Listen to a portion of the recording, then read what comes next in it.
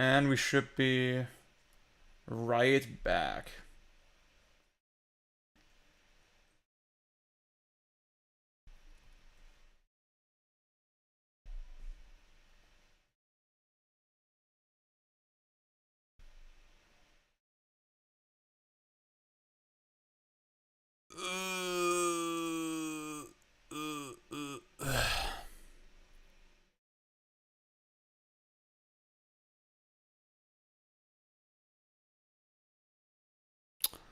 Oh, wait a second. This YouTube chat.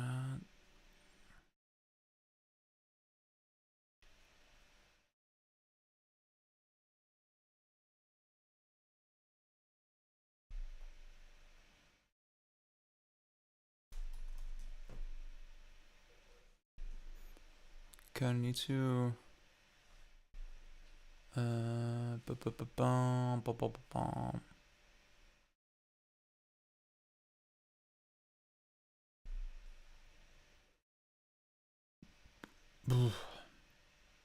Okay.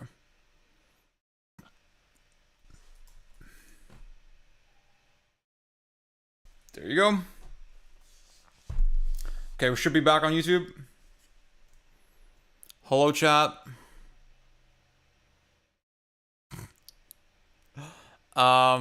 Yeah, you know what? I thought about it a little more. Wolfzen, what up, by the way? I thought about it a little more, and what can I say? Like, it's a great game. Let's see. Let's finish this review. Let's finish this review.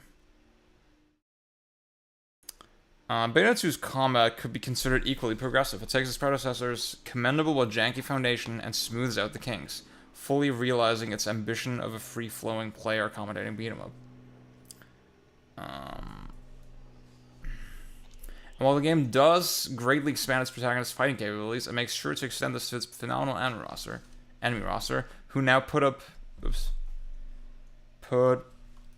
a serious fight rather than allowing themselves to be turned into mindless combo juggle fodder. I have to particularly commend Sloth, who keeps the player on their toes with its tricky teleports and dodges.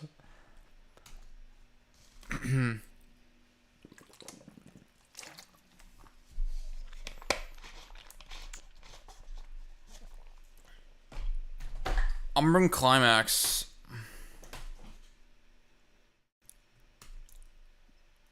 Umbran Climax gives the combat an intoxicating element of resource management that Bayonetta 2's predecessor lacked.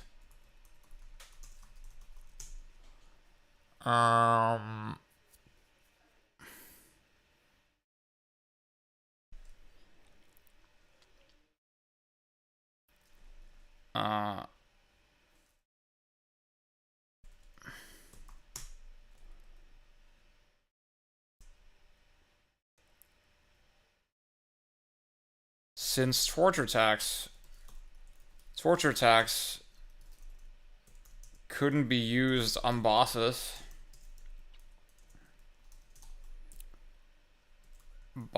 in the first game. The magic meter didn't have much utility. And this has now been thoroughly addressed.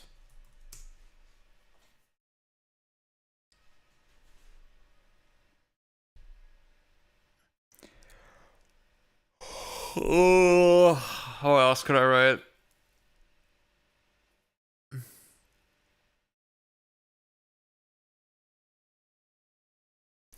It's one thing to come up with new ideas.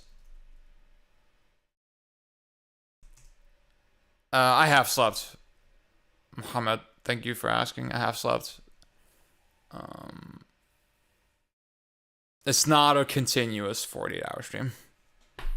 The stream is alive for that long, but yeah.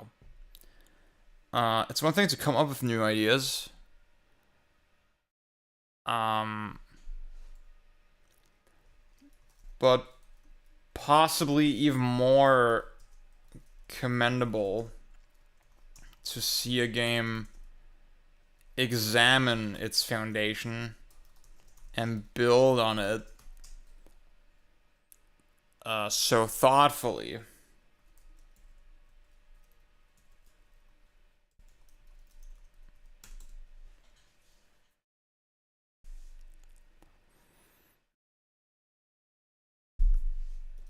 Finally, much has been made of... Damn. Ninja 2, great game. Great game. Much has been made of Bayonetta 2's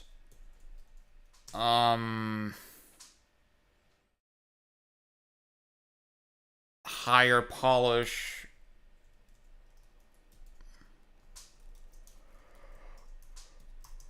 and improved and overall improved pacing.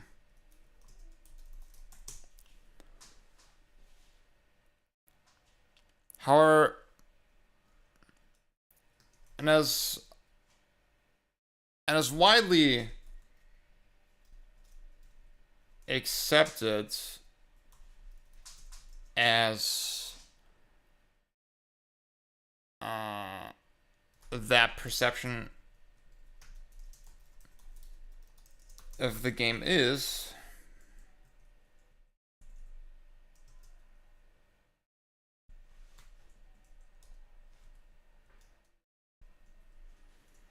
the perception of the game is,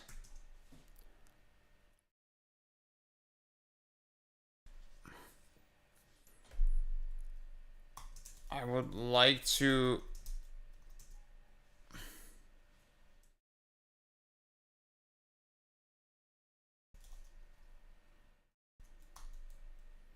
emphasize the importance of these improvements in particular.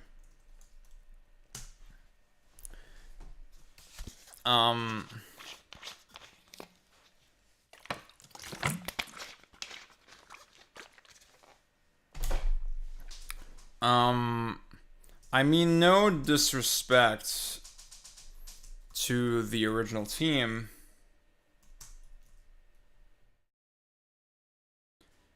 behind Bayonetta 1, but it does suggest a lack of foresight to stuff your game with set pieces and QTEs to the extent that that game did.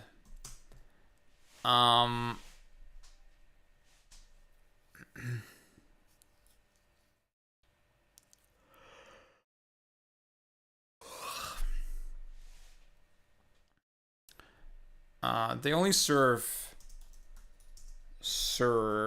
to hurt the experience long term with their focus on shallow spectacle over the core mechanics. More than anything,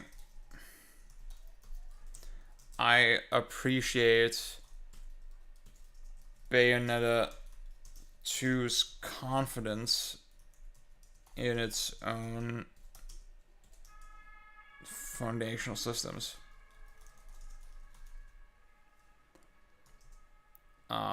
Riffing on them constantly riffing on them in meaningful ways rather than rather than leaning so heavily on novelty. So fucking true.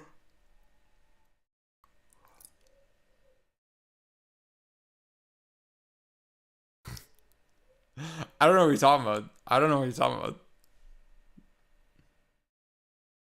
Okay, I'm posting that shit. You know what? I'm not gonna mark it as like, cause then, yeah. Maybe this will be the giveaway. This will be the giveaway.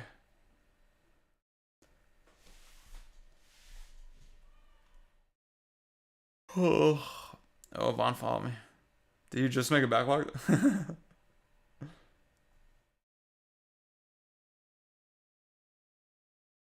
Okay, guys, wait. Let me.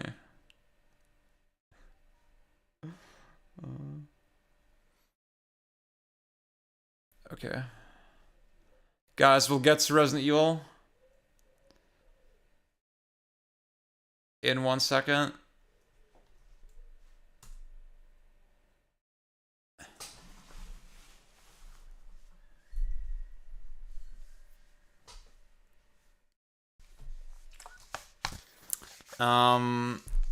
Let me boot up the game this time.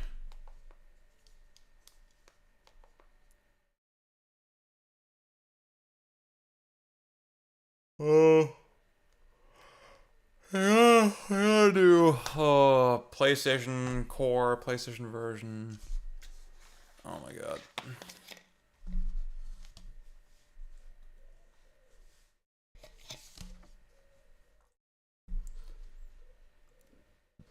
Bro.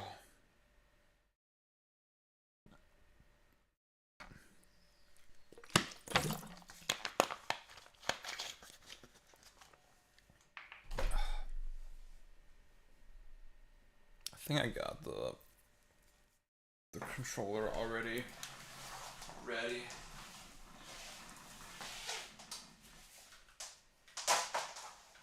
Oh my god. Okay. I'm not gonna lie, I'm not too optimistic that we'll get this tonight. But we'll see. Well, I don't know. If I needed like 8 hours to finish. I mean, it was like around 8 hours, right? Wasn't it? I don't know. I was fucking around a lot. Oh, wait. Oh, wait.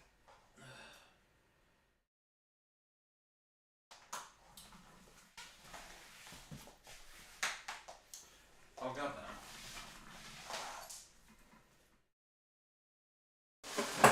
People of the city of New York. Where's my fucking...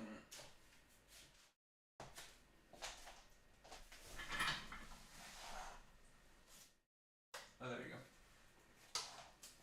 Guys, I've decided that saying, well, there you go, is my new thing.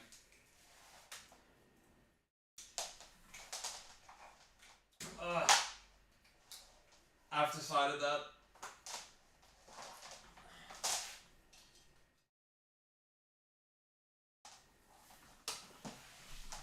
Okay, we got original PlayStation controller.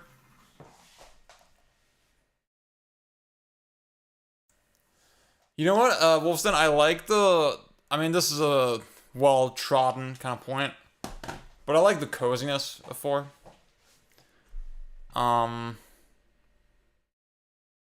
So, I feel that.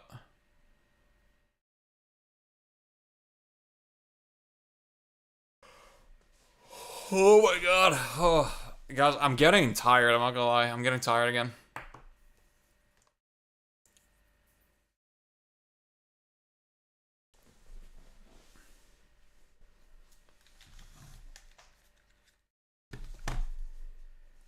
I always thought this menu looked like hideous, I'm not gonna lie.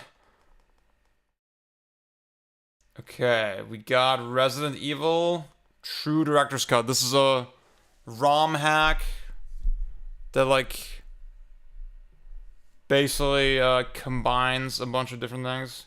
Wait, this is the regular director's cut? Oh, this is the DualShock version. Ooh. I mean, should we play the DualShock version with the funny soundtrack? Guys, what do y'all think? PS1 system intros overrated. I think visually it's definitely kind of nothing. I do think the sound is fucking godlike.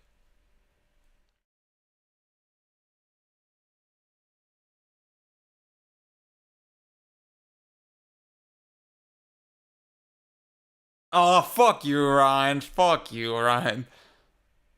Shit. I was... God damn it.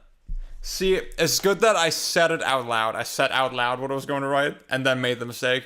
So you could tell what my intent was, you know?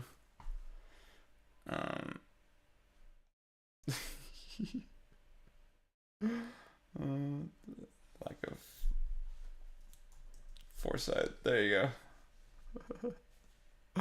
Okay. Okay, guys. Do y'all know about this? Do y'all know the meme? Let me show y'all the meme. Wait. The Saturn menu definitely looks way better. I think we can say that. Oh.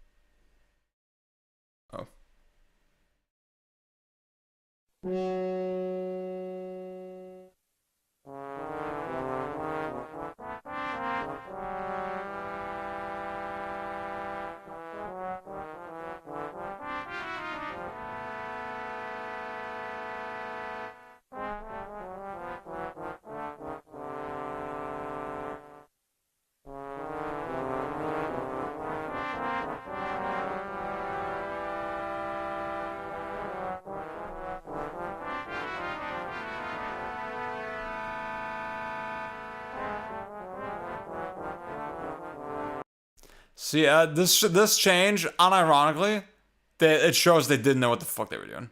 It shows they did know what the fuck they were doing. Oh my god. It's so fucking bad. Oh, that's so awesome. That's so good. Oh, that's so good. See, that would never happen in Germany. German people just don't have humor like that. What the hell? Oh my god. Julia just sent me that Moist Critical is beating every Resident Evil game ever made. Oh, I'm so angry at him. And he's playing like he's playing all of them stretched to widescreen. Oh my god, I'm so angry. Okay, guys, I'll do a poll.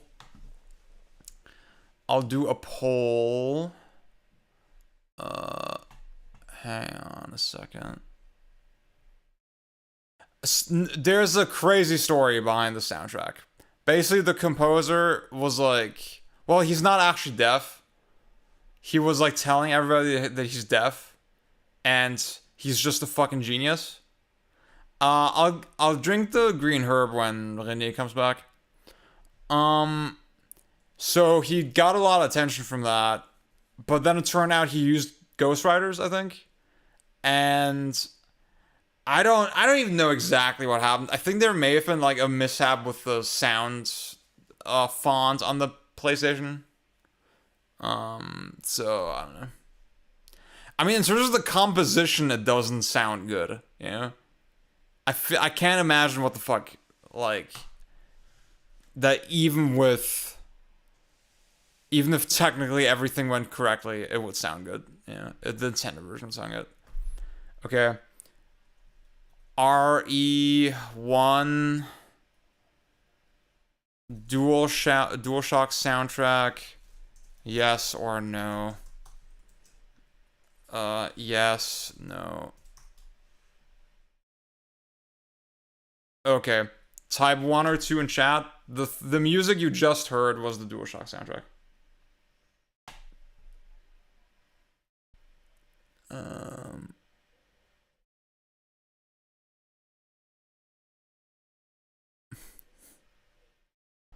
That was awesome. I'll play it again.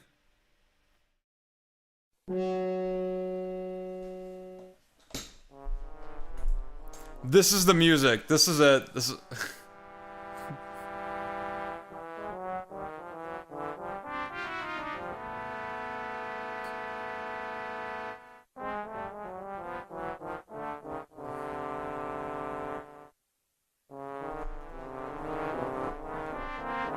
I need to make a serious face.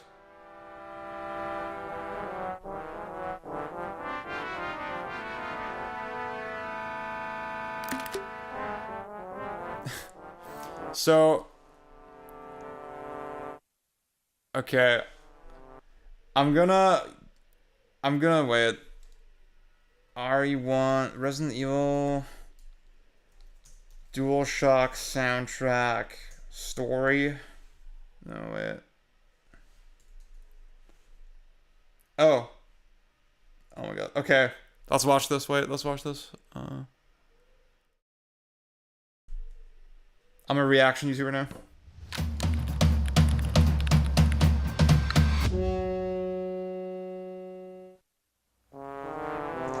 Growing up, this was the soundtrack to one of my favorite games, Resident Evil. But out of context, well, it was sort of a massive joke on the internet. And I had the same reaction probably a lot of people had, where it was just like, I can't, is this actually in the game? Is this real? In this case, the emotional reaction is just like, what? Is this real? Is this a hoax? Oh, sorry. but it was real. And just as unbelievable as the song is the story behind its composer, Mamoru Samuragochi. The deaf composer who is Mamoru Samuragochi. The deaf composer who is acclaimed as Japan's Beethoven for the digital age. However, he wasn't deaf at all. And someone else was writing his music. He's the video game composer that fooled the world. Almost. Now, before we get into the scandal, I wanted to get a broader perspective on what some of my GameSpot friends thought of this song before they knew the truth behind it. What's up, mate? Stop what you're doing, and I need you to listen to the song right now.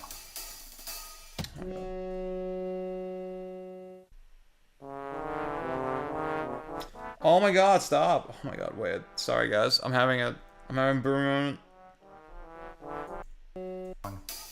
They knew the truth behind it. What's up, mate? Stop what you're doing, and I need you to listen to the song right now.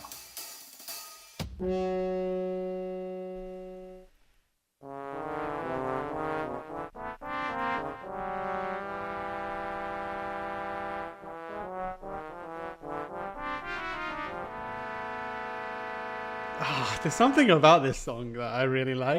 It reminds me of crawling out of bed and not looking forward to the day. A cacophony of what is supposed to be a military song from a SNES game jumble.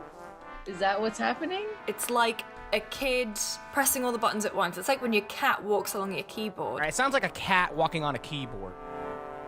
So how would you feel if I told you that was composed by a deaf guy? I wouldn't be surprised. I shouldn't laugh at that, that's awful, but yeah, that makes sense, doesn't it? Curveball, he wasn't actually deaf, he faked it. What? Wait, but the guy who did write it, could he hear?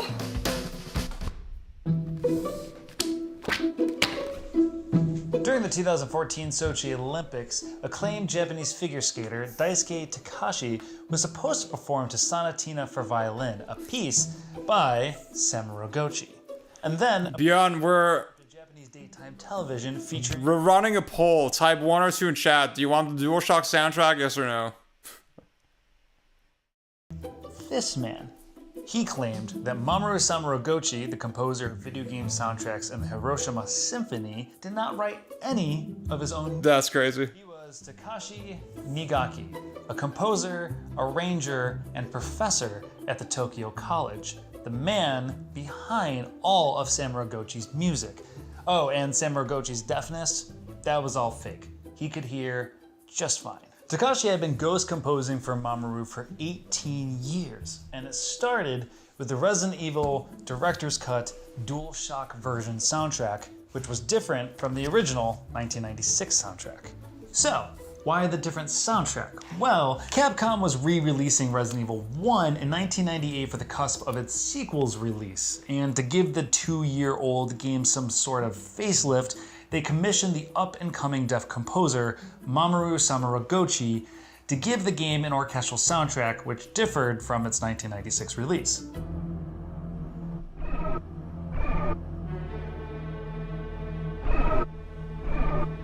So, that faked hearing loss was all part of a publicity stunt that served him success for many, many years.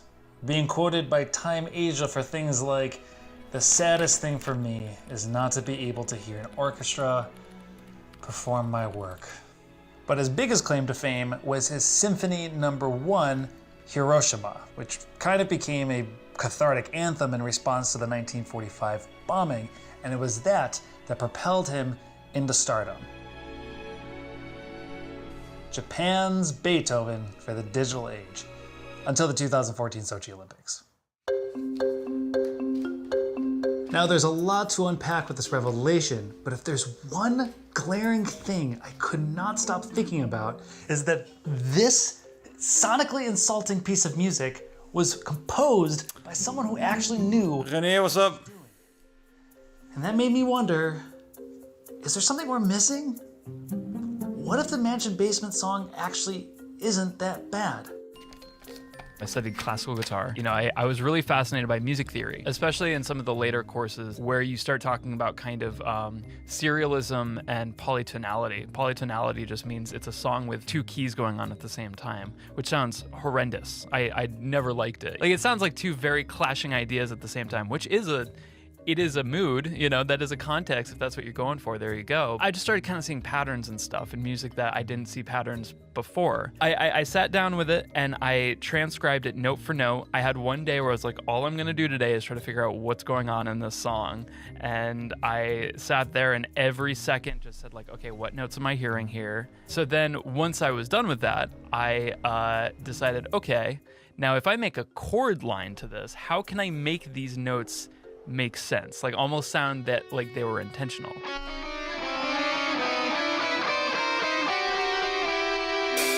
What the hell?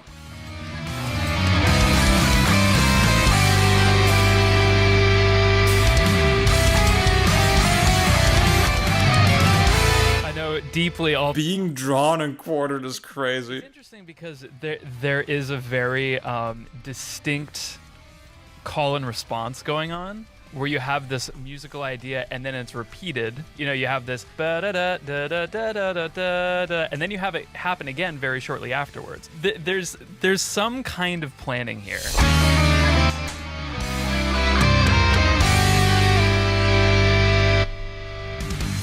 It's interesting because there is a specific compositional technique that's being used that has been used actually by a lot of contemporary classical musicians to evoke true feelings of dread, and that is whenever you take the interval of a half step, just two notes very, very close together, and you start stacking that on top of one another. So you have a bunch of different musicians and a bunch of different, like in this case, synthesizers playing very, very close together. And sometimes that actually can be done to a very, very good effect, like a very dread-inducing effect. There's a piece by the Hungarian composer György Ligeti named Lux Eterna.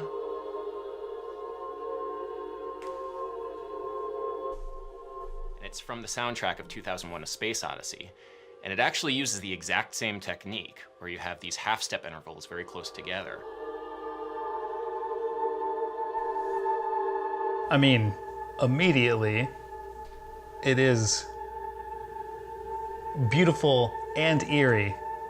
Yeah, it's bizarre. It's like there's two songs happening at the same time, one of which conveys unease when the other one is kind of... So, for those just joining, we're deciding Resident Evil 1. Do we want to play the version with the funny soundtrack or the not funny soundtrack? And I wanted to get some history on the soundtrack, and that's why we're watching this video. That's what's happening. Listen to this in my free time, I think. There is this underlying structure to it. There you go. Is coming from a fairly serious place. It wasn't realized that way at all. It's a very goofy sounding piece of music, but there are plenty of other goofy sounding pieces of music, and we don't react to them maybe in the same way. Music is very context dependent. Music can be used for many different things. To be used to score video games, to be used to score film. We can listen to it and dance to it. You have to understand what the... René, if you want the funny soundtrack, you need to type 1 into chat. Have very strange, aggressive pieces of music, which... But I guess at this point, that's what we're doing, yeah. Weird, but in other contexts would be perfect. And in this case, you know, I can't really think of the best context for this. It clearly was supposed to create a sense of dread, and it failed miserably. There is a lot of subjectivity. I love... John, you're such a good guy. And in this case, it's a bad piece of art. Oh my god. What it was trying to do, in my opinion anyway. Now, the thing that I find so fascinating about the song is that it seems to have taken on a life all its own, completely separate from the scandal itself, inspiring people like Jules to do a metal rendition and who only vaguely knew about the composer behind it. And furthermore, the song kind of became a joke with its own identity, thus spawning a ton of memes. There's always a lot of memes. The scandal part of it wasn't as big a discussion topic as the song itself. The internet likes to burn fuel in its memes and that kind of stuff. So people took it, it was the talk for a bit and then disposed of it. It's been more interesting as a meme once people forgot about it almost, because when it first came out, we didn't have things like meme templates, meme formats, the 4-picture format, whatever it may be. We were just putting things out and going, haha, this is weird, retweet or like or whatever it may be, say something about it. And I think all this is to say is that this song's legacy isn't in the wild story of its composer, but rather us, the community, the people who heard this and shared it in disbelief.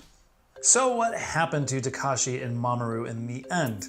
Well, after the scandal, Takashi was given full recognition for all of his work and was even commissioned to do a follow-up to his first symphony, Hiroshima, entitled Symphony No. 2, Litany. As for Samuragochi, well, it's safe to say that he faded into obscurity, unlike the song people think he made.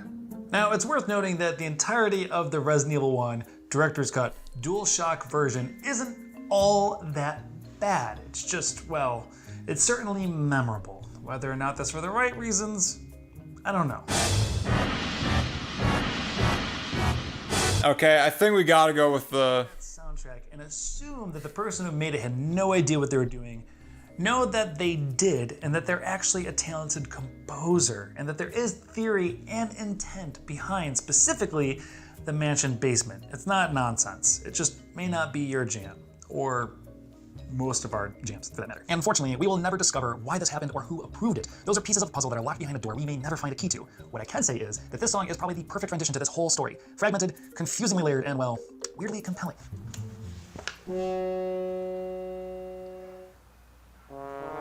No, this is still awful. This is still bad. Okay, I think that's it. Yeah, so fuck it, let's do it. Let's play that version. I specifically downloaded a version of the game that didn't have the bungled soundtrack, right? But I thought, you know what, it is funny, so it is funny. Now, this is here, see, I got the true director's cut, which has the original OC, but that's not what we're doing. We're doing the DualShock version. Let's do it. Let's fucking do it. Okay, so René asks, did I gather some green herbs? In fact, I did. I got some green herbs. I will consume the green herb, the Resident Evil green herb. Is that what it calls? That's not what y'all expected, right? That's not what y'all expected with the green herb. Is it? Yeah.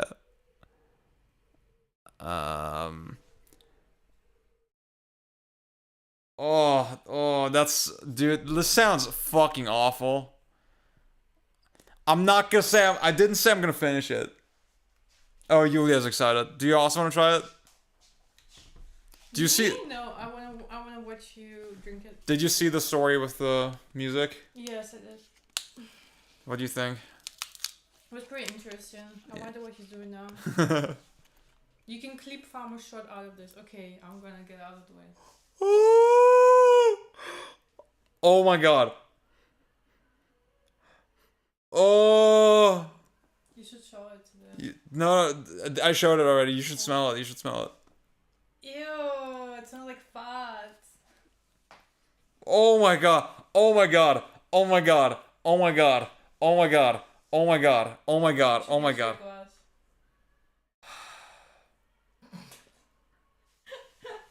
I'm not gonna drink out of the bottle. Yes. No.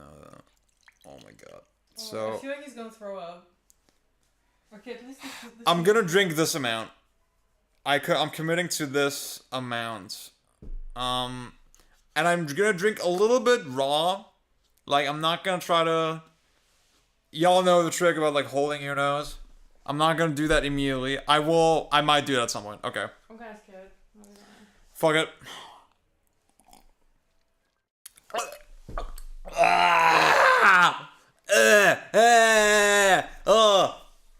Oh my god. Oh my god. Oh my god. So, imagine this is what the Resident Evil characters are going through every time they need to heal themselves. Okay, I'll try the rest. Oh my god. I really don't want to. I really don't want to. That's so funny.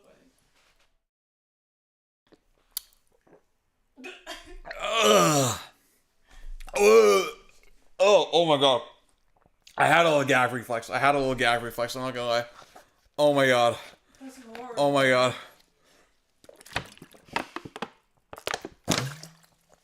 Oh my god. Oh my god. Oh my god. Oh my god, that's awful. Oh my god, that's awful.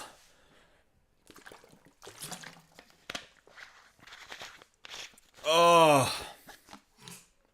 This is crazy. Dude, what a combo. What is happening on this stream? Oh my god. Thankfully, I got Smint. Non-sponsored. Non-sponsored. They can sponsor me. Like, Yeah. I would let myself get sponsored. Yeah. Do you want to try this? No, I'm good. Okay, I'm pouring it. I'm Yeah. throwing it away. That's crazy.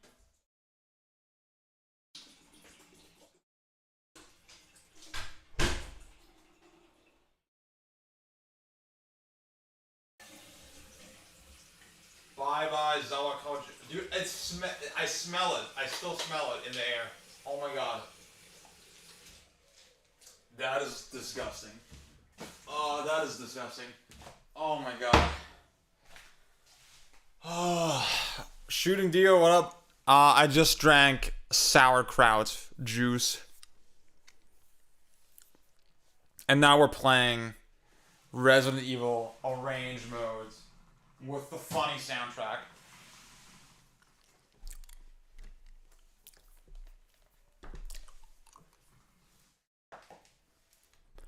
Okay.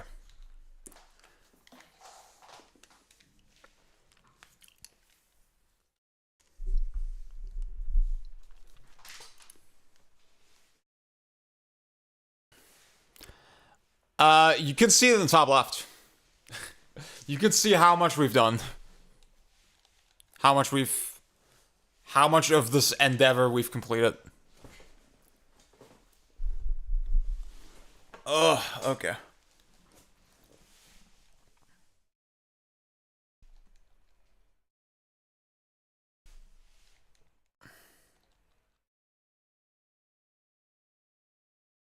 Oh, that's cool.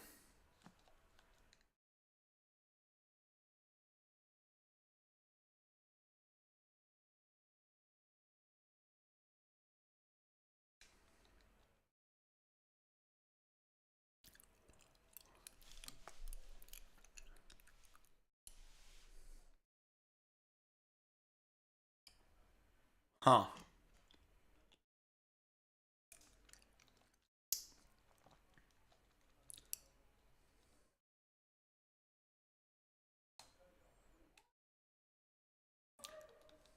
Let's actually do that way. Let's do...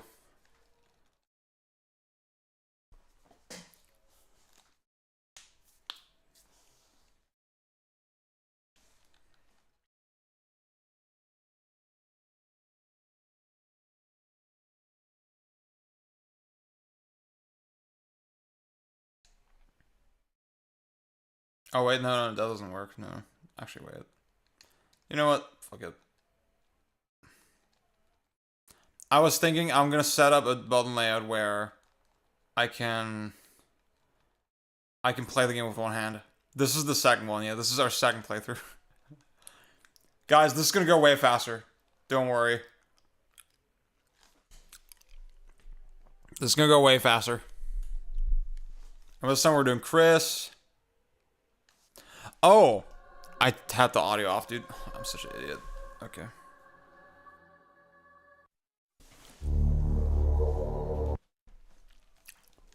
Okay, guys, I'm locked the fuck in. This time, I'm gonna lock in. I'm gonna do everything right this time. No more slow-ass gaming. I'm gonna lock the fuck in. Barry! Where's Barry? Barry! Where's Barry? Sorry, but he's probably... No. What is that? I'll go and check. Okay, Jill and I will stay in the hall in case of an emergency.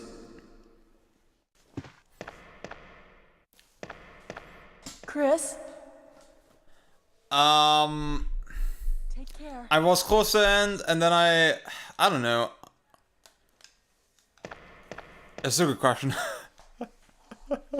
I died a couple times. I got a little lost, and also I was talking, so I had Vaughn on the stream, good friend of mine, and like talking to him, I just got very distracted. I just got very, very distracted. That's really it.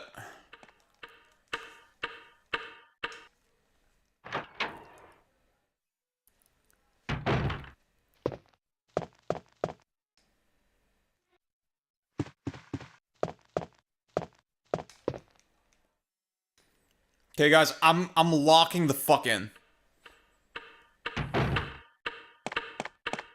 Oh, I can use a DualShock. Oh, I like that.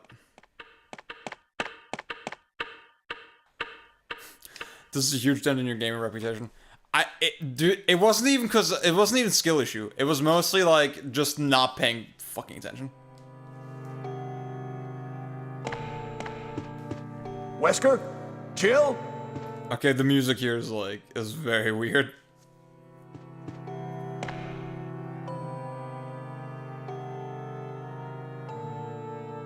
What happened to Jill and Wesker? What happened to Jill and Wesker?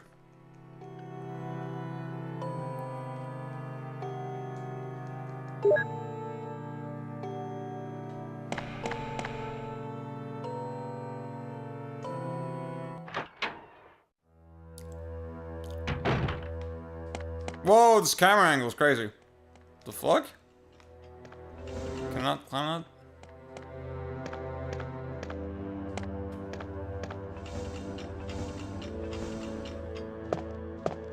that? Oh, fuck.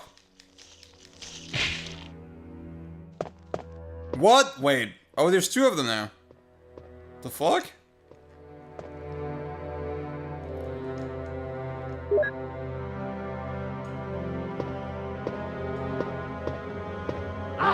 No way. Ah, whatever.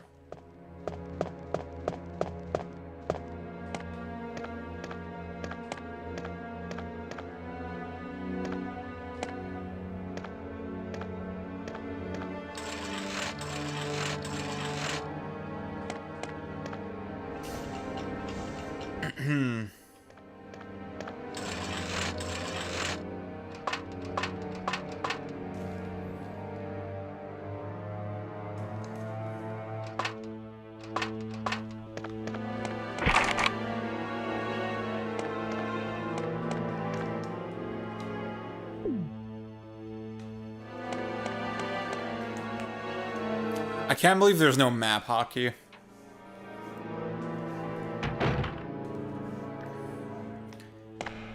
Okay.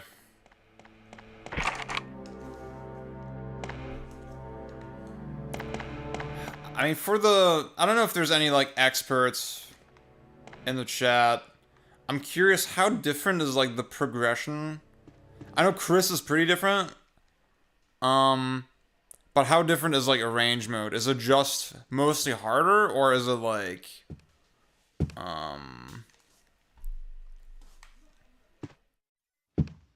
Is it, like, different sequence of events, kind of? Different chronology. Well, these camera angles are fucking insane. You can suggest anything. Yeah, you can suggest shit. These camera angles are very weird.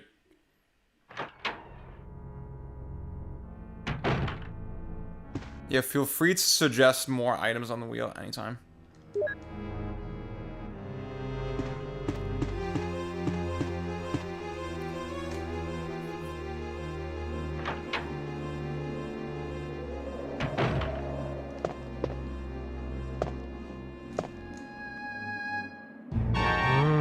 Whoa!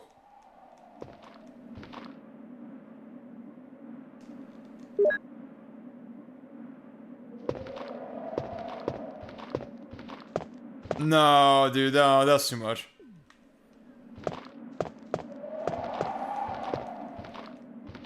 Fuck.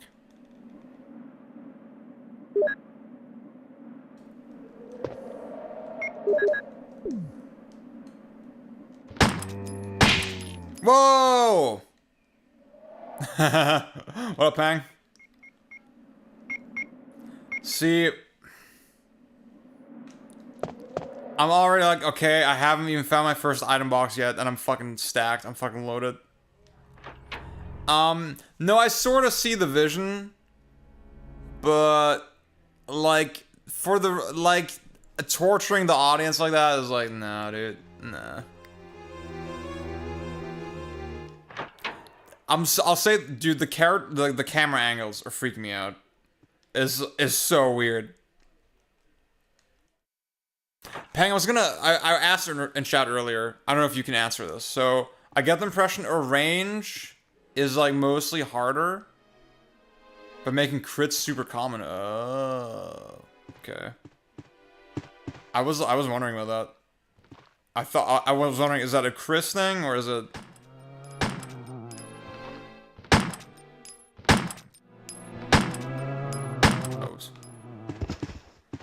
Is the sequence of... Is, like, the Metroidvania sequence mostly the same? Or are items, like, in drastically different places?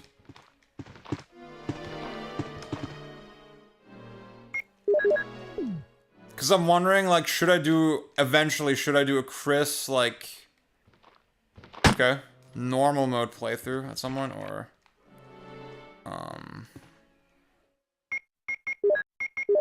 Because, like, I guess, like, only playing Chris arranged, I'm still missing the complete picture. Oh, what the hell? Oh, shit. Okay, well, at least I can pick up the key now.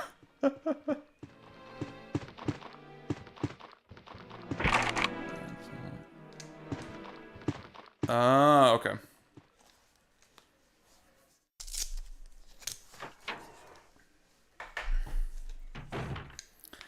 I'm gonna say, Saturn pad, godlike for Resident Evil. DualShock, the D-pad, I'm playing with the analog stick now.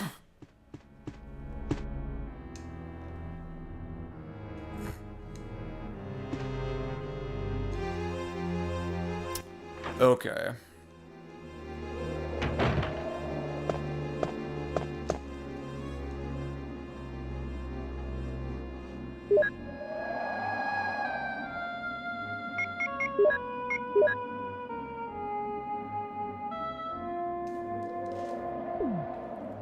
Yeah, maybe at some point I'll do Chris normal, like on my own time.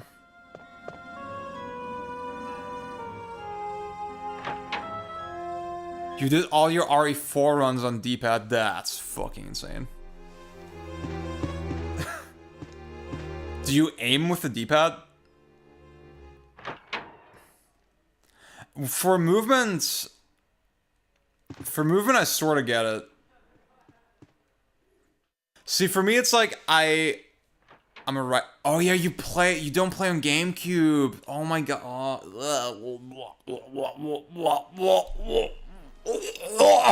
Oh my god. That's crazy.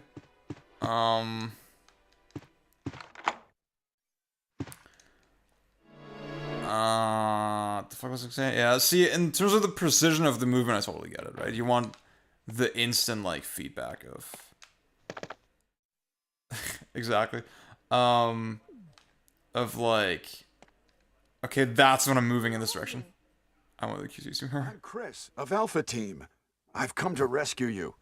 Richard, what happened? Chris, this house is too dangerous. There are terrible demons. Ouch. The way he says ouch. A poisonous snake, but the size of the wound is abnormally large. I can't get over it. It's the poisonous snake. It's a monster. Richard, he needs serum, but we left it in It's just, I find the D-pad so uncomfortable, like physically uncomfortable to press. I will. Wait here. I'll be back soon. On the DualShock. So, I don't know.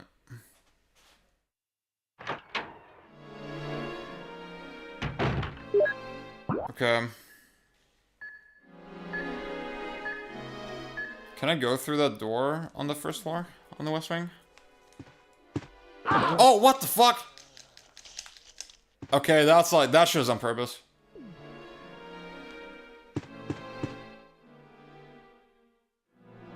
That shit is on fucking purpose.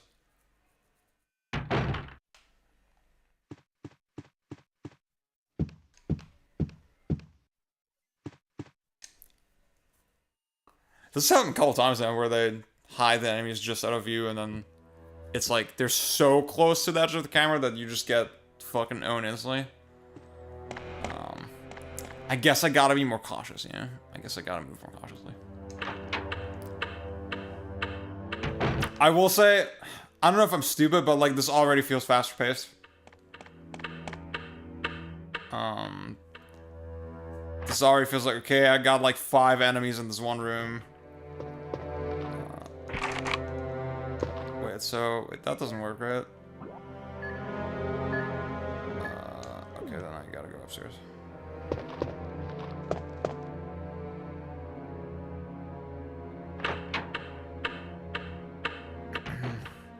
Ziad, how could you not know this? How could you not know that you can't go through that door? What the fuck? You're wasting so much time. Oh. Yeah. See, I mean, you didn't see most of my, like, second half gameplay in RE1. I did really feel like, okay, this improves, like, a lot. The Jill campaign. Once there's, like, hunters and stuff. But even then, it's like, I think... just the density of, like, gameplay is just not really there overall. It's still very... okay.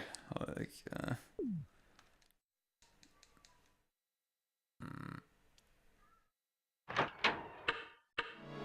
But maybe Jill range is not that bad. Okay. What do I do?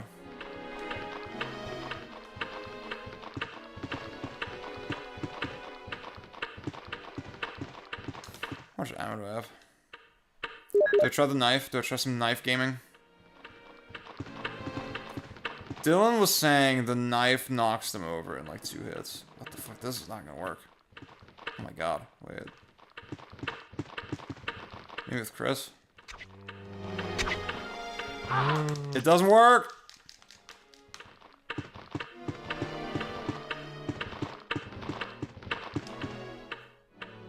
Okay.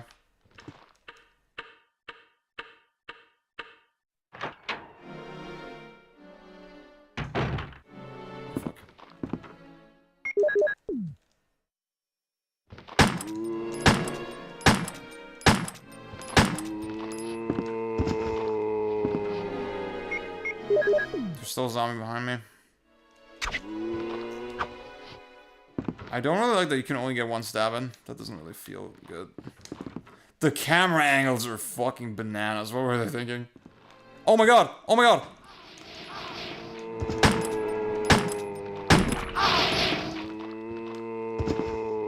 Wow, this is like significantly fucking harder. Holy shit.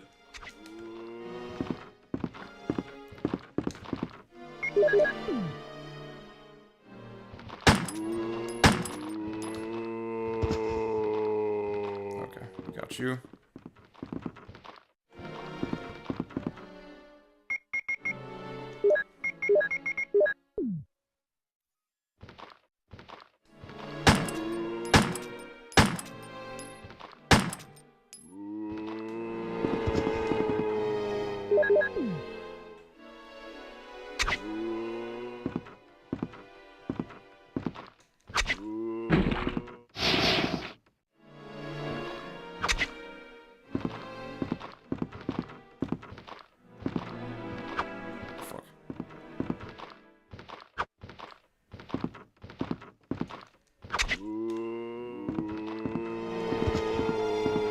Guys, real combat. You trying to gas it up? Oh, fuck! Oh, that was a double hit. How do you do the double hits? Is it like random or? Yeah, yeah. Oh, the Veronica knife hits twice, right? I think that's the thing I heard. I know the knife in Veronica is like super strong, right? It's on like every frame, yo. Real gaming. Maybe. See, everybody was saying I would hate Veronica. Maybe it's actually the opposite. Maybe that's the real Zia Resident Evil game. Okay, this is like way better so far. Damn. I need health though.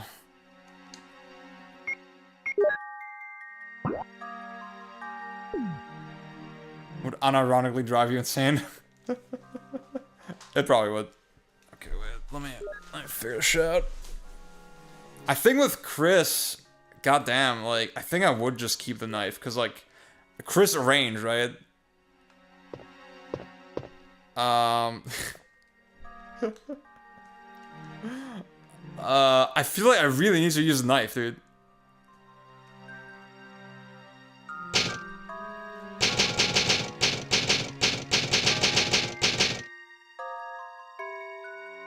I feel like if I'm not using the knife, I'm kind of fucking up.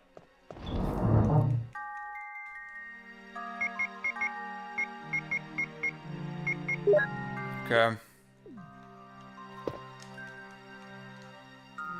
We love the Saturn in here. We love the Saturn. Okay. See, this like also is crazy because like I wouldn't be able to heal if I see a healing item. Huh. Damn.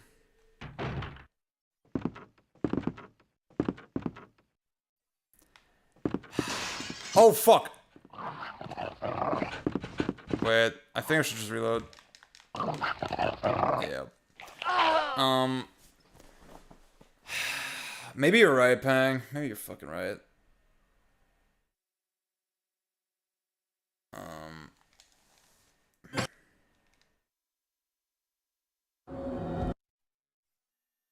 Oops, no. No! I didn't want to do a new game. Oh my god, why is triangle not fucking cancel? That makes no sense.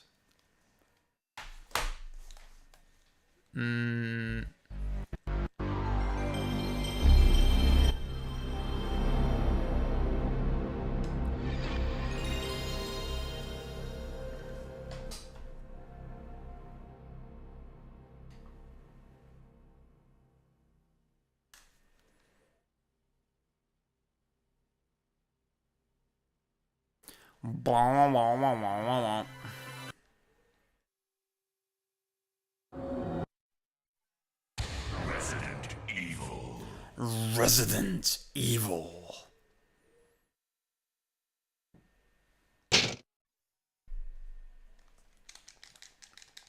Okay, do it. Let me in! As yeah, do you know that the game is loading? Do you realize that the game is loading? Actually, like, CDs are not that fast. So, yeah, come on.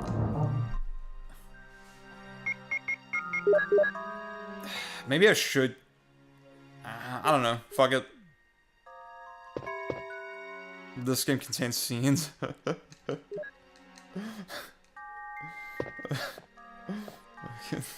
The Silent Hill one is so good.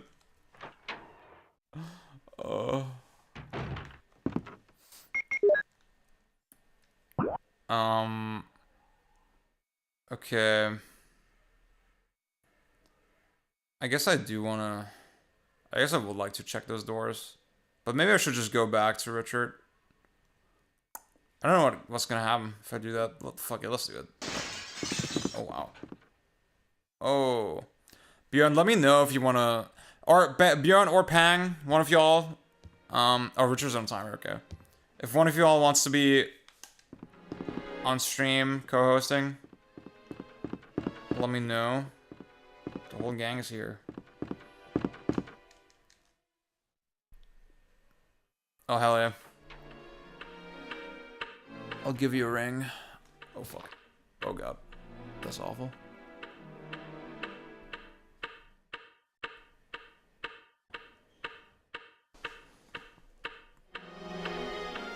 What's up, dude? Am I on? Yes. Cool. How painful was, like, last night's stream for you? It was like actually worse than the Galaxy. I was so mad. See, it was sort of validating though, because it's like Galaxy's not gonna stop your progress if you play like in a boring way. Yeah. Like the fucking fish tank puzzle in the insect room. Wait, I still didn't get it. Like, what, like... You have to move it the other way. You have to move, I think. You have to move the other way. To open up enough room to move the like the cabinet, and then that gives you enough room to get to the whatever the little button is or whatever behind it. See, it felt like it was already moved the right way before I did anything. I think that was my point of confusion. I was like, wait, do we actually have to move? Yeah. Yeah. Yeah, you have to like move it further in the direction like it's already. Okay. Like, yeah. Weird fucking game. Because I couldn't remember if I'd moved it or not, and I was like, wait, did I even have to do anything? Like, that's why I was like, this is a puzzle. Like, that one tripped me up too. I think last time I played, which means it's a good game. I was like, wow. Yeah. Great puzzle design. So Zelda true. take notes. Okay, if I come back, that guy won't be in that position anymore, so that was worth it. I think I can move the statue. I'm gonna figure out which is the best stream to watch. I was on YouTube again. I was like, wait, I'm on desktop. I don't need to be on YouTube. Oh yeah, yeah. Twitch is So it's definitely not Twitch is always less delayed. Yeah, when you went to get lunch, I had to go to Lowe's to get a weed whacker, and then I was doing yard work for a while. But my battery's dead, so I gotta wait.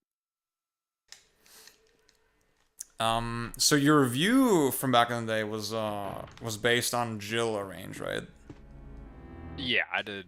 So I had my first review when I did this game was Chris normal, and then I did Jill and Range.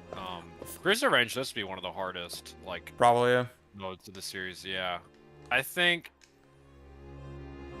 I don't know. I'm like a couple different minds on that because I know.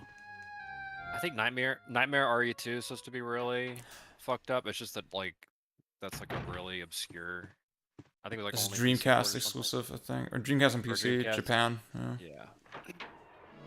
Dreamcast and Windows. Yep. And they just took it out for the like the more common ports. Yeah. I think I was told specifically. One day I will go back and play that. Like Claire Nightmare. It's supposed to be like pretty hard. Is he all right? Yeah. Yes, he is. Thanks. Richard, hold Fuck, on. it says this I'll give game you a shot. us bad. Fuck you, bro. I hit S1 last night and tap. Here's a radio. Take Oh yeah. Okay, you haven't hit the fire hack yet. Richard! No! I'm nipping on your heels, bro. Wait. I'm nipping at your heels. Wait. So you said it's on a timer. But did I fuck it up or? Yeah, he's fucking dead. I think. Did I fuck it up or could I have saved him? Yeah, you could have saved him. Really? Cause like. Oh yeah. Because, like, everybody says a different thing. Like, one person said, like, yeah, they added saving him in the remake.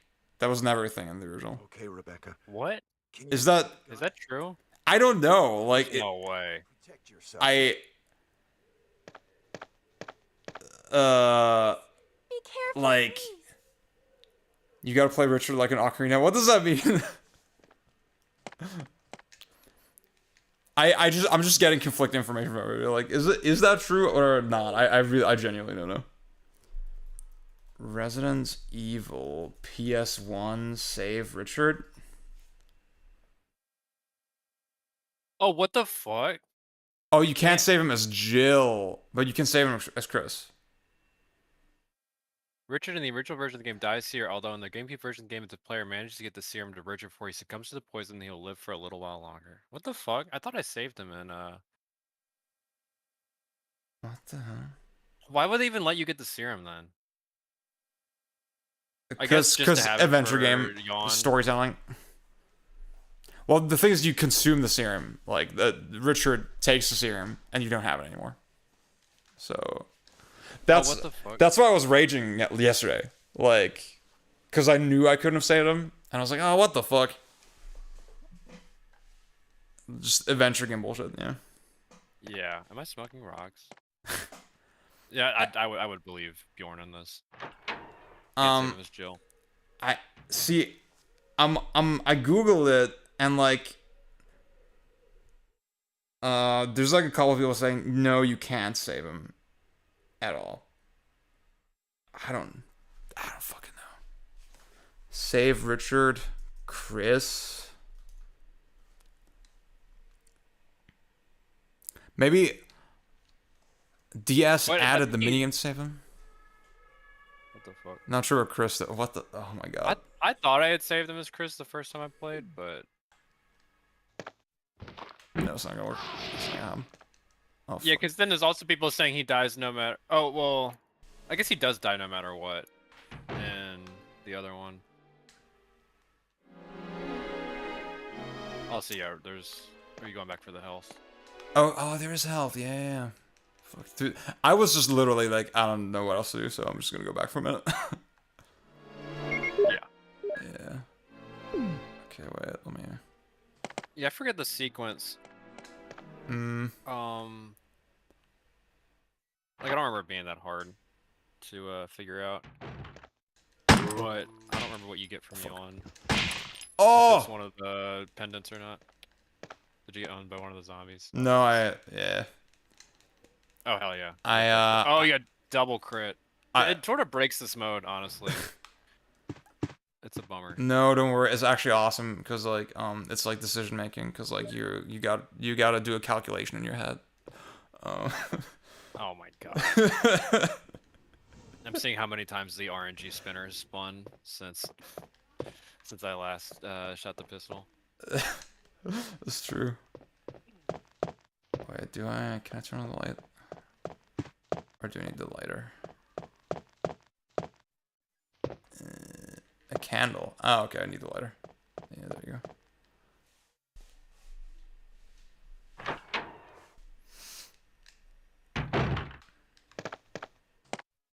So wait, can I already interact with Yawn and like get the thing? I guess so. Oh no. Yeah, if you can go in that room. Oh, then... and the shield. Okay. Alrighty. So, okay, my take that Jill normal mode is like a little too sparse with like actual gameplay. Would you say it's unreasonable or no?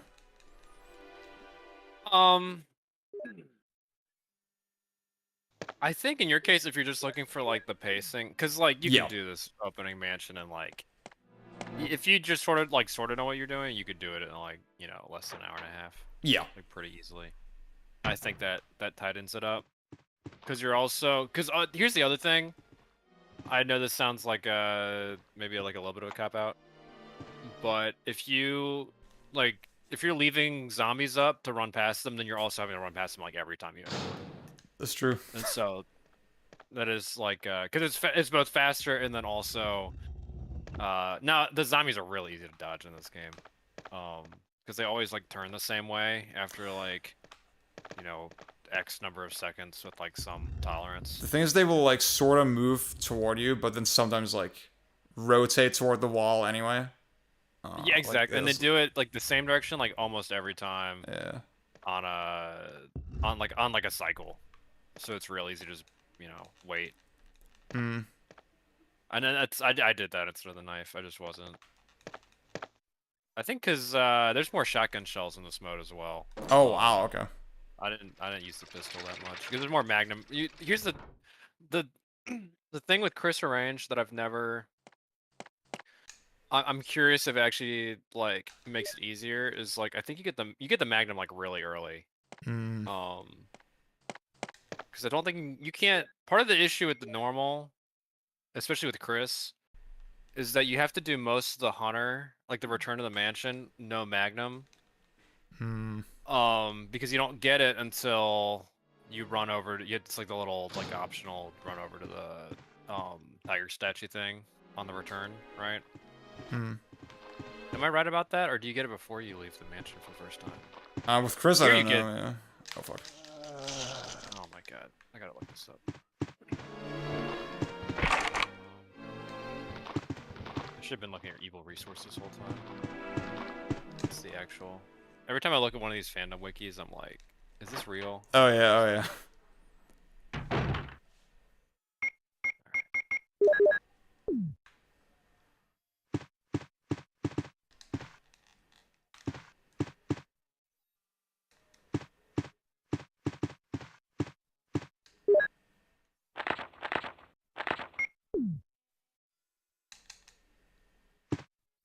Okay, yeah, I think because the red jewel's in the trophy room and you don't get that, I think you have to go back for that later.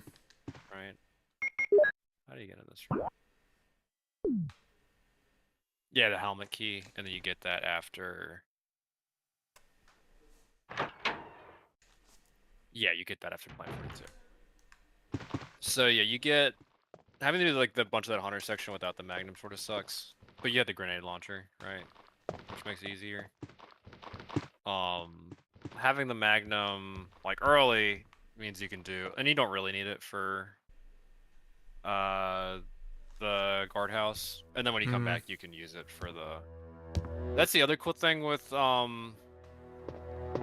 Chris versus Jill in this game is that like there's like the yawn refight, right? Yeah. So if you do, I forget the order of events. I think you have to do something like, it's not just like automatic, I think, but like Barry will come back and save you. He'll throw the rope down if you wait long enough. Yeah.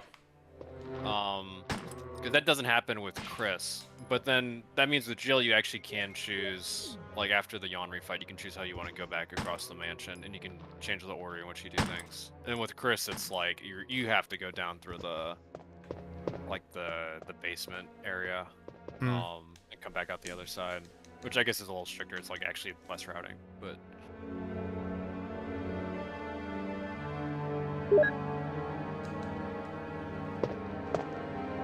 And also, yeah, that sounds what Bjorn just said sounds right. S round plus shotgun round.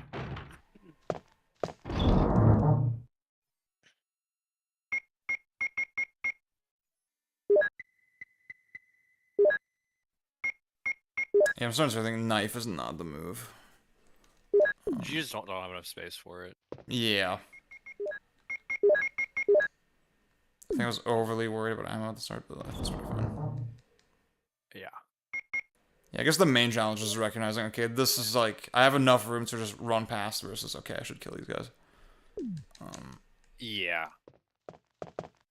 And once you get the shotgun, honestly, I was just hold shotgun. Oh! Speak of the devil. Am I that far behind? Where's the... Oh, you got, the broken shotgun, yeah. Yeah. So now I can do the... Oh, hell yeah. Do the little puzzle. I think you're right next to the puzzle area, too. It shouldn't be too far, yeah. It's on the other side, I think, in the, in normal. It's in the... It's like in the room next to the west side save room, I think.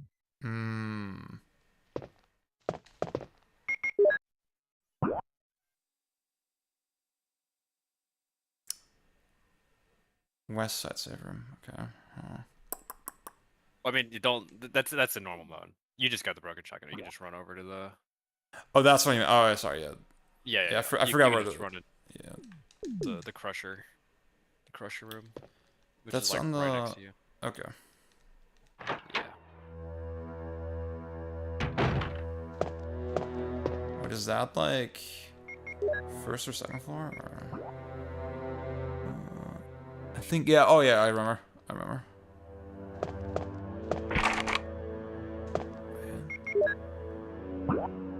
Yeah, I think you just walk right out of here and then take a left. Yeah, exactly.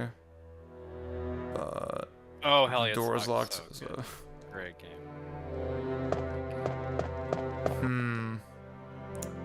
Maybe I should leave the shotgun for now.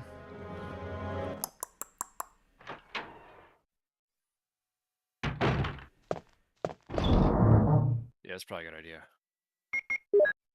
And because you can just once you unlock that door, you can just grab it and then run straight back.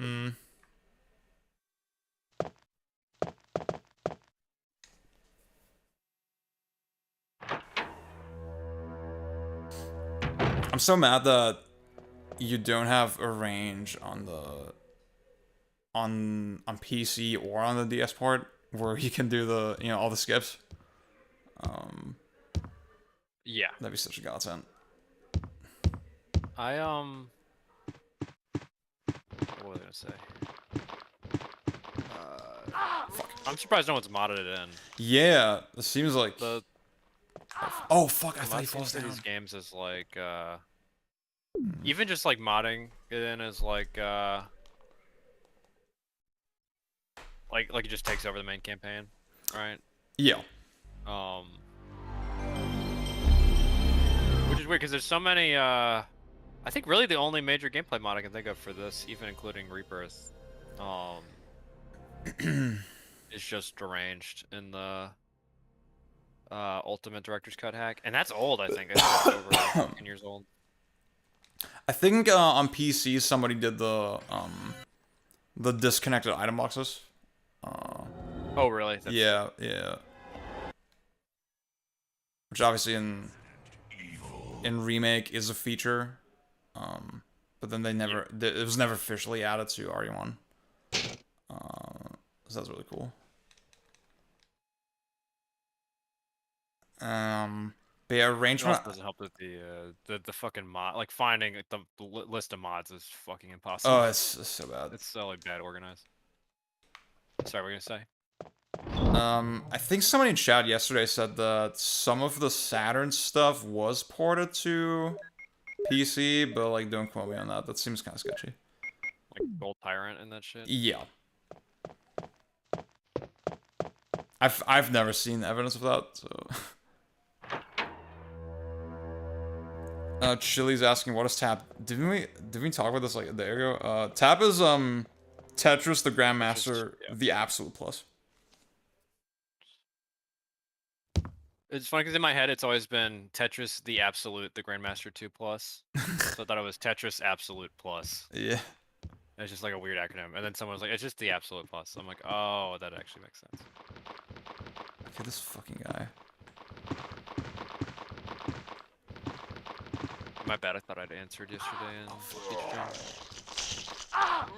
Oh wait, Cranky said it's like this DEI game about gay squares, and then no one gave the sincere follow-up. How long is this streamathon going for you? How long it's been going, or what the total length is gonna be? What's the total length? It's gonna be 48 hours. Or like, when is it gonna end? Like time wise? Tomorrow, 8 p.m. Germany.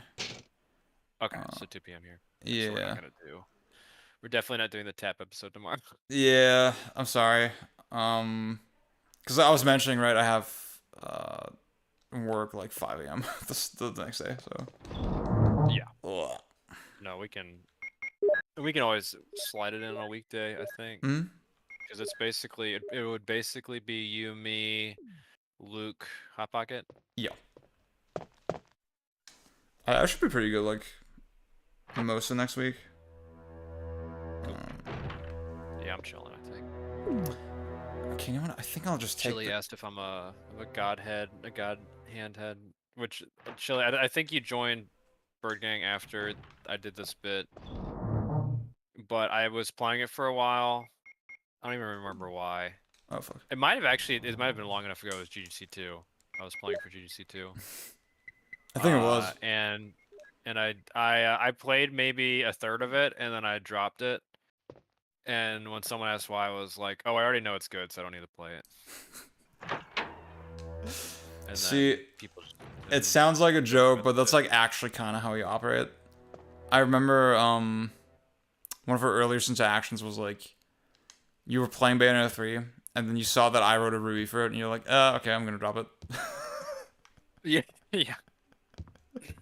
The well, especially in the backlogged era, I was like, I was a little bit interaction brained, and so I didn't want to I didn't want to do the follow up, where it's like, because also I didn't want to like just There's so many backlog reviews where it's like just everyone repeats the same talking points. Mm. And I really hate doing that, but I wasn't gonna write like a better review than either you were. Did Heather do one? She definitely played it. She did one for Hi-Fi Rush. Yeah. They removed the friction from RE4 Make with the inventory.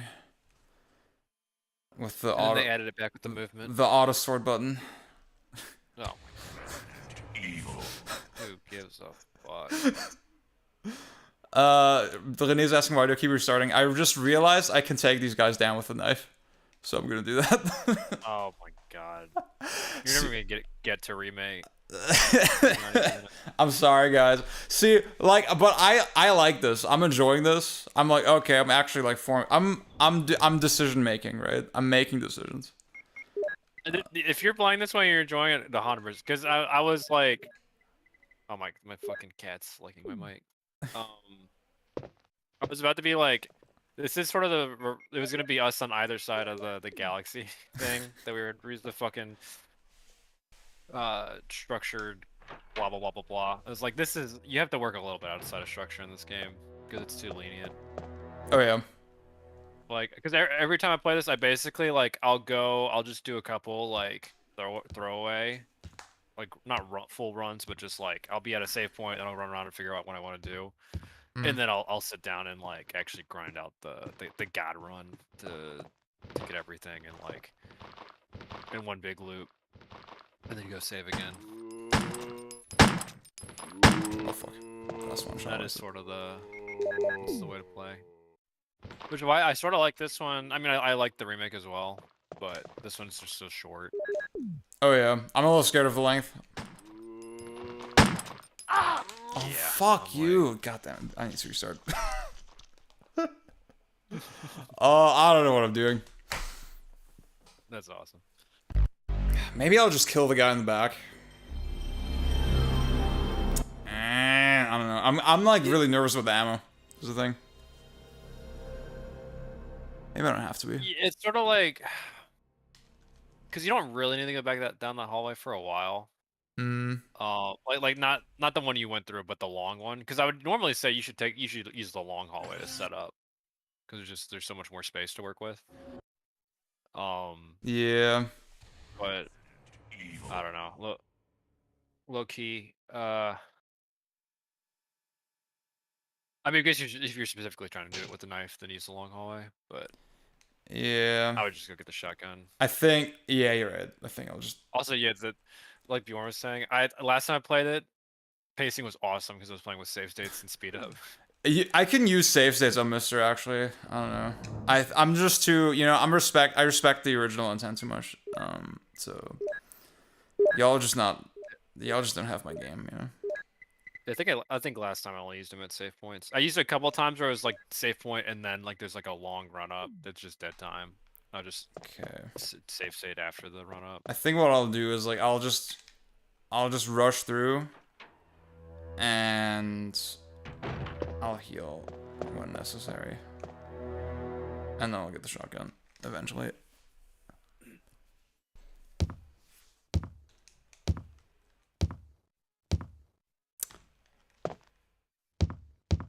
Using that at the save point. No, but you need to see the load screen when you reboot the game when you die.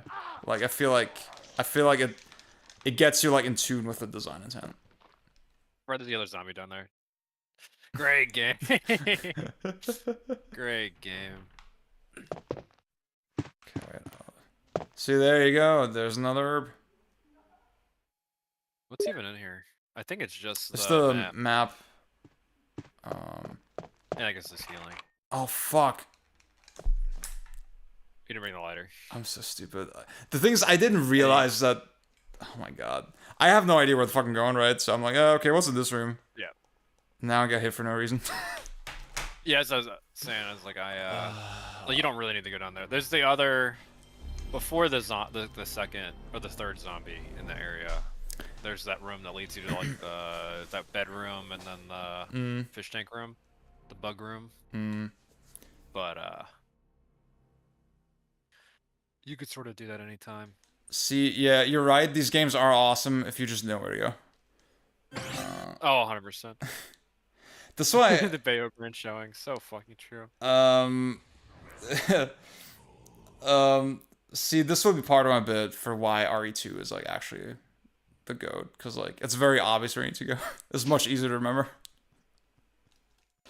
So you can focus on like, you know, the movement. I don't know. It is cool. Okay, the mansion I think is like, it's not a way better design than the police station, but it is like a better. Police station is very like, it feels more like one route with Definitely spokes. Oh yeah, for sure. This one you can actually like make it pretty. It's a small space. You can't make it that open-ended, but you can make it pretty open-ended. It helps. This also has a range that changes it pretty noticeably. I definitely, even with Jill, I was kind of surprised like how many things I could kind of do out of order, which is like cool. I guess it's just something I don't value that highly, overall. Yeah. On a like personal level, I think for this type of game it makes sense, but yeah. It's I don't know, I would be interested if you went back to RE2, because if you, it's funny that you're like, oh, the second half of this game is good, because I'm like, to me, The yeah, second I half think of the RE2 is pacing- bad. It's awful. It's so fucking bad. Oh, that's like the labs are vaguely okay, but it's definitely not like, you know, anything in this game. You just turn the auto aim on him, bro. I did. I pressed L1 and it didn't work, Oh, dude. you did? Yeah. That's awesome. I don't know. Can you not? Maybe it's because he was behind a stair. Like, yeah. That's crazy. Time Bomb, you should definitely play these games. They're really good. You would like them. You would like them more than me. Wait, so I just came out of... Wait, where the fuck? Okay.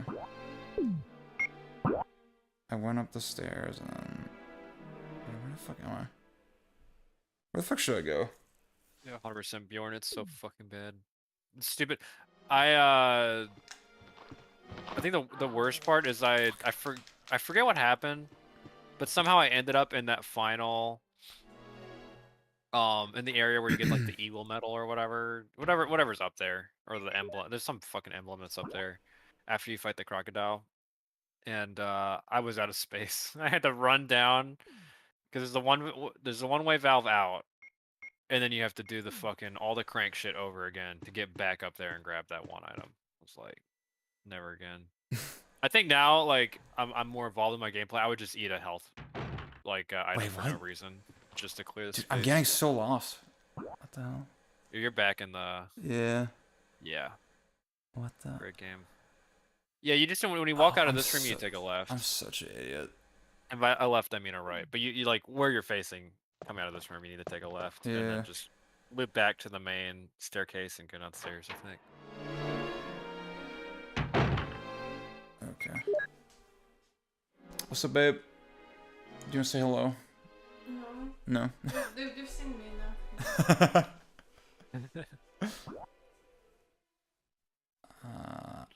I guess I'll go back. Yeah.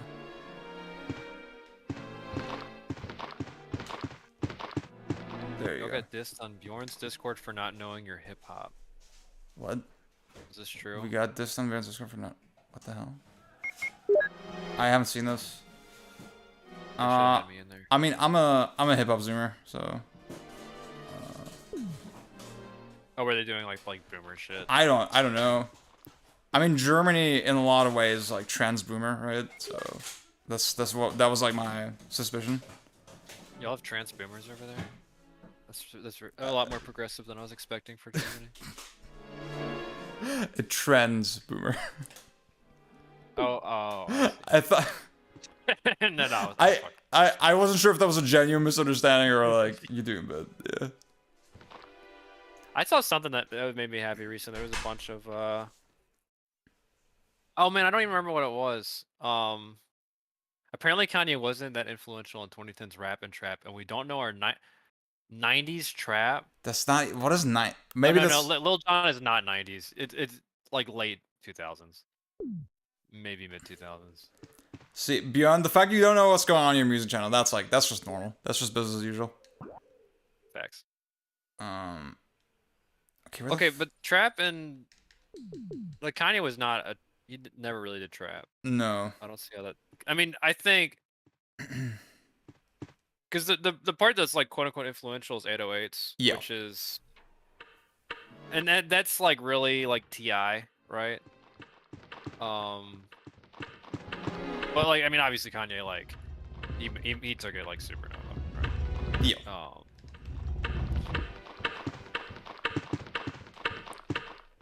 Fuck, does it say there? I mean, you could sort of argue that was a consistent pattern with Kanye, that he would like, with some albums he would get like one or two people and then like, you know, siphon their ideas a little bit. With 808s it was Kid Cudi, Yeezus, you could say it was Travis Scott a little bit, yeah. And then they would become like big artists in their own right. Yeah.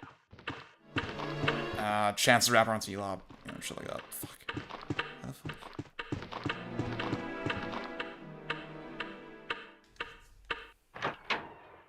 I'm not gonna lie. See, I'm such a zoomer. I don't know if I've ever heard a Lil Jon song. So that's my. Oh my god. I'm sorry.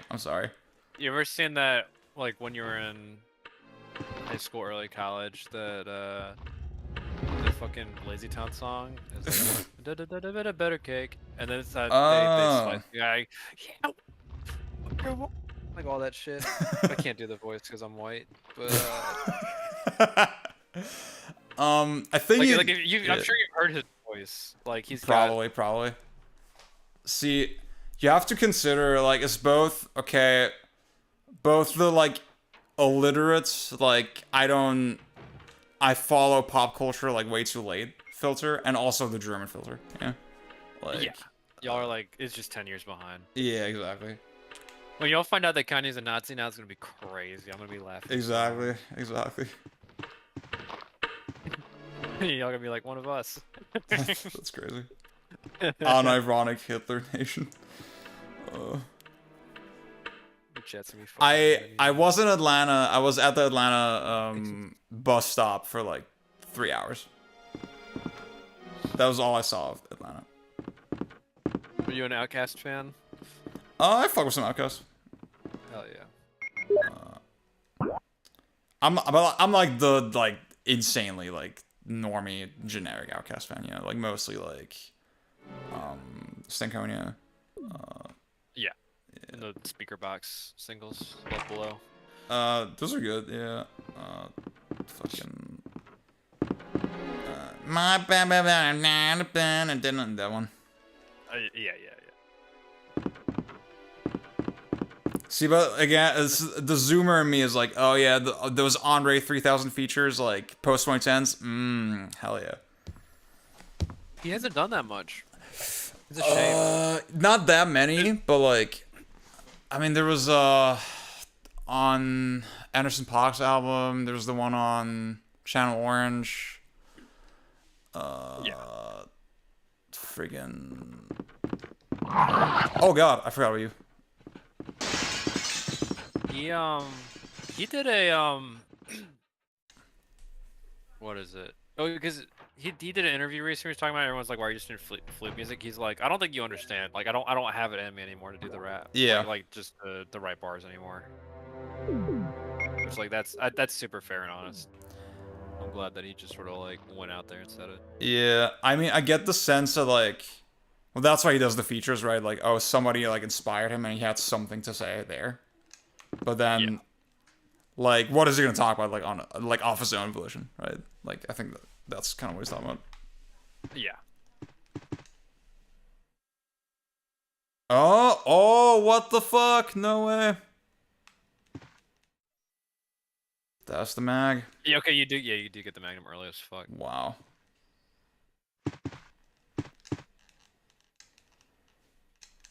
It's very worth it. Chris especially. Chris gets so much fucking Magnum ammo.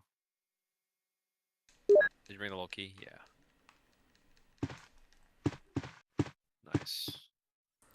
Okay. I don't have healing on me, so this could be a little tight, but... If you can slip back to the...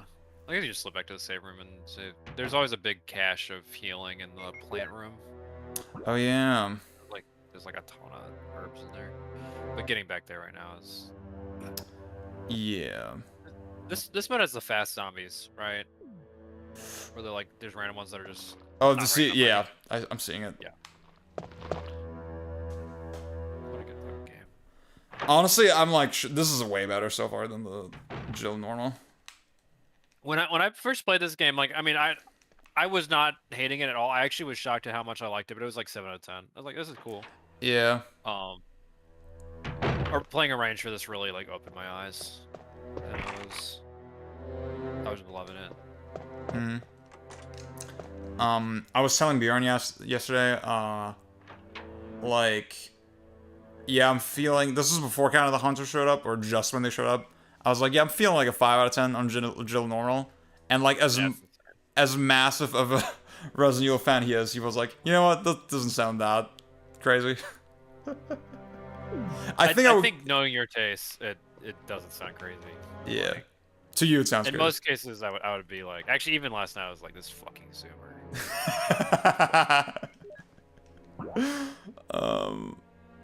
I think overall, I would give it like the decent 6. Now to finish it.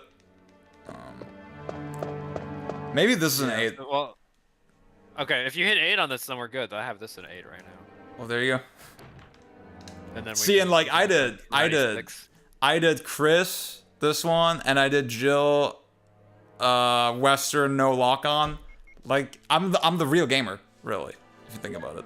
So true. Honestly, the no lock on, it wasn't even that significant with Jill at least. So. No, well, because also you can just at some point you just spray and pray a lot. Anyway. Like the hardest one was the friggin' spider. And even then, it's like, yeah, I could have just brought the grenade launcher and shot the door, yeah. Yeah. Like, so, it doesn't fucking matter. Okay.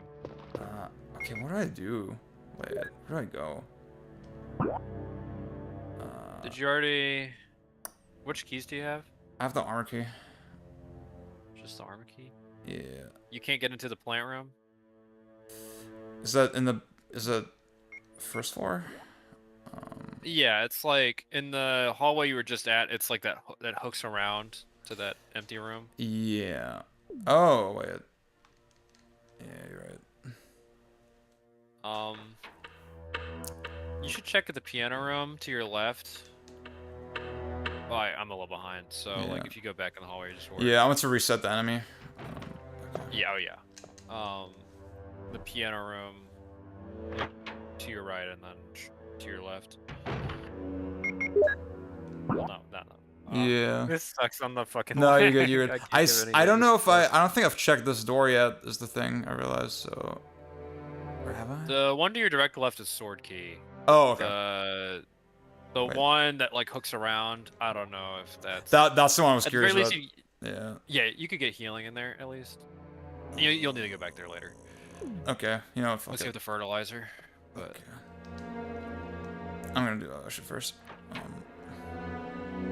To my immediate left, so this way. Wait, what?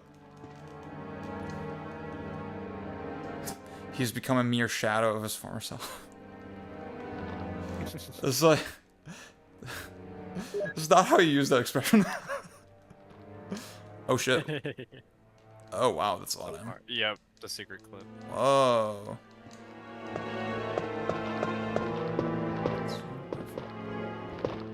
Fuck it. Oh wait, actually, yeah.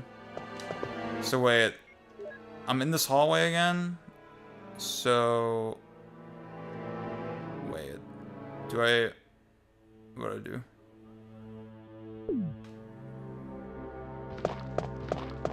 Oh, this one. Okay, did you check the plant room? I did not. Is it? Okay, wait. Alright. Those are both locked. Okay, you need sword key. Yes, you can redo a bunch of this stuff. You can come back here with sword key. So try the plant room real quick and just see what's in there. Okay. There's gotta be a randomizer for this game, right? Oh yeah, for sure. There is. Yeah, Oh fuck. Oh fuck. Okay, I'll kill you. Fuck it. Oh! Thank God, you can just look up Resident Evil randomizer and it pops up. It's not like all this other stupid shit. I love crits. That's so good. Good game design.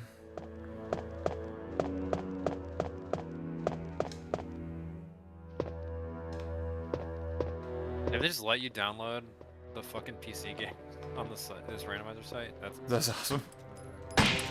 No, no, the crits are fucking insane. Insanely illegal. I just did 3 crits in like the same room, dude. Yeah. What It's the hell? goofy, dude.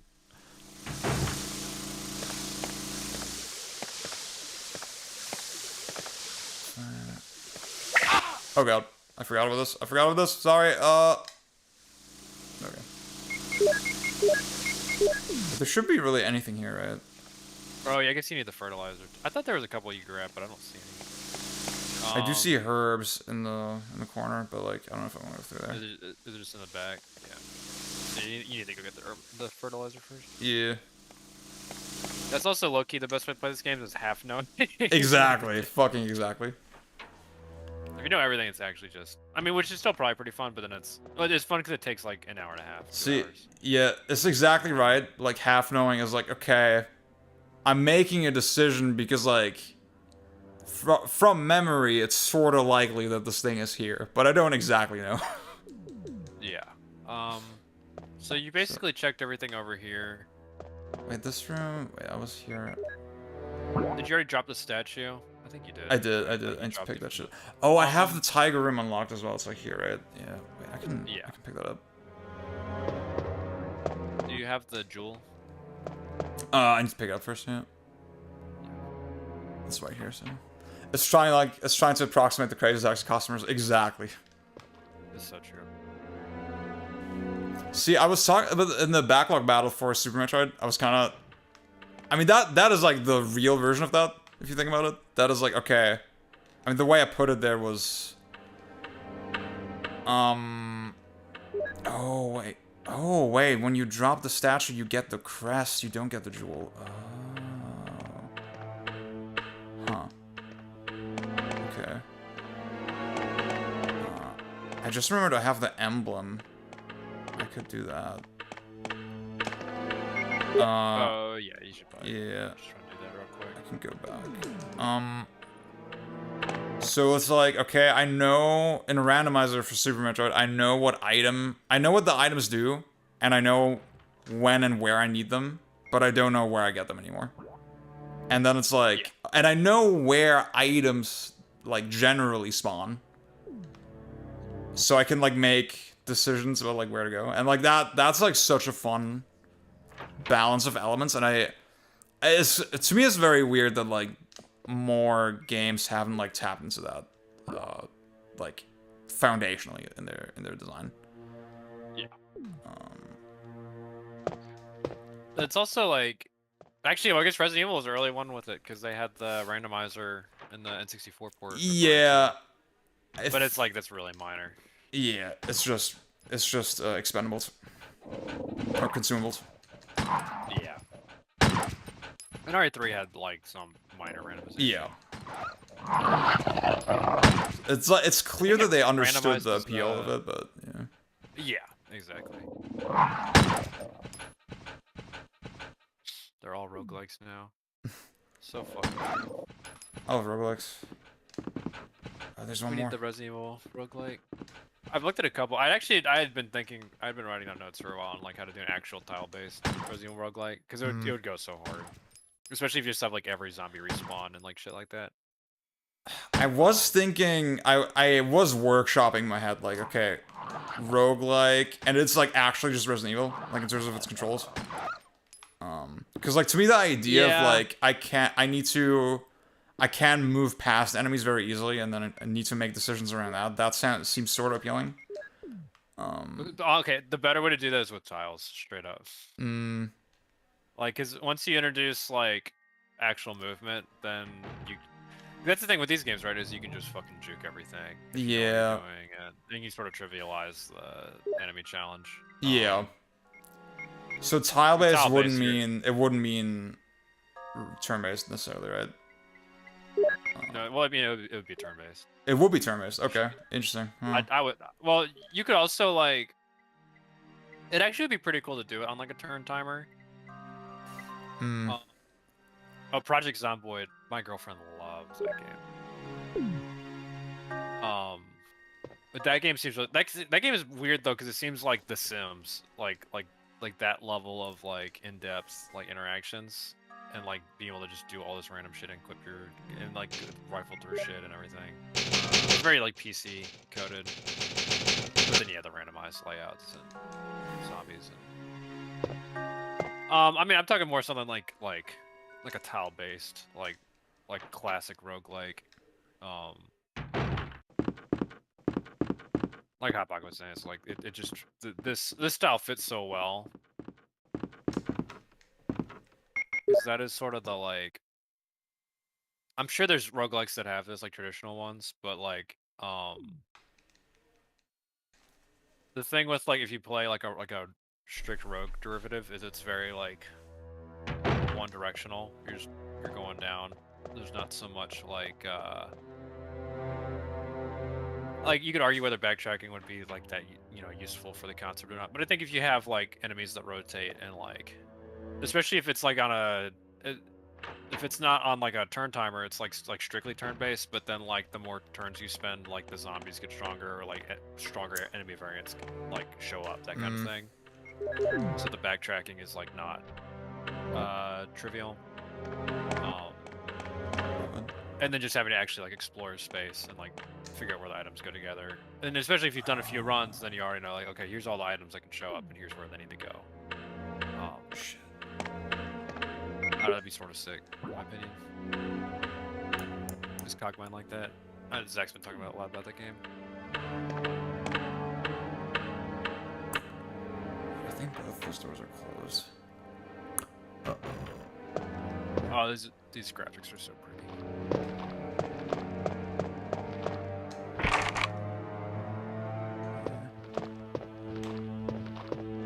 I think I also like the style because, oh, I need to post my, I have the roguelikes first impressions. I did little mini reviews of Rogue, Torneco, and Cave Noir. Hell yeah. I should probably drop that while I'm sitting in Did you finish Torneco? No, I got pretty far. I got to floor 20 on a run, and then when I got back, they're like, "Okay, now you can start saving your items between runs." And I was like, "I know where this is going. I'm good." Oh shit. I'll just go play. Cause also like I was playing that on 2x speed. Which was like a huge lifesaver. And it was how to put it, like the first half of a run was just so, it was like, it's very simple. Yeah, it's cool how much they got into there, like from the classic rogue setup. but you know, I think part of it is like I can see where the series is going. Hmm. Where Sheeran is more like you have a bunch of different dungeons and they have like weird stipulations that like, you know, affect the way you play in a very distinct way. But then it's like, I don't know. Yeah, I got like. I would rather be playing one of those. Yeah, I got like 20-ish, and it seemed like it didn't seem. It seemed like for me I was close enough to finishing it that I might just go through with it. I didn't like I thought it was totally fine, but didn't blow my socks off.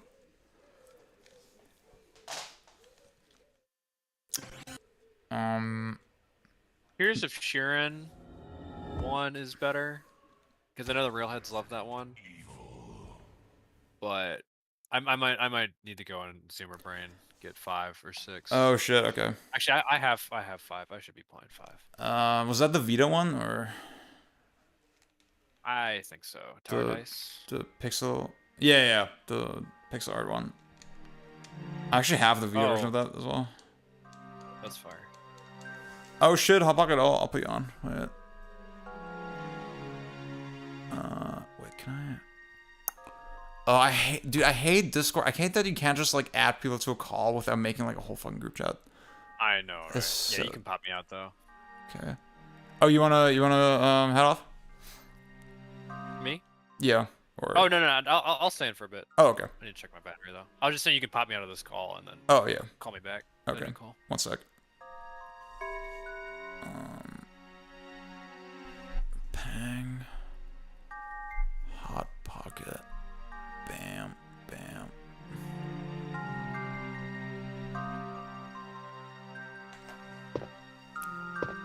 Hot Pocket, what's up?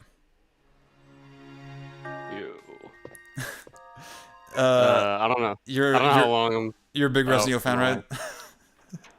Oh yeah. Okay. I mean, I played the first one as Jill like a long time ago. Yeah. I was like, yeah, it's cool. It's the classic. I had no. I mean, it's cool, yeah, but I think this is the bit I said a while ago. I think this is when you were playing MGR Revengeance. Great game. Which was like, why do they have a scoring system if the game gets worse when you replay it? I don't know if that's actually true though. I can't remember what you said afterward. I can't remember either. I think my one intuitively I want to say, okay, well the scoring system shit started with like RE2, right? Yeah. And I mean, huh? They don't have it in this one. That's correct. Exactly, yeah. And I mean, then there the easy explanation is like, well, the fucking guy who directed it didn't want to make it. Yeah. He wanted to make a different game. Yeah, that's true. That's how you end up with this bizarre thing. Yeah. And now my charitable take might be, okay, well, maybe there's some sauce in the fact that like, you know, you gotta speedrun it, you gotta know the route, you can't use too many ink ribbons. Maybe that's sort of sick, I don't know. I mean, I did do all that shit. I did like S rank Resident Evil 2 when the remake came out. Like before it came out. And obviously that was before I mean, my brain right now is like, you know, in an infant stage. But you know, it was worse 6 years ago, so. Yeah.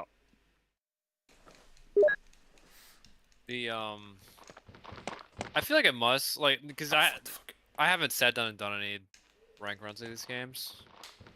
I feel like they're relatively well considered how they set it up, but it is also like part of the reason I've never sat down and done it is because it's like, oh, this is something where I would basically look at the wiki and plan it out, and then I would just like do a couple until I get the route right. Yeah, it seems like a classic, like, well, I don't want to say classic, I don't want to oversimplify this, but it seems like that one thing that some games have where you like look at the speedrun stuff, and it's like, wow, this route must have been really interesting to come up with. Too bad somebody already did that. Yeah. Literally.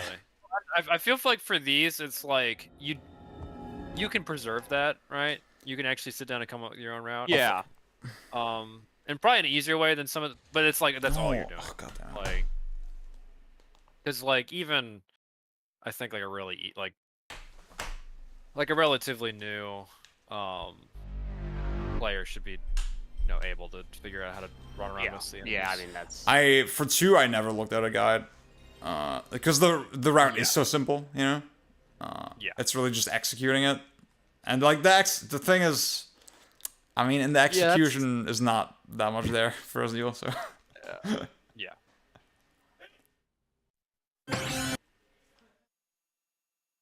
Yeah, that seems to be the issue, I think, with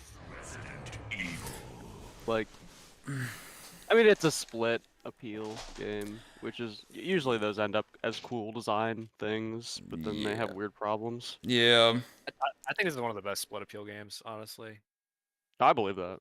They sort of cooked. I just like to talk shit. But I don't actually. It's probably, if I played it now, I'd probably think it'd be cool for like a playthrough or two.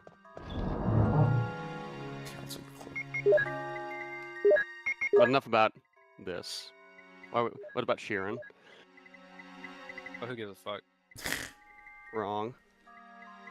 I need to play the SNES one. Yeah, that's what I was saying earlier. It's like I'm curious. I'm curious of what it has over Torneko. I'm sure it's more like out there in turn, because like Torneko is very conservative and what it does. Oh yeah, I mean the Sheeran. The nice thing about Sheeran is that all the enemy designs are very weird. It has I think one of the greatest like enemy design archetype, or not archetype, like just rosters. The overall philosophy, I guess, where like every there's just it is an action game style of enemy design applied to that type of game, which is, I mean, it's not necessarily like unique for roguelikes, but it definitely feels like they like understood the Sheeran, where like there's like the 20 or however many different like types of enemies, and they all just do really weird things. Like there's the guy where it's like if he hits you, then he can turn items in your inventory into food.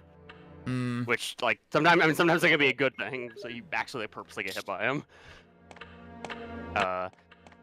And then there's the guy who can throw you if he gets close enough to you, and he just throws you, and then you're next to however many other enemies. Yeah, I'll say even Torneko had like shades of that, and as a kid, I did play like the Pokemon Mystery Dungeon games, sort of organically, right? Because I like Pokemon. Yeah. And I had no idea where they originally came from, and it's really notable that they don't have that at all. Like they're those games are they're very clear. I don't even mean this in a bad way. They are very clearly like games for kids. Yeah. Yeah. It's supposed to be like a cute / tearjerker story, and then and then the gameplay is like not very difficult. It's a shame too, because it's like there is probably somewhere interesting that can go with the Pokemon. Like I agree. I think. Oh yeah. Yeah, I mean, it definitely has that thing. Okay, I haven't played most of the like spin-offs, but from what I hear of all the spin-offs of Sheeran, it seems like they basically just dial it all in, or phone it in. Why'd I use that? Yeah. They should have dialed it in, but instead. Yeah, I used the expression wrong. They just phone it in, and like then Sheeran is where they actually have their good ideas. What are we doing, Resident Evil Outbreak? I have the setup. I got the setup. That's right. I guess I have it. I need to burn the game. What's the I need setup? to check my PS2. I need to hook it back up. So the setup could be PCSX2, if you want it to be. Gross. But Pang and I were real gamers, so I have a PS2. I have the network adapter actually. I have the official network adapter. That's fire. And then on OPL, Fat, I beat right? the game. Yeah. I haven't tried to fix my PS2, so I'm still. The one time I've trusted real hardware has betrayed me. So. Yeah. Which is, oh my god, I don't understand why it doesn't work in Peng your stupid 2DX setup. It's the same exact thing. It's not even different. It's crazy. It's literally just a slight version difference for the PS2 itself. Which should not It's be. just- That's crazy. It's really because OPL is OPL's bad. Yeah, just a very janky solution. I have like deep trust issues with like all the ODE shit, for like the 6th gen consoles. Really? Like whenever I see a game like hitch slightly, I'm like, oh, okay, is that the game or is that the ODE? That's all though. That's what you want to see. It's not for OPL. It's not even hitching though. It's like the bizarre compatibility Yeah. issues. Yeah. Yeah. Clonos who it's like- crashes when you play certain sound. Yeah, because it's like as long as because the speed is like as long as you're using the right, fast enough method, it's all fine. And I imagine I don't know anything with the GameCube ODE that people use now. See, it was funny, cause like I played Odama on an ODE, and I was telling y'all like, yeah, this game would be awesome. The final stage would be like, or the city stages would be awesome if they ran at like not 20 FPS. And then Pang was like, "What the fuck are you talking about? Like, it ran fine for me." I was like, "Wait, what?" I kind of remember you. Yeah. Saying this. To be fair, I was running on Nintendo. I was. Yeah, that's fair. Yeah. Well, didn't someone else play it on real hardware? Alan played it on the disc, and he said it was fine for him. I think. Yeah. Yeah, so that's probably ODE issue. Yeah. That was unfortunate. It's sort of like how we're all fake arcade fans. We're all fake real hardware fans. I've never claimed to be either of those things. That's all I you. know, issue. not you. Not you. It's No, funny. I had the fucking disc, but like I forget. I think the reason was like the fucking memory card setup or some shit. I don't know, dude. Yeah. I wish I had the disc. I don't know why I don't own that one. Honestly, like it's not that expensive. Maybe it is now. What is sick? That fucking The mirror, right? Yeah, so yeah. sick. They were cooking. And I can't believe you said it didn't cook. I can't believe you said this game was bad. Now you understand, of course. Yeah, so what I'll do is I'll go to Backlogged. I'll go to the original release for Resident Evil. I'll give that a 3 out of 5. And then I'll go to Director's Cut DualShock version, and then I'll give that a 4 out of 5. That's a big brand. I'd do it. Because this is the DualShock version. Yes. You're playing DualShock. Are you playing the hacked version where it switches the soundtrack back? No. I have it on the Mister. I have the I have the true Director's Cut is what it's called. That hack. I have it, but the chat was like, "No, you should do the shitty soundtrack." So Hell yeah. I was hoping you would, honestly. Yeah. So it worked out. That's what it's about. So are you gonna stand behind us now? Resident Evil GGC 4, 1996. And just say, "Oh, well, I'm counting the ranch version." It's a little too early to call. Let's not get ahead of ourselves. Let's finish this game first. Maybe I'll still change my mind. Well, you're gonna get to the. I guess you saved Chris on your first playthrough. I did.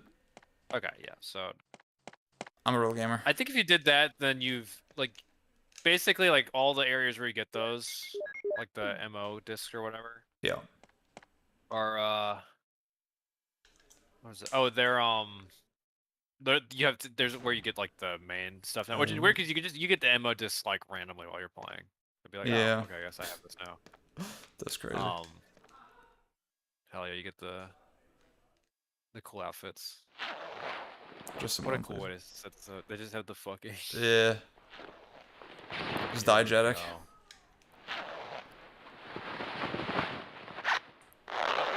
See, this is how long it takes to load one model into RAM. That's so insane. This reminds me of when I was playing Sunshine a few weeks ago. This is just a regular outfit. And they diegetically entered me into the debug room level. Oh, okay. Yes, so true. This one, there you go. Wait, oh fuck, that's oh fuck no. What? Do y'all know that line from Code Veronica where Claire, and this is not my words, I'm just quoting her. She says to the male Ashford twin, she says to him, "You cross-dressing freak." Yeah. And like the fact I can't put on the girly outfits here, I think there's a pattern. There's a little pattern here at Capcom. Pretty troubling pattern, I might say. It is, yeah. Capcom, I'm writing you a letter. I'm writing the twit logger.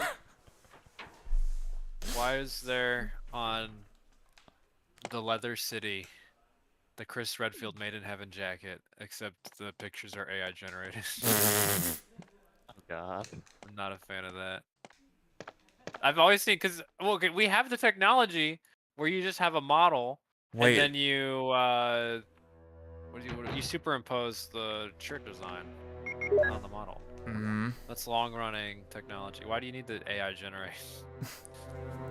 Like a guy like the fucking Nick Mullen ass AI person, and then have him wear a Chris Redfield jacket. I think they were saying for like the Dead Rising remaster, they were like, yeah, sorry, we can't just model like 80 like 2009 flat TVs. Like we gotta use some generative AI for that. They did, what the fuck? Well, okay, sorry. I think it was, I forget how exactly they justified it or how exactly it got used. I don't wanna put words in their mouth. I think it was like, what the fuck was it? Dead Rising Deluxe Remaster. There was an article recently about Monolith Soft, how they proc gen their assets. Which is like, yeah, I don't really understand. I assume we were doing this before. If we weren't, Exactly. that's pretty crazy. That's really the thing, is like, because for regular proc gen, like that's sort of like the hard line, because like I think it's hard for people to understand that because AI in like the normal sphere is so like popular and hot right now, they'll just like they'll call anything AI, right? Yeah.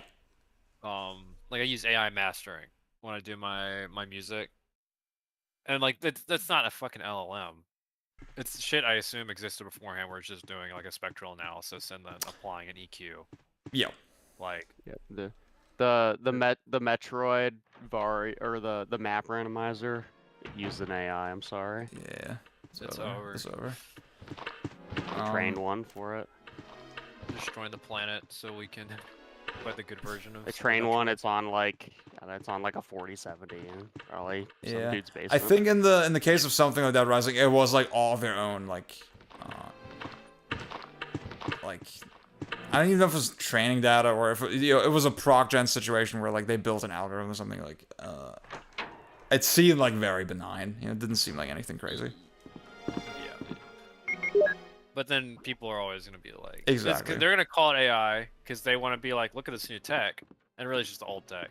Yeah. And then people are gonna be like, fuck you, you're a fascist company. It's like, look, the computers are made to automate things. LLMs are like a very bad way to do that on like multiple different levels. Yeah. Is there a reason you can't go in the dog hallway? Where's that? That's like bottom right, first floor. I think I need the sword key for that. You've explored the. Really? You've explored this whole wing. Like. Yeah, I'm like, that's why I'm fucking confused, dude. It's the one, you mean the map, the room where you get the map from the statue, right? That door? I think I need the one on the right is. Yeah, I think I need a key for that. Did you go to the part on the left with the paintings? Where the zombie surprises you? I did. Did I? Maybe it... Is there something I forgot to pick up there? Maybe? I don't fucking know. Let me see.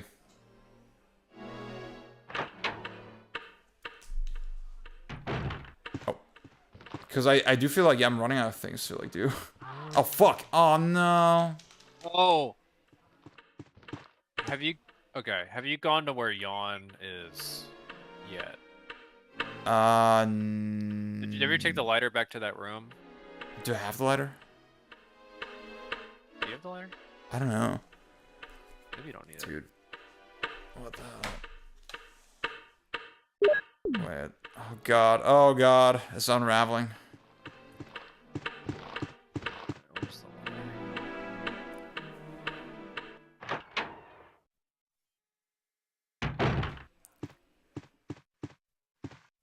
Oh, okay. You need to remember you were trying to fight the zombies.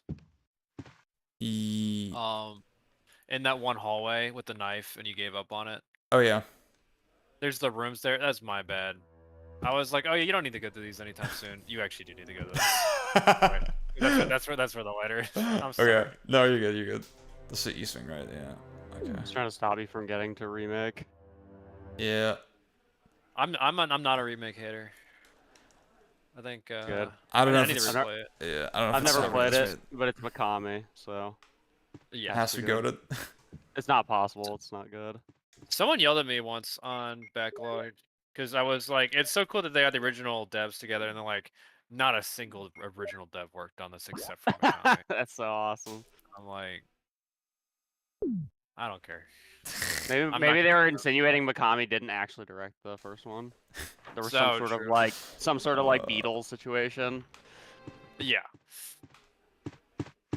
I mean, as far as I'm aware, he's the only dev on this game. It's like an indie game, basically.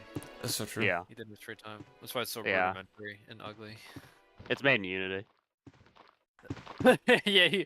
Yeah, his big contribution to gaming is he invented the PS1 filter. Yeah, it's used now on all like the libraries people use. Bloodborne PSX. Yeah. What was up with that?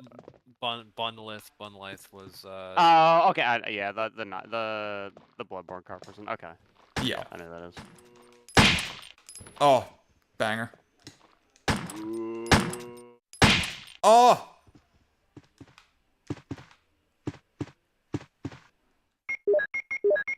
Okay, this is not a very efficient playthrough. Goof Trip's a good game. It came up in the chat. I need to play the So is co-op. Aladdin. Yeah. Cause single player, I was like, yeah, that's fine. You already just passed the door. You just passed the door, which you need to go into. Okay. Yeah. See, I knew I would crit that guy because like I have like deductive reasoning. I applied my math skills. Oh my god.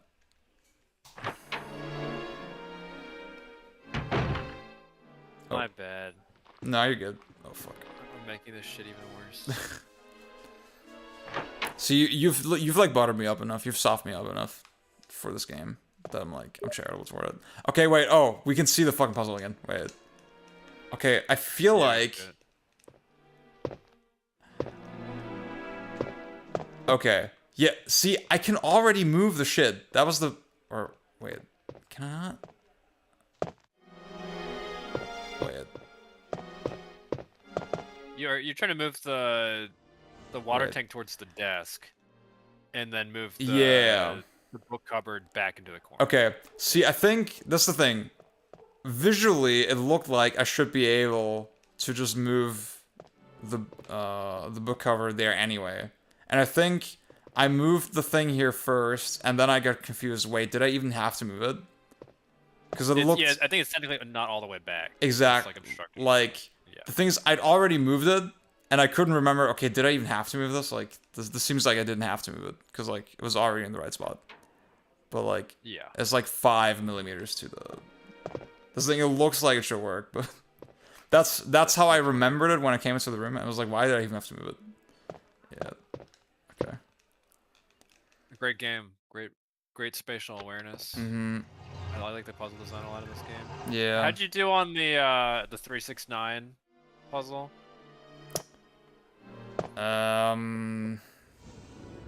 What was the puzzle again? You see the billiard shit, right? And Yeah. You just had to type it into the keypad. I was like, the thing is, I remembered. Yeah, I just typed it in the order from lowest to highest, and that like was that the puzzle, or am I remembering it incorrectly? No, that is the puzzle. This is so awesome. Oh. I forget. I think I'd have to check because maybe the Saturn version changed this. There's a version where they don't just because when you look at it, he says 369 and then question mark, right? Yeah. Something like that. There's one where he doesn't say that, and then people get stuck on that all the time. I was like, oh, that might be because I've only ever played Director's Cut. Well, on Saturn, that was the vanilla version. He didn't say anything. So. Oh, he didn't say anything. Well, probably with Jill, but she didn't spell out the numbers. Okay, but you remembered. Yeah. It's over. I figured that would be the one to trip you up. Because Pet, that is see, guys, chat. This is it. Pang actually thinks I'm brain dead. This is the thing. okay. No, that one is actually like, because it's billiards, but then you're supposed to like Associate with the the clock. Yeah. Yeah. Which never comes up anywhere, right? Yeah, and then it's just like, she's just like, huh? Which the way they like, actually the remake has a much better version. That remake improves the puzzle a lot. Remake in general, I'm going off memory, but it just seems like, okay, this is actual puzzles. You know, they actually kind of tried. I think they tried in this game. They definitely, it's like a step above. Because I don't think like the other two PS1 games have puzzles like they're any better than this. No. To be honest. Oh, shit. Oh, I'm cooked. Okay. And 256, but I threw it away. What a shame. It's over. I still can't get past like 180 on Death. I think I got 186 last night. I played Death for like an hour, and then I played Master, and it was actually like, oh shit, I got 600. Yeah. I got 600 like 5 times. It was well. That's the other. I think that was the reason I was so consistent 600 last night, is because I wasn't getting stressed out because it just felt so slow. Yeah. I was like, there we go. I still don't play to that level because I think I'm too inconsistent at low speeds, which is funny. Yeah. Last night I was really locked in at low speeds, but I haven't like after that like first couple 600s. I had a couple dry days. Where I struggled to get past like 550, and that was tough. I need to get back on the grind, dude. For me, it's just very similar. Where like, I feel like the high speeds. I mean, that's where really the sauce is, right? And yeah. For some reason, I just play really badly in the early game because I'm not taking it seriously enough, and then I wake up, but then by that point it's too late. Yeah. Well. How do I like? By like, my like, it's like not a real answer. It's like kind of an answer, but like.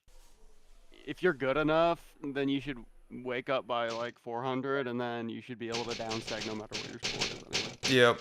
Yeah. Like I think all of my 600s from last night were like catastrophic, around 300, and then I just fixed it. And then now fixing around 600 is where I'm like, okay, that's I'm basically hoping that I just get good draws down the line, which is definitely possible. Like I think 699 is my new record. And that's like, I was sitting at 699 for definitely like 5 or 6 pieces. Like, yeah, I was just struggling to get it clear. But just say, oh man, if I hit 700 last night, I would have been so happy. I'm worried that, well, actually, because we're definitely not doing the pod tomorrow. It might be a few days. I was worried. I was like, man, if yesterday was so good that today is definitely gonna be a bum day. I think. I definitely should not play 3 or 4 hours a game. I played for 4 hours. I played for 4 hours. That's crazy. I definitely can't play that much. That was pointless. I didn't realize I played for 4 hours. I was just listening to podcasts. Oh, yeah. But it was pointless because I hit an hour of Death. Actually was really good because I tried like 15 minutes of Death before playing Master, and it doesn't like help. But I definitely did play like Death for like a while, and then go back to Master again and see if that is a good strategy. But after the first maybe half an hour of Master, it was 400 City. That's the classic. Yeah. For the chat, we're talking Tetris, by the way. Great game. Railed it about the very interesting game Resident Evil 1. I was thinking last night playing, I was like, part of the reason I'm willing to give a lot of these games so much, like I'm so willing to be charitable to all these games, is because I was like, except R2. Now I think about, Except R2. I mean, I still have RE2 at like a 6 out of 10. That feels seems accurate. That feels like, you know, it's charitable in its own way. I definitely didn't think it was like a bad game, but I was like, this is way overrated. This is not like best in the series, like masterpiece. Oh yeah. But I'm like, I have to be charitable to all my 10s because like there's an 11 out of 10 that exists, right? Like like literally any game versus Tap is sort of like, oh, this is like, there's just major flaws. Whereas Tap doesn't really have that in the same way. Mm. But Tap's the only good game, so it's like, well, okay, I have to. The bar is very low, is what I'm saying. Which is why Galaxy's a 10 out of 10. Yeah, I have some glazing to do of it, but I'll maybe save it until our official thing. We're at the like limit ourselves. We could probably talk for like 2 hours just on Tap. Yeah, maybe so. I still feel like the move is like to pair Luminas with Meteos. Yeah, I would fuck with that.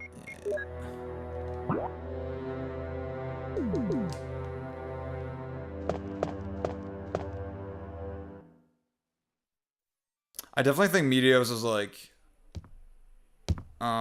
it's definitely like the just bumblefuck. Nothing is like balanced or considered at all, but it's like fun anyway. Kind of block falling game. Sakurai? Yeah, the Sakurai School of Design. I need to play Meteos to that's gonna be the actual test of whether Sakurai's got the sauce. Oh yeah. Unfortunately, I haven't played enough Sakurai to run the Kami-esque bits for him. 'Cause I don't play Melee. I don't play Smash really, except I pick Kirby and hit the buttons or whatever. Yeah. I haven't played Kid Icarus Uprising because I don't want to get the wrist injuries. Yeah. And then Kirby is like, he's very, I don't know. I guess I kind of like Kirby Superstar. It's a good like game to play with a kid. Yeah, I feel like I need to go back and play the Game Boy one. Partially for GC4, because that one has actual hard mode, which I've heard is good. Superstar is sort of like, people glaze it out. It feels like it's almost mostly for the like for the structure, and I'm not a really big fan of that. Like, it should be like a good thing that it's just like, it's really okay. Here's like 6 separate, very small games, but because they're all sort of building on the same mechanics, it feels like it just never goes anywhere, right? Yeah. It's definitely a little bit of a... Yeah. I got the lighter. Oh shit. What the fuck was that? I think I think if I were to like, how do I like analyze it seriously, it'd be like, yeah, this is kind of a nothing game, but yeah, it's simple and it's got some stuff to do, and it's like, you're not trying to get engaged for like a long amount of time if you're playing something like that. I don't know. That's my opinion. Yeah. I remember kind of digging Kirby's Adventure on the NES. Yeah. But I don't know if... Yeah, those might be good. Like Dreamland and Adventure, the old ones. Because that seems like it's working off a kind of a different idea. Mm-hmm. I feel like in general those games are like the modern, like those games coming forward is like, to me it's like almost like Mega Man. It's like, this is like encapsulation of like the NES platformer design style that basically everyone else moved away from, but you get to, and one thing with Kirby especially, like I feel like a lot of those late NES games are like switching characters a lot, and each one has like a discrete move set and like 1 or 2 special things they can do. And then Kirby's sort of the encapsulation of that, because it's all inside of him, right? Very literally. But yeah, which is weird now because they have like all these like not the 3D one, but like Star Allies had it. The one good part of Star Allies, it still had all like the crazy fucking like they just built up that combat engine like progressively. Yeah, they've all all the Superstar type derived games are all this bizarre. They have all these bizarre pseudo beat 'em up elements. They do. I didn't want to say it, but they really. I mean, it's not. And maybe that's the Sakurai thing, because like Kirby Superstar is a beat 'em up in basically the same way Smash is a fighting game. Yeah. Well, Or and it's like a reinterpretation of all those concepts. Yeah. Smash is basically like a direct continuation of Superstars like combat. Like in my opinion. Like he definitely he was basically moving one direction. Which is also why a lot of those Kirby games are weird because they're sort of like the non-Sakurai ones, which I think like Dreamland 2 is really bad. I don't like that game at all. I was not fucking with that either. Yeah. I haven't played those games since I was very young. Those are like actual like Dreamland 2 is actually like okay, we have this cool idea on how to do this like multi power up thing, and they're like, we're just gonna also you just have to get the characters and like play with the little extra animals. And it's like fuck, man. And 100% of that game is miserable. Okay, that I believe. So Yeah. fucking bad. Yeah. No. Which nowadays I don't think I would hold that against the game. Oh, But fuck, then it's like, no, it's just fucking Kirby. no, I didn't. Yeah. I fat fingered that shit, dude. Oh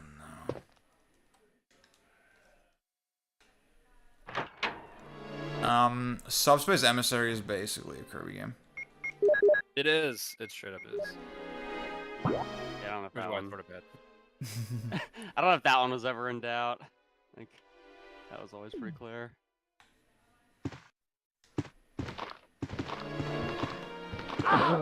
No, you are joking. Fuck. That's over.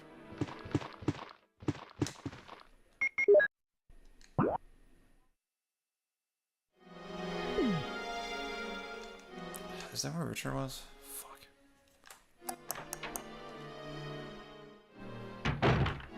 Okay, it is.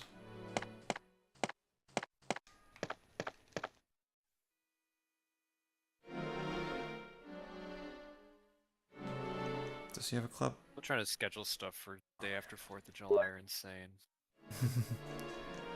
I'd already spent like all of yesterday out. Like 9 hours out of the house. I'm not trying to... Yeah, pretty much same.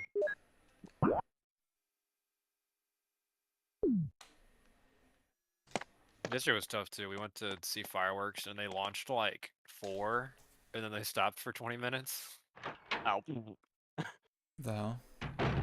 Yeah, it was weird. I don't know if because well, part of it what sucked is that like another the guitars we basically like the rest of our band is like we were all gonna go and this guy we played a show with Thursday night who was down from New York was gonna come with us, but I think his bike broke and there was this big like run around. So he and the bassist got caught up doing shit and couldn't come out. And then the guitarist and his girlfriend were just like, actually, we're gonna hang. We were at this other cookout, and we're actually just gonna hang there because we got here late and they have food. Mm. And so PJ and I were just like watching the fireworks alone. And there's like a million people around us, like all on this hill that overlooks the Lucky Strikes manufacturing facility, like the cigarette company. Yeah. And yeah, they got like I think we maybe saw a total of like 9 or 10 fireworks over the course of like 90 minutes. That's awesome. And then we're just like, Awesome. fuck this. We're going to 7-Eleven. Yeah. So I can't tell if it was an official event or not. There obviously were a lot of people, and we saw a lot of fireworks in the distance. But it's like, you know, it's not quite the same. How's like fireworks during New Year's in the States? Is it like in Germany? Everybody does their own fireworks, and it's like so much that you don't really need an official event. It's like fucking constant. No, it's definitely not like that over here. Where I live, it kind of is a little like that. Is it? I mean, I always hear lots of fireworks all the time during New Year's. Yeah. I'll see them randomly. But I'm sure it just really depends where you live, I think. Yeah. Definitely not in the city. Like, in the city I hear them, but it's like, they do them at the... Yeah, I think that's... Yeah. That's probably a difference. But even when I was in the boonies, like, it definitely wasn't constant. Fireworks are also like the fireworks are like illegal in the state. You can't. You have to go. Oh, down to wow. Silicon and buy them. I mean, that's something that people like. That does not stop people. Yeah. Oh, I mean, I'm aware. It's just that, But like, yeah. you know. Now, I think if there's enough of a culture around doing that, like everyone was doing it, then it's like, well, then enforcement would be tough. But because of the way it is, where it's like, well, if you're like the one person in your neighborhood doing it, everyone else is gonna see it from the neighborhood, which is fun. But then cops are gonna pull up. Yeah. I mean, it's becoming a conversation here, like, oh, should it be banned? I think our culture is just so resistant toward that. Yeah. Yeah. I don't think it's not the same thing. Yeah.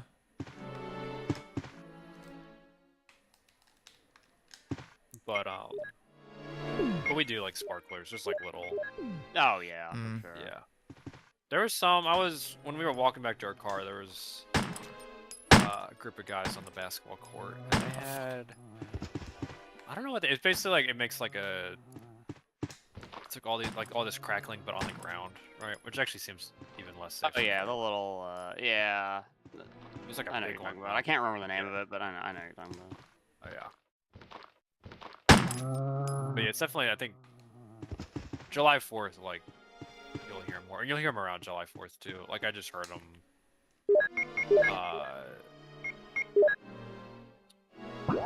Oh yeah, when I was playing the show on Thursday night, I was walking out to get something from the car, and there was just I could hear them all over the place. But January not so much.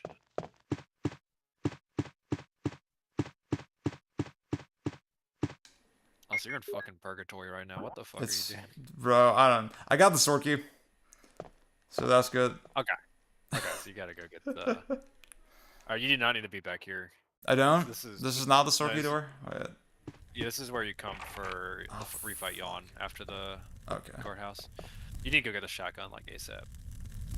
Oh yeah? Oh my god, it's time. It's time. Yeah, it's on the east side, first floor. Enter from the bottom. Oh, thank god.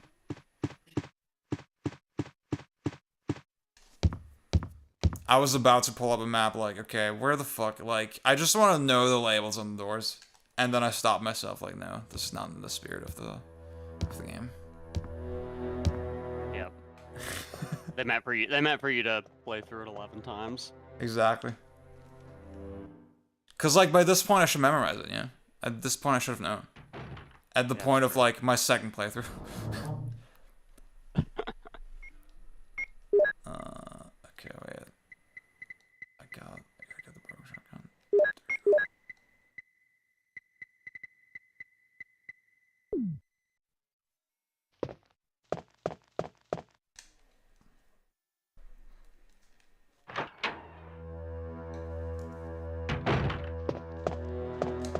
Okay, advisor emailed me. Okay, can you get some work done before tonight?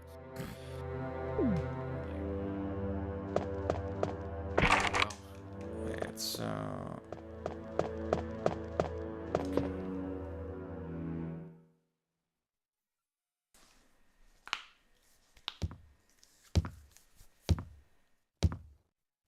Oh, okay, thank god, the other... once all these fucking figures are like, dude, this is an online, like, form-fillable report. I don't think we need to have, a lot of shit here. He was also trying to pass off work from 2 years ago as under our current grant, and the other PI was like, "You can't do that." I'm like, "Thank God someone else said it, so I didn't have to."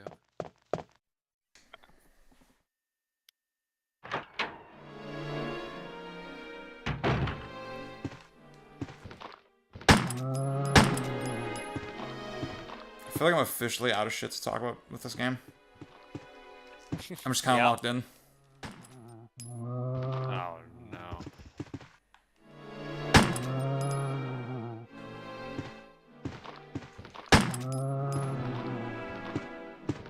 Oh god.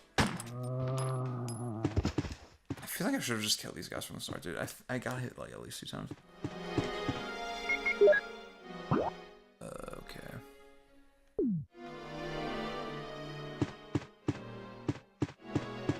Oh my fucking god. This time.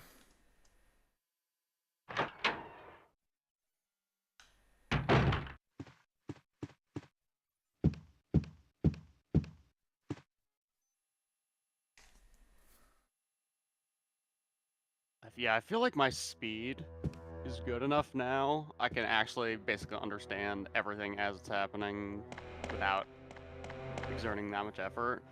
But now my 20G stacking is not good enough. Yeah, I'm watching it. I'm like, yep, this is bad stacking. I should have put this here, and I should have put this here. I was like, well, yeah, because I have extra time to think about it after I've already played. Yeah, that's the classic. Processing is insane and especially death. Oh my god. It is like seriously. The thing I said the first time I played it was it was like okay, I gotta like not talk while I'm playing this. I'll explain in like 2 seconds.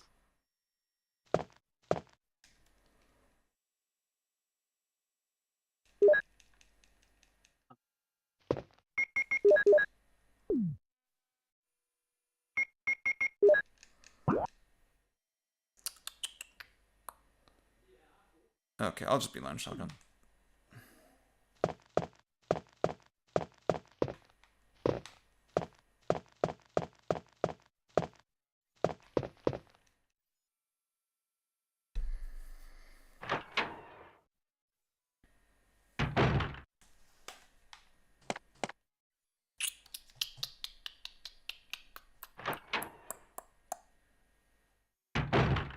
Oh god. Oh fuck. Okay. What is it? The thing I said when I first started playing it was it literally like, you know, obviously in every other JRPG, all the square type ones you like fight, you know, God. You don't fight literally God, but like the the evil force that has ascended to great power or whatever, Yeah. right? It literally that feels like if you like actually were to somehow experience that. Like you're like it's like you've entered you've entered the hostile domain. I think now the rules of reality are against you. You have to survive.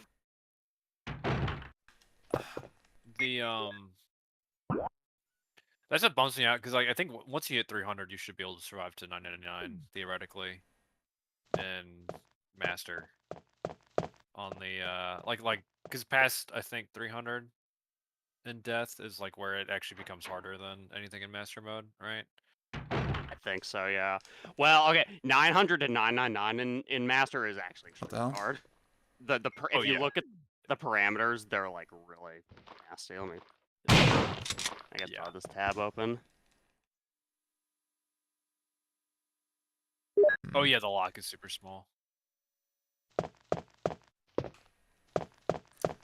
Oh, I should have. Oh fuck! I should have left the lighter. It's still it's still easier than.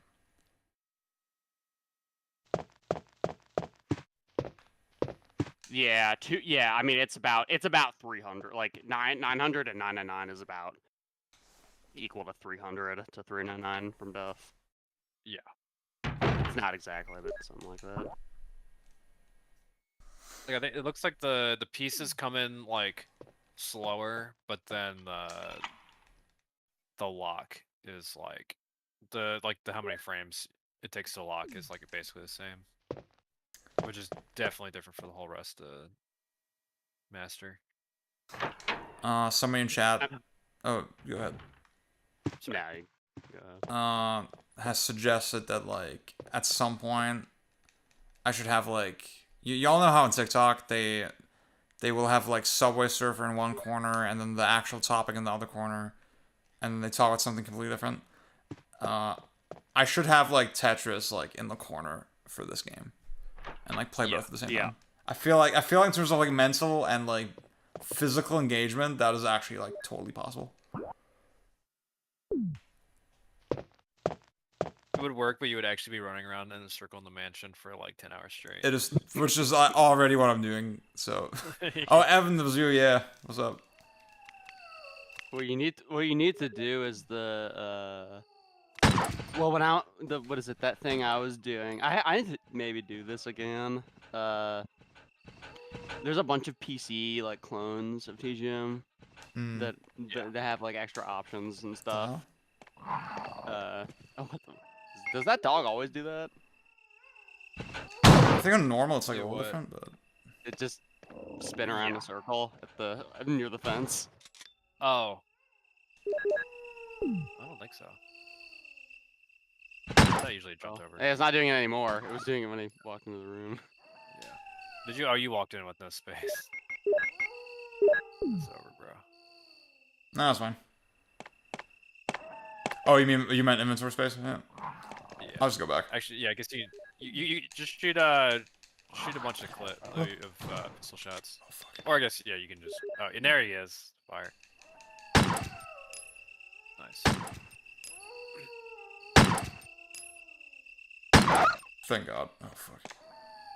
It's funny. The first dog I just killed in 2 shots because I guess I got a crit, but yeah.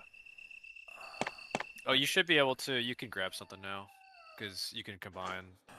Oh, actually, yeah. Let me double check. Yeah. Oh, it's exactly right. That's awesome. Yep. That was well spotted.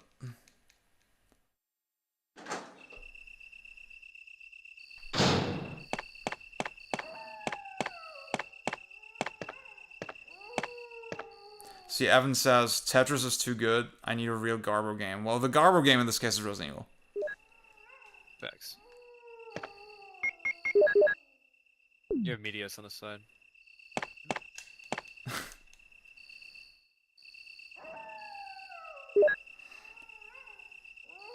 I shouldn't have brought the fucking lighter, dude. But yeah, for a while to learn 20G, I was playing one of those clones, and then I just set all the timing parameters to like 99. Oh yeah. Okay. And then it's like, okay, you actually, and just try to like not top out, and it's like, okay, now you like kind of know how to actually play at this speed.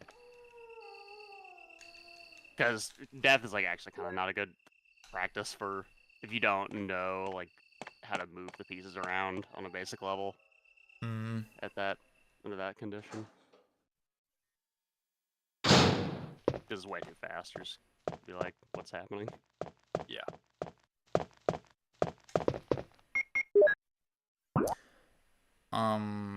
About what you were saying earlier about like being faced with God. I just remember like Luke being really startled at how the music stops. Oh, yeah. I think you said the same thing as well, yes. I did. When I was playing normal, I was like, because I'd never played. No fucking way. You're joking. Oh, there you go. I had never. I mean, this is the first time I've like actually gotten into any Tetris. I mean, I played a little bit of, I stacked the block and all that, but like. Yeah. So it was I had to play for a few days to get to try to get to the end of normal, and then when I got like close enough and the music stopped, I was like, oh yeah. It took all my willpower to not like throw it all away. At that point, it's so sick. It really is like insane. They really, I feel like tap specifically, like definitely more than 3 or 4. The 1 is like it is like the ideal like mechanics aesthetic package where they're like in perfect sync the whole time. Yeah, I like 4 from what I've tried of it, but it's a little ugly. It's like flash game feel. Yeah, it's just the UI isn't exactly there for the HD res. Which is fine. It's like it's 3 games. No, it's fine. Yeah, it's whatever. It's not big deal. Even 3 is like it's a little bit. Yeah, 3 is like. What a play of that. I mean, just visually. I still think it looks cool, but it's not as. Yeah, it's a different appeal for sure. They were on some other shit with tap. No, it's crazy. They were going insane. Is this the same puzzle? Also, how it switches the music after you get past 500, it switches it every like 200 or 100 levels or whatever. Oh my gosh. The fucking it's like all like weird gabber shit. Yeah. So sick. The one with the I don't even know what that is. Like a harmonica or something. Oh yeah, that's like the yeah. Yeah, that one. I think. Yeah. Oh, so sick. The 4 music I think seems really good too. Yeah. So I think it's the same guy. The Super Sweep guys. They were on something else I was playing recently. I was just like, salute the goats. Mhm.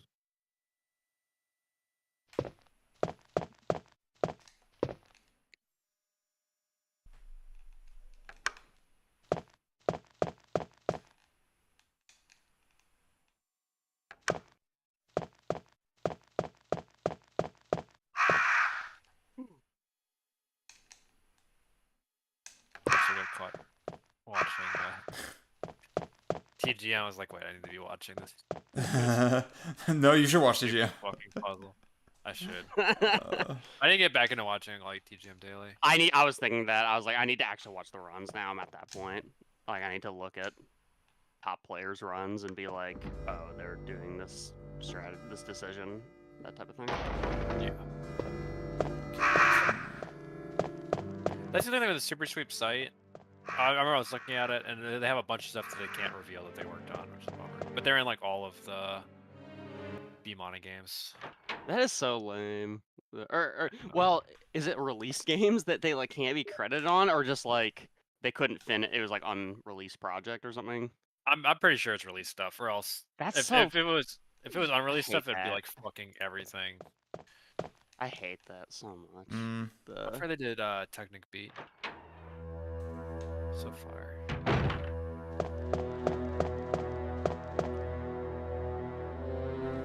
Or actually, maybe I'm just smoking rocks. Okay, I got the fucking fertilizer.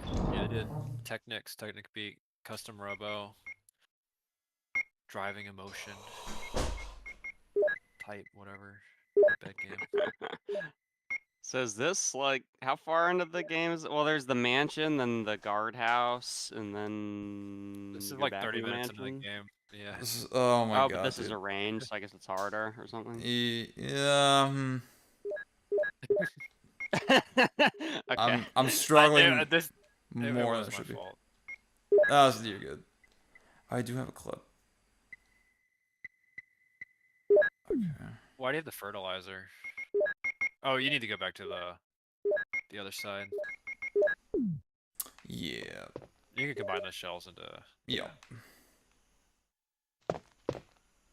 See, y'all, like, you can tell Pang, like, actually thinks I don't know how to play this game. I've completely ruined my reputation. I think you are not, like,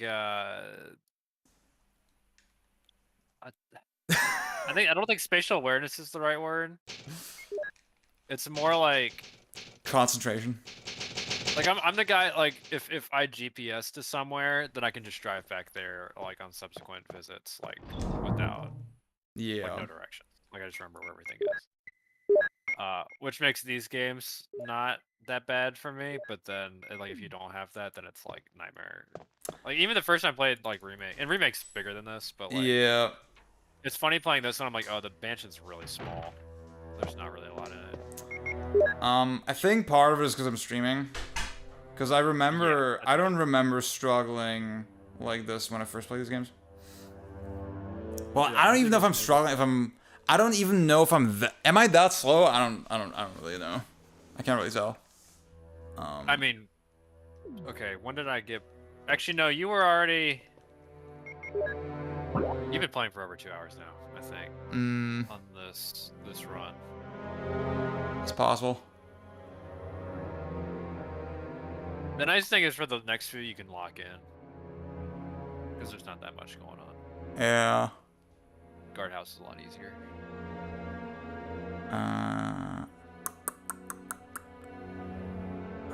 Where the fuck was the plant room? It was like...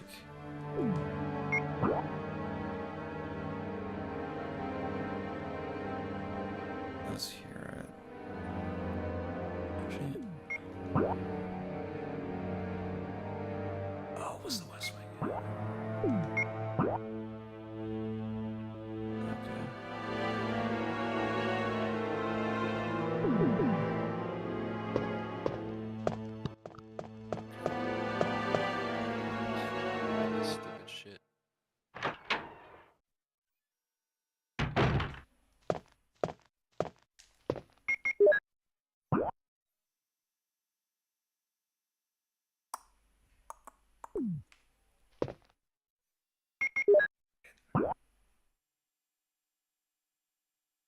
That's not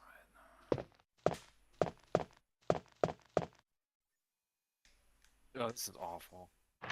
That figure I posted the other day in chat, like that really bad one. right. For the logo. Oh no! Sorry, the Hot Pocket. I think you were in. When it was, it's like I got some up. more shit. Just got back. Oh Whoa. yeah. Say it again. Remember that figure I posted from the research thing I've been working on? Like the I fucking think so. Yeah. drone rescue shit, and like looked awful. Oh yeah. And then they just tacked on like someone went in and they just altered that one. But now everything's like unaligned and it like looks like butt ugly. And they put that in the report. I'm like, I literally sent out an email saying exactly like the exact location of the new figure I had made. Oh yeah. I hate my life so much. He's actually like, I guess this is not that like uncommon with like PhD types, but like is like actual level of like is like, I don't know, like part of it is like he's not like a like messy person in real life or like not well maintained. In fact, you probably like a big issue is that he spends so much of his time doing personal stuff that he'll just like skip whole days of work and that kind of thing. Wait, what the fuck? Are you fucking serious? Instead of push it the other way. I did. There was nothing there. Fire. I killed the dogs just to get to the thing. Oh my god. That's so funny. Oh my god, dude. Are you fucking serious, dude? Wait, let me double check. Yeah, but in terms of everything he should be like able to do is like other than wheeling and dealing and keeping like a big Rolodex of contacts, he's like might as well be illiterate as a writer. He can't use a computer at all. He can't like he can't follow directions that we give him, right? It's like, how the fuck did you get to this? But I know how he got to this point. I mean, well, and part of it, you have stakes to like do shit correctly. He does not, because he's tenured.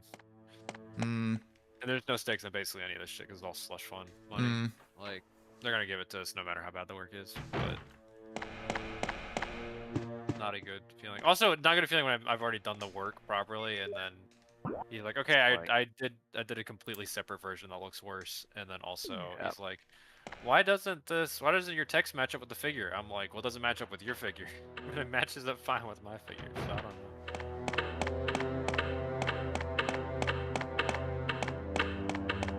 I'm definitely not resource managing. I'm just gonna fucking blast through it. Fuck it. You don't need to. Who gives a fuck? That's true. Who's even watching? How many watchers are there right now? We're at 11 on Twitch, 10 on YouTube. It's like, that's normal, that's not bad. Yeah, that's good. I mean, for the 48-hour whatever, 40. Yeah. You know, people are gonna be coming in and out as. Exactly, yeah. And also, it's a holiday weekend for Americans, so. Yeah, exactly.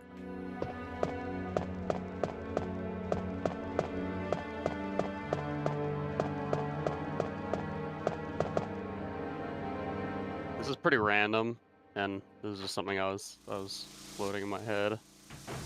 But I think it'd be cool in the server to do like a lit club or something. Sure. Yeah. I have to see if other people are interested though. Something I was thinking of days ago. I feel like there is I mean, you see with Beach Gen that like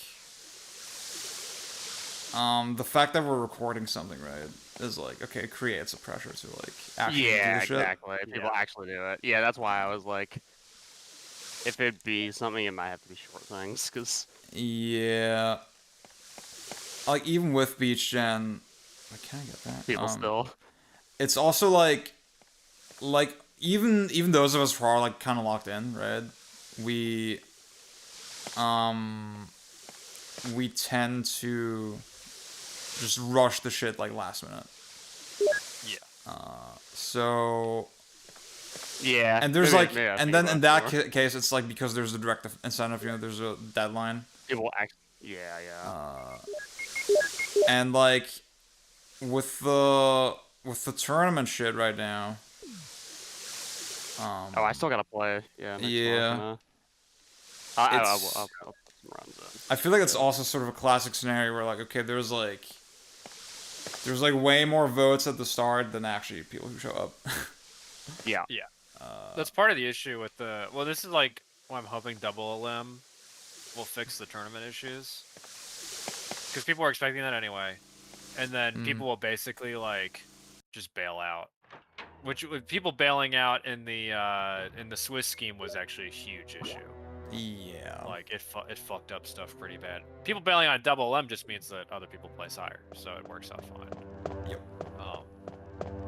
But like we saw with Choo Choo Rocket, it's like, well, if I actually set a day, then people are gonna have conflicts. And... Yeah. Like if Marquez is like hype on playing Project Justice, I don't want Marquez to like miss because he's something they called into work or something. Yeah. Or any of the other people who have like very like I have a very flexible job, which also means I have to like work holiday weekends and weird shit. But I do it from my house, you know. I'm not like space bound, but some people are. Yeah. As part of why I'm using Next Machina is like I'm sort of just using the score attack as like I'm always gonna put a score attack in between a real tournament because it just gives us downtime. Because there's no there's not any like hard and fast like interaction you have to do for it. It's real low effort. But I think it at least works for me because I definitely would not have just sat and learned Next Machina a bit had I not had this going on. Yeah. Yeah, for sure. Part of me wonders that with Crazy Taxi, was the reason that it popped so hard the fact that, okay, I had this meme factor in the server at some point? Or was it also that the game is just really good? And I feel like the other score attack games so far, like Daytona and now Next Machina, they didn't have quite the same pull. So Daytona's not as fun to learn by any stretch. Yeah, I mean, see, I like it. I'm definitely not great at it, right? So I didn't play it enough, but it definitely felt like much more rigid in terms of the learning process. Yeah, it is. That is, I think, my biggest strike against it is because it's very much not like it's extremely nuanced in how the drift works, but it's like not fluid. Exactly. You just have to sit Exactly. You just have to sit and learn to dial it in the right way. You're literally looking at the miles per hour. Yeah. And like, okay, once you hit this, you shift to this, and then do this, and then it's like. I mean, it was literally Marquez telling you, you look at the sign, like, on the track, and then if you're this far away, then you start doing the thing. It's like, okay, that's not intuitive at all. Yeah, no, and that's why, like, I think the game's great. Yep. But it's sort of, I mean, it really is like a time and place context thing for a lot of it. Because it's sort of not, I mean, I think the dynamics of the other cars is actually really interesting and very dynamic. That's part of what I like about it a lot. Especially like going back to beginner, and then it just adds that dynamic that doesn't have otherwise. Because there's 40 cars on a very small course.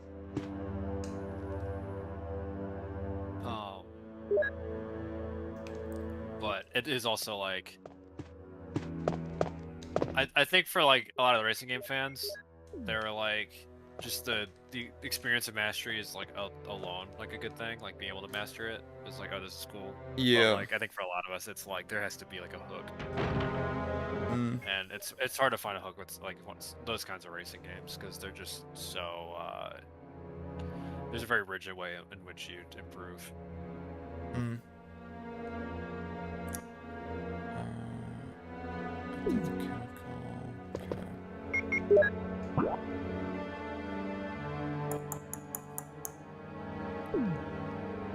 There's like one game, I forget what it was, but I was kicking around and like I was like, oh, this seems ideal for score attack, and then I forgot what it was. I definitely feel like I put Alien Soldier low damage on the list. I feel like that could be fun. Because I've never tried to like actually do a low damage run in that game. Yeah. Is damage tied to score? I don't remember. To be honest with you. The game tracks damage and score separately. For sure. Like, it gives you a number at the end. Okay, this is how much damage you took. Yeah. And so it feels kind of natural to, like, judge it by damage. I feel like the scoring, I remember there's, like, a bunch of milking, and there's a bunch of, like, just RNG in general, like, so... Yeah, it's probably one of those things. It doesn't seem that worth taking seriously. Just the whole way the game is, it doesn't really seem like that was ever really a priority. Exactly, yeah. I've been messing around with Astro Boy more, and like, so I think the way I understand the scoring system of that right now is that you have a 4-hit combo, and every time you land a punch, it increments a multiplier in the top right, and then that multiplier then applies to whatever you do right after the combo, I think. So if you do, like, I think the idea is that, like, you do a full combo and then, this is, like, totally off topic, but you do a full combo and then you throw out a super. I think that's how Bakag was explaining it to me. I don't know if that has sauce, but it seems like, as far as, like, treasure games with, like, okay, beat 'em up, run and gun shit with scoring kind of go, that seems like a little more interesting.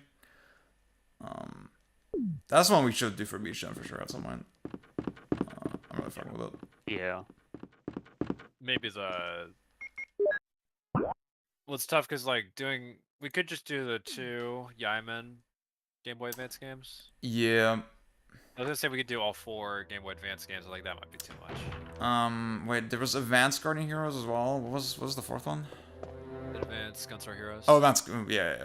Or Super Gunstar Super Gunstar Heroes. Super Heroes, yeah. I forgot about that. That one I need to replay as well. That one, I remember there were so many articles back in the day, like, this game's meh, it's not as good as the original. Honestly, it doesn't seem that bad, from what I played. Super Heroes? Yeah. Yeah. Because Gunstar is sort of a, like... It is, messy like, game. A really good swap. Yeah. It's pretty messy. I mean, it didn't seem really that. There's a funny comment, which is that it's that kind of like, okay, you have a bajillion weapons, and then, you know, figure out what you like. That is ARPG coded. Copy kitty. Not true. I got you there. No, you see, no, because that's arcade. No, because it's systematized through the, you know, it's like highly consumable resource. I mean, well, okay, it's been forever. I didn't play that much Gunstar Heroes. I should play on hard though. What I played on normal was like, okay, the bosses. No, are really yeah, cool. you gotta play on hard for sure. It's like we talked about the other a while ago. But yeah, it's like they kind of backload the game, which I kind of wonder. It's always hard to wonder what is a better strategy for getting people, like, you know, if you average out the type of people that would look at that game and buy it, then, you know, okay, what's the best strategy to, like, get them into it? Is it to make it like that, or to, like, just put them straight in, or, you know? Yeah. You know, without sort of being blatantly. Are you I don't know what like word manipulative I wanna use or... here. Yeah, I guess that's the word I mean. But yeah, you know, without doing something really crazy. Yeah. I think that is really important to, like, think about.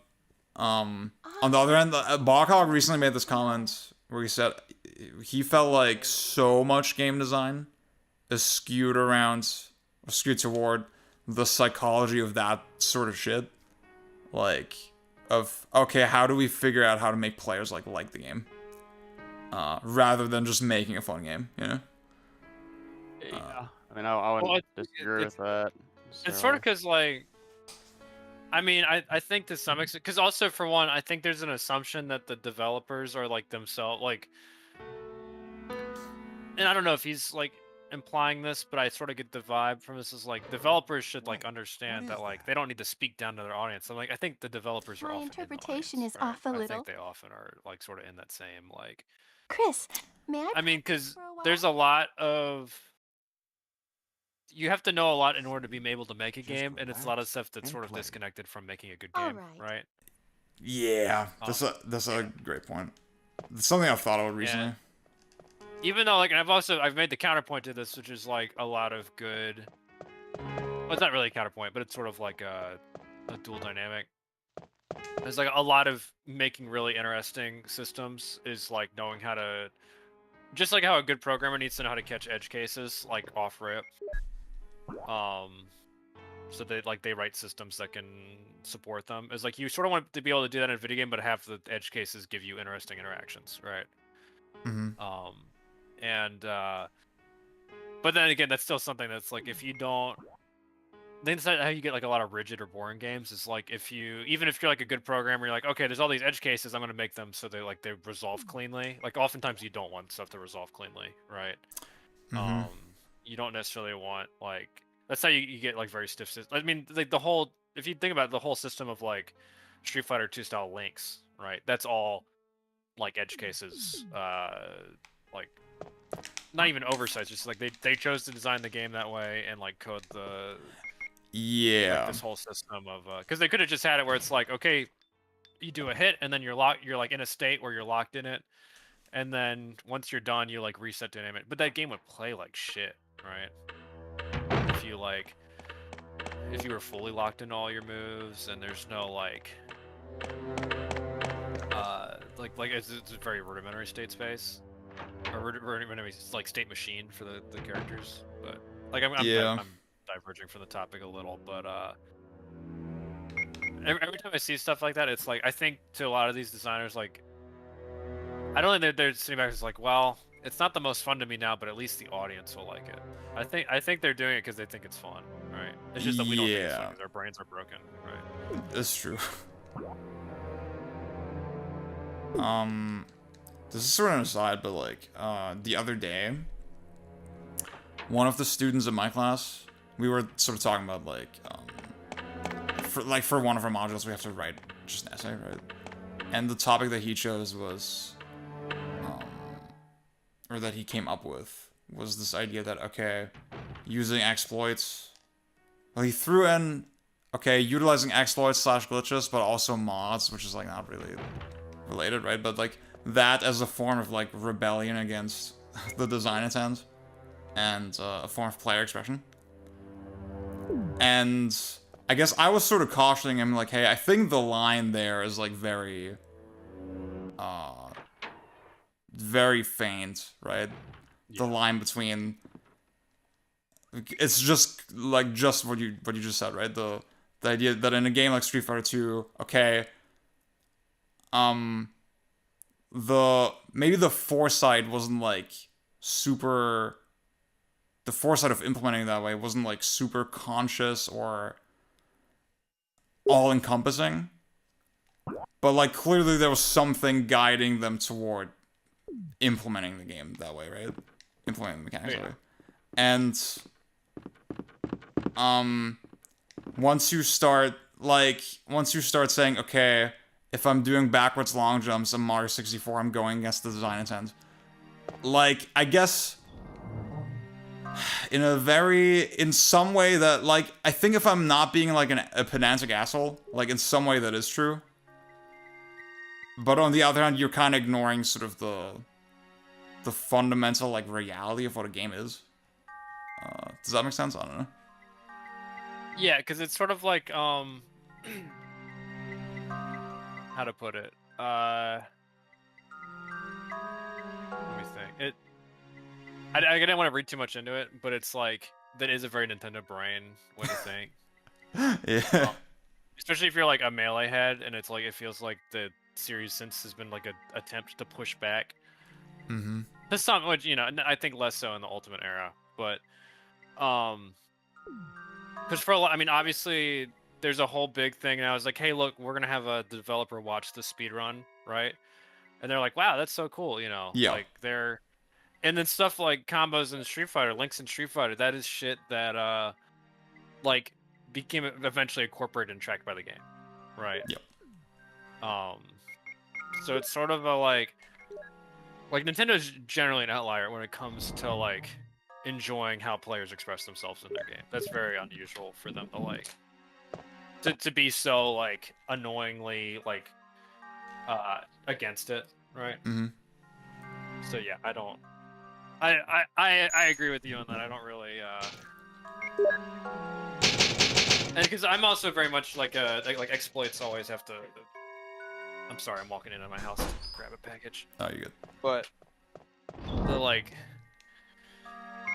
to me, like when you look at the game, like the exploits are just there. Like they're not really They're only Exactly. exploits against like assumption of dev intent, and that's always like I think rhetorically, dev intent can be a useful thing to frame around, even if it's not like true. But then when you're like actually like trying to like, you know, in a like a taxonomic way, say, okay, these are exploits and these aren't, and these are like differentiated. And it's like, no, that's not. Yeah. That's really hard to do unless you're like you go through the whole thing step by step with the original designers. Like, did you intend this? Did you intend this? Did you intend this? And it's like, well, I didn't not intend it, you know, like Yeah. that kind of shit. Love your. Whenever you said this thing, there's like. I love this framing, the games as sport, because if you think about it from that lens, it's immediately obvious that this is not the framing you should use. Exactly. Yeah. And there's contexts where that is not something you should do, but if you're coming at it from, like, this makes the game more interesting, like, you know, if you're coming at it from a perspective that's closer to that, then it's sort of obvious how, like, this, nobody in sports talks like this or ever considers this as, in this way. Yeah, because they're so evolved to think the other way, right? Like, because this is like one of, I think, the limitations of video games in a sense, right? Is that there's in basically all sports there is like a strong quote unquote meta game that's built around like bending the rules, because every single rule has to be human adjudicated, right? Mhm. Like I was listening to NFL Daily. They're doing like a top 25 players of the, you know, the 2000 through 2024, right? And so talking about Zach Martin, who I think was a guard on the Cowboys. And they were going really in depth on how like how few holding penalties he got. Like he's a very like an incredible blocker, and you know, incredible at recognizing like, okay, the defense is gonna like go for these lanes, so I'm gonna block this part and grab this guy, etc. And they were always like, this guy like almost never got holding calls, and they were talking about like, is like a lot of it is like this like extreme hand control, and part of it is like if you're going to do something that would count as a holding call, like knowing how to obscure it from the refs, right? Like knowing how Framing to... in baseball. Yeah, exactly. Yeah, baseball is a huge. Which baseball is funny because they're apparently about to move to automated. There's discussions about automated. Calling on that, which is already like I think that's already in minor leagues, right? Yeah, I think it is, and then because they always test that stuff in minors, and then they move it up after a while. Exactly. So and we'll sort of see if that's like if people like the league sees it as integral enough that it's like, but also like when hockey is huge, because hockey is like everyone on the rink is sympathetic to it being high contact, right? So knowing how to like. And they show you when you're like a kid playing hockey is like there's ways to hit players and there's ways not to hit players. But then you're always operating in that sort of middle area, right? There's things you obviously shouldn't do, but it's like you always have to like know how to play around it and know when the refs are looking at you, know when you're like know who you're hitting, right? If you rough up you know, a star player, then you know eyes are gonna be on you, that kind of shit. Yeah. I mean, I think as it relates to the games as sport stuff, like in terms of video games. Yeah. Yeah, I mean, I think it's Like, no fucking way. You know, whenever all that stuff is talked about, no one ever talks about the original intent of the game or anything like that. It's always some consensus of what makes this interesting and why do we want to keep following it. And then, okay, given how the rules we have and how they tend to be enforced in this way, you know, is this still, you know, is that still accomplishing that goal? Yeah. It is funny thinking that in the lens of the Greta was like reading the Celia. My review, instructor. Like okay. Yeah. And she was very like, you can't like in terms of not the Celia's review, but Celia's like depth article. And Celia sort of does the hand wave where she's like, okay, we only care about the parts of the state space that are relevant to like competitive play or like the meta game or etc. And that's an insane hand wave to make, but it is like based on that angle. Is like the if you're talking about a competitive metagame that is, you know, if your goal, to analyze competitive games that are played competitively and how okay, how do we make these that have, you know, enduring appeal and enduring depth? Then that makes sense. Exactly.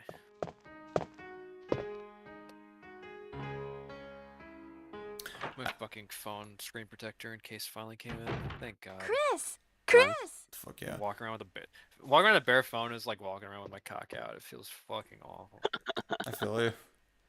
I'll say real quick that see when the student I talked about, when I pushed back on that, everybody in the room disagreed, including the instructor that we were talking to.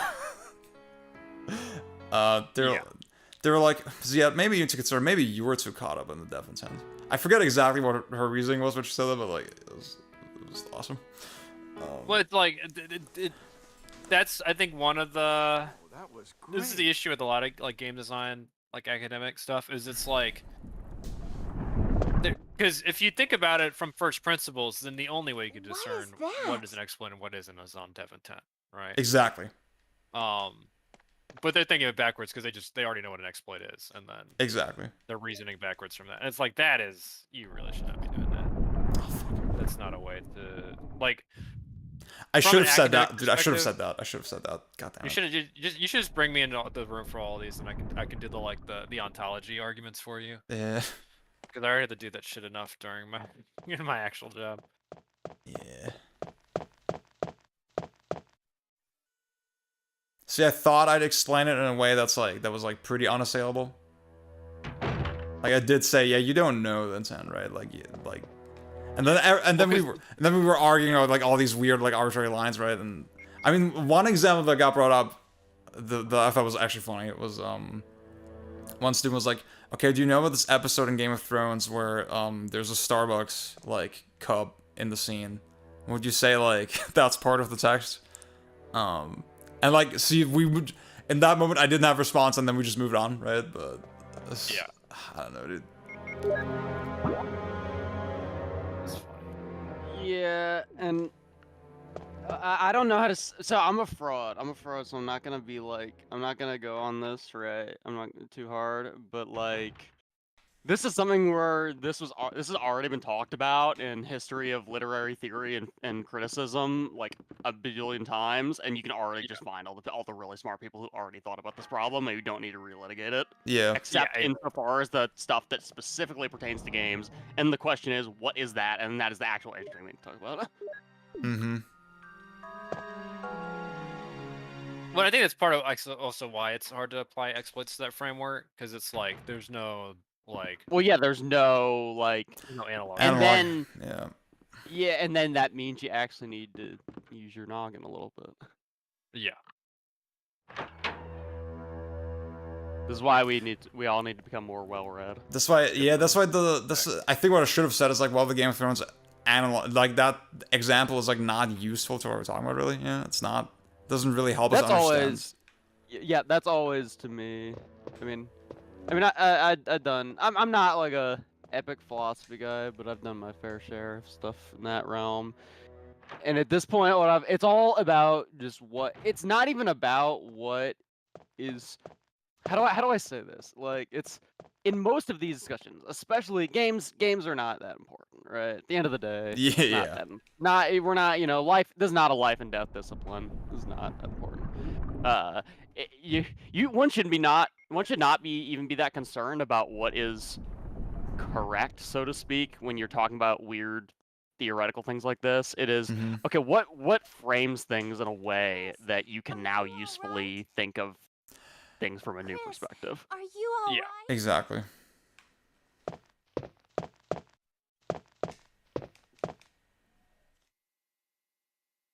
I don't know. Games discourse is bad. I'll make the takedown video. Facts. I'll like film yourself in class arguing and like, in a cutout with, like, and I'll cut away every time I'm about to get pushed back. Yeah.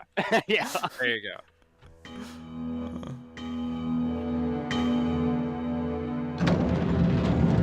It's funny how in a range, like everything is like all these things, these like little relevant items are so close by. Like this should, like I got the gold emblem from the music room, which was like right around the corner, and then I got the jewel, and now the jewel is like, okay, I gotta go 2 rooms away from here.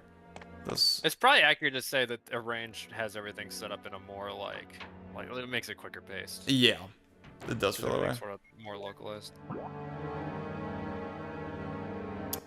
It's downstairs right now.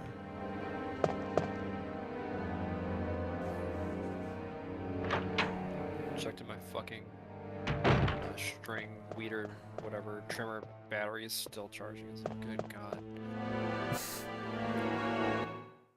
But actually, it's sort of nice if I do it at like 8 or something, because it'll be like 80 degrees outside, and it's like pretty cool for right now. And what's that in Celsius? It's not 80 degrees. It's not 80 degrees out here. Is it hotter? Yeah, a little bit today. Sorry. I was out there for a while. I was like, I don't think so. Not right now. I installed a Flynet for like both of our windows just before the summer started. God, I feel so proud of that. It's like so nice. You can just leave the window open the whole night and not worry about bugs. Mm-hmm. You have the netting. Yeah. Yeah. I wish we had that here. I had it when I was at my parents' place. I have it. I just So nice. Yeah, I just glued it like around like the window frame. Yeah. Our bedroom.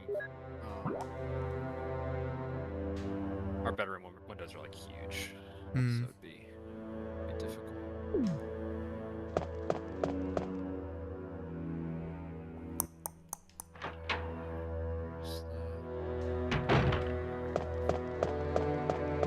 Okay, guys, if I'm going to bed at 3 a.m. again, then like maybe I can finish this run.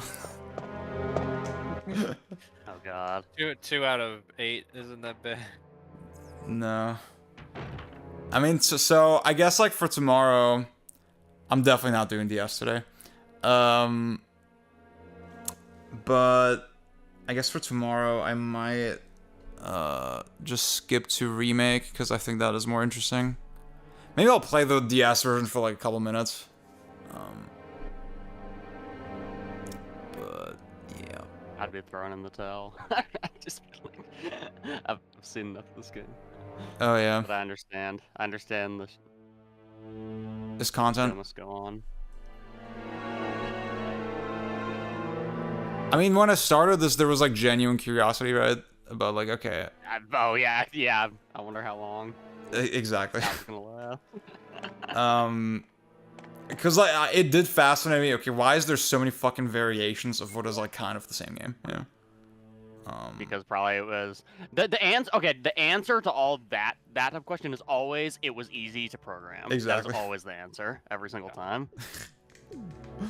That's why Ocarina of Time Master Quest exists. Mm-hmm. Which is a literal like official ROM hack game. Did I tell one of y'all about my Ocarina of Time replay strat recently? Oh god. So I was gonna Shadow Temple early, get the hover boots, and then. Oh, go he all did the way tell me to all that. the- Yeah. Yeah. Yeah, I'm sure that'll finally fix the game, bro. Trust me, bro. That's gonna make Zed like the jaw drops open. Every fucking classic Zelda hater in chat is gonna salute. It's like, you're telling me there was Super Metroid in this game the whole time? I'm like, you should have been watching the speedruns, bro. The code is so, the problem with that is crazy. I've already played randomizer for OT, so I know these tricks. The hot pocket in my head is not played randomizer. I actually just changed him so that he hasn't, and he's like he's pogging and saluting. Actually, I've now portrayed you as the uninformed classic Zelda hater, and me as the epic games knower. Oh fuck! I should have just shot him. I should have just shot him. Oh my god, no lock. Wow.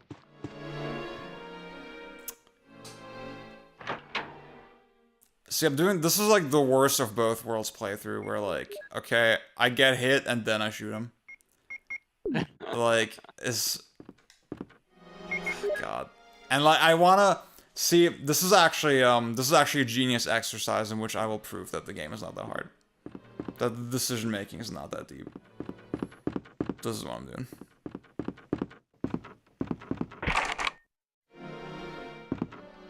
Don't I have that? Oh, I have the shield key. Okay. Wait, there's. Yeah, oh, the sword. You need the helmet. Oh, that's when you. Yeah. Yeah, the sword key was never a thing in the Jill playthrough, right? Or. Maybe not, cause she's got the lockpick. Yeah. Oh, that's why I got confused. I was like, why is there 4 keys suddenly? That's crazy. Okay. I guess I'll fight Jan. Or not fight him, but do the shit. What a sick name. Jan. Jan. The jokes write themselves, am I right, guys? Oh, true. What a boring fight. Man, again, that already, it's really degraded the level of conversation here. I thought it was pretty good. No, it was for until about the last 5 minutes. Yeah. You can tell when I started putting my screen protector on because I like checked out and couldn't talk about anything of substance. I was too busy getting these damn air bubbles out. I'm so neurotic about that shit. About like not getting any hairs or dust before I apply it. Oh, especially with my cats, dude. Oh god. It's fucking awesome. I think I got it good though. This one is nice. Well, I bet these all do this now, but it came with a wet wipe, a microfiber cloth, and like a sticker that's like you applied it like. Yeah. Takes all the and like so for the Switch 2, I got one where there's a dust sticker that's just the full size of the screen. So you apply that, and then the actual screen protector is attached to oh fuck. Oh, it's over. It's like part of this rail system that you put on top of the console. And then you just remove the plastic rail, and then in that process the screen protector gets applied. So basically you just literally you put the dust sticker on, hold the rail on top of it, remove the dust sticker, slap it on, and then slap on the rail, and then you're good. Yeah. It's like, and I think I got it pretty much perfect. That's really nice. Yeah. I still have never put a screen protector on my Switch. It's probably not good because it definitely scratched it. Yeah, because like the screen, at least with the Switch 2, I think this is also the case with the original Switch, but like underneath it's glass, but they put like a plastic coating on top, and that shit is like very easily scratchable. Yeah. So, and like you constantly contacting it with when you dock it as well. So, yeah. Nintendo. Yep. Thank God my phone is covered. Looks like decircumcising. I've come to retrieve my power.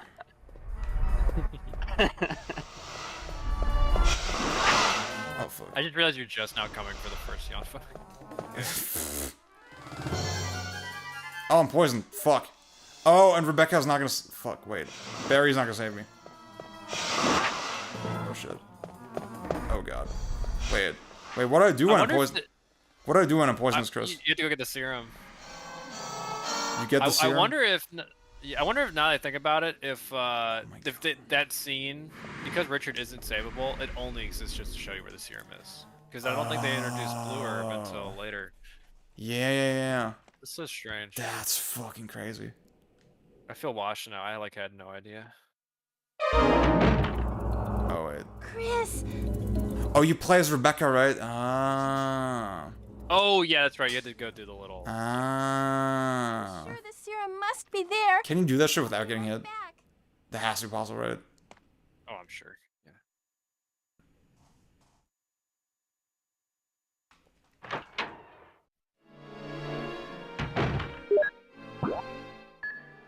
Ding, ding, ding. Okay.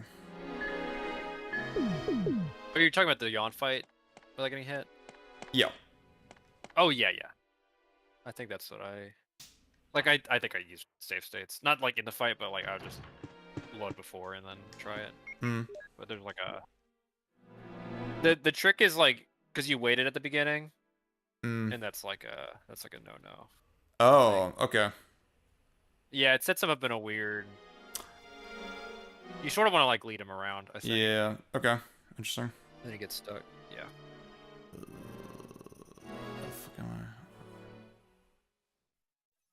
You gotta go. You gotta take a left. Go. Where did you go? Take a left. Go to the other side, and then go to the storeroom over there.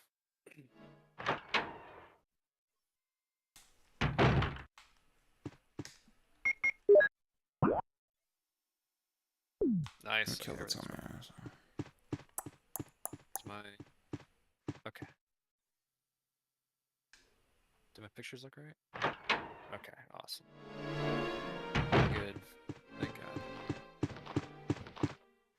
It's finally my true phone. You gotta go to like just a white web page and see if you got any hairs, yeah. and then get mad. But that is too late to fix it. That's what's nice is like all my little hairs are like blonde. They come in blonde. It's like all good. I'll barely be able to see it. There's actually probably an issue against black pages. But get me out of dark mode.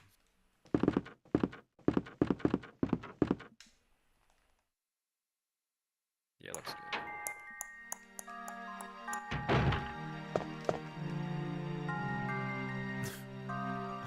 Dylan says more like Snorvival Borer. Chris Arrange is like, I'm having definitely way more fun with it than Jill. Nah, this game's bad. Oh, fuck you. Call spade a spade. I just talked for like however long to, with that as the implicit assumption. I don't know anymore. I'm not gonna lie. Yeah.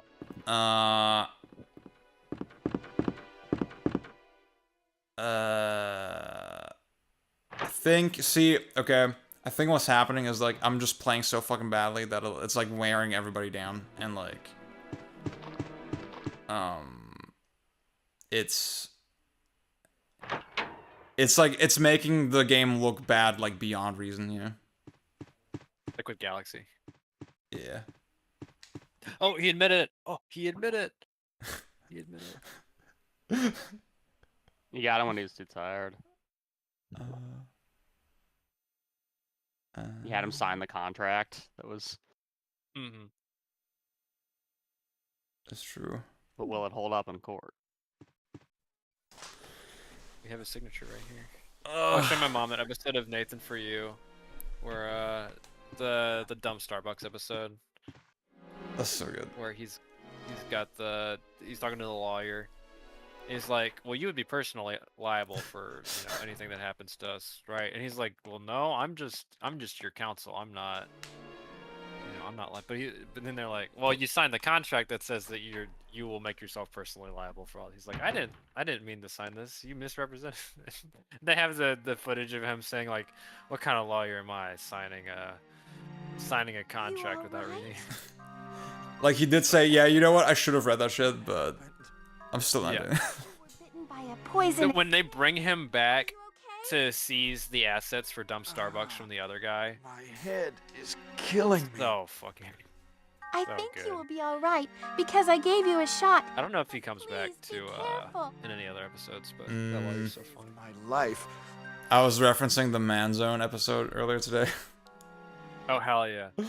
The fucking like Nathan's like vocal fry when he does like his like big man voice.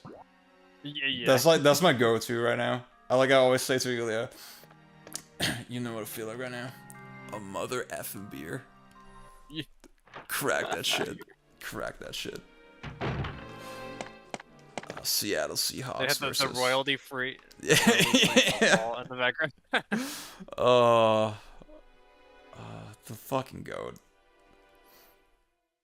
Like 80s USFL shit. What was the one in the 80s? I think that's what it was. They had XFL and then USFL. I can't remember. I think It was yeah. USFL. Because I was like, the modern one's called the USFL. I was like, no, the modern one's the UFL, but it came from a revival of USFL. They got merged with XFL. Yeah. I'm gonna get into UFL next season when I actually know that it's happening. Nice. They advertise it like crazy on a lot of random games.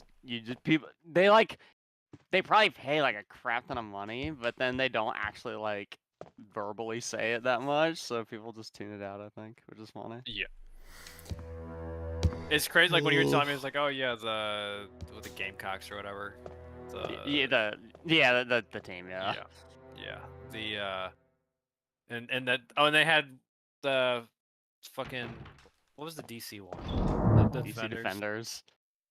I just had no idea. And it was like, oh yeah, the season just ended. It's like, when did that happen? But I guess I was so caught up. Yeah, You're caught up with basketball, and I was caught up with hockey. Hockey playoffs were boring as fuck. Was it actually bad this year? I mean, I know when you were. I remember when you were not happy for some of that. Yeah, I wasn't sure if that was just your team performance versus the actual quality of the. Technically, the Canes like way overperformed. But it's tough because just the Panthers are so like dominant right now. Yeah. It's like last year's Stanley Cup was really good because it was about to be a sweep, and then it was about to be a reverse sweep, and then the Panthers took it back in the final game, and it had sort of this like McDavid. Connor McDavid, like best player in the league right now, like storyline. Yeah, I was like, it's gonna be his moment to finally pull the Oilers back into like Gretzky style dominance, and then it's like, well, they're sort of there, and then they're now the perpetual runner-up because they've lost twice in a row, and this year it wasn't even particularly close. There's now rumors that McDavid might not stay with the Oilers when his contract's up. Oh yeah, that's not good. Yeah, very sort of a bummer. And the Stars like collapsed. Their head coach got fired right after they lost in the Western Conference Finals. They like fucked up their cap really bad. Oh yeah, that's always miserable when you do that, and then you're staring down the barrel of however many years of like non-competing. Yeah.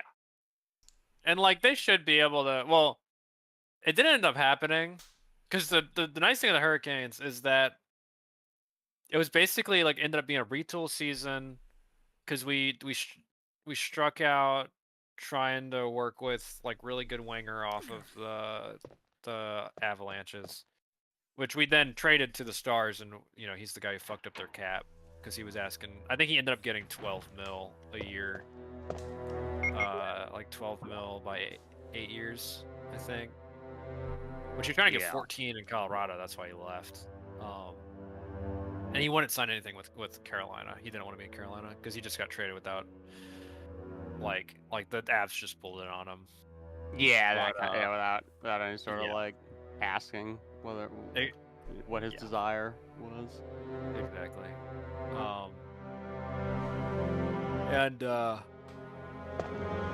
yeah, it's just fucking. Well, the Canes are in an awesome position because we had a ton of cap space, so we got like a prospect, like I want to say a second year, maybe like a technical rookie, like first full season, something like that. He got a big contract. I think he got like $6 million a year. I was like, whoa, that's pretty good out the gate. But we pulled one of the best wingers off of the Jets, and for like a low price too. He was like, I'm tired of playing for the Jets. I want to play for like a contender. Yeah. And he took a little bit of it. Not like he didn't take a salary cut, but he was getting much better offers and decided to come to Carolina anyway. Was it like a longer deal? Because sometimes like in NBA, it's like, you know, like though it won't be as good. You want as much money, but then they put him on a longer deal. Yeah, it was Something like, like that. it was like 8 years. 8 years? Yeah, that's crazy. Yeah. I think that's basically till he's done. He's like 29. Yeah, that's Something like like yeah. Well, with NBA at least, something like that is insane because you're basically saying like, yeah, if you get injured, we're just gonna take the L. Yeah. Okay, never mind. 6 years. That's still pretty long for. Yeah, it's still pretty long. I think Stankoven was 8 years. He was the rookie, which that makes sense to drop. Well, yeah, if you have a rookie guy, then you know it's like unless they actually like bust out with injuries or whatever, then it's like you'll probably be okay. Yeah. Chat, I apologize for the sports talk. This. They're probably like, thank God. So Yeah. much more interesting than Snorvival Boar. You have to At least consider. you're out of the mansion now. There's got to be so many Germans in the chat still. Who are like, what the fuck are these guys talking about? Y'all got a hockey.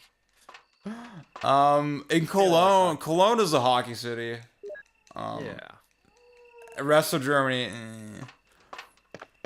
And I got you have European football. I don't know anything about the European leagues. Though. Say European. Oh, wait. I know. Wait. This is You like. threw me for a second. This is like Inception. Yeah. Is it like so? It's like American football played in Europe, or is it soccer?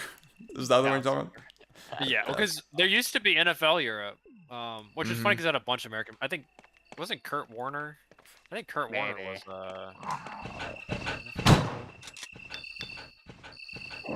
We do have a couple teams.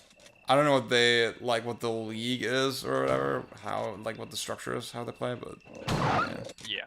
Oh, he was. Oh, he was in the Arena Football League, and then came back and was actually like the.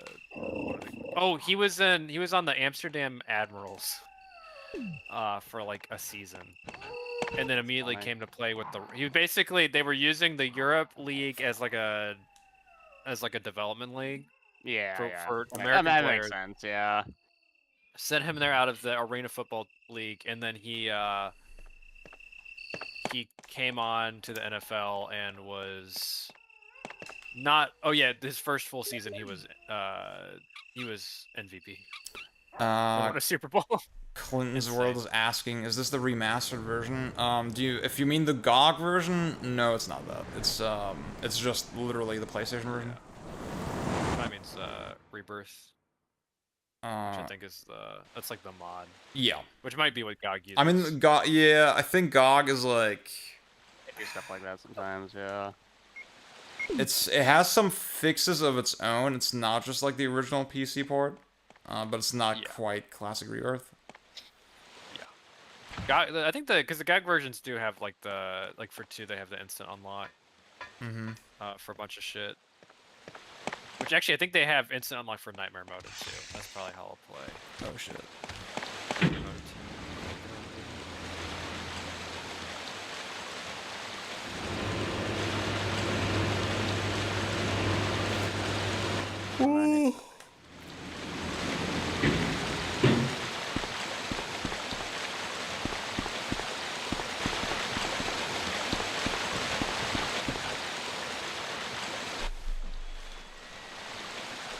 Yeah, Bjorn was saying yesterday, like he said it all the time, and I talked to him about it yesterday, but like, they really just need to put the fries on the back and make one version where they let me just toggle between all the things.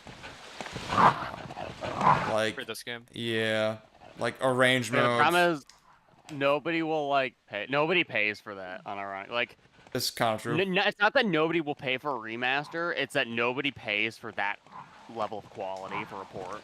It's just not. Nobody cares. Yeah. Except for like us. It literally has to be like the M2 shot triggers level efforts of like, oh yeah, this is like, these probably don't make that much money even, but it's like, it's just a bunch of people who are domain experts who know how to do it all relatively efficiently, and then we'll, as long as it makes decent money, then we'll just do it for the passion, basically. Mm-hmm. Yeah. I think this all the time. It's like they just need to fucking. This is probably almost even a bad thing if they did this, but like, just license stuff from modders. Oh yeah. And and I know they've done sometimes for fan translations. It's like low-key, y'all could probably get it for like way cheaper than hiring someone. Forever Entertainment. Oh hell yeah. Yeah, exactly. The goats. Oh fuck. Guys, I fucked up the puzzle. They're fighting the good battle against the what is it, the JRPG core games. It's true. By ruining Front Mission 3. Yeah. Oh, that was also Forever Entertainment? Yeah. That's fire. For those who don't know, okay. Yeah, the fucking AI. They are like literally. No, they are like actually a scam studio. Like they are actually like we're scamming the publishers studio. In my opinion. Oh, in your opinion, okay. Yeah. I mean, unless they come out and say we are scamming publishers, and yep, I'm sure they're gonna do that. Well, I thought like you had some inside information. No, my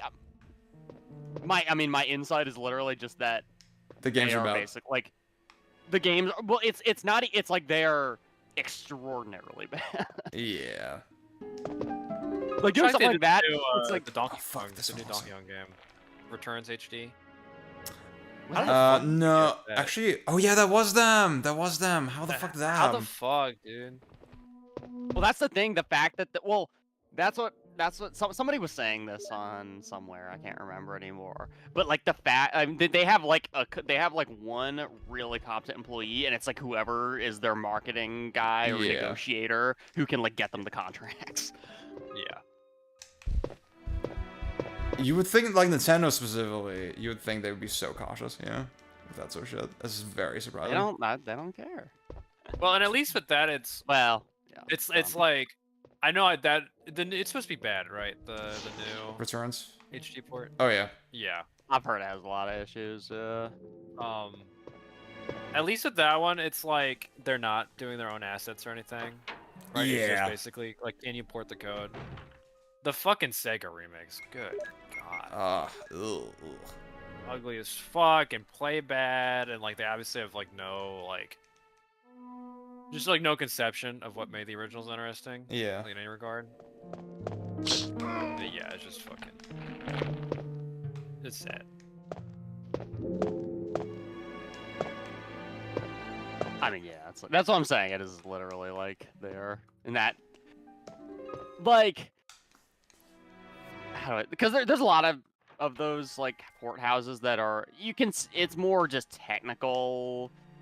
It's either technical, I don't want to say ineptitude, but like they are not able to meet the high technical goals within the provided time budget. Mm-hmm. I think that's pretty common. And it's like, okay, that's pretty understandable in my opinion. But like Forever Entertainment, I think is like way beyond that. Oh, like, I mean, because even someone Night Dive, I'm known for making fun of Night Dive because a lot of their ports have a bunch of issues. But it's clear they like have an understanding and respect for the games and are genuinely attempting to make them give you a good experience within the time and money that they have and expertise. And like the people there, they mostly, and then they clearly have technical expertise. But it's and it's like even they fail. But I mean, Forever Entertainment, it's like Night Dive would never do what Forever Entertainment did with Front Mission 3. I guess that's my point. Yeah. I think for me there's an element of like, okay, with Sega and Square, it doesn't surprise me that they see Forever Entertainment's work and they're like, okay, let's go with that. Yeah. Like yeah, I guess. Just based on the disposability, I guess. Yeah, like stuff. Yeah, I'm not shocked that they're putting that out. And I guess, Pang, what you said with Tropical Freeze, not Tropical Freeze, Returns, it also sort of makes sense. Like, okay, I guess it wasn't that bad, so...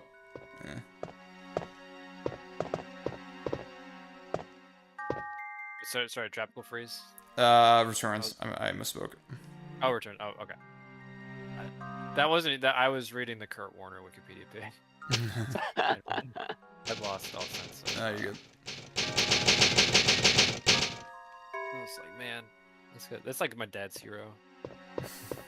That's always bring up Kurt Warner, which is weird because I think, well, my dad has no quarterback to call his own because he's a Jaguars fan. So. He has to look to other teams.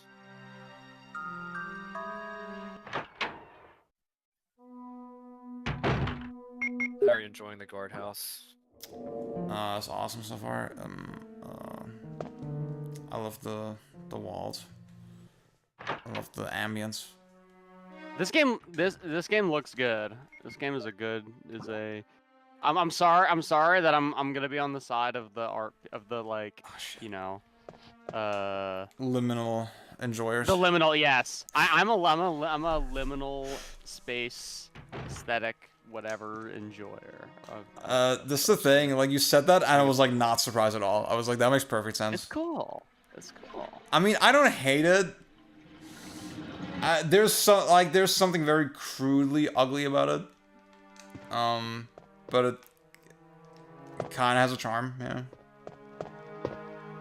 I think two really nails it. Yeah, 2 is like maybe that one. It's like this one's like the mansion's like a little weird. Mm-hmm.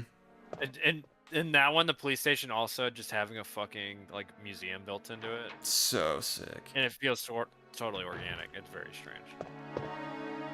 But then this game keeps it up until the final, minutes, and that game is just the dog shit. Just shits the bed completely.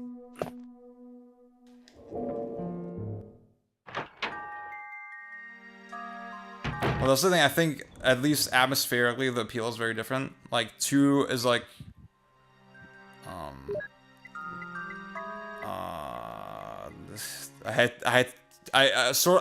some reason I'm gravitating toward the word genuine, right? It's like, well, it feels like a genuine realization of like a world or something that like feels kind of plausible. Or like, not plausible, but like, tangible maybe. With this game, there's something like weirdly shitty about it that's like also kind of compelling, you know? Yeah. What was I gonna say? I will say this also, like, sort of like how the sewers are bad. I don't think the mines or whatever they are, the caves, are as bad in this game on like from a play perspective, but it is very much like it feels like a filler area. Yeah. But I guess 2 also has in that weird like hallway area between caves and the lab, where it's just like a bunch of forked hallways, but. I can get both of them there. This is the other cool part, is like figuring out how to hurt the zombies so you can hit 2 at once. These games have good combat. I've come around. You gotta play without the walk-on. Who gives a fuck? Actually, no. Okay, that's a point I made in my reviews. Like, the hunters are specifically made to fuck you up if you don't know how to aim properly. Oh, the keys don't stack? Or do they? That's crazy. Fire. Great game. Because in Remake they do. That's interesting, huh? Ew. Oh. They always Of all ruin it the with the friction. remakes. The friction, the friction. Oh, God. But yeah, the hunter's little side road, like you're supposed to like hit them and then they do like a strafe roll. Mm-hmm. It's like they will hit you if you try to like re-auto aim. Like you have to distract them manually. Huh. Which I think that's like a good level of like difficulty. Yeah. Like where you want it. The thing is, I mean, when I was playing with Jill, I was like, it's okay. You know, it's like, like 90 hours into my attempt at playing this game. I'm like, okay, this is like some refreshing combat, but it's like, I mean, it's like it's nothing like crazy. Okay, let me stash this shit too. FFF asks, has your negative view on survival horror changed by now? I think in this game, I don't know exactly how I feel about it. I can't quite articulate it, cause like,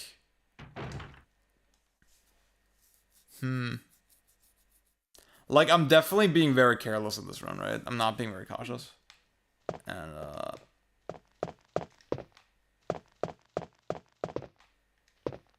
and there are like genuine considerations.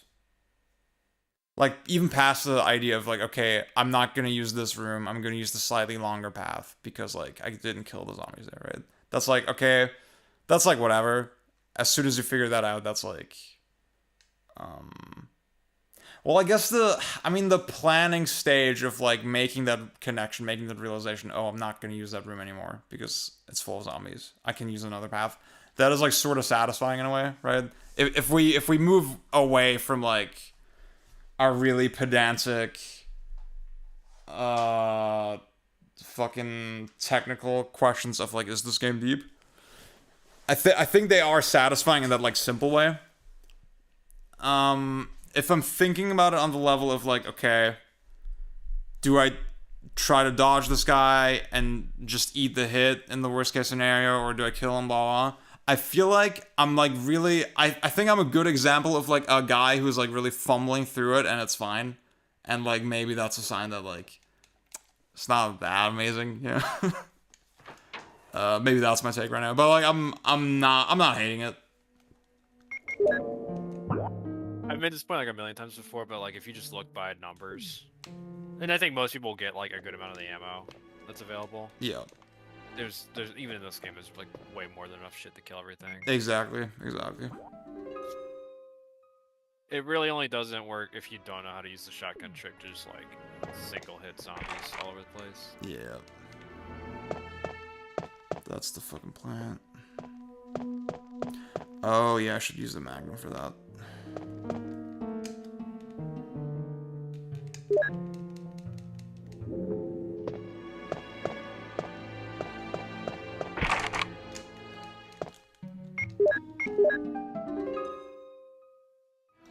Single-player games don't need to be deep. Facts. So fucking true. No I game. can't remember if I explained that or not at some point, but it's not really. Well, I don't know how much there even is to explain. It's actually not my millionth playthrough of the game. Prior to this weekend, I'd only finished RE1 like once on the DS version with Jill. And like Chris and the arrange mode is something I've never played. So, oh wait, yeah, this was the keypad.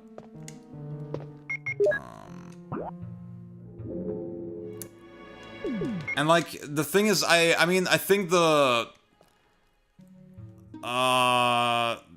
real like hinge point of the argument against this type of game is like, okay, there's just mechanically not enough there to like, well, if, okay, it's the sort of the tension between like, okay, is this a skill-based game or is this a game where I'm just exchanging resources, right? And like with how the mechanics are skewed in the sense that like, okay, it's kind of light on mechanics. There's a sense of like, okay, the resource exchange game by itself is like not that compelling to like carry it. That's like sort of the theory, right? So if you make the resource exchange shit tighter, does that actually fix the game, right? I don't know. I guess the big thing is like the resource stuff mainly comes into effect in like you only have 6 slots, and then if you're trying to do it in like very efficiently. Exactly, Right? exactly. Yeah, which at least this has the time limit if you want to get like there's a very definite like, okay, it's like what, 3 hours, 4 hours to get the the infinite rocket launcher or whatever. I think that's valid. That's like totally valid to point out. Oh wait, it's not the right door. Okay, we really need to put like an arrow on the map for like where you are, for like really dumb people like me. You know, it's like I think it's time. You need the crazy taxi. Yeah. Arrow. Like no, just I want to know where the fuck I am relative to the map, yeah, relative to like the rest of the room. Yeah.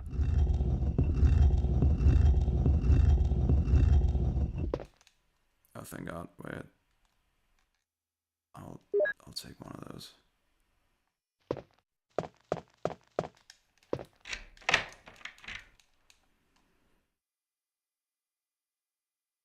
It's kind of like a point-and-click adventure game where once you've solved it, there's no replay value. I always forget the game.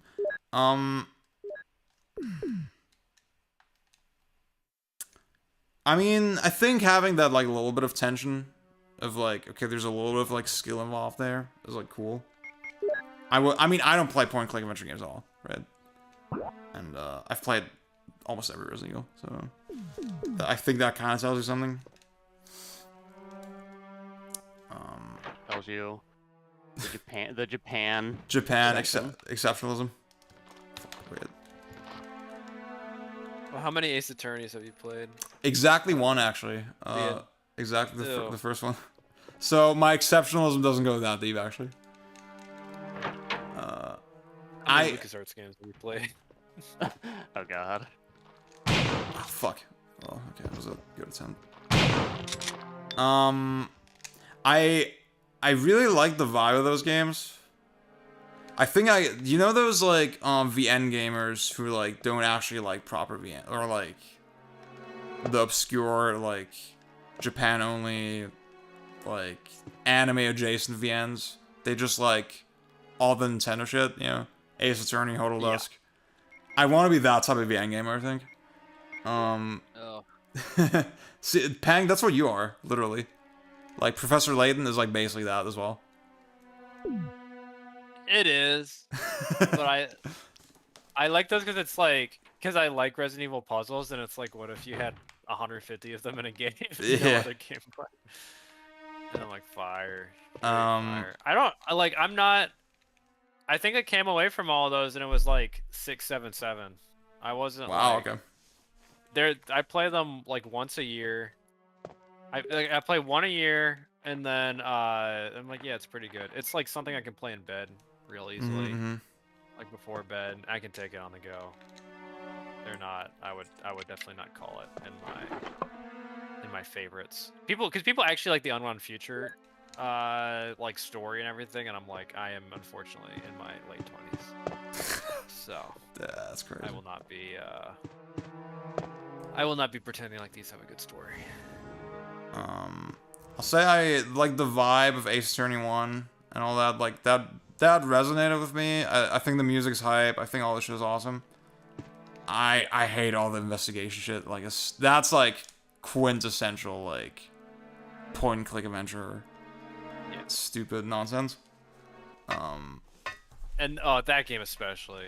It was very funny, like, in universe, they were like, because there's the whole, like, oh, all court cases have to be 3 days long. Which is already ridiculous, and then they realized that was still too long. So in the second one, they're like, there's a new law, and they have to be. That's awesome. No, they have to be 2 days long now. See, that makes help the pacing like immensely. The thing is, yeah, my playthrough of the first one is so long ago that like I wonder if I should replay it before I move on with the rest. Okay. Don't. It's gonna be another game you stream, and the whole time you're gonna be like, this game is awful. I'm not streaming that shit, dude. I'm not that insane, okay? should do your next 48-hour ones like, oh, here's all 3 of the OG Ace Attorney games. See, I have barely have like the mental capacity to like pay attention to gameplay while I'm streaming. Oh, that's so true. Once we add like a story in there, it's like, okay, it's over. And some of those are like, a lot of those puzzles are like really easy to solve, like the deduction stuff. But Eric says the greatest attorney cuts down on the investigation segments. I think those games are worse for it. I agree with that. Huh. Because, well, the investigations are so on rails. It's basically just like, you might as well be watching a bunch of cutscenes and then you go. But the trials themselves are so fucking long and have so many, like, so much conversation, like, in the middle of it. Like, they're all just sitting around talking in the middle of a courtroom for 8. I think that's, the opening trial took me like 3 hours or some shit. And it's a tutorial. There wasn't anything hard about it. Like, or maybe it's 2.5, but it took like the first game. It's like 30 minutes long, right? And also for that one, the second, oh, the jury shit. Yeah, so fucking stupid. The second case in Greatest Attorney being a fucking only investigation segment. I was like, good god. 3 is like peak though, right? I loved 3 when I played it.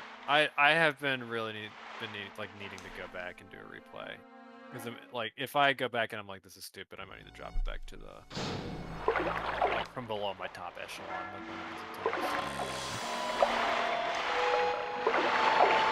Yeah, I think that's a series where, okay, the first game definitely had its problems, but like I just find them so likable that like I'm open to like the Shitakumi. Yeah. He's a funny guy. Yeah, I thought Ghost Trick was really good too. Cute. Yeah, Ghost Trick was fun. Dino Crisis is a great game. Dino Crisis is goated because they just let Mikami do like, I was like, can you fix all of the gameplay for us? And then Shitakumi did all the puzzles.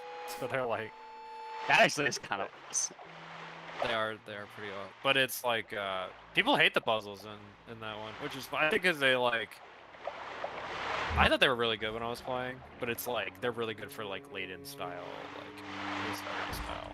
No, what? A lot of people are maybe not be, you know, on board with that necessarily.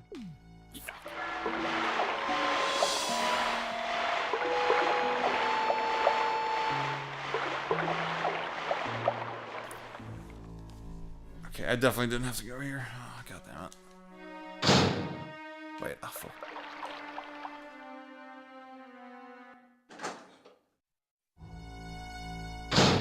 Also, how does the Ace Attorney community feel about like that extra case in the DS version in the first game? Bad. Bad, right? Too long. Wait, which one? The 4th one or a different one? The Phoenix from the Ashes.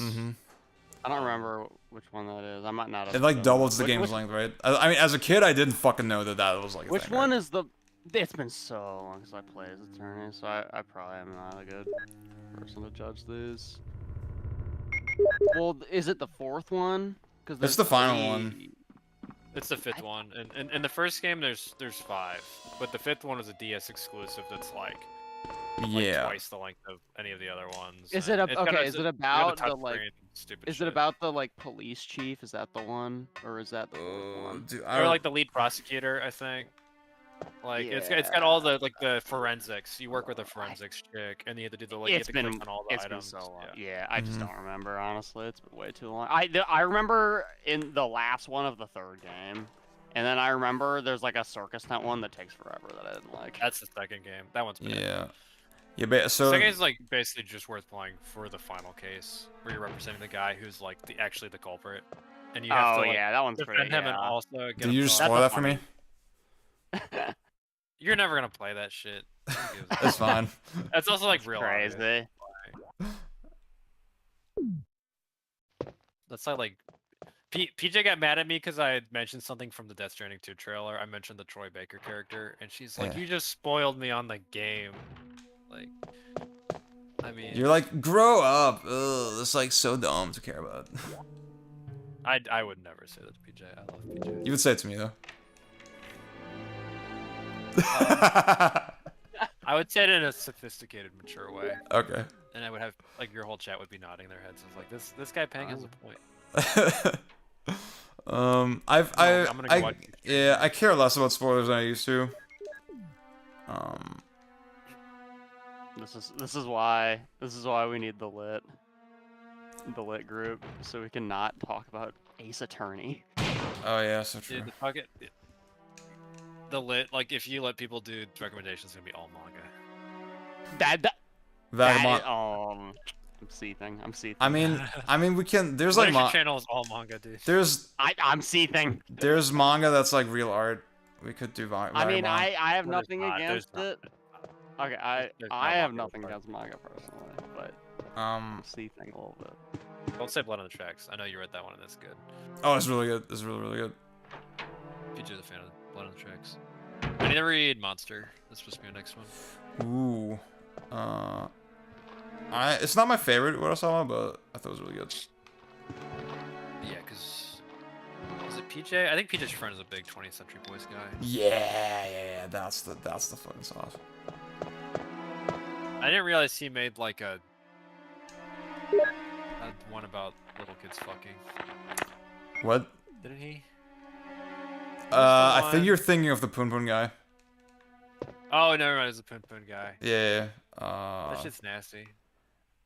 It's It's like at least like write a story. Why do you have to illustrate it? You have to illustrate the. Well. the 13-year-old having sex. Oh god, I don't. Shit. You know what? I'll hold my tongue. I'm not gonna say anything that'll get me canceled. Yeah. You'll say it to me once you stop streaming, but you won't know that I'm recording. Yeah, guys, she does that. I've heard Urasawa did Pluto. That was really good too. It's like really short as well. Yeah. I didn't really. We watched like 2 episodes of the anime, and like I thought it was like kind of way too slow. Yeah. PJ was watching that. Did she like it or? I think she did. Okay. She's sort of like she's also like a Astro Boy like. Okay. Sorry, which one are you talking talking about? about? Series. The Pluto. Urasawa Pluto, like basically like the Astro Boy. Oh, like yeah, reimagining. okay. I think I might know what that is. That's That's really actually good. the first thing we're doing for the lit, the book club. You're gonna want to download. I'll get people in. We'll do King Lear with the Kurosawa movie. Your facts. Oh, facts. No, I'm the only one who has. Actually, I'm definitely not the only one who has strength. There are other people who have read way more than I have. My only one of his I've seen that's like a Shakespeare. I saw Throne of Blood. Yeah, Whenever I it's kind of like it. I don't think it's. I haven't seen Ron, but I've heard it's better, and I would believe it. I think Throne of Blood is alright. It's pretty cool. Yeah, it was okay. I liked it, but I think I was like a sophomore in high school, and it was like I'm not. I'm maybe not there to get it yet. Yeah. I was Now when I see reading black and white, I'm like, oh, good film, and so I automatically give it an 8 out of 10. the Kurosawa filter. Yeah. I love Ghost of Tsushima. Great game. I was watching Julius Caesar, but the productions, Shakespeare productions are really weird. They're like really hit or miss in my experience. They're either like, I don't know, it's like so easy. Oh man, this is my stupid thing about Gundam. What is it? There's like, there was some Gundam thing I saw recently that on the old Blue Sky. It was like all the Gundams are like 7 out of 10, but it's the best because you can never stop thinking about them because there's always like one weird thing that you think about how it's like weird or how it could be improved or how it's different. And I was literally thinking, okay, the 10 out of 10 version of that is just Shakespeare. Huh. It's been like that for 500 years or however long. That's interesting. In fact, it's very famously been like that. Yeah. And all the entire history of Western literature has taken that into account. Yep.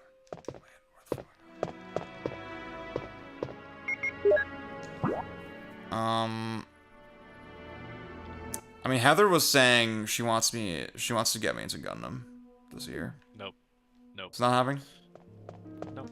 Okay. Okay. Yeah. my like Gundam half bit aside. I really like the original one. It's very bad in specific, or not very bad. It's like it's weird in a lot of specific ways. But I was really impressed by a lot of it. I thought it was super cool. The original. I saw the movies, the 3 movies, and you can definitely tell that the movie versions like had some problems in terms of cramming the whole thing into that format. But also it had some. I think there were some scenes that there were like added. There was like added stuff, and I looked up what they added, and it was like, oh yeah, this probably added stuff. Dylan, would you say that watching the movies is as a Gundam head, right? Is it a good substitute for the series? Because like I don't know if I'm watching like 50 episodes of that. If that's what even like I guess the Gundam heads. What's the consensus on like okay, this is a good one to start with? I think they all say the first one. Well, because the problem is a lot of the other ones are actually like direct sequels. That Tomino made. I don't know. I'm not a Gundam head though, so I'm not. Yeah. I shouldn't be authoritative on this. Like I wanna theme Max and oh shit, wait, what? Oh fuck. Wait. What the hell? Did you get captured? Now you have to do the Joel. Oh, you have to do that as what the hell? Yeah. That's wait, can you not get captured? Chris! Rebecca, no, it's no use. Can you make V-Jolt on your own? I don't think so. I couldn't. I think you have to you use the V-Jolt and then Chris you have to do the boss venom. In order to make the potion and kill the root. Rebecca, please. It's like I haven't played it enough that I like remember all this shit, but I've played it enough that I've done a bunch of different permutations. They all got modeled in my head. Watching a series of anime is probably a waste of time anyways, because you could be enjoying way better art than this in the meantime. The time invested isn't worth it. I agree. See, I'd stop shooting Resident Evil. That's so true. Turn it off. That's so true. These bad fucking games. Wait. So the thing they just pointed me to is that what? You have to go just make the. You have to make V-Jolt like you did with Jill, and then you have to run downstairs and yeah, apply it to the roots. I'm pretty sure. Yeah, I couldn't do anything as Chris in that room. Yeah, I think you have to do it as Rebecca. That's crazy. Chris is just a dumbass. He's just dumb as rocks. He's a himbo. Yeah. Chris is my favorite. I guess actually Chris was one of the major himbos back when people were saying that shit all the time. Yeah. This is. Yeah. My comment on the my comment on the anime comment is that is the position I aspire to reach at my life, is that rhetorical position. But I think almost everyone who makes the argument is not qualified to say that. It's true. That's what I'll say. Yeah, because well, and this might have been sarcasm, but it's like the only thing maybe worse than watching an anime or like playing a video game is watching a stream of a video game with a bunch of people talking about anime on it. That's actually there's actually zero, all empty carbs. Nothing. And to the person in chat, I'm not trying to dunk on you or anything. Because this is like this has been said many other times. I'm definitely thinking like you should be like cleaning your house or something while you're watching this, like, or like doing your taxes, you know. So true. I have gotten work done. I did my got my phone set up with the screen protector and everything. I'm about to send off this email with revised report summaries and a screenshot of our test bed. And I've also been talking this whole time to provide content for no pay for the end stream. So if I can do that. Wait, what the hell? Good luck. Sorry. See, it like led me to this room, and I was like, wait, isn't this the fucking plant room? And like, I haven't made the I haven't made the potion yet. Yeah, you have to make the potion and then pour it on the. Yeah. Wait, where the fuck is that room though? What's up? Good night.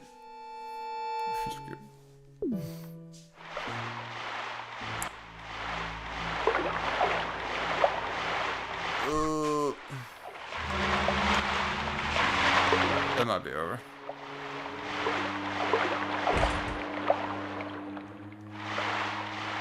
Literally every bitch I know wants to be her. Rebecca? Yeah. So I know too many women who like short hair.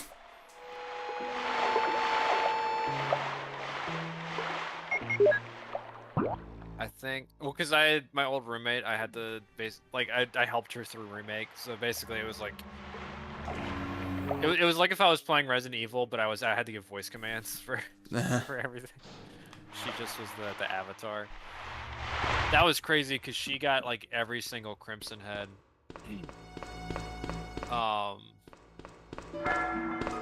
She got like every single Crimson Head spawned. That's awesome. Like before, like anything happened, and like she got anything done in the mansion. Like that's crazy. Cause you can clear the whole mansion before any Crimson Head spawn. And you only have to kill the mandatory one. Yeah. In the crypt. So it's like something that I'm really curious about, because like I got the sense that the game will remake ever spawn more than one Crimson Head per room. I don't think so, right? I don't think so. Because like I think the way it prevents that is just by giving you a crit for every zombie you kill past like the first one in the room. Yeah. And I'm like, okay, how exploitable is that? You know, once you know that.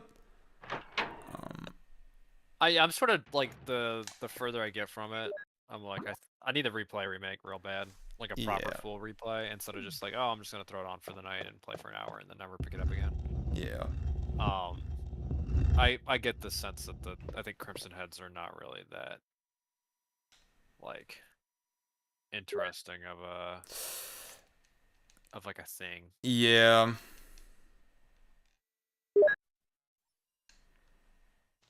Oh shit. Where the fuck is the room?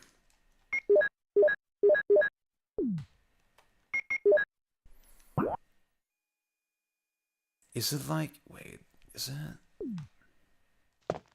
I'm such an idiot. The generally one wasn't sarcastic, also a bit rich to assume I'm not in a position to say that.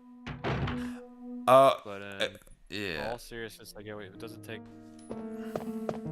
Yeah, I don't know. Yeah, you could just say that for all art. And like, if it is serious, it's like, I mean, fuck this shit. Wait. This shit's stupid as fuck. Resident Evil stupid as fuck. Luke says, game's so good he's taking his time to finish it. So true. What's up, Luke? What's going on? Luke, you gotta hop on for our tap. Wait. Beach episode. Yeah. See, I think the thing is that they don't let you do the keypad shit as Chris. Yeah. Oh, had you not tried it until just now? That's funny. I think I like you tried it with Rebecca. No, yeah. I interacted with the keypad and it said, "Oh, you don't have a password." And I was like, "Well," and then as Rebecca, you can just do it. It's fucking awesome. No, it's happens not tomorrow. Cause like I'll be doing less important things. Yeah, this stupid shit. Bad game.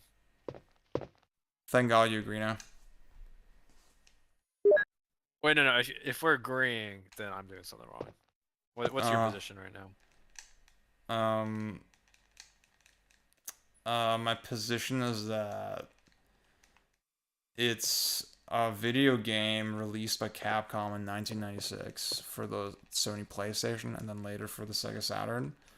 It's shipped on a CD and you play with a controller. I don't know anymore. It's like, it's sort of mush. It's sort of mush. My take is like this game was meant to be played on emulator with save states and speed up. Which is actually exactly back where it was when I started.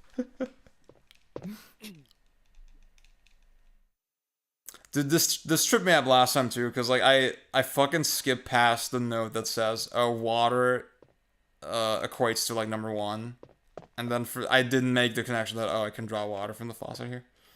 So, yeah, I was like, if you've taken a chemistry course, it makes sense. But oh yeah, see, dude, like literally chemistry for me is like fucking ages ago. no, like, that was a joke. Oh, it was a joke. That's not true. I thought maybe there was like a genuine association. Well, it doesn't make any sense, dude. I thought maybe it was an American thing. I thought it was ESL moment. I don't know. Cut me some slack. No, I'm kidding. It's actually, I mean, you sort of, it's like you have to do this, except it's way more,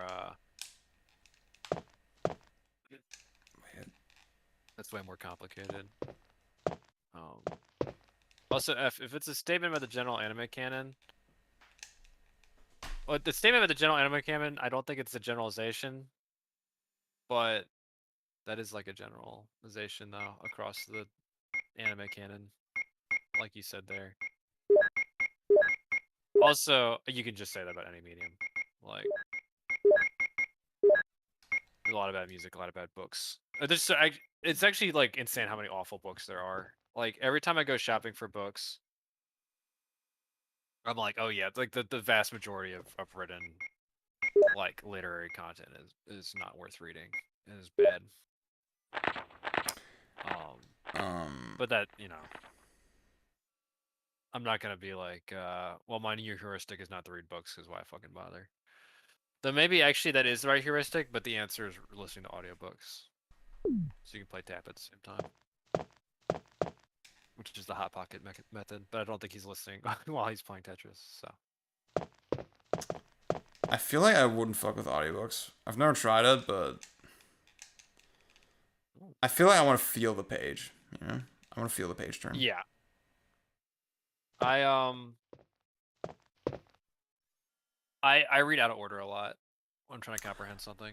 It's, yeah, for me it's also like, I get like really, if there's like a really tense part or something, right? I get really anxious, so I start reading way faster than normal. And then I go back and like read it more slowly, right? I do that with manga like a lot, especially. With manga? Yeah. Yeah. Well, that's a really nice thing with manga, is that you can read manga so fucking fast. Mm-hmm. That's been my issue with books, is that I keep reading like shorter stuff, like anything in like the 200-page range. Which actually, thankfully, is a lot of classic like philosophical tracks that are like in that length that are like really good. When Hot Pocket had me read Nietzsche, that was only about 200 pages. That was less, I think. That was like 150. Renee's asking, did I change to Jill again? No, it's our good friend Rebecca. There's a big female cast in the Resident Evil series. We're still on playthrough number 2.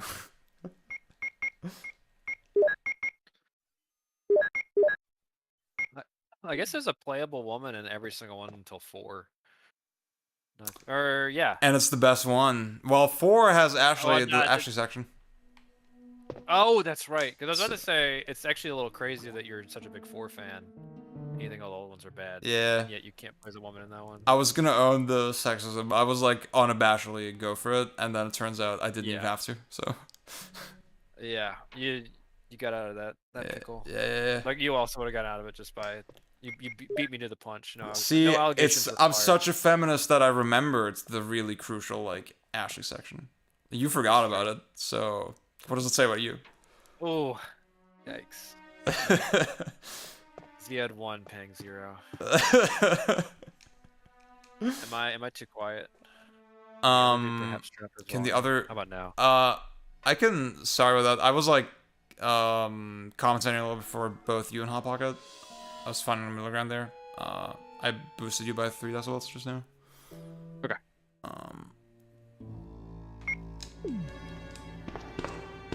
I don't think we need a count assignment, Ada.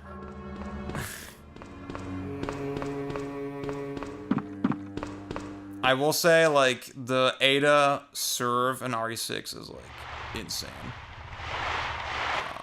Her shirt goes so crazy. Oh, yeah. Oh, my God.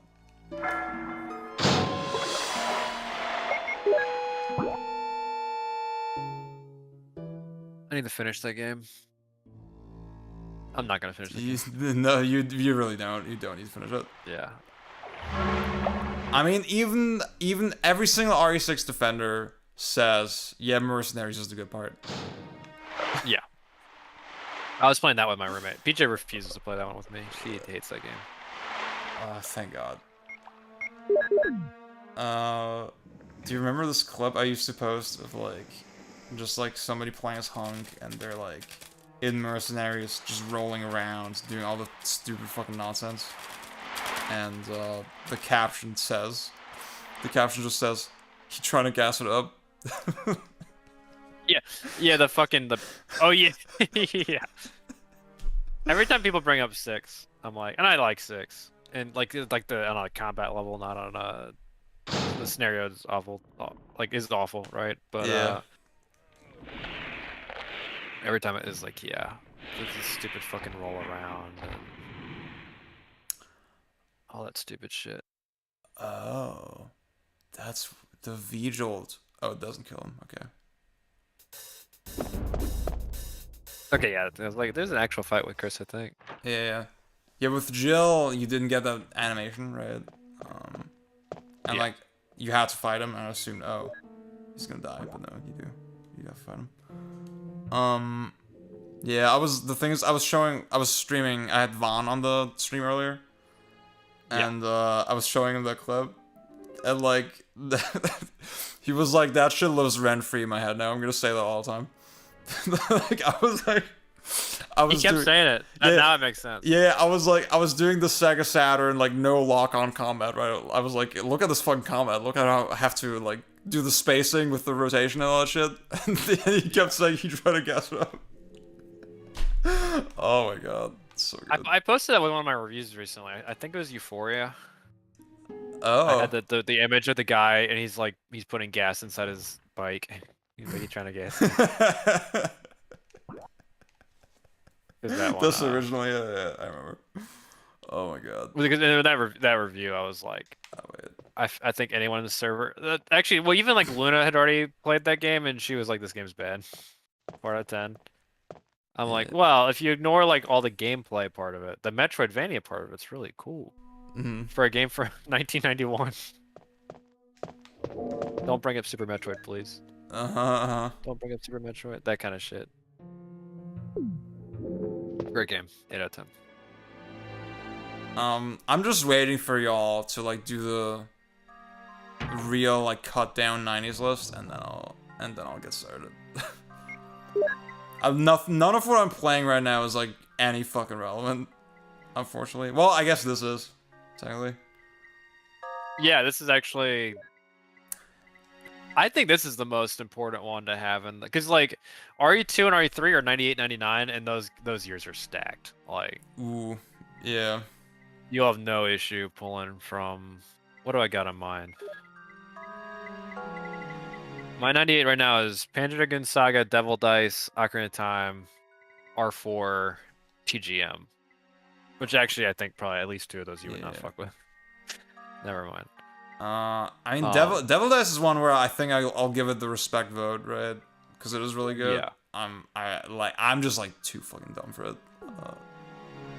That is insanely fun. Oh, it's something I want to try soon, and probably when I do my re-review, I'm gonna play with it. Basically, like, because a lot of the combo runs, it's just they're comboing on 2s, right? They're just setting up like chains of 2s over and over again. I'm like, it'd be cool to like try to get high scores where it's like, okay, just 2s, just 3s, just 4s, just 5s, just 6s, like different, Yeah. like different little challenge runs. Because it's like, okay, if I followed the best strats, it would be fucking over. 98 might actually be like for your kind of taste, sort of a dead year. I mean, F-Zero X, I know you're gonna have on yours. Fuck yeah, great game. Are you a Tekken 3 guy? I like fuck around with it every now and again. It's a cool game, but like I mean it might be a situation where like, well, don't have much else to vote on, so. Yeah. Yeah, like top of that year, Ocarina of Time, I know you're not gonna vote for. Half-Life. Well, I'm gonna play it. I'm gonna replay it. Which one? Ocarina. Fire. You're gonna be like, God, it's literally. Pang was Super right all Metroid. along. I'm so I. It's 30 Super. It's 30 Super Metroid. I regret my words and deeds. What else? Half-Life. I know you don't give a fuck. Banjo-Kazooie. I liked it when I played it, but I mean that was years ago. So. Half-Life. Yeah.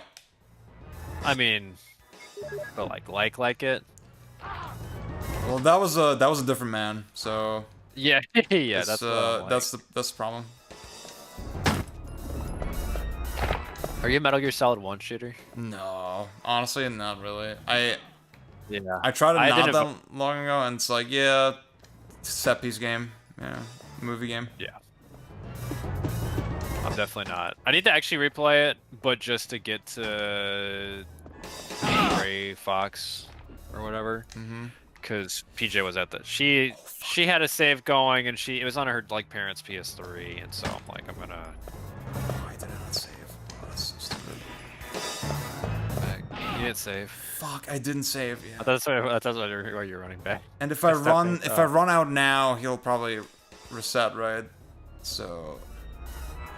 I should just. Because you didn't save with Rebecca, right? Yeah, I didn't. Well, no, I could have reset the boss. I don't know.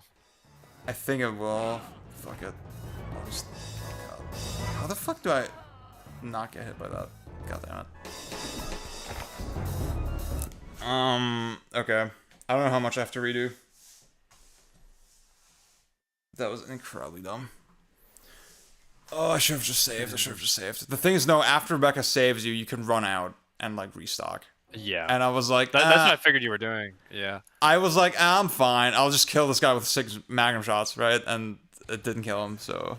Oh my god. I got too cocky. I got too fucking cocky. Yeah. This fight is actually sort of. This fight might be like the hardest in the game. I was surprised because with Jill it was so easy. Like I think that's why I made that miscalculation. Well, okay, whatever. I think Yawn Later is pretty easy. The Spider's pretty easy. Well, actually, now I think about it, last time I played those was with Jill, and the weakness, like the grenade weaknesses, are like actually very major. Yeah. But Magnum's also just heavy as fuck. So. Oh my god, it was like right at. Oh my god, there's so much I gotta redo. Fuck. Great game. It's my own fault. It was my own fault. Yeah, it was my own fault.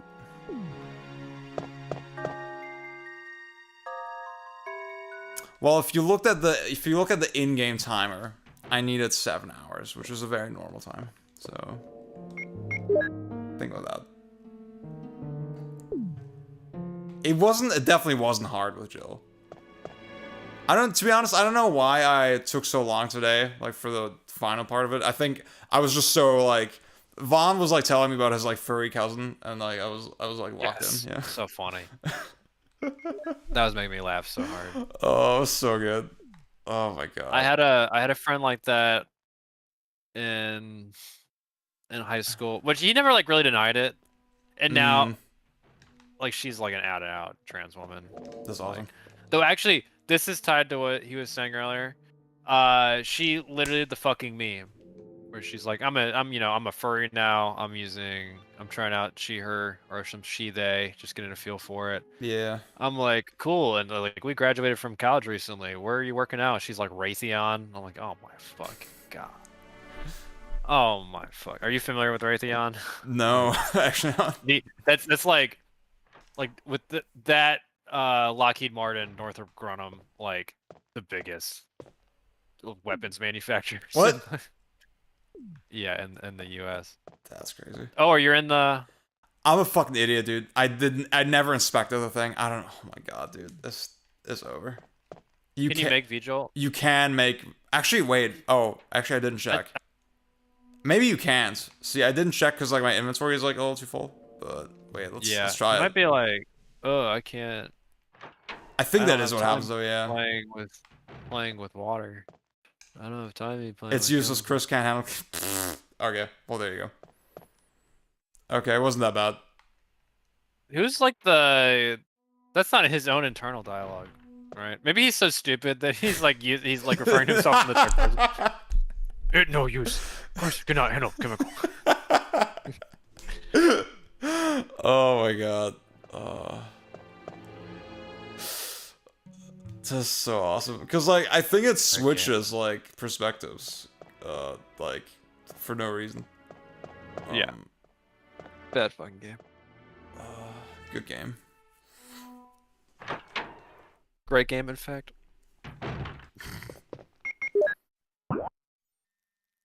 Oh,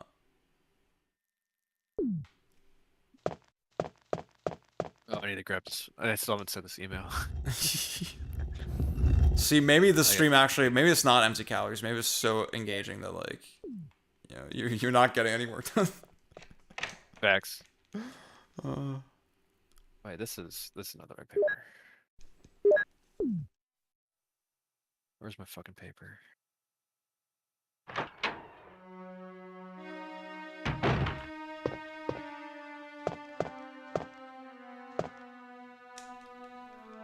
Oh shit! I should have taken the red book. I should have taken the shotgun. Oh, okay, whatever.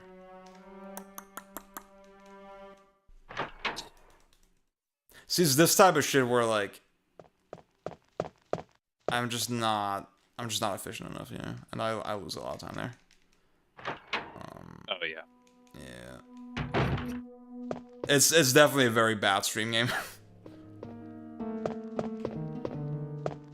Yeah, this is the like, you're almost in like a bad middle ground for this because you don't know enough to like do like a super play level, but then you're not freaking out constantly, and you're like, oh my god, I can't move my character.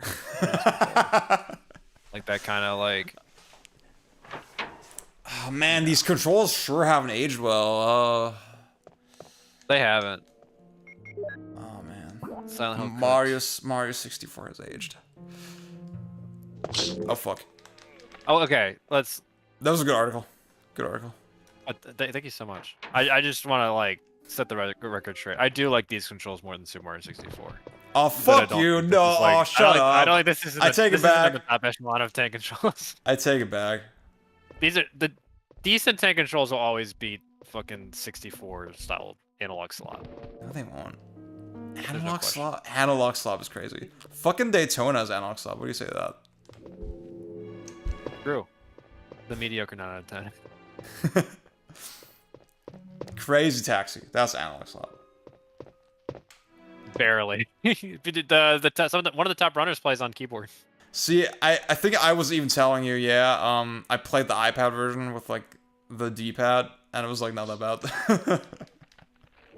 Yeah, it's because if you hook up a controller to it, like it won't recognize the analog stick. Yeah.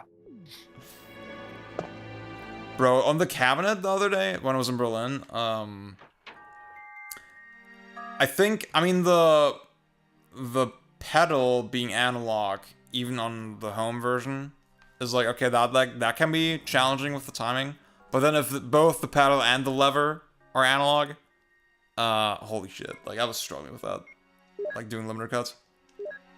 Yeah. It's like it feels so different per cabinet. Mm-hmm. It sucks. I wish there was like, I mean, there is a way to like make it consistent, but if it's like somewhere I'm like visiting, like if we had a Crazy Taxi cab local, I would talk to the operators and be like, hey, do you think you can fix this for me? Yeah. Or like even just be like, hey, just let me get in one day and I'll do it myself. Yeah. But you don't be an asshole, so. Yeah, exactly.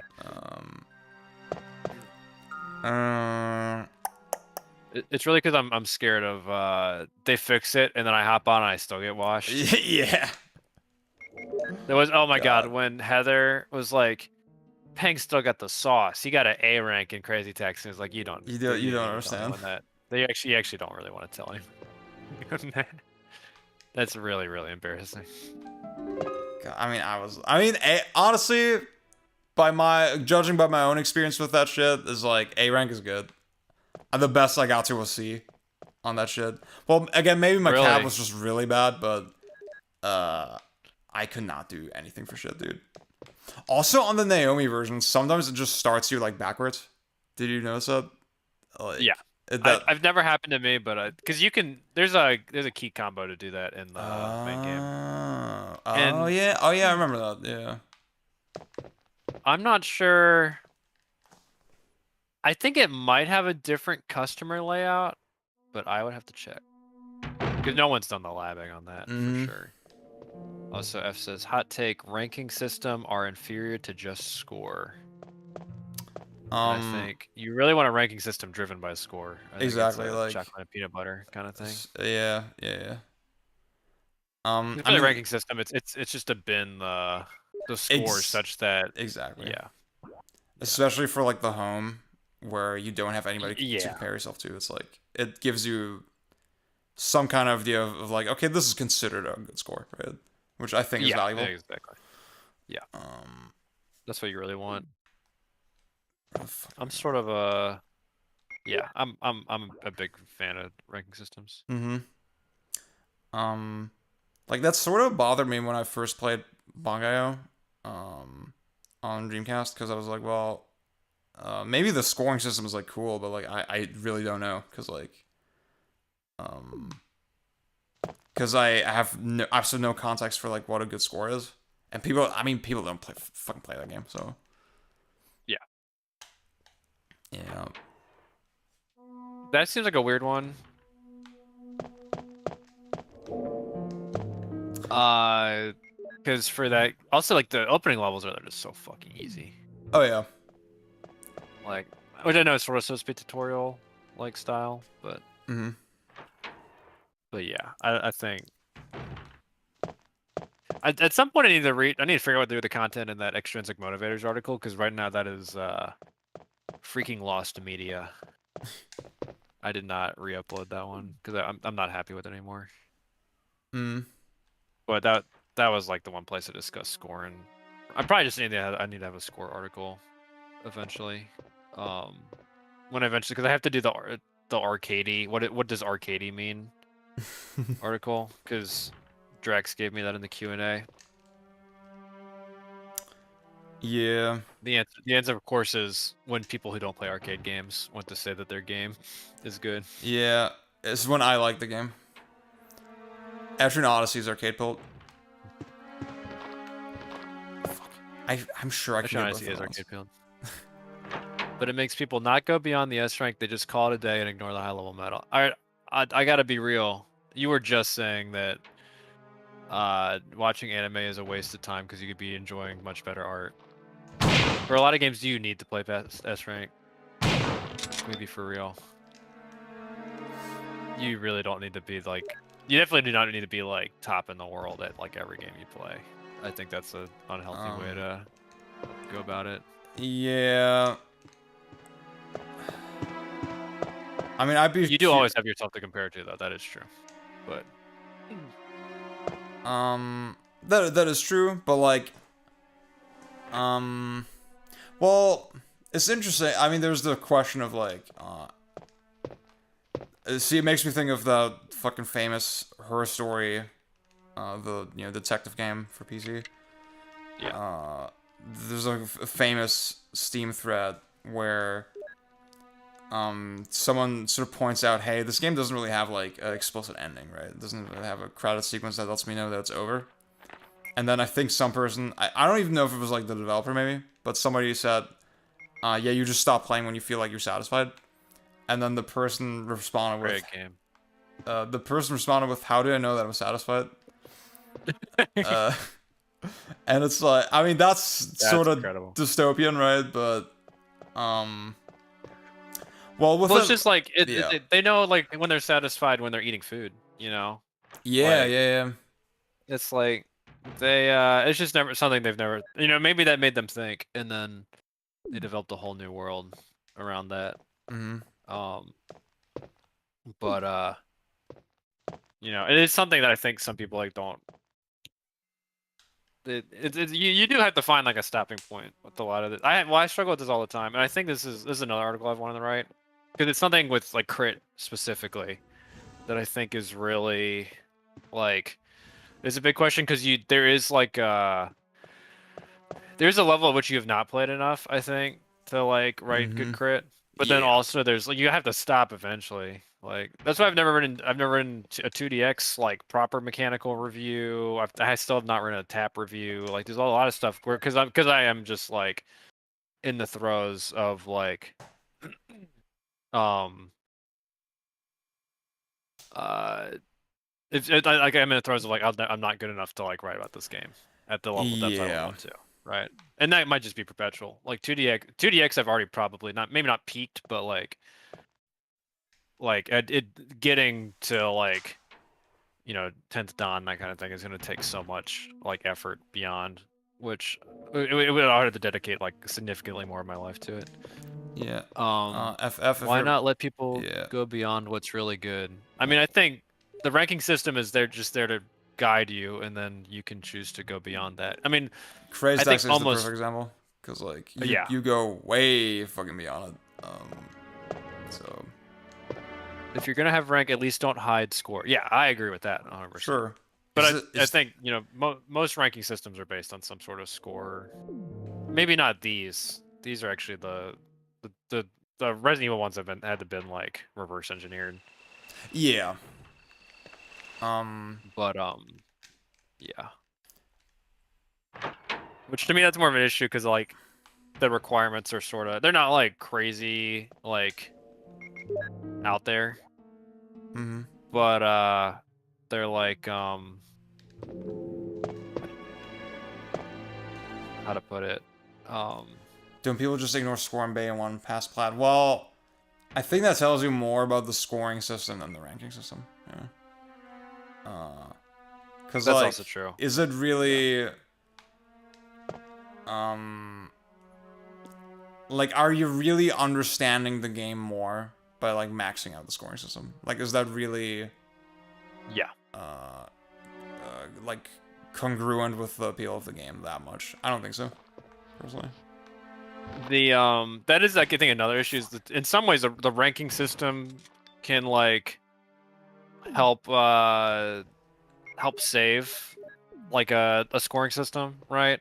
Because it is giving you this balance. Because a lot of like, if you look at a lot of this is obviously not all score-based games, but it's very easy if you have like multipliers, or not. There's not that much like, actually some systems do have like almost like an exponential style scoring system, which is very dangerous, because then high level scoring it basically eclipses like everything else except for whatever the one metric is that will give you, like, they'll just exponentially increase your score.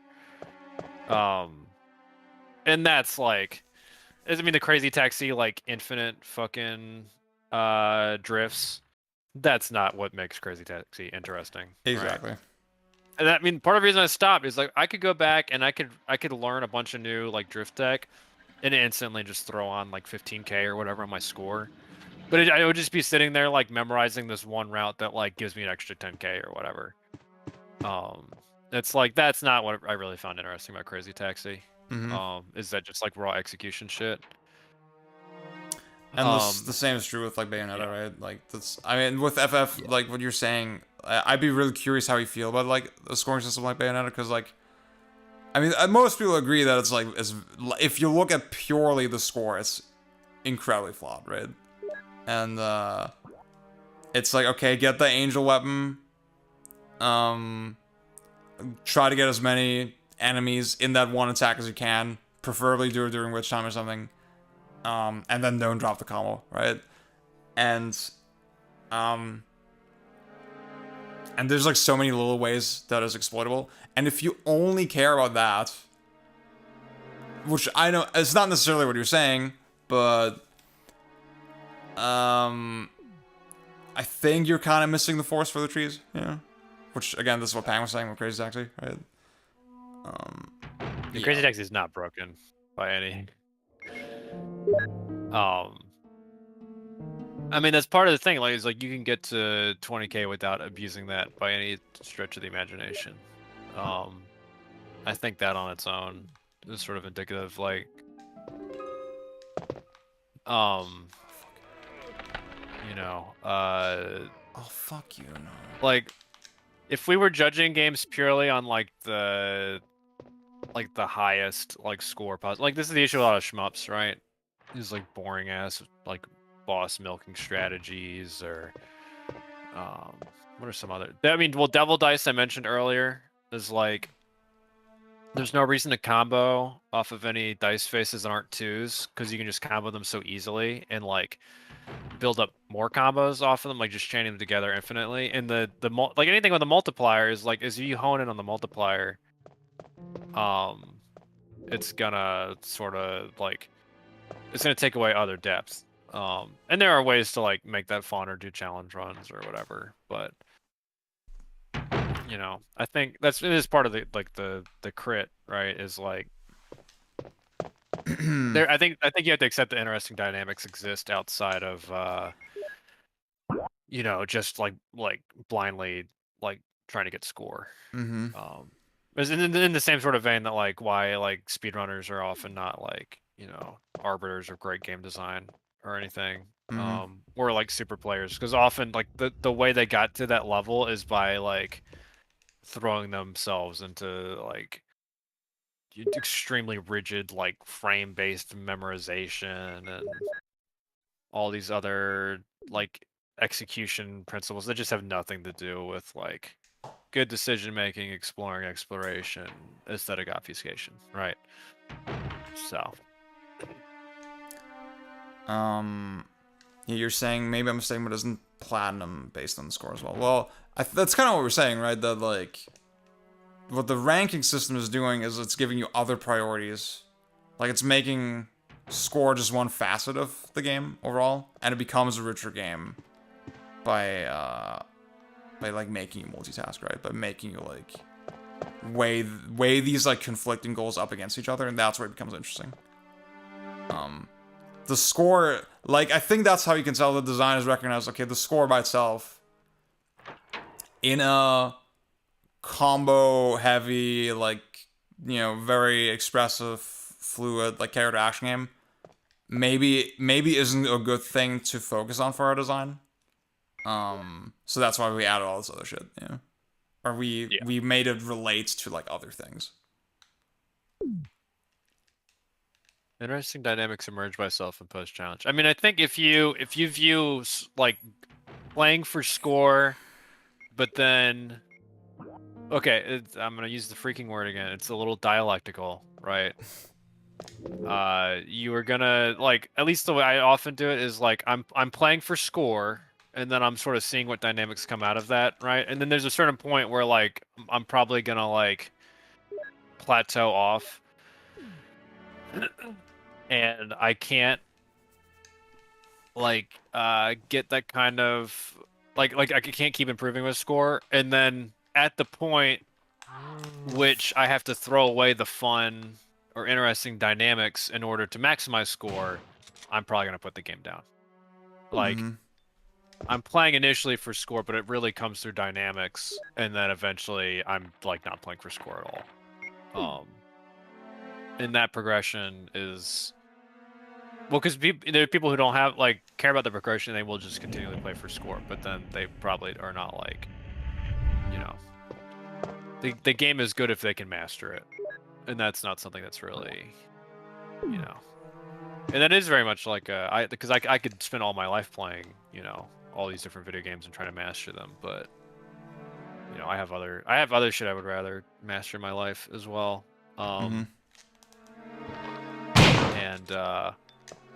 I mean, I'd be more interested in becoming like, you know, excellent at my crit, and that requires you can't like it's hard to dedicate time to doing crit if you're also spending constant hours like trying to master all these games at like a top level. Mm-hmm. Just not time-wise feasible. I guess one point that I also was thinking about, like related to crit, is what you were saying earlier about like there's a bunch of reviews that you haven't done yet because like because you don't feel like you're deep in enough yet. Yeah, that's something I really relate to as well. There's like, I mean, I think, you know, in the fucking backlog battle that I did when I talked about tap, like there's a level of insecurity that I acknowledge where like, okay, this is like, I'm gonna describe this, and I think this is like a thing I do in general, right? I really try to break a lot of these games down for like the really average person. Which is not, I'm not gonna say that's like the most valuable thing you could do. Rebecca, no. But it's no use. I think that's a thing, that's a challenge with games writing in general, right? That like Chris! I think of a lot of writers The information in it. were like more aware of what there is to know about a game. That would already be a big step. That would already be really, like, I think naturally trickle down into a lot of improvements, right?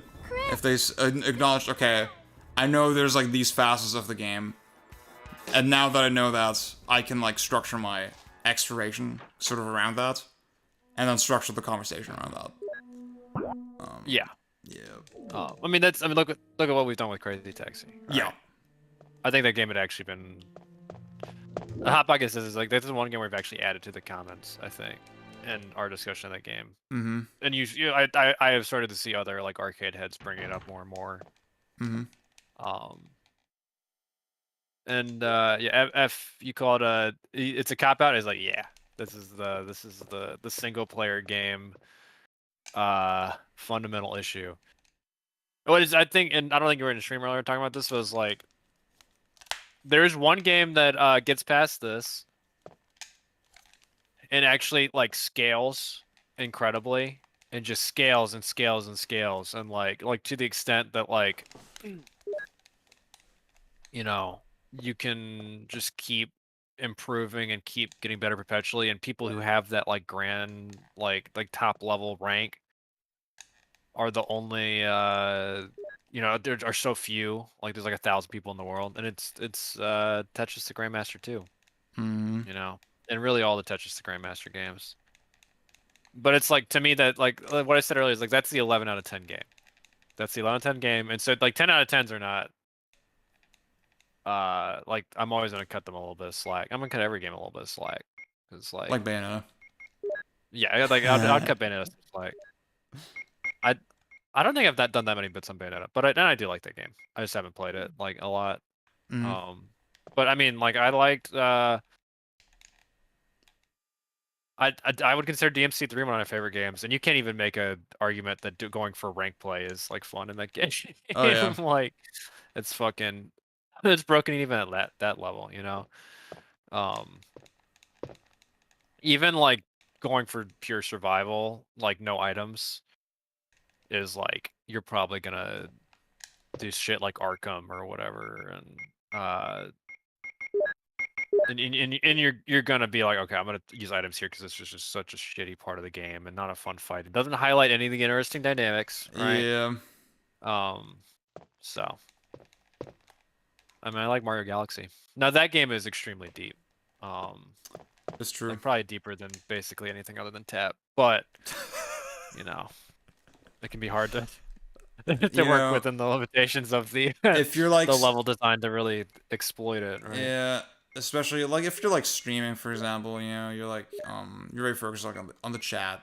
The depth of Mario Galaxy might like you know might pass you by a little bit. Yeah, if you're like, I think if you had been fully invested the other day, Mm-hmm. like you just had so many other things to think about. Exactly. Look at shmups. All of those are incredibly skill-based and not broken at all, bro. I don't know about that. I don't know about that one. What's your favorite shmup, FF?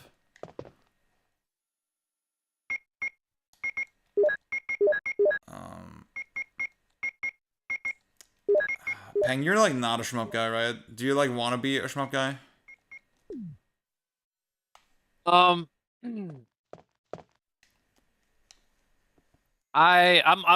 want to be like a shmup tourist. Like I Shmup know tourist, enough yeah, to. yep. And also, I'm annoying enough that I didn't play any of the popular cave games. So I haven't played Ketsu, I haven't played DOJ. So see, I don't know. The one that popped in my head was Backraid, and Backraid has it has cool scoring, but it is also like it's cool to watch. I'm like actually doing this looks fucking stupid. This fucking because it's Yagua rank, right? Yeah. And so you have to do the fucking, but extent you can like. You can just get so many fucking extents in that game. And so you end up doing like you'll milk a boss, and you've got the little like tickle I think in that game. Like you can go up with there's like the little hitbox on the front of your ship, and so you're tickling the boss. You're getting all the score.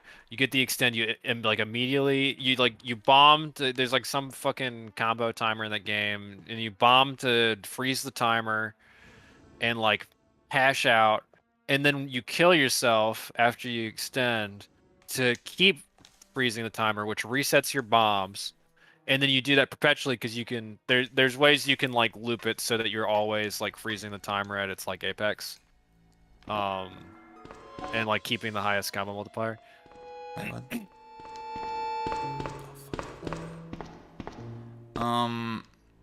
Okay, there's like, this is totally, total aside, but I feel like with the Yagawa games especially, I've often heard this phrase of like, yes, sometimes it's actually good to kill yourself strategically. And it's sort of said in a way that like implies that that's like an interesting quality, inherently. Which I don't know if it is. It's because the rank management is like, it's somewhat fluid, and it's like nowadays I think most people play with the shot triggers port, and so wrong way, bro. Yeah, I just realized. Yeah. You're playing with visualized rank. Yeah. Okay, yeah. But like especially like, I think the idea is that there's dynamic elements to it that are like your rank is going to fluctuate somewhat between runs, and then you're actually having to choose when to drop your rank, like strategically. Yeah. Right. That is whereas in Backraid it becomes non-strategic because you're just looping this combo timer freeze over and over again. Ups in a lot of arcade games aren't broken. I mean. I think this conversation is like a little weird because like, okay, what does even broken mean? Like, what is like? Yeah. So and like saying a lot is like, okay, like that doesn't help me understand the point, Yeah. Because we could just name counterexamples until he finally beats this fucking. I looked at him like, why are we still playing Rebecca? I'm like, that's right. We're still catching up on the shit. You're gonna save this time, please. I will. I'm sorry. I'm sorry. Also, the thing is, so there's like 3 dorm rooms in this section, and they all look the same, and I got confused. Wait, where's the room where I fucking gotta use the book? And wait, what? And I think dude, I was just fucking around so long, and yeah, that was it. Yeah. Such a good game. Zed, you don't know what you're talking about? It sounds like opposite winner. Oh god. Oh no. Are you're not opposite winner, are you? I didn't think. It makes so much sense. You don't know what you're talking about, dude. Garriga's suicide strats are actually really fun and in depth. Like seriously, don't smart kid doesn't want to do off what cat cats put up with.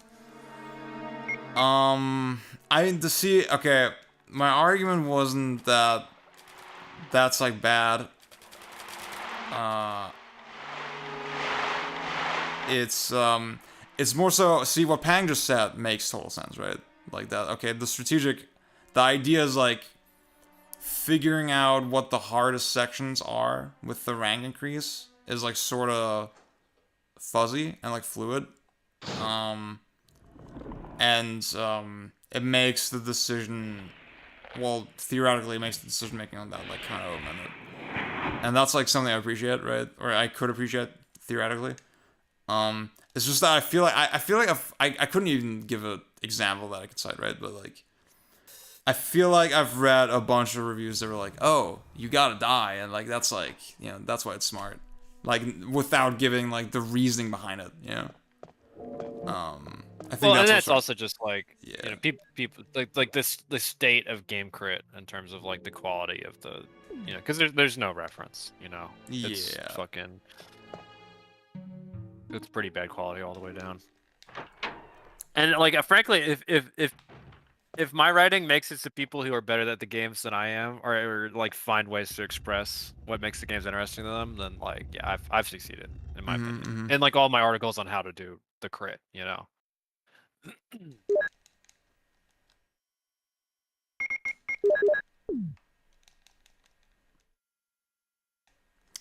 Now I will say, you may have noticed like when I was describing the rank system and all that shit, like I was being a little hesitant. Because, like, I even knowing it theoretically, I don't know if I'm crazy about all that. The rank management as an idea. There's probably a way to contextualize it. Because, like, the fact that it's completely obfuscated, like, doesn't show up in the game at all. Just sort of like, And then I think, like, the shot triggers is almost a little bit of a cop-out, because it's just like, okay, we're just going to show it on screen now. Like, the actual variable that we're tracking from inside of the RAM. Yeah. Oh, wait, what? Did I not push the thing? What the hell? I think there's also, for me, the element that, like, it feels, like, a little intangible. Like, I think as someone who hasn't really seriously played these games, there's sort of the question of, like, okay...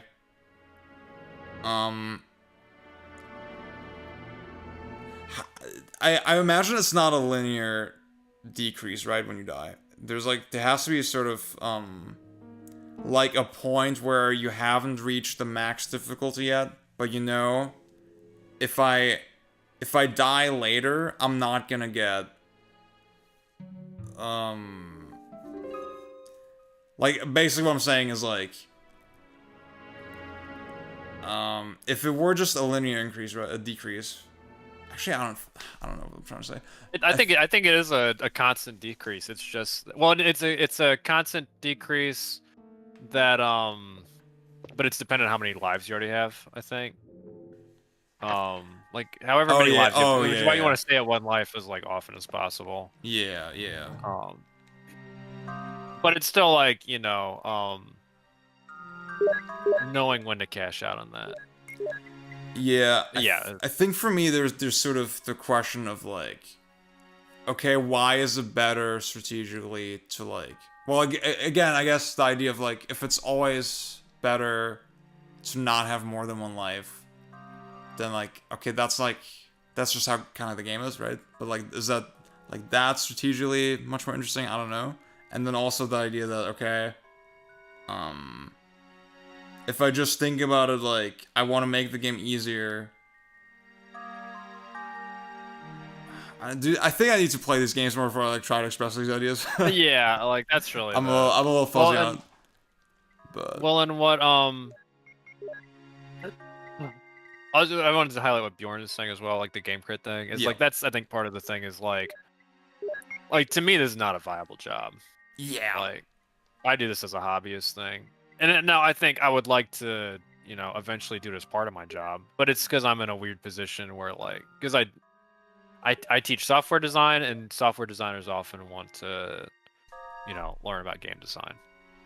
And even my advisor asked me recently, is like, do you think this is the way forward? Because I was talking about my collaboration with Ziad's advisor, because that's, I mean, academic, like, you know, content I need to talk to him about. And it's like... designing games is incredibly, like, making a game, programming a game is very important for like a student game designer, because it's like it's something where you have constant user input and it has to be non-blocking. You have to run it, 60 frames a second or whatever. You have to animate stuff moving around on screen. It's got to have like dynamic properties and an object system and an event system, etc. Like that is all, and it's a very safe environment to do that in, because a lot of our students go off and then they're doing those kinds of complex systems, but it's got to be semi-bare metal running on an RTOS, and it's like it's safety critical, right?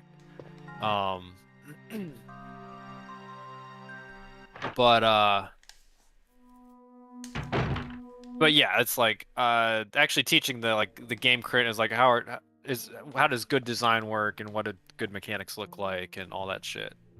That's not something that's very relevant. So you had to sort of sneak it in. Mm-hmm. It's hard to write papers on it. It's hard to get papers out on it. It's hard to. But also if you're at a small college and they let you teach whatever class you want, it's like fuck yeah, I could throw together a curriculum on this like probably easier than I could on a fucking or at least I'd be more interested in that than I would on my usual like dependable systems and like starter I guess a compiler is just one I had to do a lot of work in and like functional programming, all that shit. Like I'm not like necessarily interested in it in the same way I am in all this shit. It's better and worse to have more than one life. And yeah, that I think that's a decent way to put it. What? Did it die? What the fuck? Sorry? You can just do that?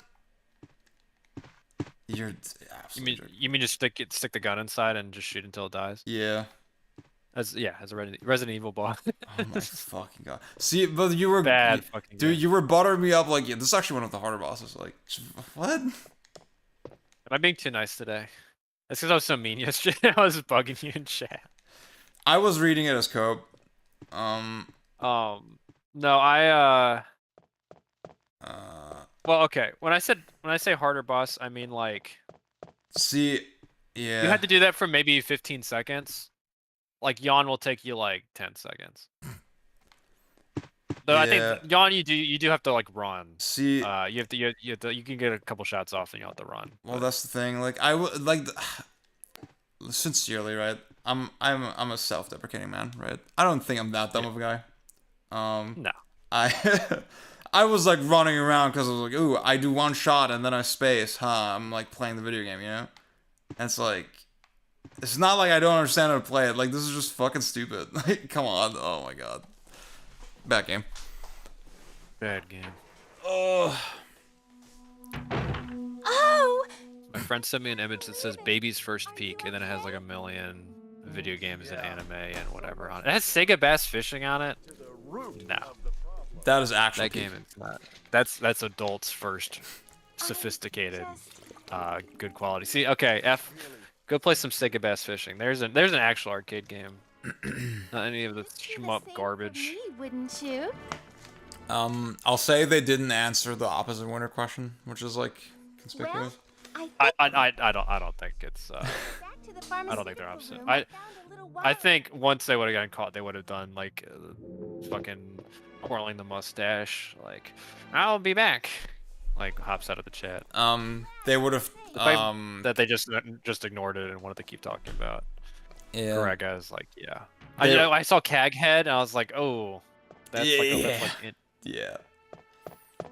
I was gonna say they would have instantly done like the TOS violation, like, talk about like,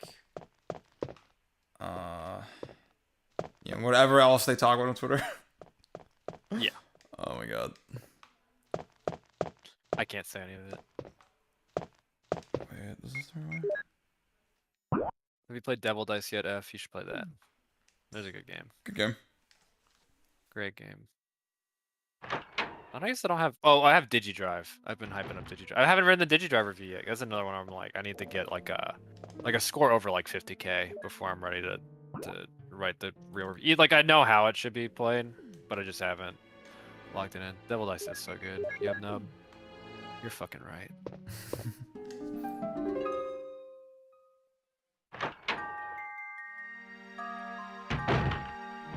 That guy's the true auteur, whatever his name is.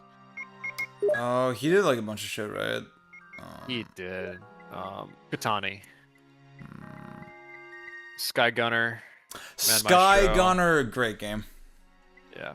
He was the Patapon guy. He's still he's doing Radaton. Oh, yeah. That game has like a weird amount of buzz around it, I think, right now. Yeah. The roguelite Patapon. Do you like Patapon? And then Raph said it already was a roguelike, but Raph said it, so I don't know about that. That's true. Are you a Patapon head? I've tried it. I tried it on PS4 and it was like impossible to play for me. Oh yeah. It's because of the lag. I played on PSP, emulated. and it's like I got the I could the little scent, the sniffs of grinding. Like it was like, oh, I need to grind materials, and then you need to like get your ranks up for particular like. Yeah, I don't know about this. I'm not yeah, Bjorn, definitely try Devil Dice. That's like, that one's extremely clever game. It's called She on like the original Japanese version, because there's also there's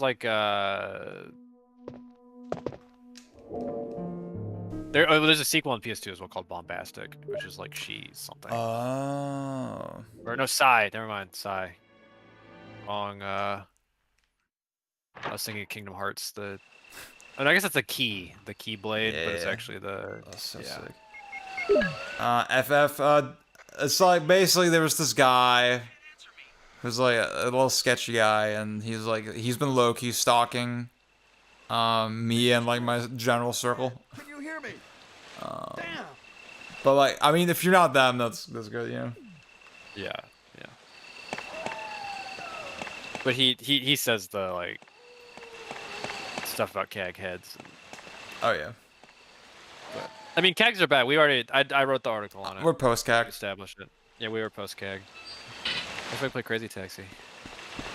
I mean, if you haven't played like Crazy Taxi, like read the guide I wrote and all that, and tried to get like not just no, not Blockhawk. No, we're chill with Blockhawk. I like Blockhawk.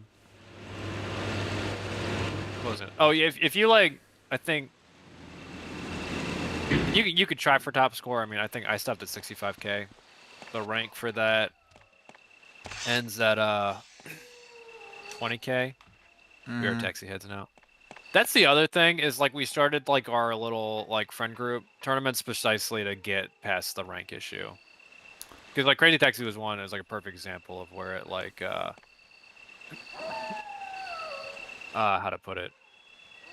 Like it just for what you can do in that game and what's interesting about the game, like 20k is like too low. And my sort of like the customer system is also fucking insane and was not documented at release, so I also get it, but like also I don't think you necessarily need to go up to like 130k or whatever like the record level is.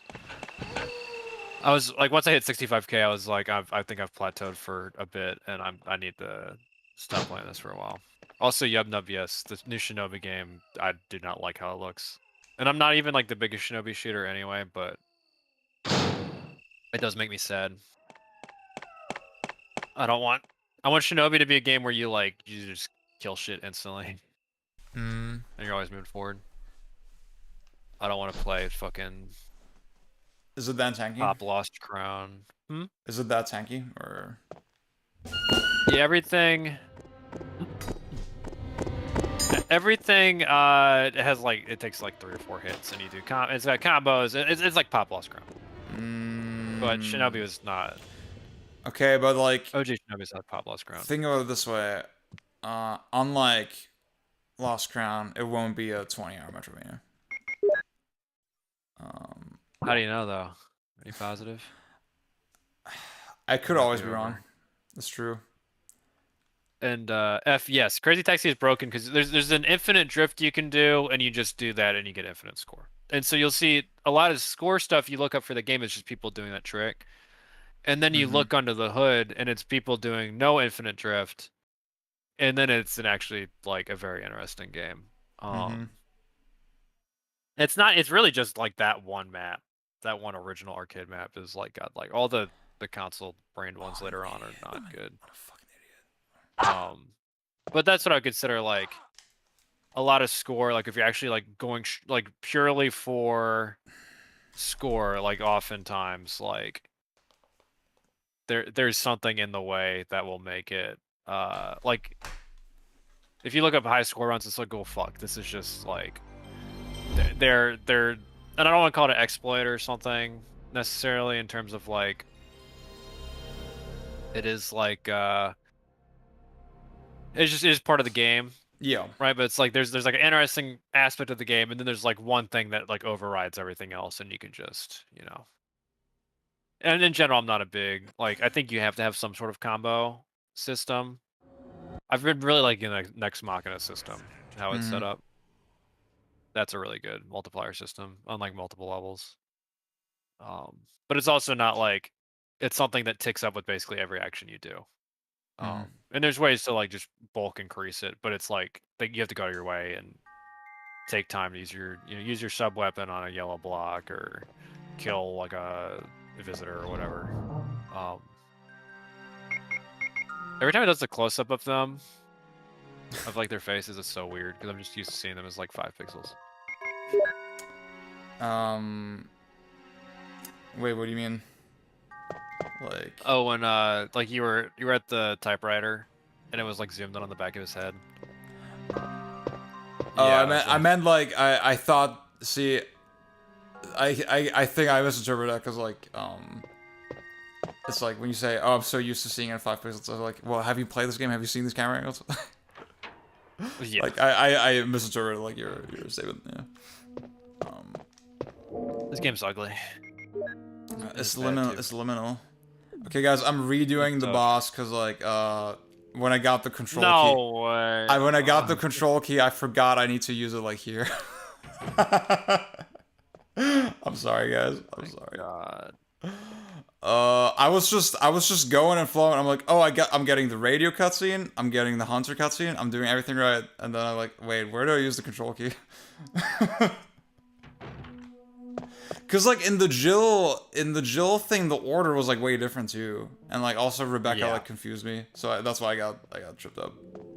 Yeah, it's fine. I know how to do it now. Don't worry. Oh wait, you got the control key. You had to go downstairs to get exactly the helmet key. Oh, that's so fun. I forgot about that. You have to acknowledge it's an issue, or else games like TGM are indirectly devalued. I don't think that's necessarily true. Yeah, I think there's different. And games. I've stated that TGM's 11 out of 10. It's the only 11 out of 10. So I've valued it. I've said it's better than every single other game ever made.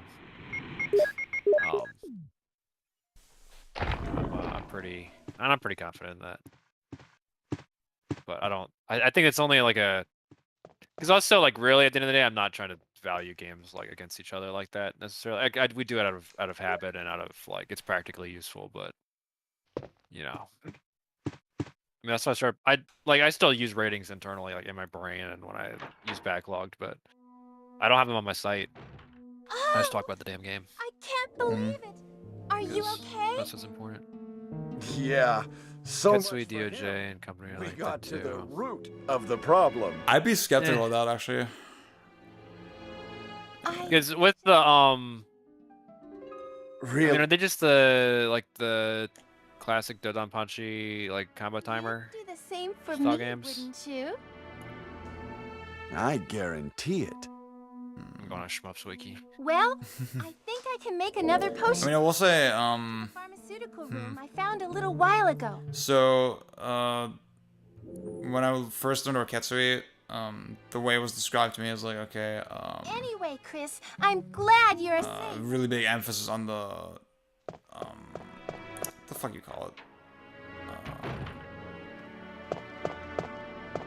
When you have to get really close to the enemy before you kill them. Yeah. There's a word for that. But yeah, that whole mechanic, right? I think the way it works is that it drops score items, and the value of the score items depends on how close you can. Point blank. Thank you, Dylan. Thank you. Point blank. Great game, by the way.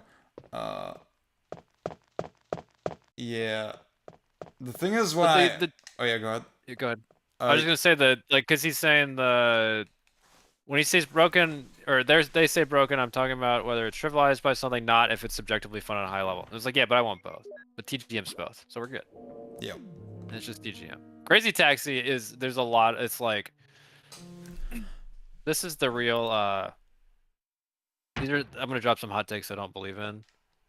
Whenever you see, like, shmup hits complain about, Eurocags and, like, inertia-based, like, movement being bad, it's like, I mean, let's be for real. That's where you get the variables, the juicy variables. That's when you have actual physics systems. That's like what my heart tells me too. Like that has to be true, even though I even though I know it's probably not. I think, like, genre convention wise, it's not gonna work. Yeah. But we have that it's called Crazy Taxi. Crazy Taxi is like a good shmup plus Ninja Gaiden 2. Yes, sir.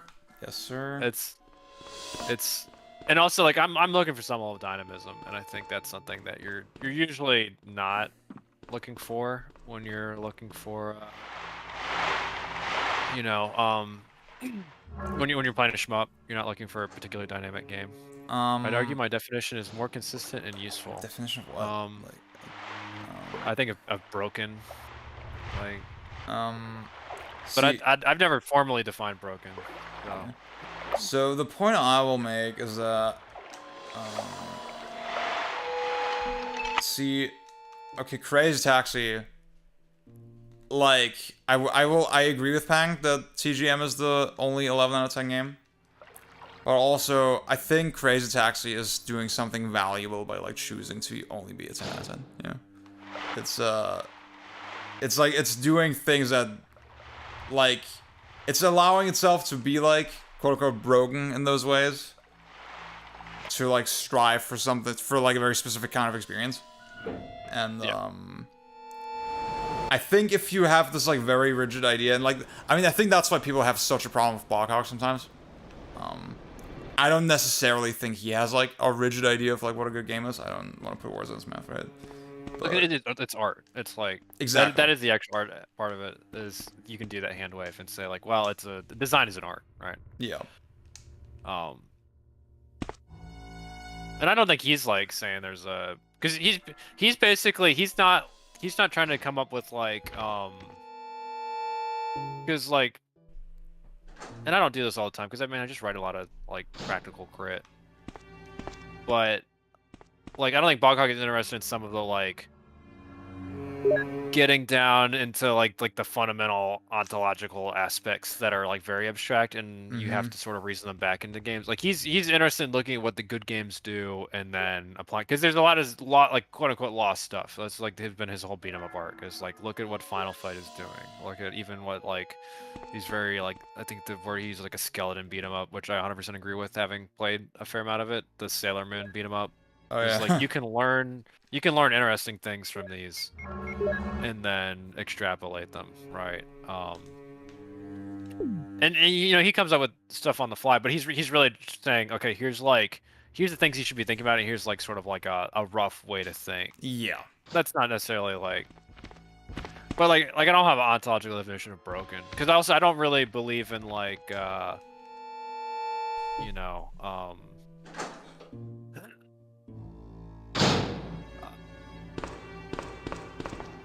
I don't really believe in, like, like games just have mechanics, and they just sit there, and then there's, like, dynamics that form around them, right? That's how I write most of my reviews. And I just look at whether the dynamics are interesting or not. So if there's something that's, like, a quote unquote exploit that, like, is not interesting, then I'll usually just say that.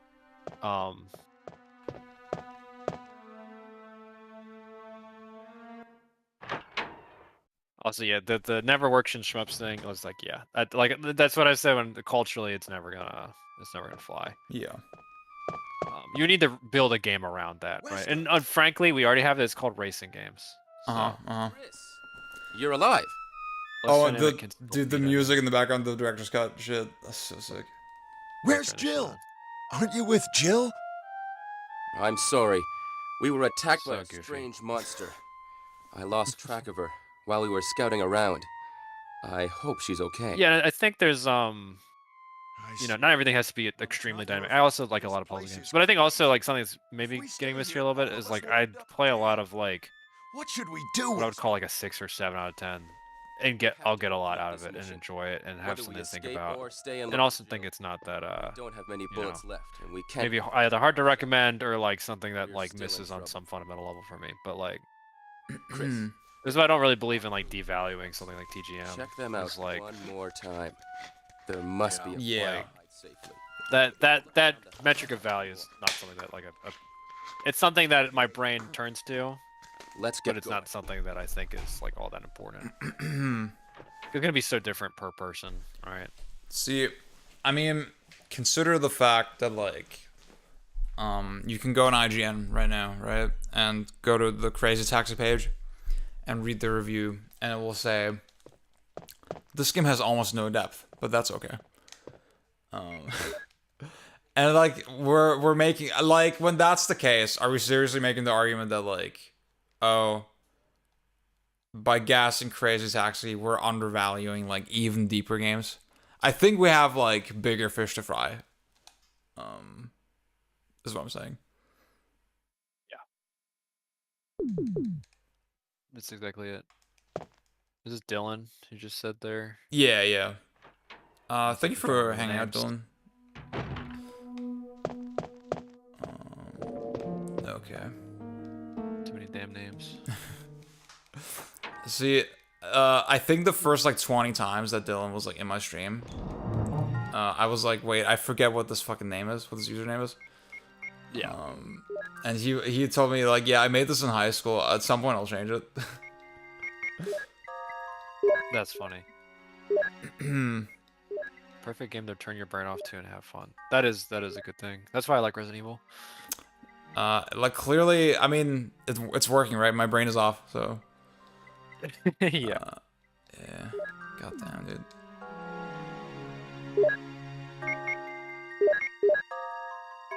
I think that's the justification that he probably thinks about it, but I think also it's just like he came from Twitter, and that's just how people talk on Twitter. Oh yeah, that's true. Talk about those things in general on Twitter.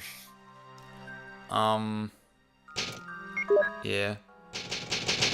And I think that's also what the audience wants to hear. Like that kind of Twitter audience like wants to imagine that like, thank God someone's speaking up to the majority.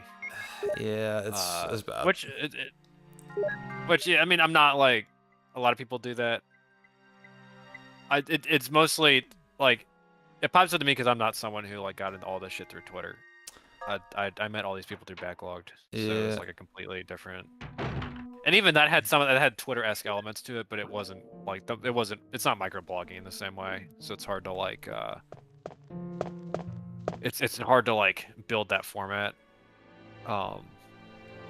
And stuff wasn't going like, you know, some of it's like whatever, it's not important. But yeah, I think whether that's the best rhetorical thing or not, I mean, obviously I think it's convinced people, but then also like I know it was Stray Cat chillin'. Zach was joking about this because he's friends with Boghog. There's like every Boghog review, there's people who are like, dude, what you said is so true, and here's how it applies to like DMC5. That's like, yeah, I mean, that is kind of thing when you do that, like what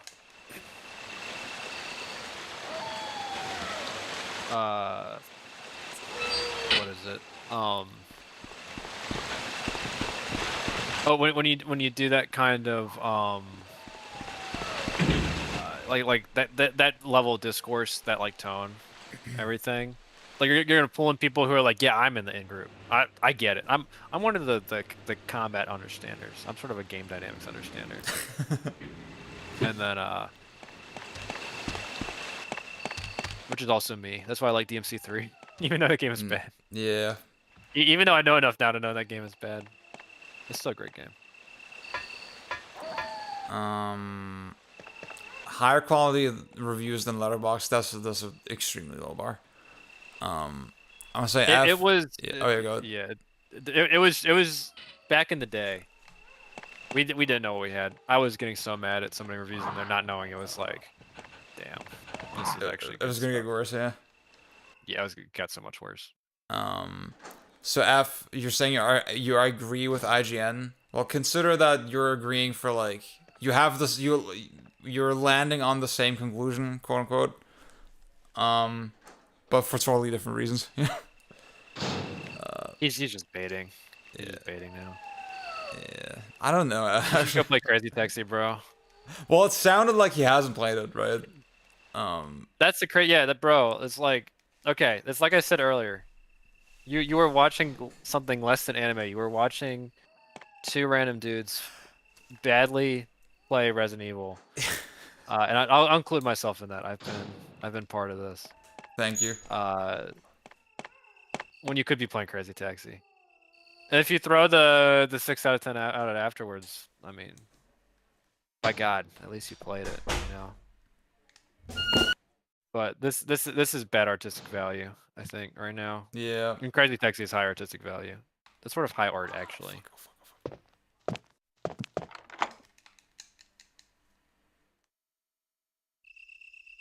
See, I just pressed forward after the cutscene, like hoping, okay, maybe Chris will like face not toward the enemy. Because he turns around and he backs away from the enemy, right? In the cutscene. Yeah. It makes sense. But I was coping. Hoping and coping. You're hoping this game was good. Mm-hmm. I think I don't know. The thing is, I mean, okay, if I was fucking with this more in the first half than just, I mean, the guardhouse was like, okay, this is really boring, right? Yeah. If I'm now faced with the hunters, and I enjoyed that section more with Jill, then like that might be good. But then we have the caves, which is like not that long, but still like kind of linear and stupid.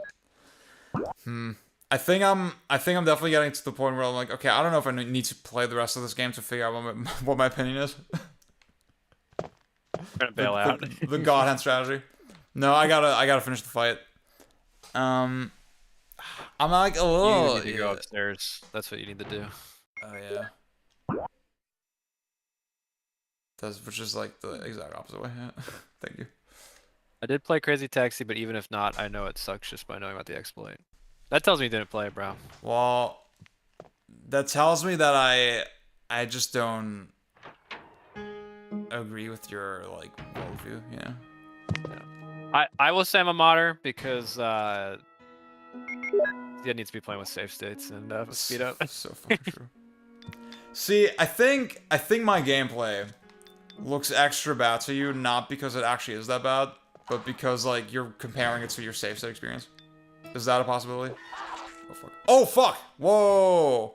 Nice. Don't worry, I saved after the boss. I saved after I got the shit. Okay, it's not the save state stuff. I guess some of it is, but I also did like I saved more often and after. Like guardhouse is like short. Yeah. How long did that take? This run's like we're at what 6 hours now in this run? Real time? Yeah. Must be, yeah. Only halfway through the game, bro. Arguably not even that. But yeah, I think it's a miss the force for the trees thing. If you want to say that it's a Crazy Taxi mod and you really like it, that's awesome. I think that's sick. I want people to play the Crazy Taxi mod because it's so easy. It takes no installs. You can actually just download a copy of the game. That is really, if you think about it, that is the way that most games work.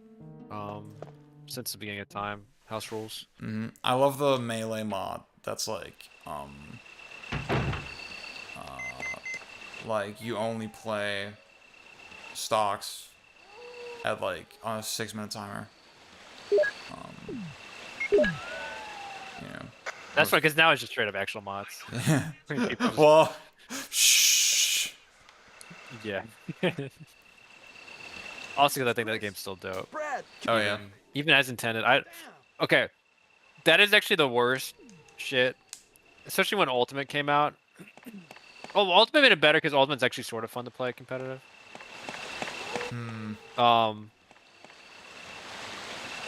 But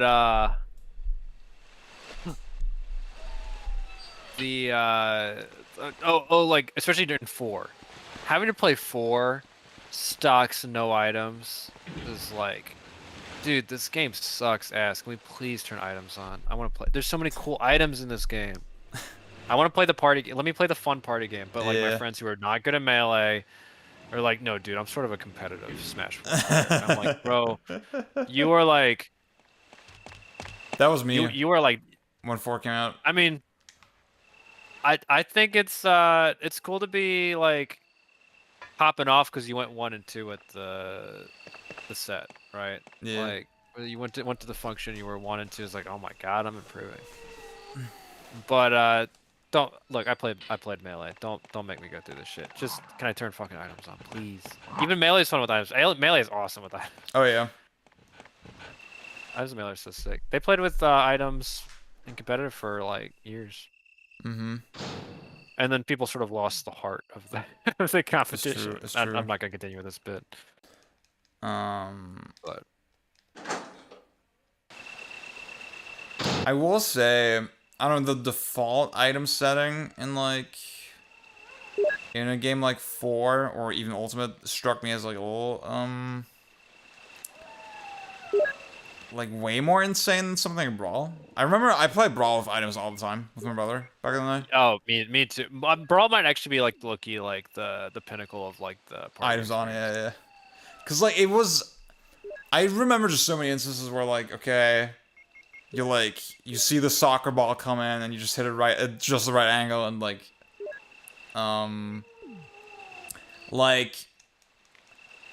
it is a party game, but like it felt like it didn't feel completely degenerate the way I like, at least in my like limited experience with Ultimate items on.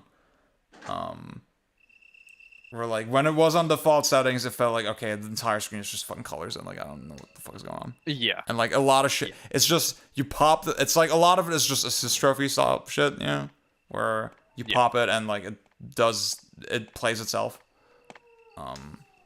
Whereas I think items like the wands and the soccer ball, that's the type of shit I find really fun. Yeah. Oh, see, TGM is the only game like it, unfortunately. I don't think anyone's convinced me there's a shmup with the same kind of dynamic, like level of like just dynamic ebb and flow as TGM. Yeah. It's not happening. Sorry, bud. If we're talking about cave shows in general, I mean,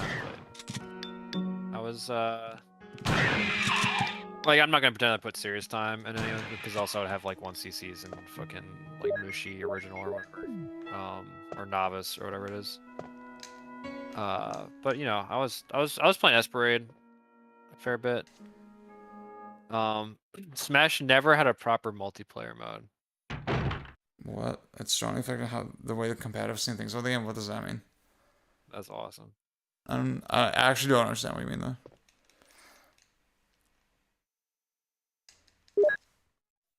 Okay, it's 1 a.m.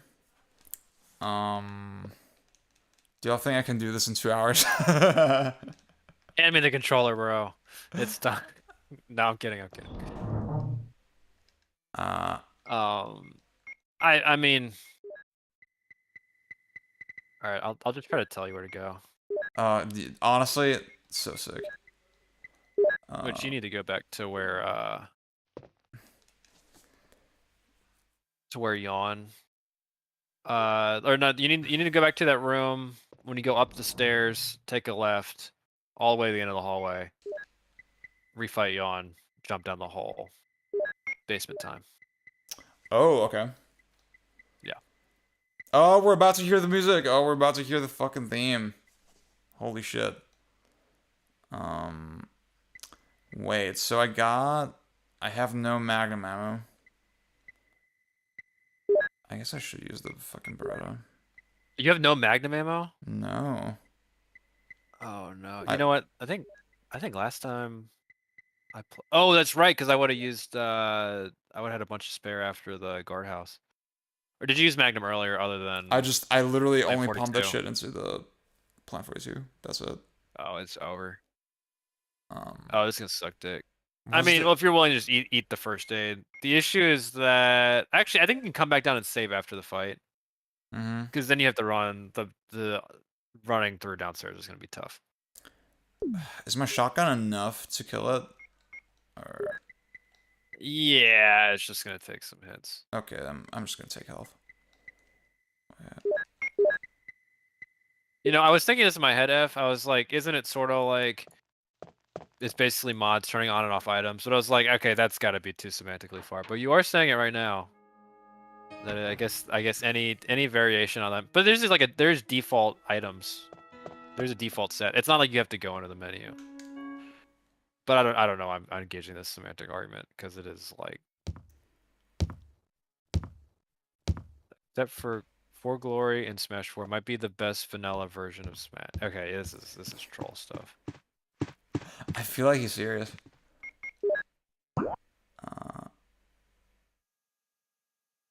Oh Isn't yeah. there I think there's a guy right around the corner, by the way. It would be funny to be, no, never mind. It would be funny to be like a Ketsui head and also be like, and I was also a huge Smash 4 guy. Oh man. I was gonna say there needs to be a Nintendo shmup that like all those heads are like, you know, this is the actual shmup you only people. I just Sin realized and it's Star Fox Punishment. 64. Star Fox. Yeah, it's Star Fox 64. Sin and Punishment is like actually a good game. Also, Star Fox 64 is also good. It is. It is. I just had to hate on it for a second. See that I like how it that comes for fucked up, GGC, even though that's it's nothing. that's gonna go crazy. I haven't played Star I feel like Fox I so almost don't need to replay it because 97's like it's got to be a 97. Just like yeah.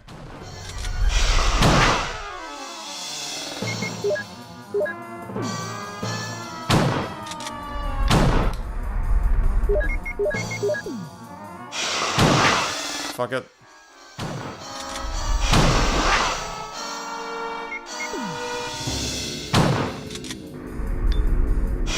I think actually four glory. If we're doing 4 glory and Smash 4 against default melee settings, I think default melee settings is probably a richer. Like I would prefer to play that and think it has more depth as a like a competitive. Oh yeah, it's dead. Nice job. Dude, this shit was easy. Yeah, like I said, that one's not there's a way to get like to there's basically like a way to get hitless pretty easily. Default setting of Smash is a soft form of formal. I don't know. I just think I would rather play the like default settings melee than for glory Smash 4. See, I think if you really have to re-examine your perspective. If like, okay, Smash 4 has a mode that's like has an explosive mode where I play with no items, and that's why it's better. Like just based on that, it's better than like every other Smash game. And I'm gonna also ignore the fact that I can create like the exact same experience in Melee with the explosive tools that are provided by the game design. Okay, I was rusty for a second, but now my brain's waking up a little bit. Part of what fucks me up with the 4 glory is that there is still this selection thing. You have to select a character, and that's what fucks with me. There's actually more characters to select in Smash 4 compared to Melee. Yeah, that's actually a big fucking. I have to fucking mod the game every single time I boot that shit up. Choose a character. So like at least true. there's fewer variables to deal with on that end in Melee. See, Pang has truly woken up. This is like Ultra Instinct Pang. I haven't really been doing bits like the whole time I've been in chat. Yeah. Guys, I was in boomer mode. I was working on my lawn. by the way, let's listen to music. Oh yeah, let me turn this shit on.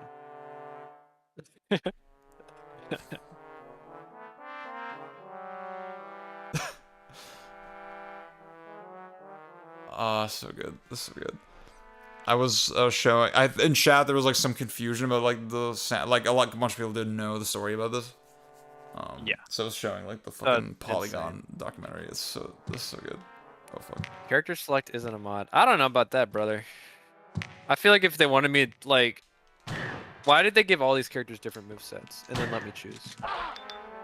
I'm just not like. Oh fuck. You gotta run past. Just run past. Don't go down the. Just go straight. Okay. Yeah. There's nothing worth grabbing over there. Fuck! It's over. Did you get ganked? I did. Yeah. I was not prepared. I was not prepared. Like, dive kick is probably, I guess, the closest in this regard to to like getting something, because basically everyone's got the same. But even then, they change parameters between the characters. I'm like, fuck, man. There's gonna be some fighting game where it's like it's only one character playable. Isn't it? There's like a stickman fighting game that's like that, isn't there? Street Fighter 1, I think. There's like in the single player. Yeah. There's yeah, like there's different characters, but like in multiplayer you can just play Ryu. Oh, I missed this for April Fools. Like, fuck. Street Fighter 2 represented you know where I'm going with it. This is like they had it right with Street Fighter 1, and then everything went downhill when they added this disgusting version of player expression. and Street Fighter 2. They couldn't decide. They couldn't lock down what mechanics they wanted the game to have, so they threw them all in a gigantic melting pot. Mm-hmm.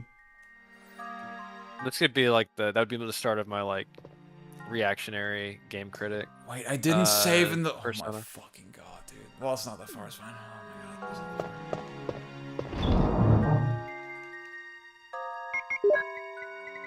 God, dude, it's fucking over. Oh, it's fucking over. That game. Good game if you save a lot. It's just my gamer instincts, guys. Like I'm a cocky guy. I'm a cocky gamer. It's true. I thought you went back to save after yawn. I thought I was like, oh, he refilled. I need to eat something. I need to turn my brain back on. Yeah, I'm sorry for making you sit through this for so long. No, it's like well, PJ's out today. PJ went to a water park. Oh wow. So that's cool. Yeah, against her. Oh my god, she was complaining last night. Like, I cannot. He gets so zoomer now. He angry. There's no auto saves. I told him to play on emulator. Actually, you have save states available. I do. I do. Like, you need rewind, bro. That's true. You need rewind. Can I get poisoned by on again? By the way.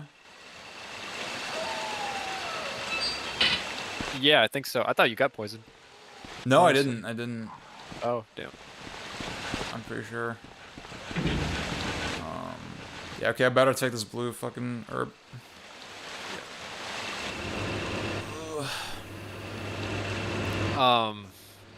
But yeah, she's like, I can't keep like letting my parents do it. I need a weekend that's my own. I need time to myself. I need to stop. I've been giving them so much of my time recently. Blah blah blah. The first thing I wake up this morning, she texts me is like, or maybe it was later, at some point today. She was like, "What do? I accidentally agreed to go on a 4-day trip to Myrtle Beach." I'm like sitting there, I was like, okay, here's all the excuses you can do to get out of this, but you're not. I'm like, I gotta like force you at gunpoint, like not to go on that. You're just gonna ruin your whole August if you go on that shit. Because also, the part of the reason they want her to go on vacation is so that they can make her pay for part of the vacation. Yeah.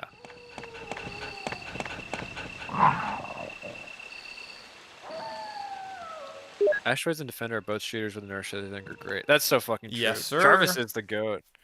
Jarvis is the fucking goat. Yeah, and I think part of it is like, yeah, you need sort of That's also something, and I haven't played I think a lot of the ones that people highlight that are like shmups with inertia that are bad. It's like you're working in the normal shmup framework. Yeah. When you really need to have you need to have shit with that changes your kinematics, right? Changes adds gravity. It's going to change if you're thinking about the free body problem or whatever it is that's on your character is it's going to change those equations. And you think about how to move through that is. That's part of why Crazy Taxi is so good, is because nothing's gonna kill you, you know. There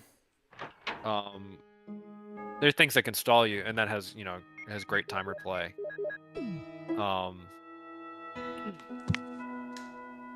There's probably also something in line with Hockey and Rocky, Shock Troopers. Oh yeah. Is Game Ground one of those games? That archetype of Oh it's no! What? Shmup-esque, Are you fucking serious? Did it insta kill? Oh, I'm about to see it. I just got ganked up again. That combo was That's fucking insane. Oh my god. I didn't. I got outfit seat. That's it.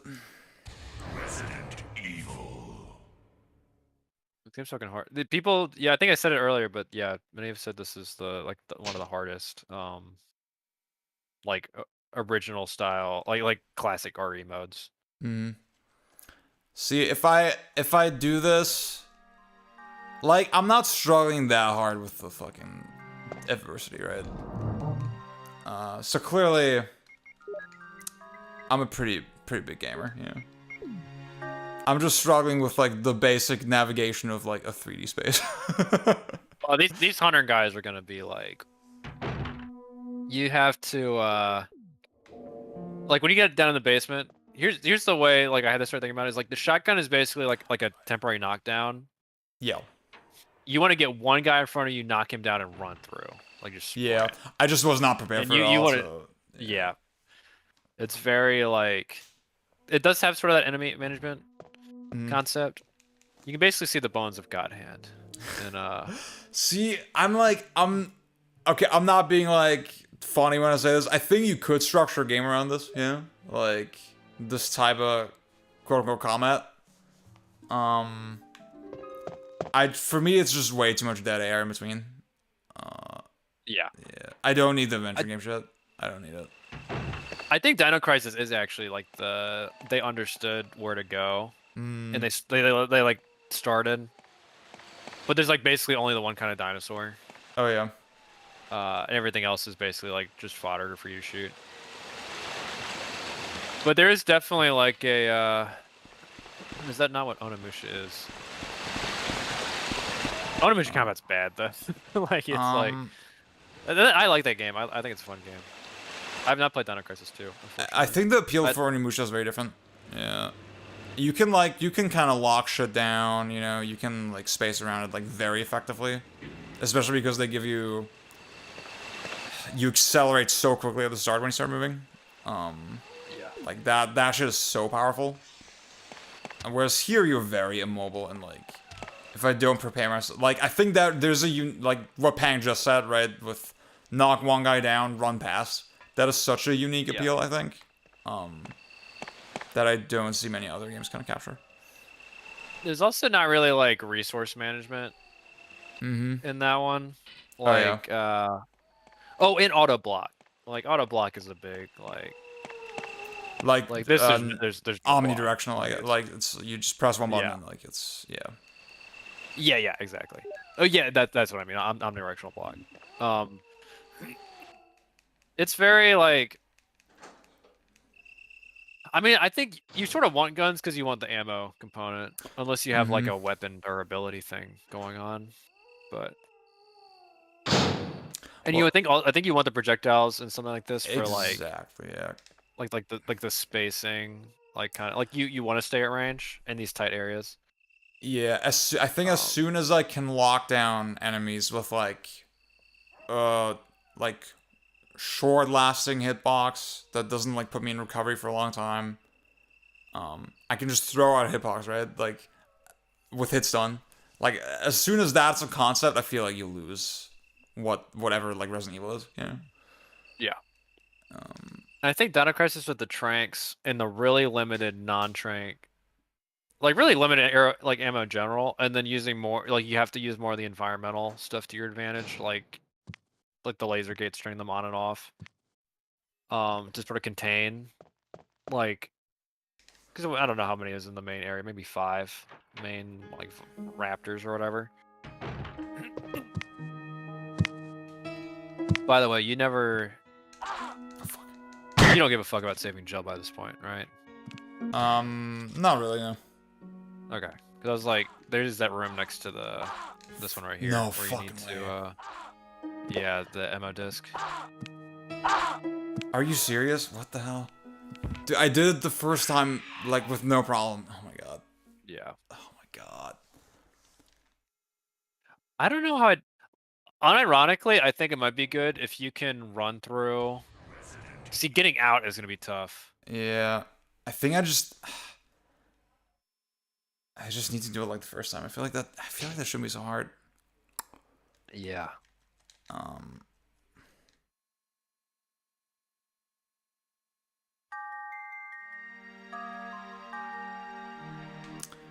So the room that I ran past, that's where the ammo disc is?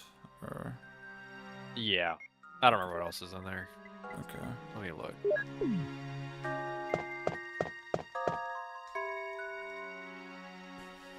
It's probably not that much extra effort.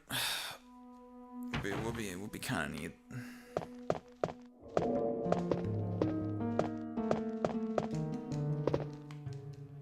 Resident Evil 2 Extreme Battle.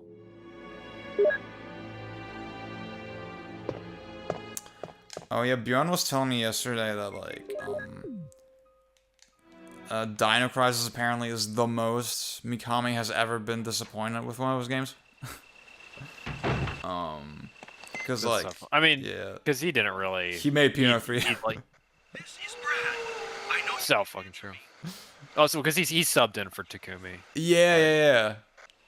But apparently he had like very grand like ideas for the Dino AI or something that they couldn't realize. Yeah. Yeah. It's definitely like really good in theory, and then actually playing. That's why I dropped it. I was like, and I know like everything I've ever read on that game is like, yeah, second half it like the filler until they can bail out.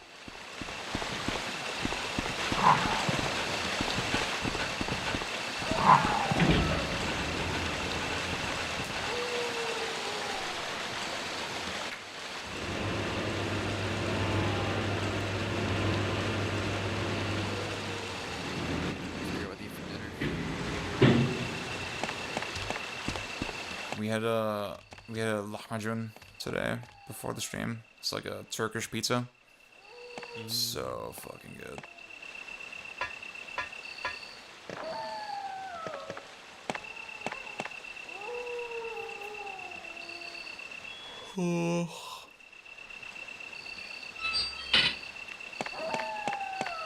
I'll send you this in Discord.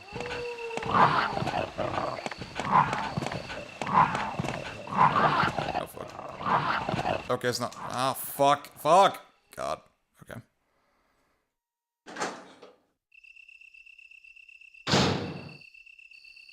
That's the other thing with this game, that like I think if I really tried to like route through it, would probably be like, yeah, I don't know how fun this is, and I sort of like it, and it's sort of like with save states, it's fine. But the sitting and like routing, like the exact movement for each room to juke everything properly. Yeah, it's like it's cool, but like if I can sit and grind it, it's got a coolness to it, but I'm also like. okay, see, Pang, what the thing you just sent me, I read a little bit of the first tweet, and the ending, and like that's crazy. I'm gonna read the rest later. Yeah. What the hell? Let me post the link. I'll post the link to this in the chat. It's too long to read on the.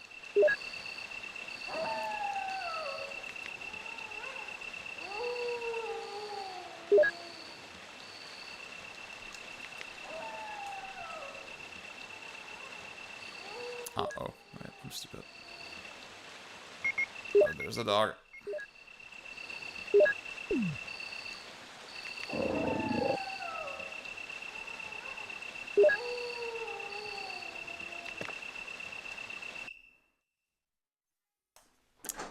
Oh, Russ is asking, do you like Dino Crisis 2? I like what I played of it. It felt pretty snappy, but I didn't finish it, so.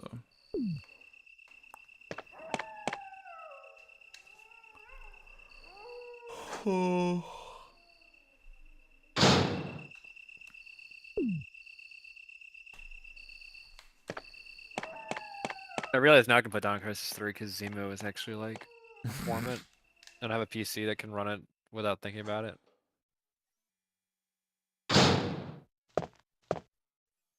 What's the compatibility for that? It's pretty good, I think. I looked it up. Okay. It's playable. I've been pretty impressed with how Zemo's come up. Mm-hmm. I know. It felt like impossible for like literally decades, and then suddenly, oh shit. They were going about the wrong way for so long. Mm.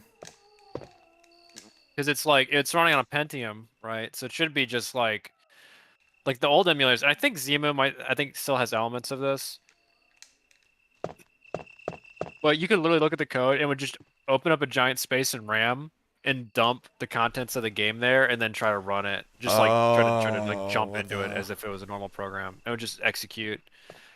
But then there's so much. I mean, that GPU is not. It was a very custom GPU, Mm-hmm. and it could not be easily just like extrapolated. Yeah. And there's a lot of like little quirks that they just weren't able to cap. And then so now finally, and with Zemu, we have proper emulation. But see, I remember the reason it worked the first time is because I just ran in because I didn't know there were hunters there. And I positioned myself in a way where I didn't get fucked by the camera transitions. Oh my god. Yes. The like unironically, I think like backing up against, and it might be something. Oh, I should talk about that next time when I like eventually write my merged review, which I need to do somewhat soon. Like the camera angles, like when you come to a lot of these spaces, like sort of close off your view, so you have to push forward, and it actually ends up being a lot better often to push forward a little bit. And, yeah, which I like a lot. Yeah. I'm thinking a lot about the aesthetic obfuscation idea. Because I feel like there's in practice there's a certain like uncanny valley of like how we talk about game design. Yeah. Like I remember so the third boss in Sifu was like kind of infamous. I know Bjorn was like pretty frustrated with it because like he felt the telegraphing was pretty poor, right? And it was from her combos. It was not very obvious if this is like a high or low, how I should dodge it. Yeah. And I think my natural instinct was like to think, okay, I kind of consider this an interesting part of the challenge, like you know, reading the aesthetic in a way. Yeah. And what exactly is it that makes me like intuitively gravitate toward that idea versus like some other games, right? Where I don't like, where I think this thing is not intuitive and I don't like it, yeah. I feel like that's such a strange thing to like really suss out. And it can also sort of be like, just like, oh, like you just happened. There's like just the right wiring that you found one intuitive versus the other. Yeah, exactly. And what you sort of have to do is you have to like just pull that part out of it. It's like, well, what's actually going on here? Because that is like a very common. That's like a classic Tekken thing. Oh yeah. Is like sort of visualizing the mid hits, right? And it's something like you sort of. And I think in a multiplayer game it works a little better because you sometimes sort of want like well, cross-ups are the classic thing, right? Like cross-ups are sort of like weaponizing aesthetic obfuscation because you want to make it look like you're hitting to the left, or you're actually they need to block like the opposite way, right? Yeah. Instead of blocking right to, you know, they need to block left as well. Yeah. And that is like a very that kind of fake out can be very like, but then it's harder for like in a single player game because it's sort of like once you learn it, it's like okay, now I just know that when they do this, I do this, right? Yeah. See, it's also like the crossover is a funny example because like let's say I jump like kind of early and from super far away, and like if I know what a crossover is, I might still get like. I might still intuit that it's gonna be cross up even though it won't be, and then I block the wrong way. Yeah. And it's like maybe as the guy doing the like midair kick, like maybe that's not even what I intended. Yeah. This is very interesting. There's something you can like actually like play with there. Yeah. It's cool.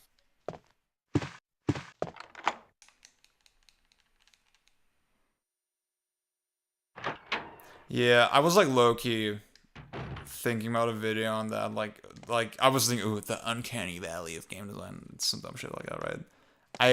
I'm still sort of trying to find, okay, what is the connecting thread there? But yeah, it's like obfuscation on its own is like just a very I think it's just like it's like an everything concept. It just permeates everything. Exactly. But then it's like, and I don't think I have good. When I was planning on writing the article, it was mainly going to be like, here's the sort of like the extrinsic motivators article is like, here's the escalations of all the different ways it's like commonly used. Because if you think about it, it's very classic like, data visualization theory. Or you start off with like you're not visualizing the state at all, and then just you're directly representing it with Roman numerals, right? Or not Roman, Arabic numerals. What the? And then you're getting stuff like bar graphs and like that kind of thing, and then eventually into like semiotic concepts of like you the player, or like this snake looks like a snake. This enemy looks like a snake. This collection of of states and variables, all that shit. Like looks like a snake. It's a snake, etc. But then I never really had stuff like beyond that, and like presenting specific like conceptions of how it's used, because then it's sort of like this is enough to get me to the point where I can analyze it game per game, because I really needed it to explain why I liked all these puzzle games. And I think a lot of like aesthetic obfuscation is a very powerful like aspect in a lot of like adventure puzzle games. Oh, fuck you. Okay. So there's nothing to the right in the hallway? Nothing important? Oh, fuck. Yeah, it's just some like materials, but you'd have to kill all the hunters, and I just exactly, yeah. Like basically you want to gun it for the exit, I think.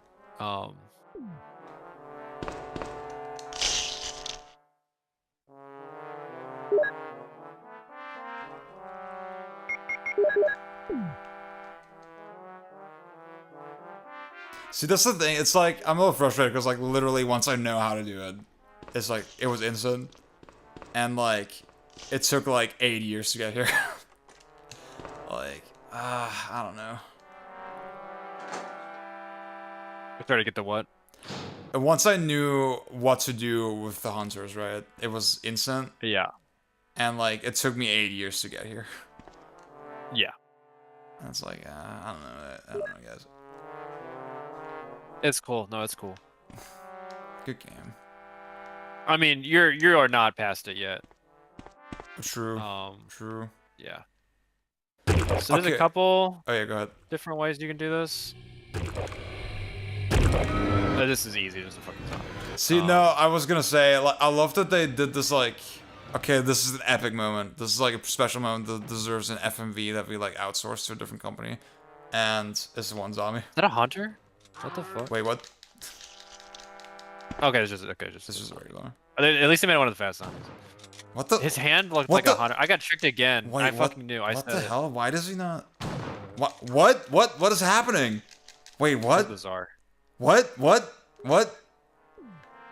That's fucking the iron brain. What the hell? Wait, is he still alive? No. Okay. It's on the counter. Oh my god, that's a small key. Okay.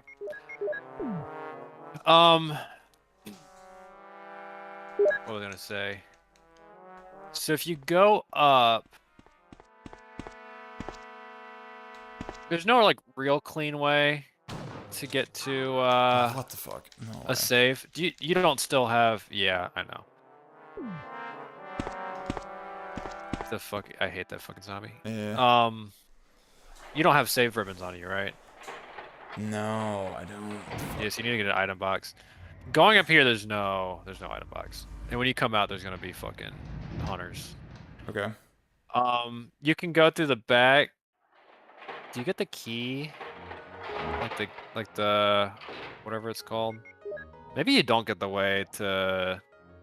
You can come in the like where that keypad is. You can go in the back, but that might be a Jill only thing. Yeah. Because you have to do like all this shit up here to get the. You need to get like some of the stuff for the lab later on. Is up here. Oh, the battery probably and the. Or actually.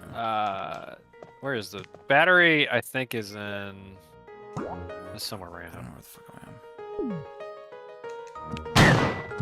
am. So the room in front of you is the library. Hmm. And this is all zombies in here, thankfully. I think it's actually pretty good. Well, see, you don't have a lot of room to grab shit. But if you go to your right, yeah, you can that desk right there. You can go ahead and don't walk in there. Yeah, no, too late. I'm sorry, I'm on the lag. Right. The desk you want to use the small key in. Oh, thank God. Yeah, and Should I then pick it has that up, shells or magnum rounds. Yeah, magnum rounds. There you go.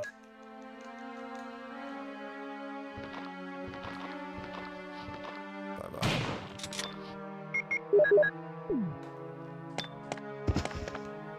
Nice. Okay.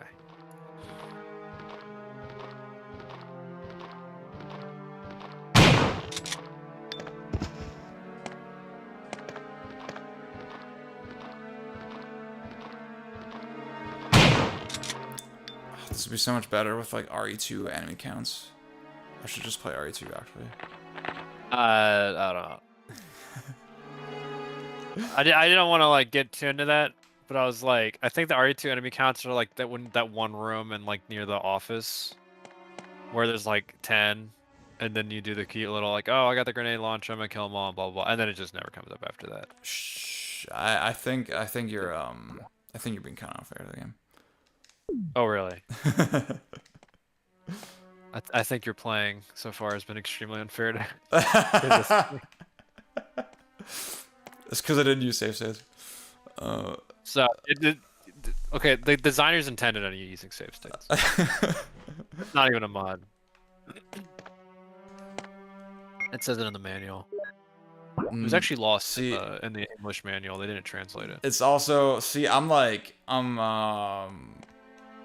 I'm really, as a game like historian, you know, I'm doing a very poor job because like I didn't get the original copy, I didn't get the manual, like I didn't really do my due diligence. If you think about it. It's true. Wait, do I need to push it from the other side first? Oh, I love puzzles. Wait, I love puzzles. Oh shit, that was so sick.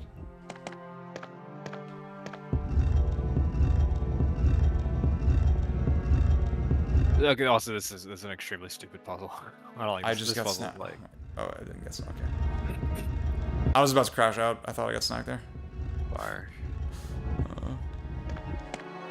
Big brain puzzle design. That fucking zombie that came down the stairs, I'm like still shook by that. What the fuck happened there? Or are they cooking? That's sick. That was aesthetic obfuscation, because like it looked like any regular zombie. I'm gonna look at it as a name. The Doom book. This is John Romero's Doom Bible.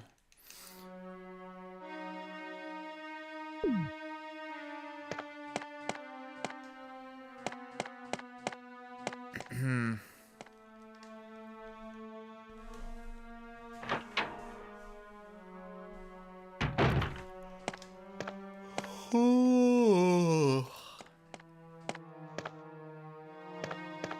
Yeah, Evil Resource doesn't have a special note on that zombie.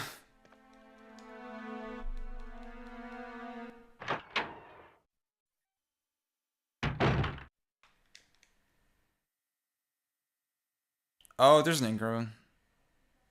Huh. Oh, thank God. Just as good with. Because I was like, it might be. I I was like, it might be easier to if we just slip out, but you sort of need to go to item box because you're not gonna be able to take everything back that you need to. Yeah. Oh fuck! Oh my god! Oh fuck! That was So that was an oh, effective. this is where the jump scare. battery is, isn't it? Yeah. Well, I gotta take the battery. So. Oh, I forgot. This is the battery you need for the elevator. Yeah. Yeah. Yeah. I was thinking there's like the battery they give you at the end of the game. Oh right? yeah. To make sure you have a space in your inventory for the rocket launcher. Mhm. On Arranged, they moved that to it's in like the control center where all the chimeras are. So if you don't go back there and get it, then you can't get to the final. It's so funny. Oh, what the hell? Yeah, they're cooking. Alright, watch for that hunter. Yeah. Yeah, you need to basically. There's a room down there. I think there's some herbs in that little like inlet right next to you. Yeah, but I can't take them anyway, so. Yeah, you do need to go to that room. Oh. That's like when you run back down this hallway past the elevator, there'll be like a door right there. I think you need to go in there and grab something. But yeah, because where's the wolf emblem? I don't remember. This guy doesn't. Yep. Nice.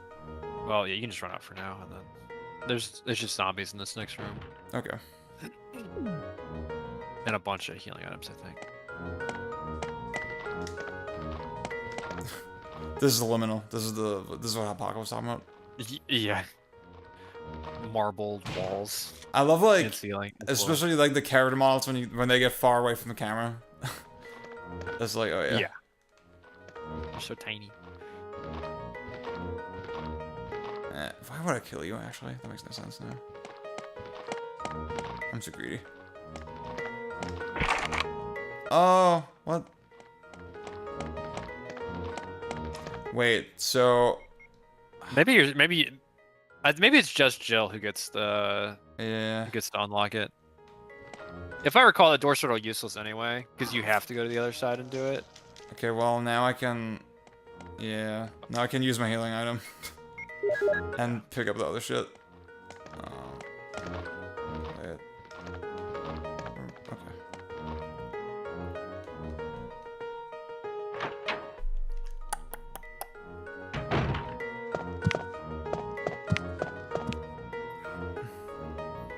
I'm not gonna... Playing on analog stick is not... that's tripping me up a little bit. I shouldn't be doing that. But like, the D-pad just physically hurts my hand. No, wait. Wait, is it just... Wait, there should be something else here, right? There's more shells. Yeah. Wait, no. What the hell? Okay, wait a second. Just 2 things of shells. Maybe you don't need to be in here. Maybe not. Wait, what am I? But you might as well take the shells because you desperately need them. Yeah, I do. Alright, where's the... Maybe Wolf Medallion is in the where the Magnum is. Yeah. That actually might be the... I think that sounds right. And by that I mean in the tiger statue. Let me go check on that. So, wait, let me...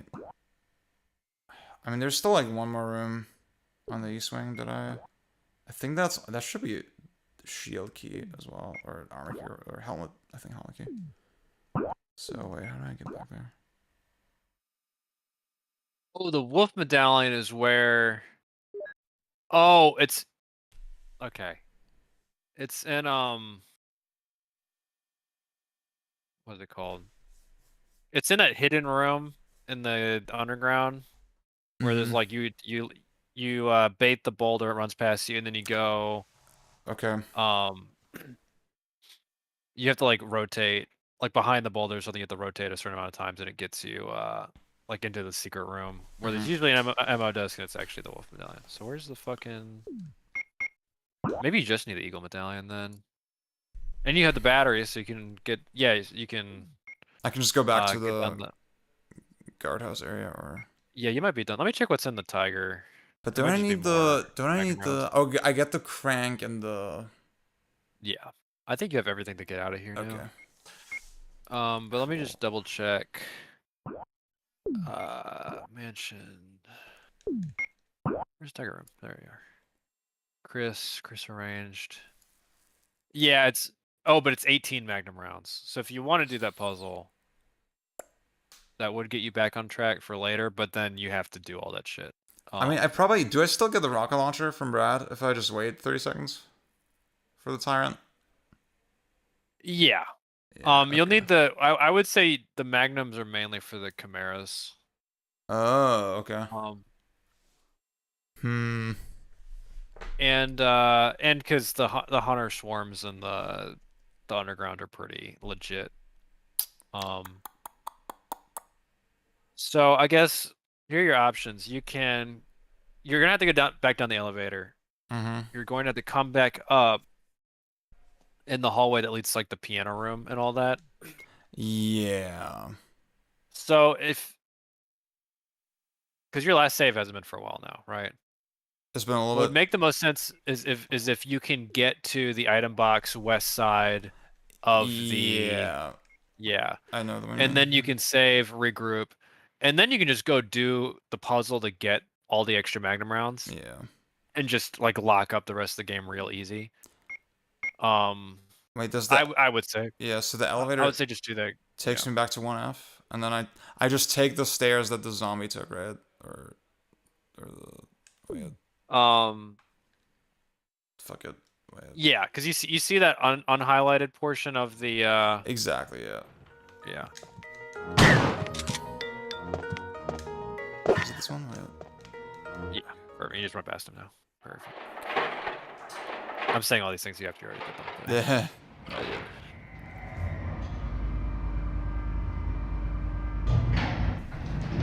See, because the alternative, you have to go all the way over the east side to save. I mean, you can say, well, you actually no, you have ink on you right now, don't you? I don't. Okay, yeah. So yeah, you should really just go back to the west side. Item box, because that's gonna. At least if you die there, it's like the alternative is you die on the east side trying to get back to that room, and it's like it's just a longer way to go. No, this part's a pain, no matter what. So. Okay, I got. And you sort of ended up 2 good more rooms anyway, here. because. Yeah, I still have healing. Okay. I have a good amount. And this actually might be, you know what? They might have put spiders in this area. In which case, actually, I think there's spiders in these areas. So it's actually mad easy. Never mind. Oh yeah. Never mind. So. There you go. Yeah. Just throw her. Yeah.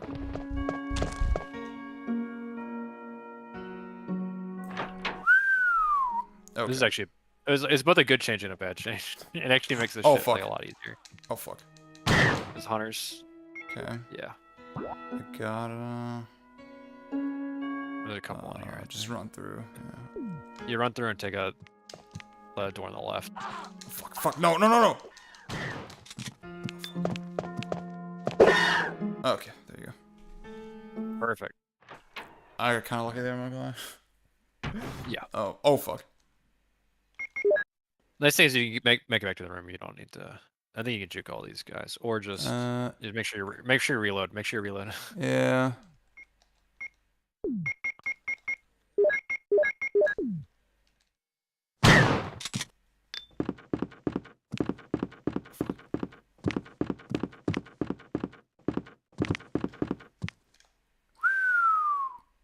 Nice.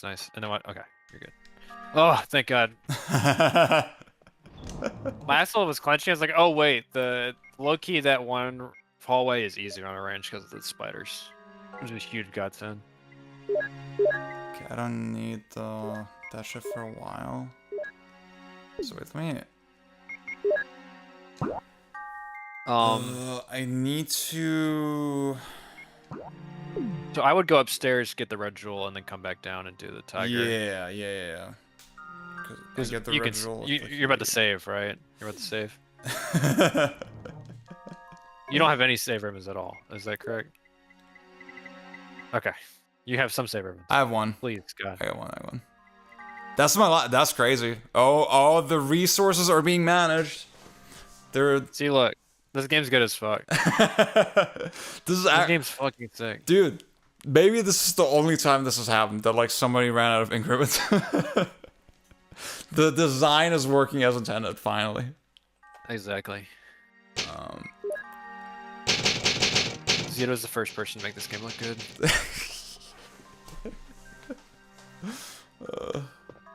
Okay.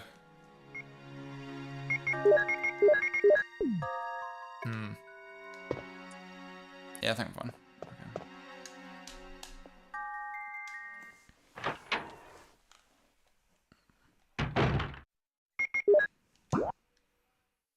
Okay, just up the stairs. Are you still trying to make it to the end of the game tonight? I mean, like, it's 2 a.m. Last night I stopped at 3. Maybe it's not that. I don't know if you're gonna. I mean, given how long it's taken to do everything up to now, I don't know if. I got lost as fuck in the lab last time. I'm not gonna lie. Yeah. But maybe I'll save at the lab and then stop. Yeah. And actually, now that I think about it, I forgot you could come up here and there weren't. There's hunters in that hallway, I think, but you have to. You don't have to interact. You sort of have to trigger them. Yeah. So now you just do this puzzle. Get the red jewel. Yeah, run downstairs, run to the other side. Guess the tiger room. Do the courtyard puzzle. Ooh. Probably, and also you should do. Oh fuck, you were like actually out of ink ribbons. Yeah. Oh man. You're gonna have to do. I can't think of the next time you get ink ribbons. You might get some down in the underground, and you can. There's like a typewriter there, right? I mean, normally I would tell you to go over to the guardhouse, save left there, and then. Yeah, there was a couple that I left on 2F, I think. But yeah, but it's like, do you want to go back there? Not really. I guess it's not that bad, because there's not hunters in the ballroom downstairs. I don't think. If you can get the tiger and get out, you can actually just run back upstairs, get the ink ribbons. That's probably what you want to do. Now that I think about it, because if I think you're gonna take a couple attempts on some of these. Mm-hmm. Like not like a skill thing. It's just like this shit's like underground's hard because there's so many hunters. Oh, and you have to fight the spider boss. Oh yeah. So. Okay. On this run, if you can get in the tiger room, get the magnum rounds, go down the stairs, go grab the ink ribbons, come back, and then preferably run all the way over to the other item box. That would put you in a good spot for the rest of the game. Like you'll have resources to work with, because right now you're a little bit tight. Yeah. The tiger room is on the east wing. It's west wing. It's west wing. Oh. So. Yeah, it is. You're right. Yeah. So just gotta go down. Yeah. You passed by it on the way over to this item room. I remember. So you just need to run. You need to run in there, and then the nice thing is, getting out of there, you just have to knock the one hunter over, and then run past him. So if you can get in, then you're good. Mm-hmm. Great. See, look, great game. I fucking love this game.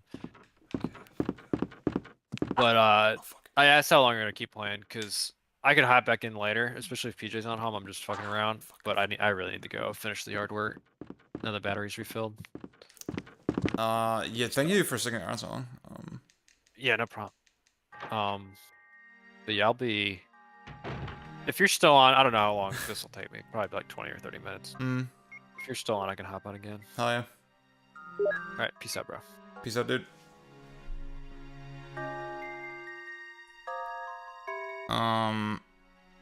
That was Pang, everybody. Okay, we're on our own. I'm sorry I haven't interacted with the chat as much in the last like couple hours. There's a lot going on. The Magnum ammo stacks. I should have ran straight into the safe room. That was some hits wasted, I'm not gonna lie. Oh my god, am I out of healing as well? Oh my god. What the hell? That's fucking insane. Okay.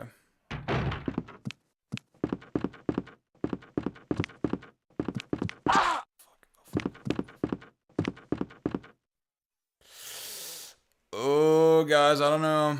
I don't know. I gotta turn left. Well, I gotta turn right here.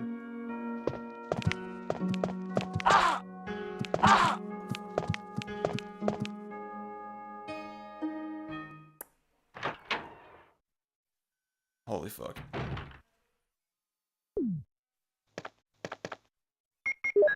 Jesus Christ, dude. Okay, what do I do?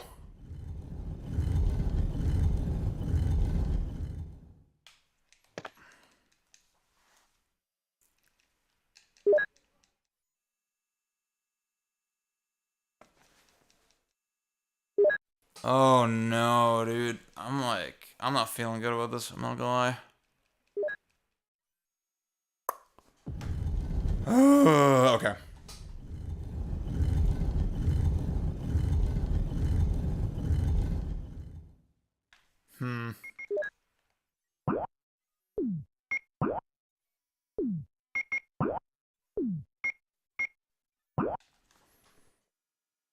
So 2F is where all the fucking items were, right? Isn't that?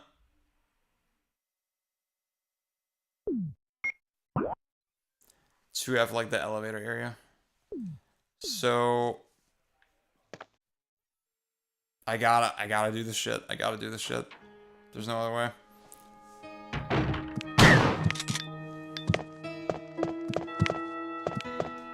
Oh, okay.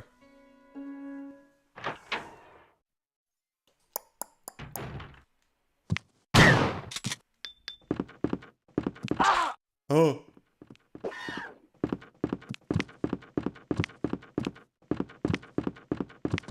Okay. This is incredibly fucking dicey. This is incredibly fucking dicey right now. Oh god. Oh fuck. Oh, I don't know. See, I think this is like right now what is happening. This is like the theoretical idea of Resident Evil in practice. This is actually what. Now we finally got to the point of okay, this is the shit that everybody always talks about in the abstract. Oh fuck. Oh fuck. Okay, I gotta go through this door. Wait, what? Wait, where the fuck is the... Oh, I gotta... Wait. Oh, I'm an idiot. Wait, I gotta take the elevator.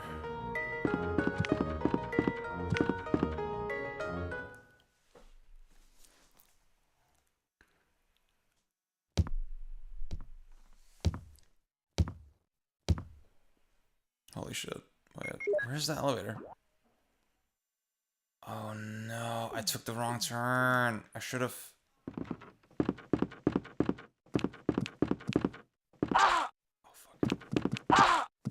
Oh fuck, it's over. Oh fuck. Okay, guys.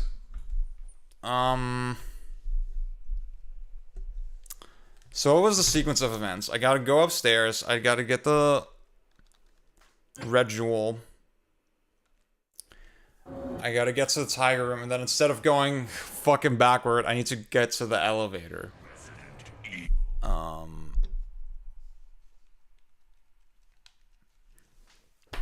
That's crazy. I'm the first guy to ever run out of engrams. I don't think this has ever happened before. Well, we're still... Marquez, we're still on the second playthrough. What's up, by the way? Okay, guys. I'm gonna go pee real quick, and then I'll be right back.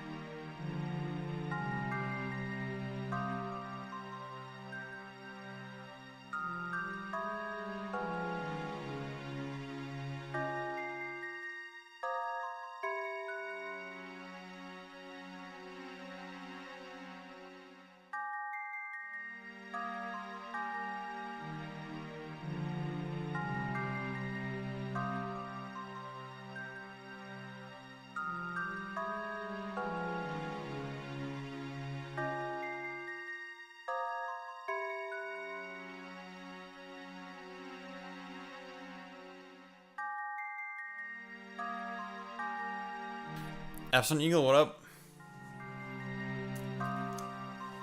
I think the streets have determined that the best save theme is Code Veronica. Ugh. Jesus. Okay. We're gonna redo the plan, but we're gonna do it better.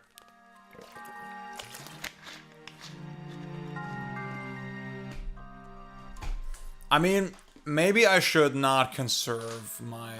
Well, actually, I'm very strapped for ammo. I don't know. I was thinking if I should kill the hunters, but... fuck it. Fuck it. Okay. Okay, so... What I gotta do is... I gotta get to this room. It's like right here. Okay. Okay, see, honestly, I forgot what it sounds like. I'll say the director's cut soundtrack, which is the DualShock soundtrack, actually. This is what we're listening to right now. It's definitely very goofy. Outside of the basement theme, it's not, like, completely terrible, yeah. So there you go. My flip-flops. Okay. Guys, I love puzzles. I love puzzles.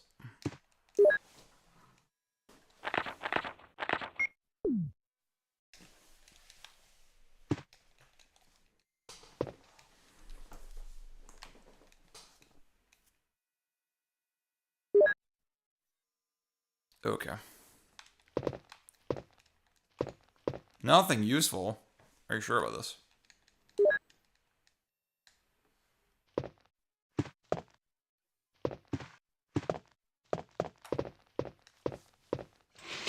Okay, I think when I'm juking around the hunters, I gotta use the D-pad. This version is my first RE. Oh! The DualShock version, specifically? That's crazy.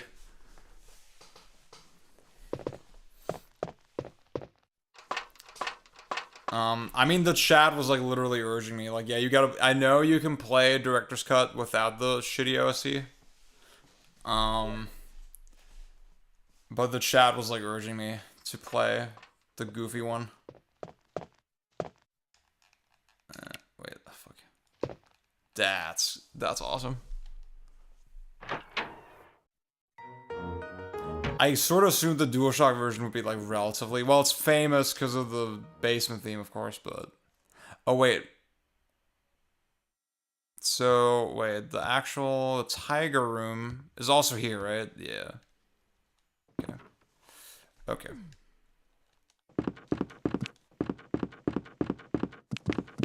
I just gotta use the fucking D-pad, dude. I just gotta use the fucking D-pad.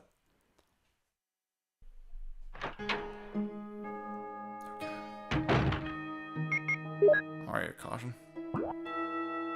Okay, I gotta... go right, go out of there, and then keep going.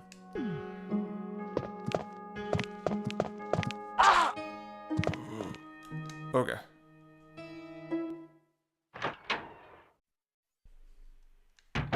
There you go. I'm still a caution. That's definitely better than last time.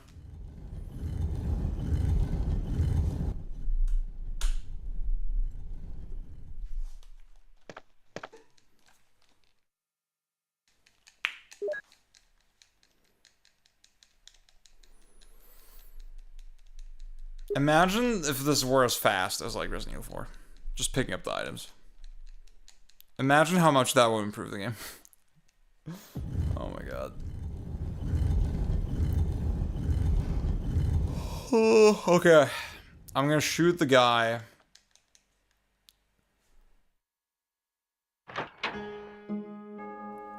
Yeah, it's exactly it. I was using the fucking...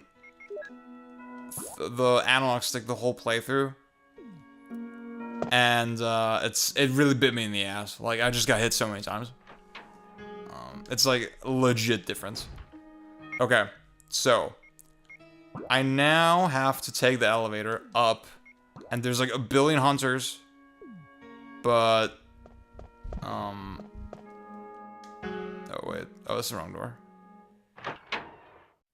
But I gotta get the resources. Maybe there's shit here that I didn't pick up. That'd be so fucking good. No.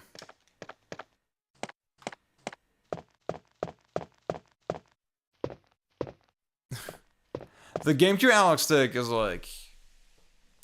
It's probably better, because like it has the notches, right? It has the octogate. So that helps. It's a little less finicky in that way.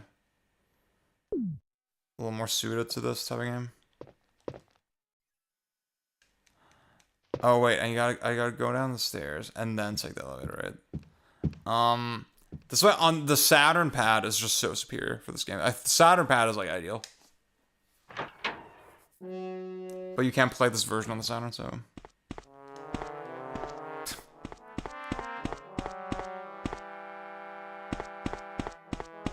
Okay. Unless I fuck up, this is the last time we'll hear this song, so let's bask in it for a second.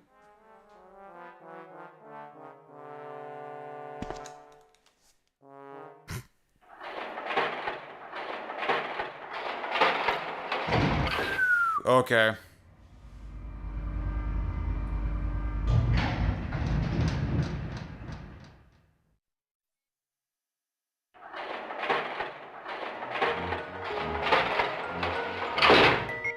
Okay, the problem is I don't know exactly...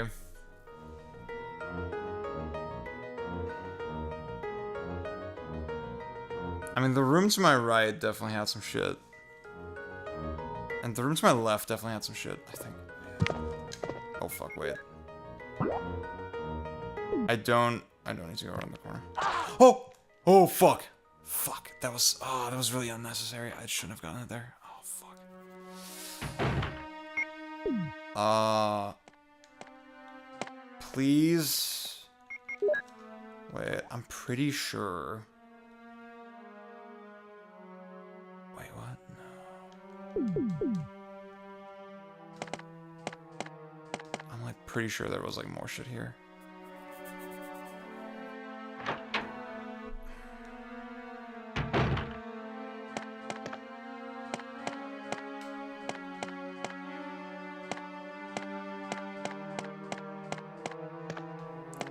No. Oh, there's nothing here. Fuck.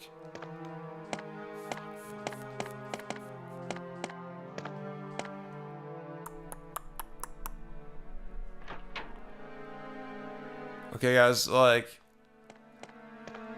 The whole game until 3 AM? I don't know. I don't know if that's happening. Like, it's, for me, it's gonna be 3 AM in half an hour.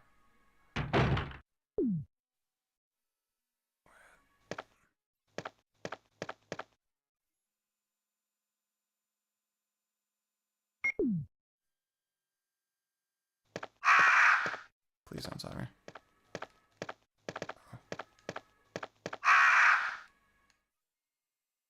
Okay, I got an increment. 3 increments.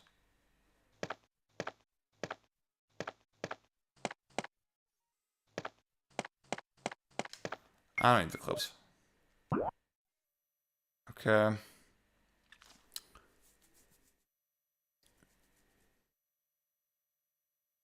Yeah, increments is good. That is what I wanted, but...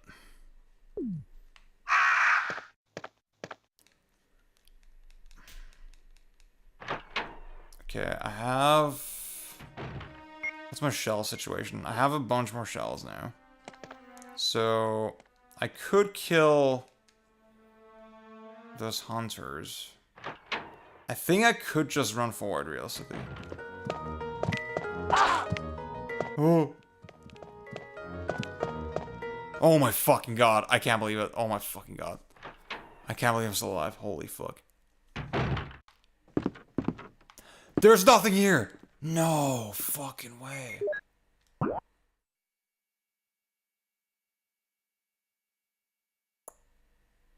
Shit. Fuck. Wait.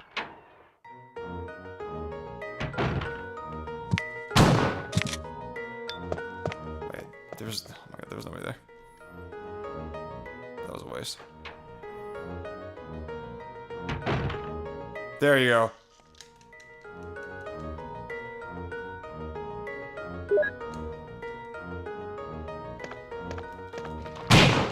Oh, thank God. Holy fuck.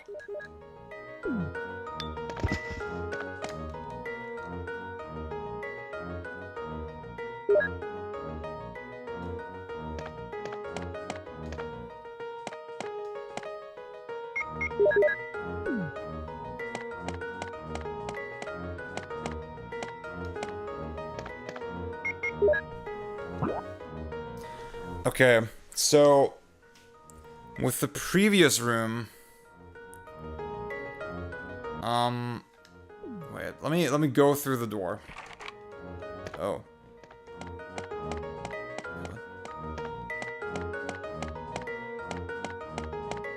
Does it just close behind you? That makes no sense. Okay, I'm healed and I have some ink ribbons, so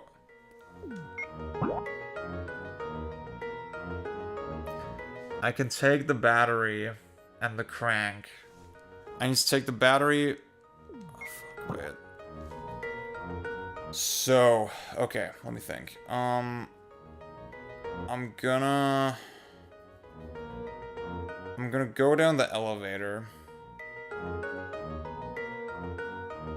I'm gonna leave through this part. I'm gonna go down the elevator, then go down the stairs. Or go up. Yeah. Actually, no. I don't remember. Fuck. That's fine. Okay. This is like kind of tight, I'm not gonna lie. Okay.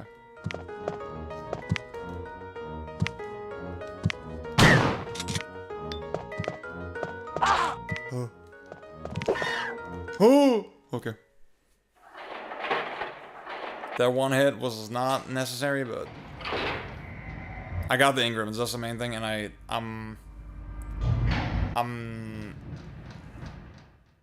I'm not at, like, let's see my health, wait, let's see my health.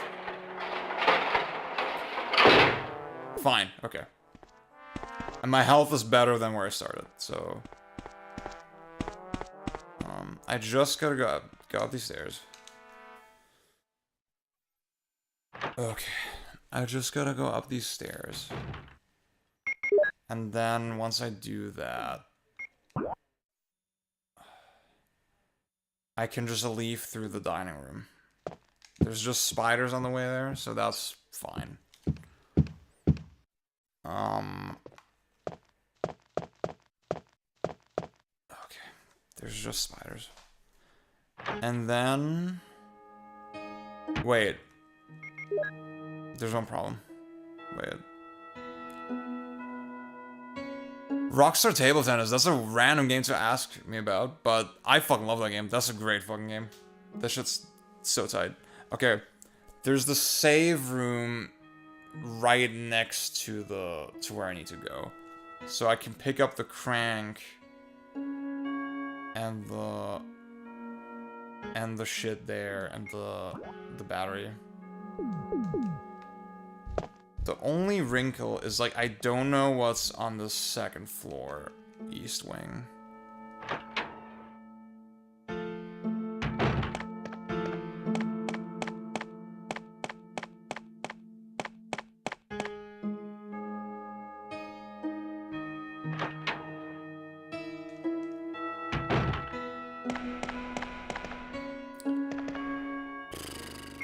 Okay. I think I need to save the Ingram for when I'm over there. I think I wanna... There's like way fewer rooms on the second floor that I need to go through. So I'll go through the second floor, then go down the stairs. Okay. I could save here, but like... Yeah, I'm gonna save it.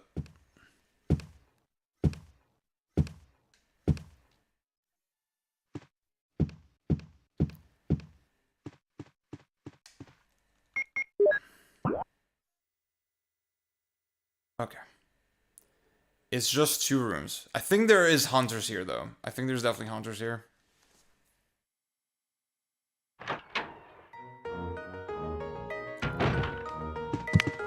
Yeah.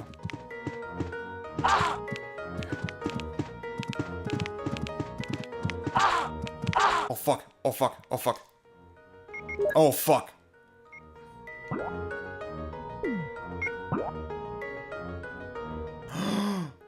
Oh, I can go. Okay, that's fine.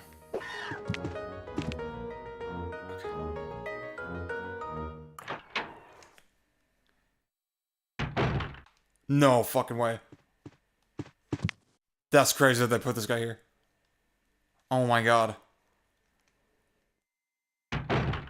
No! Fuck. Fuck. Fuck, that whole fucking journey. That whole fucking journey.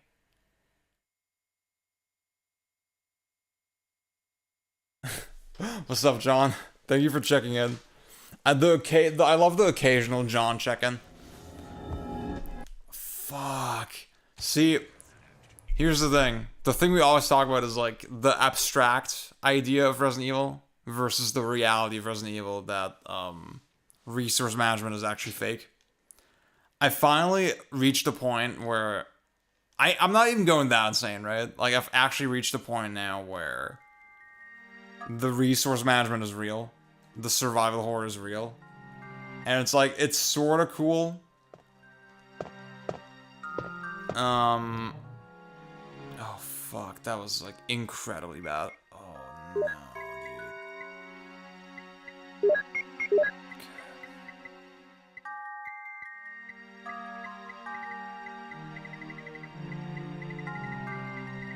Let's try again.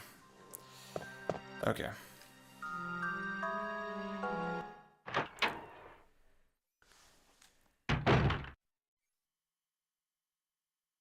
Okay. I have to go up, get the jewel, use the jewel downstairs, go past the tiger room, go to the elevator,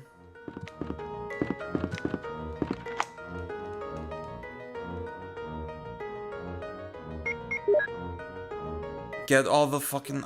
Wait, I need to remember where the fuck the items are. That's so I don't make the same fucking mistake again, dude. Oh my god. See, like, I just don't want to have to do this type of shit again. Like, this is like... Come on, bro.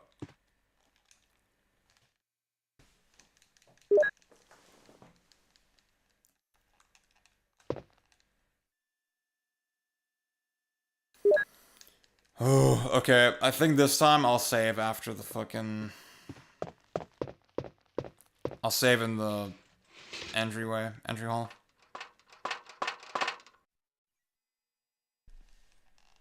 Oh, oops. Chris, you fucking idiot. How can you not see that shit?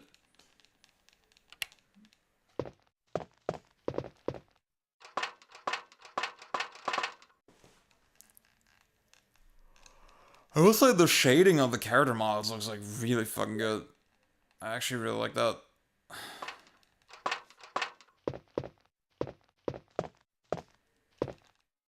Okay. Go back down.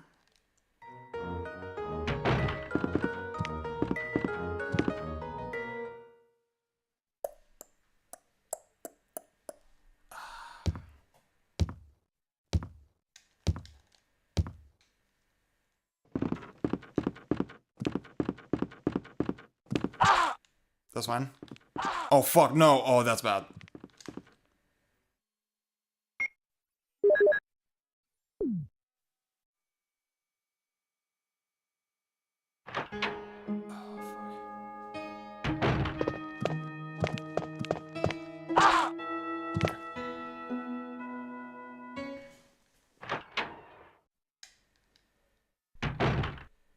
Okay.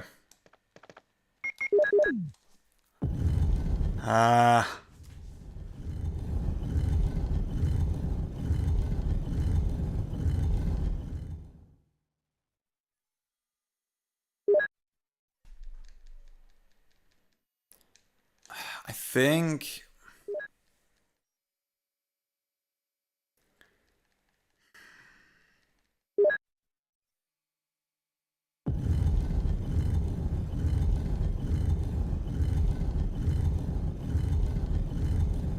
Yeah, I definitely need to save in the entrance hall. I definitely need to save there. Because, like, I think it's worth trying the downstairs. Fuck. Why did I not shoot this guy? Oh my god, why did I not shoot this guy? I forgot. I forgot. Oh my god, that's so stupid. That's so fucking stupid. Why did I do that? Oh fuck. Oh fuck. Oh, why did I not shoot this fucking guy? Oh my god, I didn't log in. I didn't log the fuck in. Oh, no.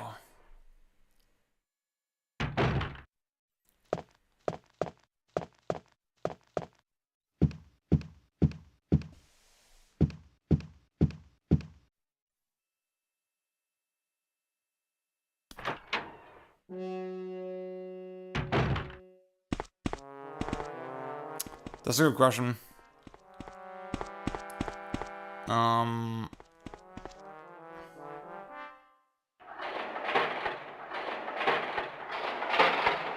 Like, low-key, I want to do Chris normal.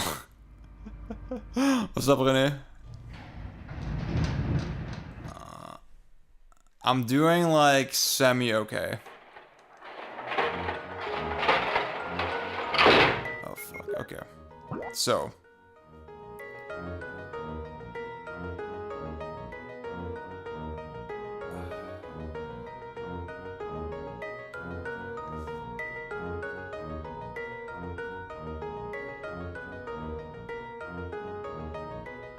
So the important thing...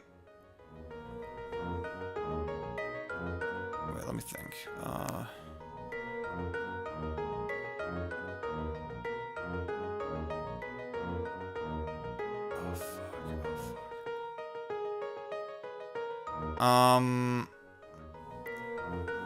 If you want to hop on, I'd be super down. Give me 1 sec, though, because, like, I need to kind of lock in for this part. I need to be locked in.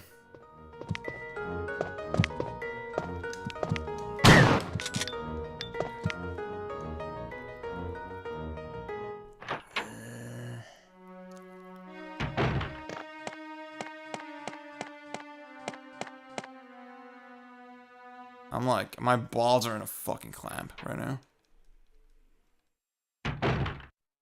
Okay, there you go. That's what I want. Okay.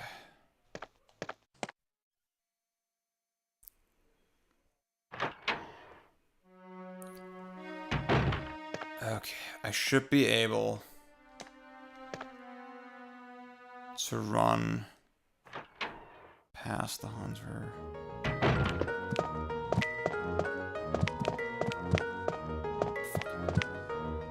Oh. Okay. Okay, there's nothing here, but I'm safe. Okay. If I go left, that's the room where... If I go around the corner to the left,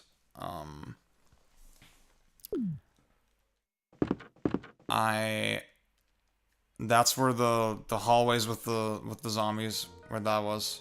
Oh, fuck. I need the health.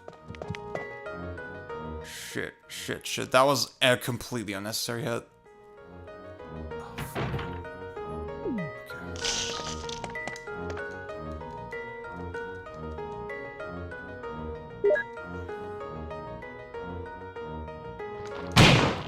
Thank God. Oh, fuck. Okay.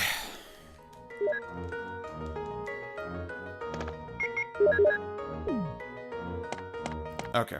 I'm better off than last time. That's good. Even though I still made a couple mistakes. Okay, I just got a beeline for the elevator. I gotta knock down this fucking guy.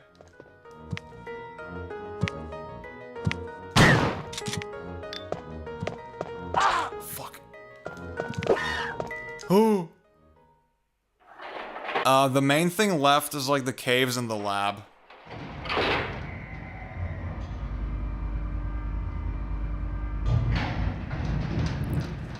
I don't think enough people will watch the video to like, for that to actually have any tangible effect.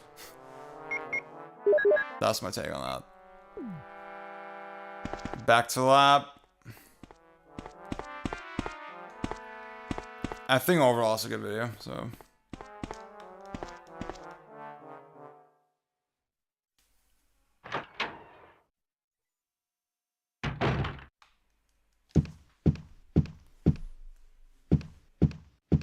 I don't think, well,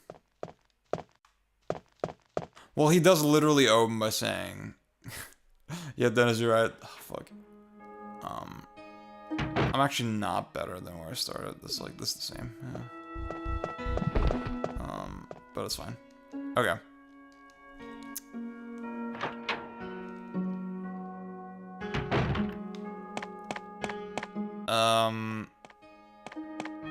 He does open by saying, yeah, I think games benefit from minimizing context sensitivity.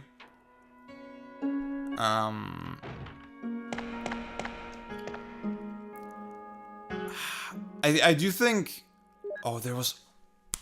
No fucking way. There was increments here that I never picked up. What the fuck? You're absolutely joking. That's crazy. That's fucking crazy. I'll say there are good aspects to context sensitivity that he didn't consider. That is true. I think that is accurate. Okay, Renee, if you want to be on, I can give you a call real quick. I think I've calmed down a little bit. I saved him for emergency, yeah, totally. Okay, I can... So I want to try the first floor path. Hell yeah. You can just call me as soon as you're ready. Yeah, I have Discord open.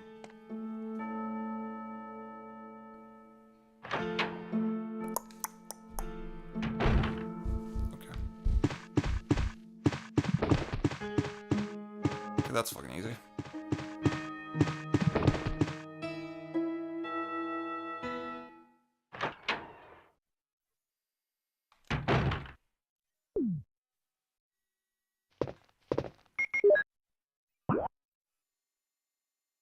I'm pretty sure, like, whatever hunter was here, I already killed. That's why I'm like... I'm wrong. I was wrong. I was wrong.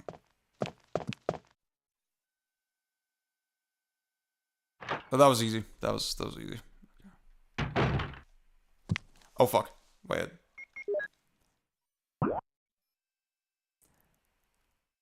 Yeah, that's the problem. Wait. Actually, no, that's not a problem at all. That's fine.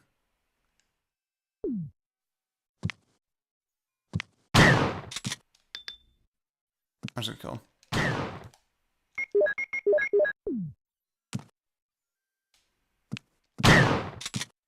I gotta come back here, so...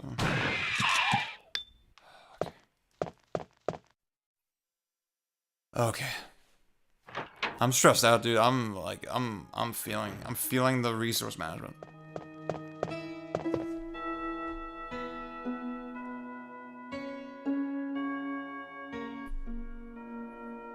Hello? What's going on, my dude? I'm fine. How are you doing? I'm doing... Okay, I'm disappointed that my progress is so slow. But I'm enjoying the game more than I did at the start. So that's good. So that means that the challenge concept wasn't all too bad? Because, like, you're getting something out of this. Yeah. Okay. Wait, let me... See, the spin the wheel shit, I think... The thing is, I'm low-key thinking, okay, I had guests on for like a pretty, yeah, Pang, I executed the plan. The first time I died, the second time I executed it, and then I died later. And this was the third attempt, and this one's working. Yeah, I had a lot of guests on. And I feel like, over the course of that, I forgot to be a salesman. which is like, you know, it's fine. I feel like you having guests on is the only traditional part of a subathon that you're keeping. True. I feel like the wheel of punishments Yeah. lost a little bit of its appeal because you are already punishing yourself. I didn't expect this to be so difficult. This has been content for the sadists. It's funny because like I mean I kept saying this to Pang as well, like it's making him hate the game, like the fact that he has to see so much of it.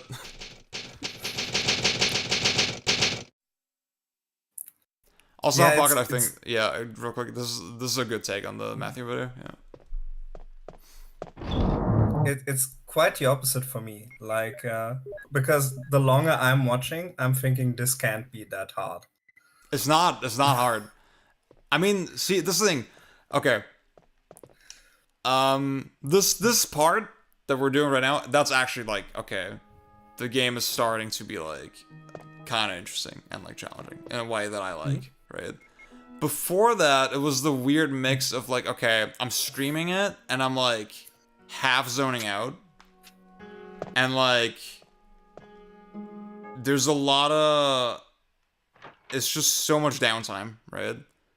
Yeah. And if you're getting lost even a little bit, you're just amplifying the downtime exponentially, it feels like, yeah.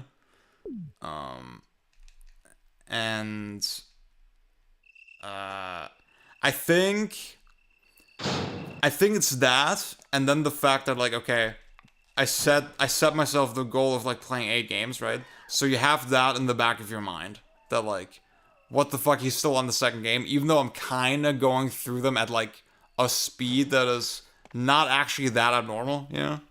Like Beyond was saying the same thing. Like he was like saying, yeah, this seems like fine amount of time to take when you're like streaming it, talking to people, also playing in relatively blind. Yeah, like I already told you, I was like a little bit surprised that you didn't test play this earlier and that you really chose to go in blind for the experience. Yeah. Because I think that made this endeavor kind of insane, planning wise. Yeah.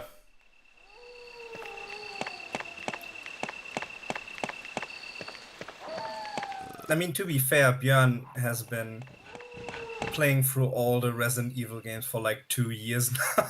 Oh yeah.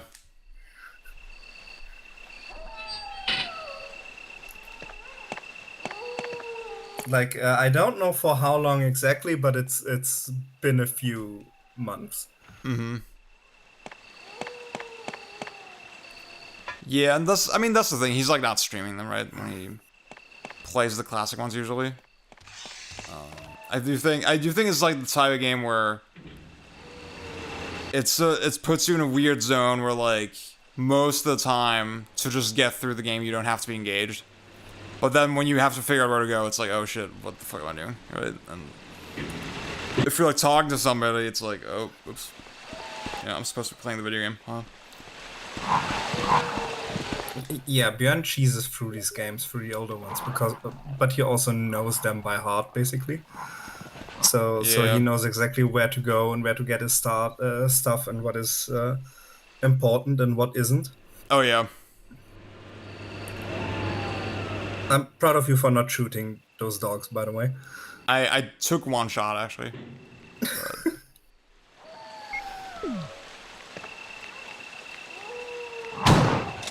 There should be a save all the dogs percent speedrun category of this. Honestly. Oh, thank God I got the map of the garden. Now I'm seeing you shooting the dogs and it's still upsetting me. Yeah, Bjorn agrees that, like, I think, especially if he plays on normal mode with Jill, it's like, it's just so sparse with, like, actual, like, interesting gameplay. Yeah. And I think Bjorn is, like, someone who can, like, appreciate the game despite that, sort of based on its vibe, based on like whatever. For me, it's like, okay, if I'm not doing shit, I get so frustrated by the... Wait, what? Wait, what the hell? Oh yeah, okay. I get so frustrated by the downtime. So,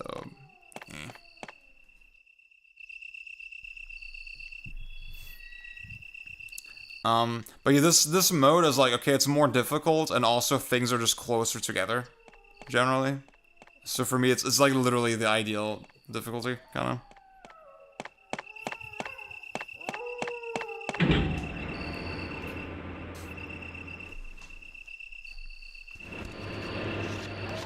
So people have asked me why I don't try streaming. Mm-hmm. And I guess the reason is because I would ultimately pick games like this one. And I'm too immersed in shit. Like, I want to explore and I want to read the information. Oh yeah. And I want to get everything. And I feel like, and it's probably ADHD related, that I can't concentrate on the game and on like entertaining an audience at the same time. Which is why I struggled massively when we played Minecraft on stream, because like I was playing it blind as well. I didn't know anything. And I was feeling like a pressure. Okay, I have to be a part of this conversation. Oh yeah. But also I can't concentrate on on the game if I do so all the time. So I did try streaming once actually. And the game that I chose to stream was Skyrim, and that is the worst idea ever. That's not a game that you stream. Yeah.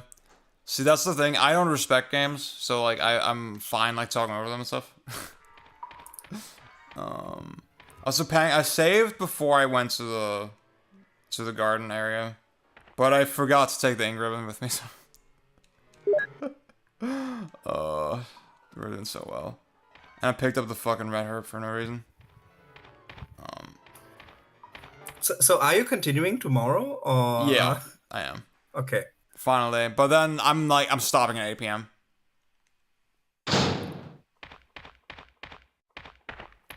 Are you planning on continuing this challenge sometime, or will you be done with it for a while? On stream, definitely not. Don't come any closer, Chris. Wait. I think I'm curious enough to like play the other difficulties that I like might do it. Whoa. But umbrella. Who is it? Is someone there? Sorry, Renee, you're like a little bit behind, so like you're not gonna see the amazing immaculate cutscene. As I'm narrating it. But yeah, I feel like okay, the bit has run its course. I think I can't do this for like more than one weekend.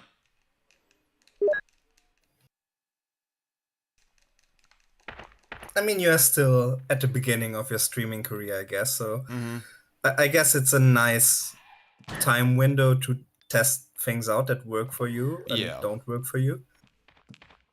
And once you're really, really famous, you will know then. So true.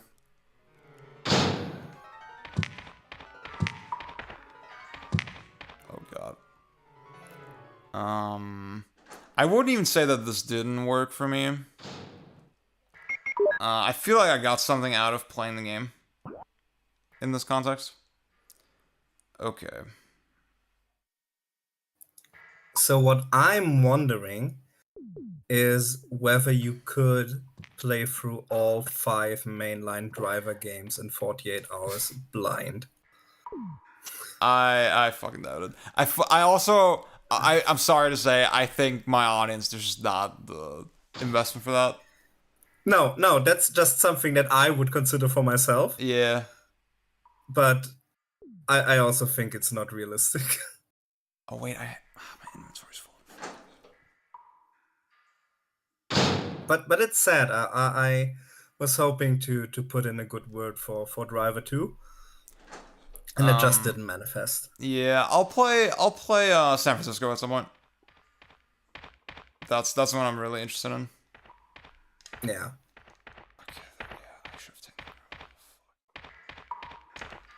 Oh no. I think you might just not be a PS1 era person. I don't know if that's true. There's a lot of PS1 games I like. And there's a lot of games from that era that I also like in general. I think it's you know, it's just I have general sensibilities, right? I favor like dynamic games, fast-paced games. Yeah. And like Driver, for example, is like okay, like it's like execution challenge. Like trial and error. Though I don't mean in the derogatory way, but like it's not really what I gravitate toward. I mean I fucking love like Ridge Racer Type 4, for example, on the PS1. Okay. Like, so I was thinking that you have like more of a knack for the arcadey games. Mm-hmm. So PS1 seems to be like the era where they start to insert all the shit into games that you don't like. Exactly. I mean, I had a like ironic take about this that like yeah, Nintendo, the big narrative is like that they fucked up the bag by not going with CDs, right? But actually, CDs is what enabled like RPGs and long cutscenes and shit. So really, Nintendo were just holding it down for arcade design, you know. So that's my take on that. Yeah, so I have a lot of nostalgia for this era, but like I can see that this is like some sort of cutoff point for you. Like before everything is like very, very arcadey, is like very, very matching to your playstyle and to the thing. It's very scrimblow bimblow, basically. Yeah. And this is where they start like oh fuck, you know, you have as well, what? You have more opportunities to explore, and I mean you started this with exploring is boring. Oh yeah. So. Yeah, I think that is definitely. I mean, that basically, it was a gradual process as soon as like games went from the arcade into the home, right? Like you can see it even as early as like Super Mario 3 to Mario World, right? Where okay, Mario 3 is, well, even Mario 1 to Mario 3 to Mario World, where devs just started more and more saying, okay, we can actually take our time, right? With games. And we can let them breathe a little bit. We can have these like exploratory elements. And yeah, like I mean the older I get, the like, you know, kind of the less I value that sort of thing. That is true, but then it's like it's also true that like I'm kind of a fake arcade gamer anyway. It's not like I'm playing like shmups every day, right? I sort of do look for that sweet spot of game that that is kind of designed in a console-like environment, but then has the sensibilities that I like. So, and that like that still exists like on the PS2, on the PS3. So, yeah, come to think of it, you really don't talk that much about Mega Man, I feel like, which seems like would be a series that you would have like a fondness for. I have a fondness for it, but yeah, it's also, see, that's another one where like, okay, they have a non-linear element to it where you can pick the order of the stages. And that's exactly the kind of thing where I'm like, okay, like whatever. Just let me play the levels, you know? Like I don't need to worry about that. I had a whole that was the right way actually. Oh fuck, that was stupid. I had a whole like there was this one week where over the course of that week I played Alien Soldier and Mega Man X through them a bunch of times back to back because I wanted to like figure out, okay, which one is like the true fucking like run and gun action platformer king? Is it like the Super Nintendo game or is it the Mega Drive game? You know?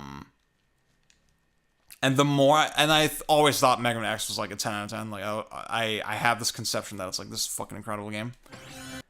And the more I played them, I was like, oh my god, I don't want to have to fucking learn the routes. I don't want to have to memorize the exploration shit. You know, I don't want to have to get all the upgrades. And that sort of radicalized me a little bit. I was like, yeah, every game should just be linear.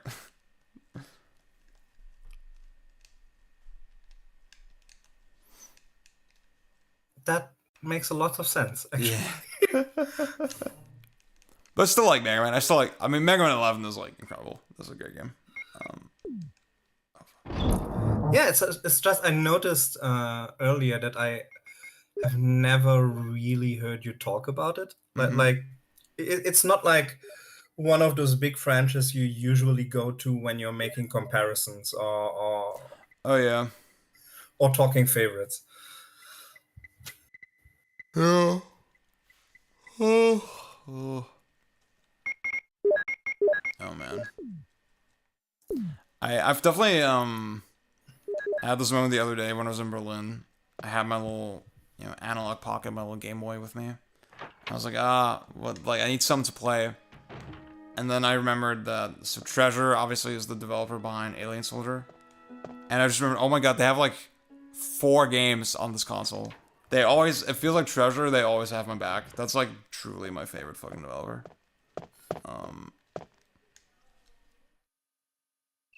Like their sensibility for design is like something I click with so fucking hard. Oh, you fucking bastard. Oh my god. Yeah, I'm a Telltale person because I hate video games. So true. So is the Telltale style, is that like your preferred type of game? I'd say, or I wouldn't say yes to that, actually. I think I have a lot of nostalgia for Telltale. Yeah. And Telltale is like a formula that usually works for me. I played through all the Walking Dead series earlier this year. And I noticed that I like the Walking Dead games less the cockier they get about game design and the more they're trying to put in that doesn't feel right or that doesn't feel like it's in their wheelhouse. So sometimes they have like good ideas that they add in and where it's fun. But yeah, they basically got me with the Batman games because like when you're a Batman fanboy, those are pretty good fan service. Yeah. Yeah, I just with Telltale it's like as soon as you kind of start seeing the little, like tricks that they do to make you think that you have agency in the story, I just get so disengaged from it. Okay, the F in chat asks for my top 3 favorite Treasure games. Alien Soldier, Bongai with Spirits.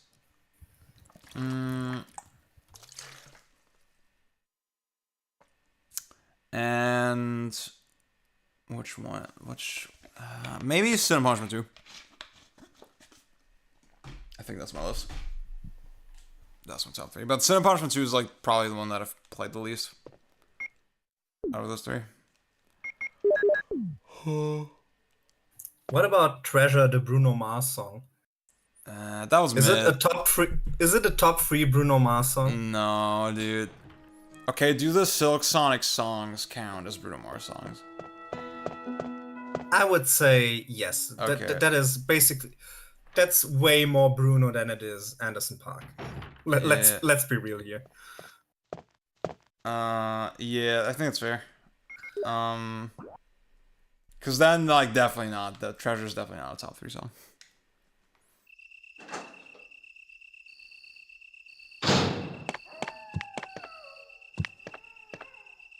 Okay, what do I do? Is Uptown Funk a top 3 Bruno Mars song for you? That is a really good song. I'm not pretentious enough to hate on Uptown Funk. I feel like it has become a cool to hate song. I think so too, yeah. It's a good song. Guys. Oh, how do you feel about Fat, Juicy, and Wet? I don't know what you're talking about. What? That's crazy. It's the song that he did with the Sexy Red. You should listen to it tomorrow. When you wake, should make it the first thing you do when you wake up. It goes kind of like this. It goes kind of like this. Fat, juicy, and wet. I don't even gangbang. Pussy so good, I'ma throw up a set. That good kitty, good kitty. Yeah, pussy you'll never forget. It was cool to hate like 10 years ago.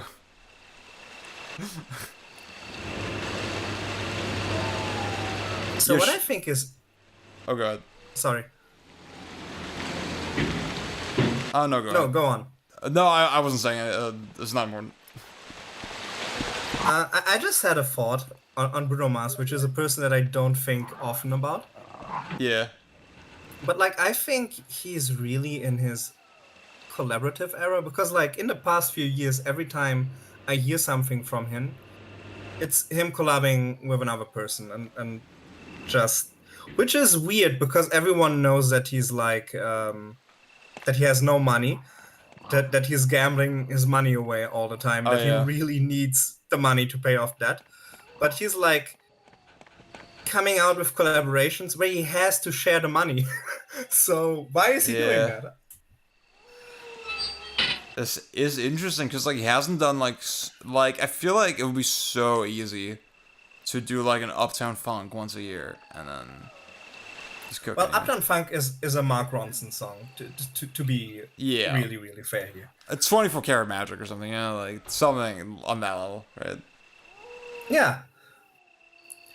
And it's like, I think since the Silk Sonic era, I can't recall a single effort of him. It's like he has become like this person who is collaborating, elevating upcoming artists, going on these cool collaborations, which just doesn't fit the image of this guy needs money. Maybe he is like the truest artist of our time in that sense. Pang says it's probably because he gets paid without having to fork over for studio time. Because they would probably charge him more for studio time, right, than other artists. But he writes the songs, right? When he's asked to collab, I think people seek him out because he's a good songwriter.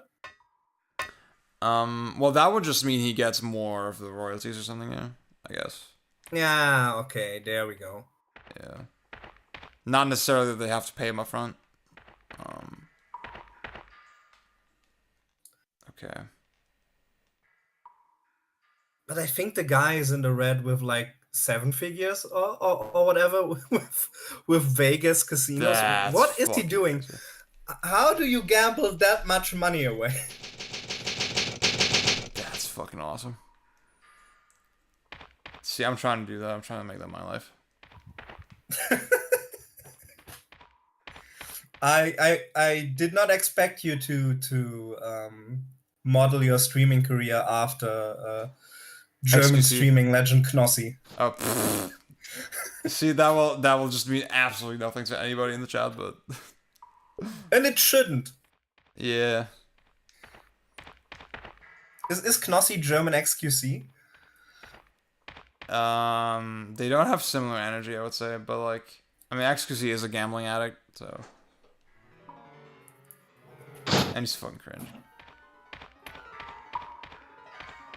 See, before he was like a right-wing guy, it was funny to do like an XQC impression.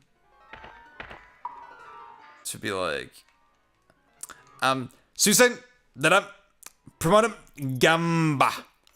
These juices, don't with the top of. it was funny to do that before he was like a dumb right-wing guy.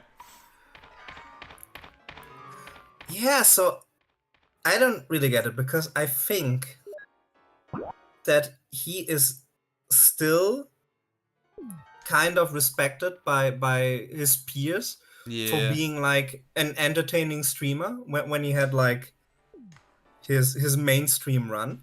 Yeah. And now he's just doing degenerate bullshit and just running his mouth on everyone. Oh yeah. And grifting for the right wing, and Enrico. I don't get it. Why would he do that? He's destroying so much goodwill. I mean, right-wing grifting is like in now, yeah. Right-wing is like the culture now. There's a funny moment where like he had a tweet from like ages ago. Is someone there? When George Floyd was murdered, I think, where he said like Black Lives Matter, he supported it. And somebody brought this tweet up again, right? And XQC, he saw the screenshot of the tweet. He thought it was fake. He thought, I would never say that. And then he was like, oh my god, that's hilarious that I said that, haha. And it's like that's not that long ago, bro. That's like, oh my god.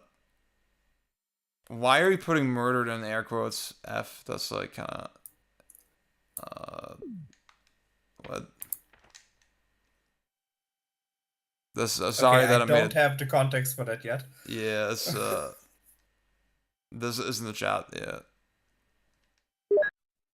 Do I have to time you out? Come on, dude. Oh fuck.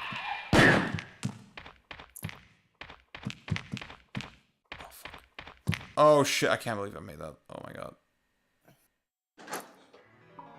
Did you know that Gen Alpha is memeing George Floyd? What? What does that mean? Yeah, like, you know how there are like those TikToks and Instagram reels and so on that like make fun of the JFK assassination or 9/11, and those are funny. But like everything is being memed much more faster on the internet right now. Yeah. And now I've started to see like George Floyd meme videos, and I'm like, I'm not comfortable with this. Yeah. Okay, I'm just gonna say real quick, this guy in my chat, sorry dude, you're gonna take some time off. Come on, dude. What the fuck?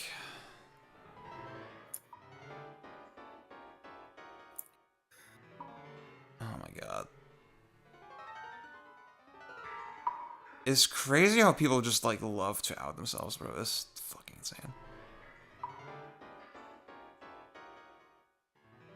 I'm sure I will see it on my screen in like 2 minutes.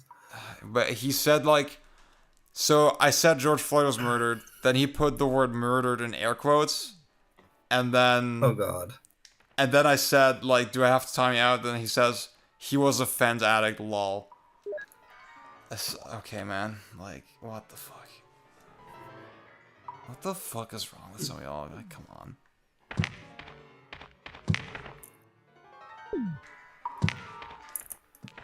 I think like what disturbs me about George Floyd being memed is that he was just a regular person that did nothing to get like mainstream attention. Like, he just wanted to live a very normal life. Something horrible happened to him that he didn't deserve, not one single bit. But because it had like waves in our culture, and like that was a wake-up moment for a lot of people, now he's basically in the annals of recent history. And people are starting to joke about it to cope with the situation, because like we never really did anything about that whole police brutality problem. Yeah. So that's just so messed up. Like, yeah, I get what you're saying. Sometimes I think like I'm edgy with my humor, and I don't see myself making George Floyd jokes anytime soon. Yeah. Bro. This is a dark world. 9/11 is funny though. You see, I was in New York, right? And we went to the 9/11 memorial. And my first, like, literally, I said immediately, "Where's the Iraq memorial?" And, I mean, see, that's the I mean, there's, like, something so, like, to me, there's something, like, really perverse about, like, hammering on this, like, this tragedy, right, where a lot of civilians, just regular people died. And taking that as a, you know, as an excuse to, like, murder even more people in the Middle East. Yeah. And, like, constantly holding that up. And, like, being so... Again, like, especially when you put the names of the victims, like, on display and all that shit. It's, like, to me, that is, like... I find that so inherently gross that I feel like it deserves to be, like, made fun of in a way. And, like, I hope that... When I do that, I hope it's not misconstrued as me, like, making fun of the victims, right? Like... Yeah. Yeah. I think 9/11 is funny, not because, like, 3,000 people died. Yeah. Because that would be messed up. But because, like, of the whole connotations that it had and how it's still, like, having an influence on our everyday life today and politics and such. Yeah. And the reason why 9/11 was so shocking and why 9/11 is like this benchmark incident is in history is because it was white people being attacked on their own turf. Like, it's the first time it really happened to Americans specifically. And yeah, of course that's shocking. Like,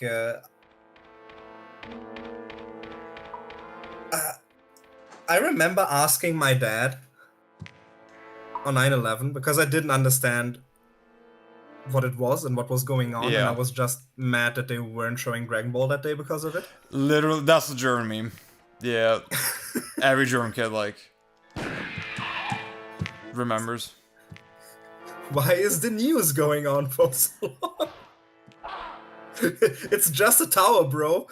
That was like... Yeah. How an innocent kid saw it back then. I remember asking my dad if he was shocked about what happened, because, like, I remember Peter Klöppel, who is a former German newscaster, being in America at the time, and just reiterating how everyone is shocked, how this is such a shocking incident. No one was expecting this and such. And I asked my dad, "Are you shocked about this?" And he said, "Yeah, of course I'm shocked." And I feel like that I'm in that generation that has, like, been more and more desensitized with what has been going on,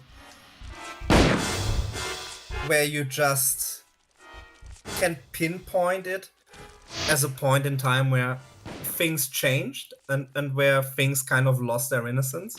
Mm-hmm. But also it's really, really hard to take it as seriously, knowing how many people have died since, specifically because of it. Yeah.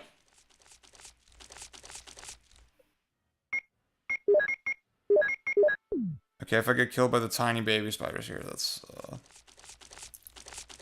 gonna be so over. I'm sorry that I started talking about 9/11 during your subathon. That's... Well, I started with George Floyd, so it's my fault.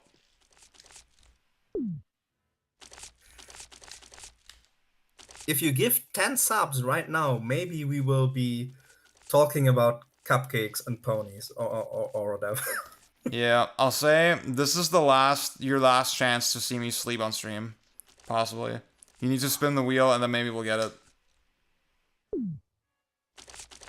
Okay, maybe I should stop traveling the spiders. I should just...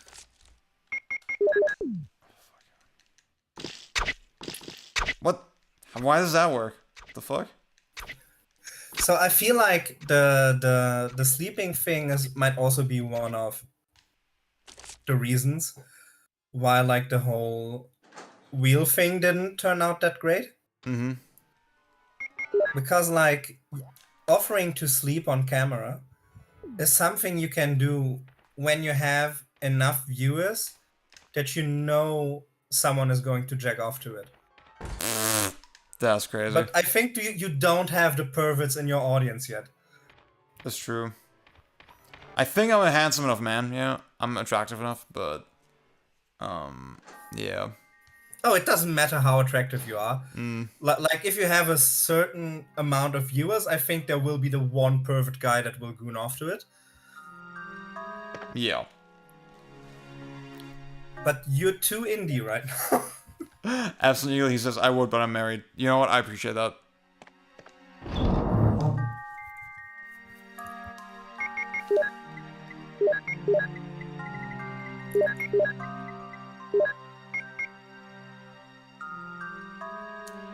Huh.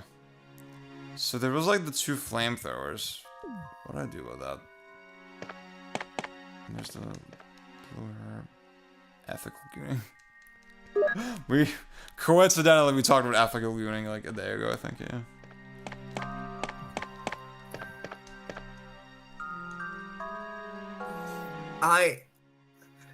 Do I want to know what unethical gooning is? It's 3 a.m. I shouldn't be asking. I think you can surmise it. I think you can surmise it. Oh my god, it's 3:30. Holy fuck. Do I keep going? I don't know. I feel like on the one hand the lab shouldn't take that long. On the other hand, I mean look at the rest of my gameplay, so let's go back to the lab. Let's go back to the lab again. Okay, well, let me pick up the flamethrower. I feel like that's important. I feel like I have to, right? I think I have to take it. Maybe in 4 years, you are a very big, well-known streamer. Mm-hmm. And then you can come back to this challenge and you are like, 4 years ago, I tried my first subathon. And I did a gaming challenge and I didn't come to complete it. Mm-hmm. And this time I will be on the air for as long as it takes until I've played through all 9 games. The thing is, I think so. When I started this whole thing, right, I was like certain that I wouldn't finish all the playthroughs, right? That was never like really the plan. Yeah, there's like 2 flamethrowers.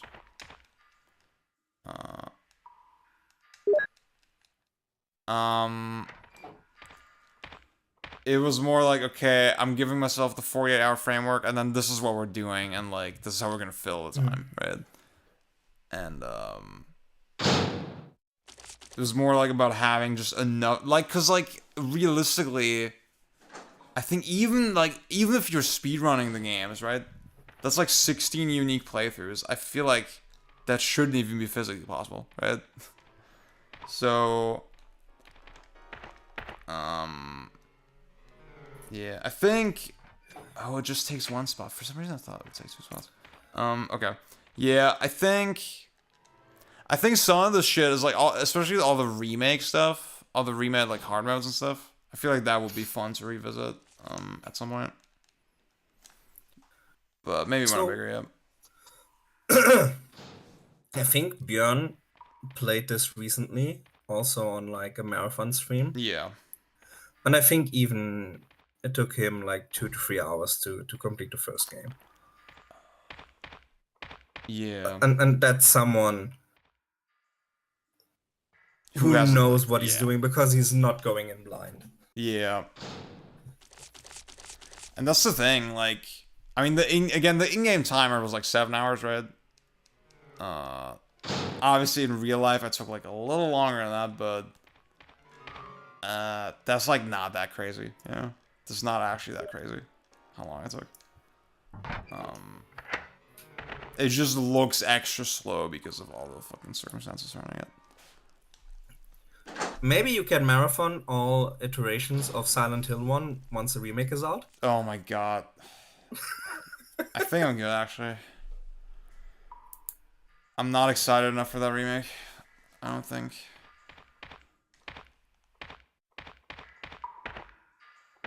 It would be really funny if you started glazing the Silent Hill remakes just to upset Björn.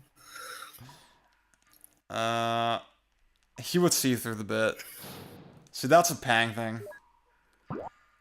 To do that sort of shit. And Pang also, he did the ironic, like, Silent Hill 2, like, reviewing original Silent Hill 2 like a third-person shooter.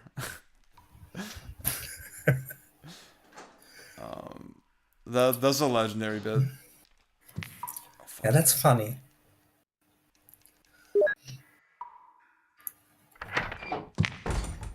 What the hell? Wait. Oh my god. What? Are you fucking out of your... Wait, that... So I can't take the flamethrower with me, is what you're saying. Oh my fucking god. Okay, wait. Wait, did I save after the boss? Oh god, I don't remember. I don't think I did. I think so. I don't remember. Oh god. Oh, I think I did actually. Yeah, I think I did. There was a save room after it. Yeah. I remember you using the ink ribbon. Yeah, it was after the boss. It was after the boss. Oh, thank god. Yeah. This game contains scenes. Bonnie Sore mentioning, or Booney Sore, I'm not sure. Yeah, Silent Hill 3 has like this weirdly fucking technical difficulty system. It has like a weird like parry system and shit. It's like, why did they cook so hard? Never cook again. Somebody ordered food from a restaurant and now I have to make it. Do y'all know this meme?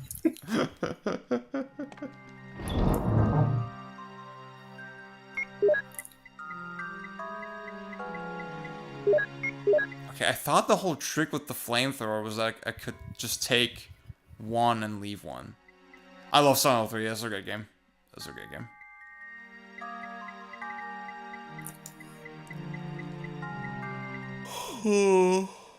So I don't know if this is going to make the list of my favorite streams of yours. Okay. I mean, you know I have a soft spot for your attempt at Space Channel 5. Oh yeah, that's a legendary one. That's a you had to be there one. But also, thinking of games you weren't enjoying that much, you hating on Super Mario Sunshine was just funnier. Oh yeah, I was being very unreasonable. I feel like I would be fairer now. Oh really? Yeah. You want to do it again? I wouldn't be, honestly I wouldn't be that opposed to it. I mean, I remember some of the like really bad moments in it, and like some of them were skill issue. So I can acknowledge that. I mean, I think with this game, I think honestly, it's just not. It was not the right game for the format. It was just a little too repetitive. Yeah.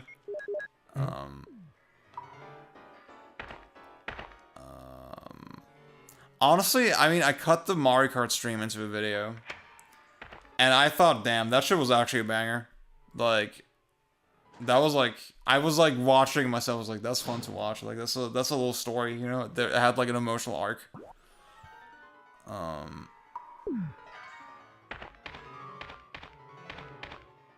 Yeah, I skipped through it. Because I saw the live stream, so yeah, exactly. But like, it was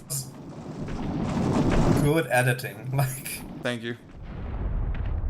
But it's also very clear that you're mimicking the style of bigger, more established streamers. That's fair, yeah. And I don't know. I didn't watch like Ludwig 6 years ago, so I don't know if he came in with that cocky attitude that you have. Because that feels like something that you have to earn and work yourself up to.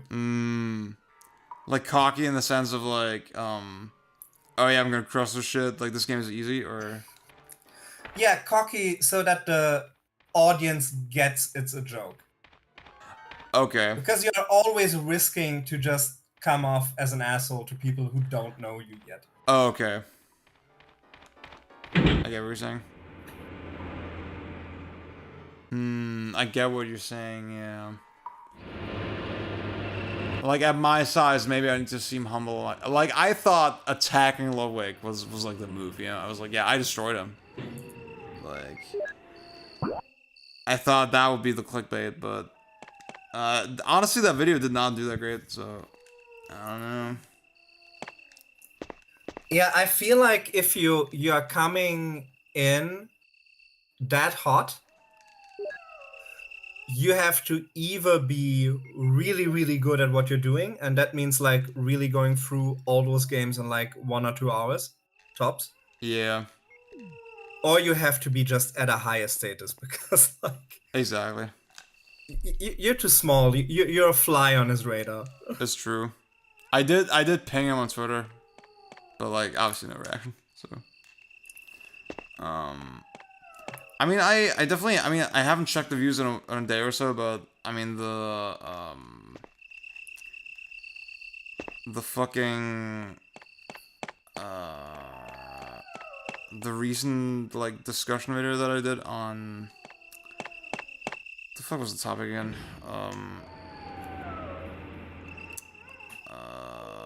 On oh yeah, games are bad now actually. That did like by my standards that did really well. I think for now that I need to definitely focus on that type of shit. Like I think that's what really people really want to see from me. Yeah. Yeah. Cromzor is asking no remakes for these games. What do you mean exactly?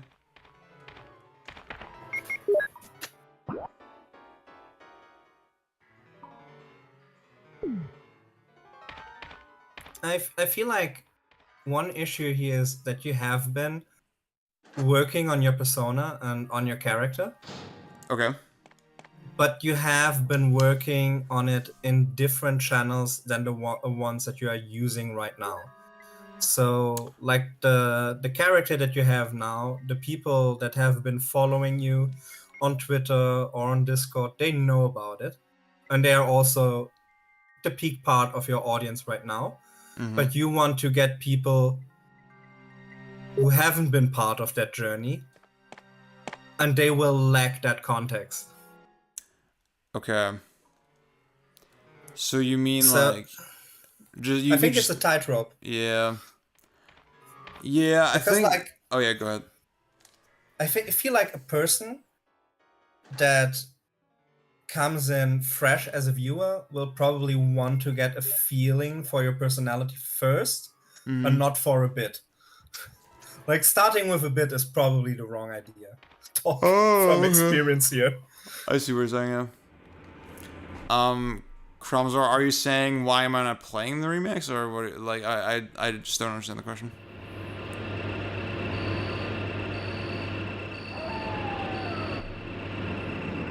I'm just playing Resident Evil 1. Oh yeah, there's no reason. The whole challenge was just like, I'm playing Resident Evil 1 plus the remake. That's basically it. Maybe I'll play the other Resident Evil games eventually on stream.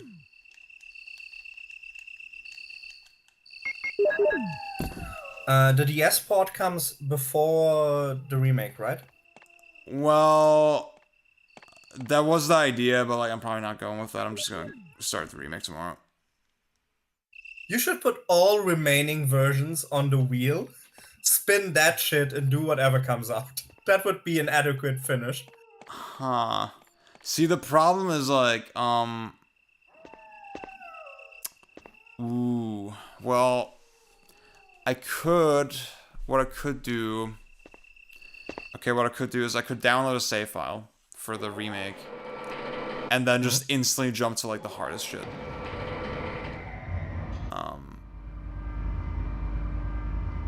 Maybe that's the idea, right? Like I'll put hard mode, real survivor, dangerous zombie, and invisible enemy.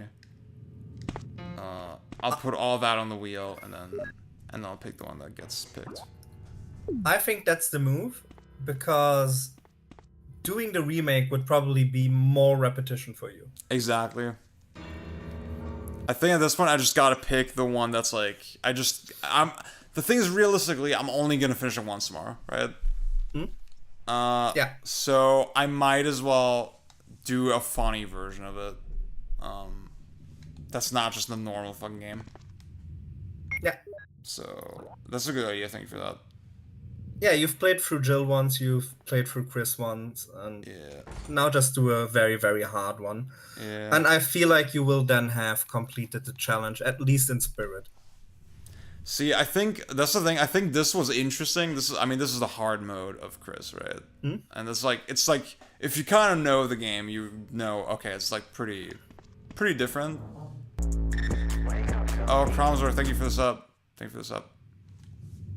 Oh my god, I had the fucking shit turned off the whole time. Oh, I'm so stupid. I had this turned off. The gold jump scare shit. Damn.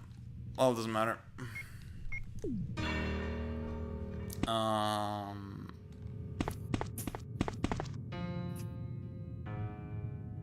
But yeah, what was I saying? Oh yeah, I think, like, I was getting into a tight spot with this game, like, toward the end, earlier this evening, and it's like, cool. But I think it's like too subtle of a difference for like most people watching to like really notice it, yeah.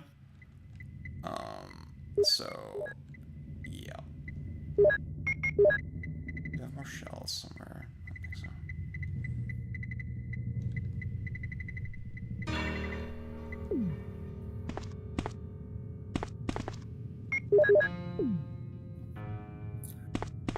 Damn, I wanted to say something, but I forgot.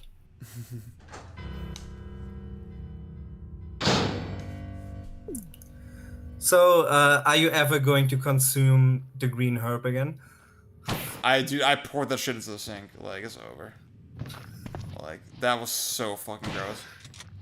I think I drank like a good amount of it. You know, I didn't pussy out of it. Like, no, you drank a fair amount of it.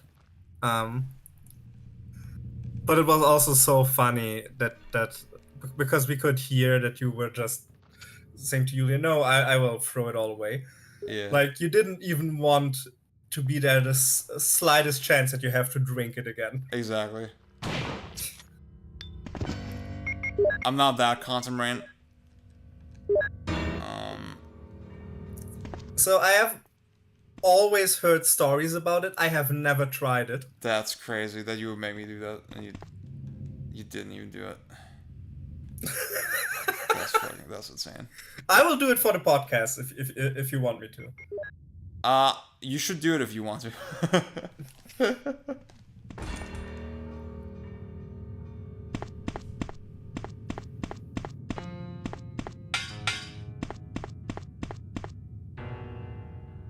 I think we probably will have... Oh yeah, go ahead.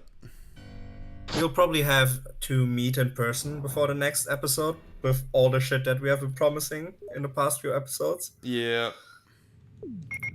So we will have to find a date to make that happen. Up there. And maybe I can make Björn drink the sauerkraut juice as well. Just for my own sick entertainment. I was feeling the gag reflex, like, for real. Like, that's not a joke. Y'all need to be prepared. That's not... Yeah. That's not good. So with you, I thought you will entweder you will either hate it or it will be like surprisingly your shit. Because you're a man of extremes, and I thought like, okay, this is kind of extreme. So you will either like it a lot or hate it a lot. There's no in-betweens on the sauerkraut juice. Yeah. I was like, no, actually, no, I thought either it's like normal or it's like the worst shit ever. And it was the latter, so. I can tell you that I hate tomato juice, so Oh, I can't remember the last time I had tomato juice, yeah. If I'm not fucking with tomato juice, I can't imagine fucking with sauerkraut juice. Yeah. I just want to say, this looks like crazy different from the Saturn version. What the hell?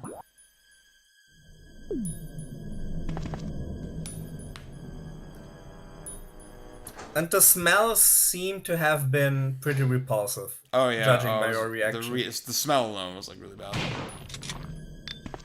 Which is crazy to me because sauerkraut doesn't smell that bad.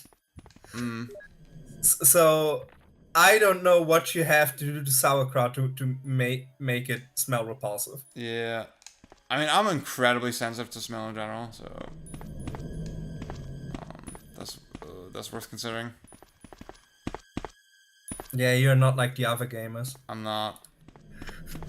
Pang like sauerkraut, okay. Sauerkraut.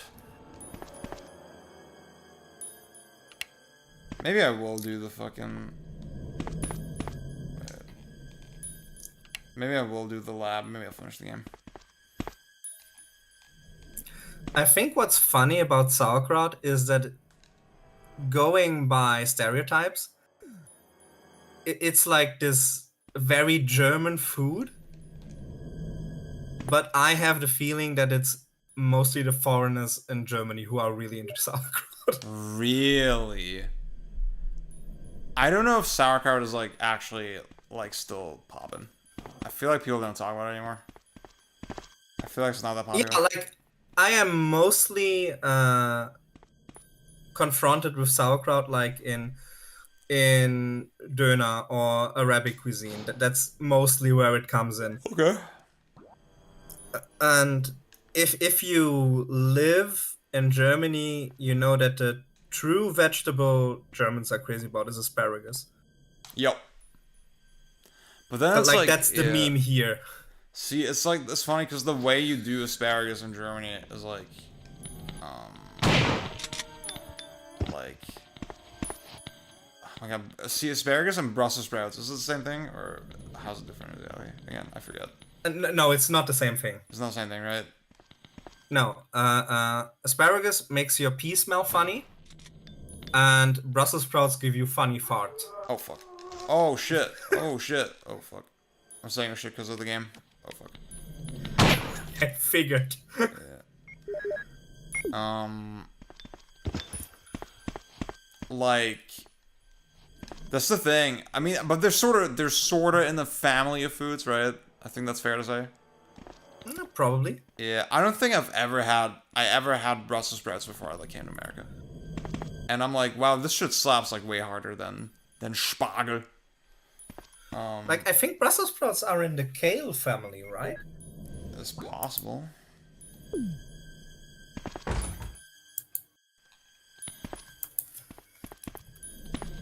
See, speaking of Jewish diner, I was at Katz's in New York. That fucking sandwich, dude, the meat sandwich is intense. That was crazy. But good? I liked it. It is slop. I feel like we are overusing the word slop right now. Are we? I feel like it's, well, okay. See, in the server, it's a bit of a meme because like one of our people in there, Rex, he just calls everything slop, and it's like, yeah, I'm hanging out with my wife slop, yeah. I feel like because we are now in the era of AI slop. Oh yeah. Everything that's not good is just being labeled slop. Yeah. I mean, wife slop is a crazy thing to say. He didn't say it, to be fair. Like, but I forgot who started that, but like it did come up.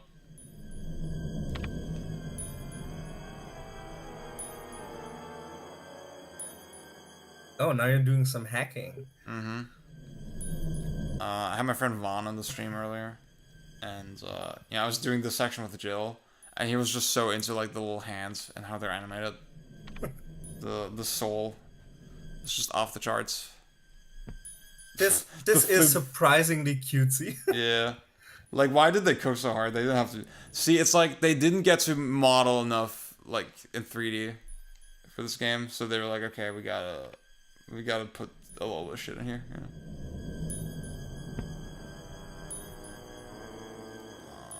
Corned beef place in Montreal and made me shit my... Yeah. See, I felt like it was a rock in my stomach, like, the whole day. right? I went with Eric in New York. Like we went like midday, and like the whole day I felt it in my stomach, and I didn't shit it out until like I was in Chicago the next morning, like at 10 a.m. And like the relief was crazy as well.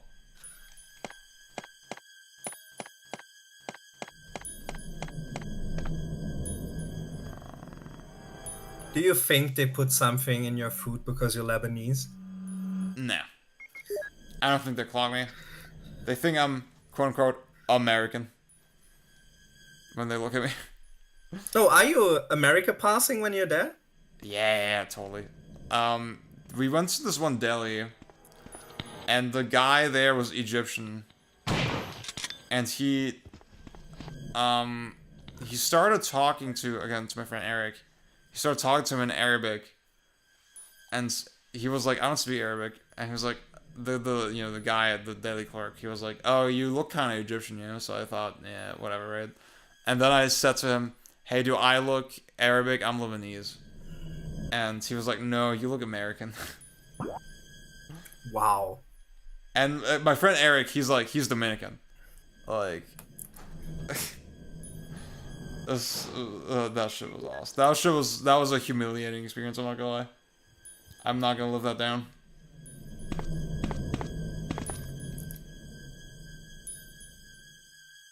Yeah, when I went to Iceland, they clocked my German accent right away. Oh yeah. What the fuck? Because I am usually told, especially at work, that I talk very good English. You do. Compared to other German people, and that my accent isn't that strong, but like, there are certain things I just can't mask. You pointed this out to me for the driver stream, that like you meant to say map, and you said card, because in German the word is like Karte. It's a what do you call that when a noun like multiple objects share the same noun. There's probably a word for that, right? Like a card. Yeah. The German word for card is also the German word for map. That was something that annoyed me deeply, because I wouldn't have made that mistake in any other circumstance. Yeah. That was explicitly me being on stream, thinking very hardly about what I want to say, and like making a structural argument, and then it just slipped. Correction, very hard. Hard is the adverb for hard. There you go. I fucking got you. Yeah, I can't beat the allegations. I will never be as American as you are. I'm a Valley girl. I'm a real. Oh my god. Oh my god, you guys. Hey guys, so my new skincare routine. Barf out. Okay, so Zia, can I ask you something? Sure. You know my Donald Trump impression, right? It's pretty good. When I do Donald Trump, do I still have a German accent? Ooh. Because I feel like if I'm mimicking someone, then you just get rid of the accent automatically. I see what you're saying.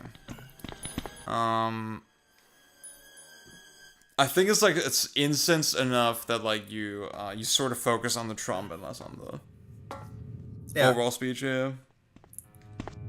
But it might still be kind of there. I was actually doing a Trump impression today when Vaughn was on, and he was telling me like, yeah, it's a little too throaty. But I got a little close. I would have to hear it. You have to do it again. See, I'm very sore from all the talking, but okay. That's a good a good base stat for Trump, I would say. Oh yeah. Oh wait, I'm supposed to go here. Xi Jinping, he doesn't like me. He doesn't like me very much. The woke DEI, the DEI from China. I don't know. Okay, so I think I get what he was saying. Like Trump has a lot of gravel in his voice. You don't want to sound throaty, you want to sound gravelly.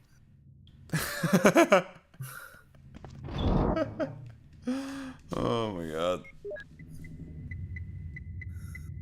Like Trump really comes from the back of the throat because he's putting so much much gravel in what he's. I definitely can't do that right now. It's like my voice is fucking gone, dude. What's up, Ryan? Oh my god. I need the slides. But also the secret to a good impression is usually to get like the cadence and the speech patterns down. That is more important than the actual voice. Because if you speak like Trump, everyone will recognize it as a Trump impression, and then it's good enough. Yeah. And that is always more important than to actually nail the voice frequency. I thought it was really interesting that like so there's the Trump quote unquote biopic, The Apprentice. Great fucking film. I didn't even know that The Apprentice was also a show that Trump like literally hosted, by the way. So that makes it even funnier. But what was notable about it is that they specifically he didn't try to mimic the voice. He tried. It's just like you said, right? He mimicked the speech patterns, but not the voice itself. And some people thought that was like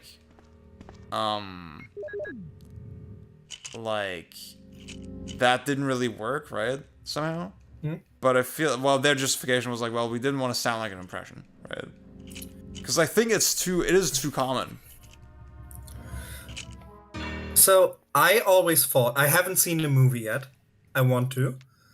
But I had heard that they were gunning more for an 80s Donald Trump impression than a current Donald Trump impression, which makes sense given the time and place the film is set in. Yeah. And 80s Trump sounds very, very different from current Trump because he hasn't figured out his speech pattern yet. He got a lot more gravel in his voice when he got older, and now he sounds different than he used to sound when he was younger.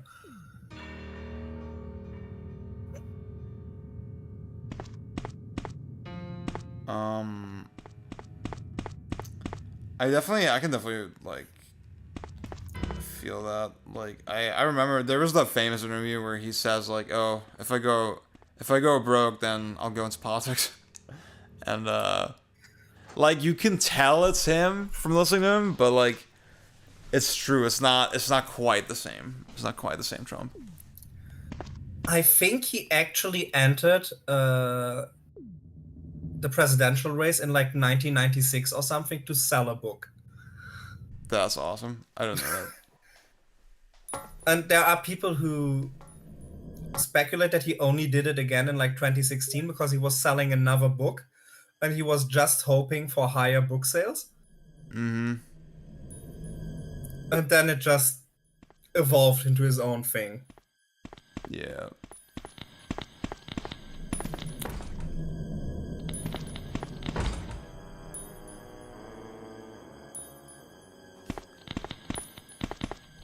Oh fuck. How the fuck do I... Wait, what? Am I fucking stupid? I have one password.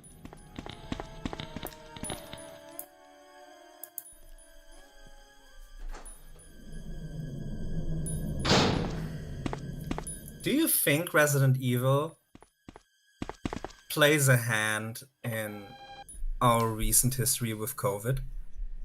The fuck? Yeah, it being a virus that was created in a lab and all. Biohazard. No. Are you saying sort of in the sense that like, yeah, maybe some of these scientists, they played Resident Evil and they thought it was cool, and like And then No. I was just thinking whether it could have played a hand in creating narratives around COVID. Like conspiracy narratives and okay. such. Because life imitates art, you know? Yeah. Wait, I already did the fucking... What the fuck? Let me check the fucking guide.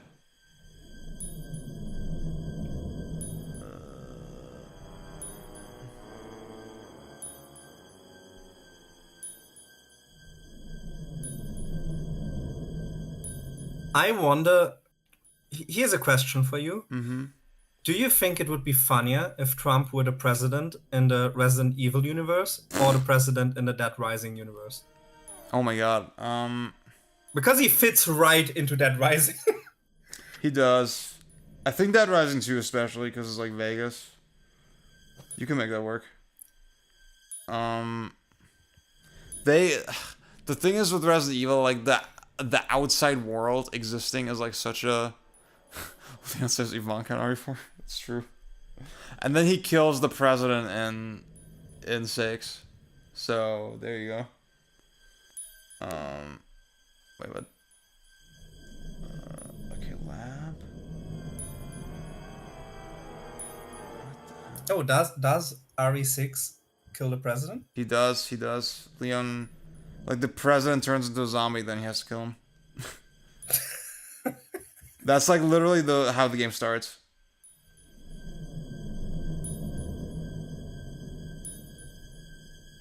See, it took Kojima only 2 Metal Gear Solid games to kill the president, so Kojima is always ahead of the curve here.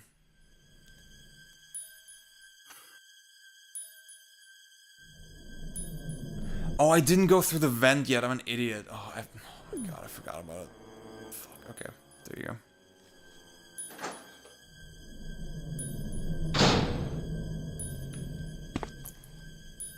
Solidus was supposed to be George W. Bush, right? Ooh, that's a good question. I mean, y'all know the story about like how the World Trade Center was like supposed to be in the MGS2 finale, and then yeah, they had to delay the game. That's crazy. Solidus did nothing wrong. Yeah, so I have always heard that Solidus was kind of based on George W. On W, but you know, the game was being written and developed before 9/11. So if that is true, Kojima saw Bush as the villain before 9/11. Yeah, that's base as fuck. So I can't really imagine Clinton not being part of the source there as well, to be honest. Also, I'm so sorry for all the American people that have to listen to two European people talking about American politics right now. And the 4th of July was only yesterday. Leave everyone go downstairs, wait. Lab key? Where the fuck do I get the lab key? Wait. Lab key. Push the statue over. Wait, what? No fucking way. Wait, what? Do I? Wait.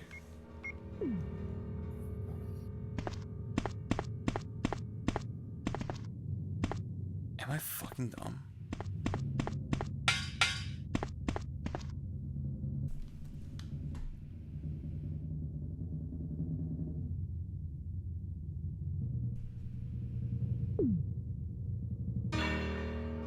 Gargoyle statue room.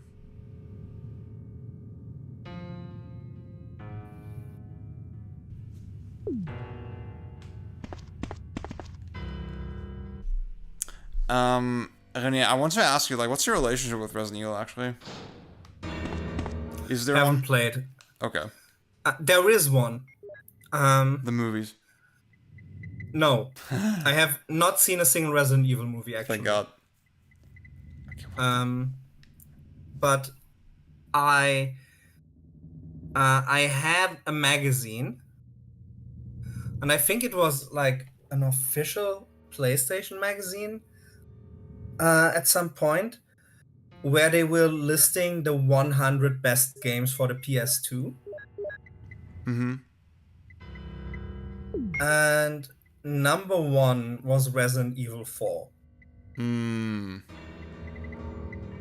And when I got like into panic mode, because I played a lot of junk on the PS2 first, Yeah. and when I went to I should catch up on classics, I got RE4 for the PS2, which I'm now being told is the worst edition. There's one more or the worst version port. that's worse, but Okay. I mean, it's not terrible. It's totally fine. It's playable, but it's a you definitely notice the downgrade.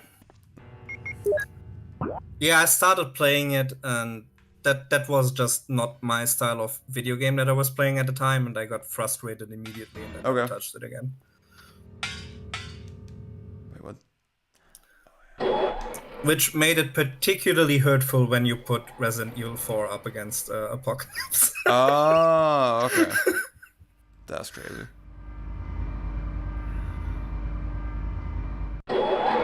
And then I guess the relationship ended with the series.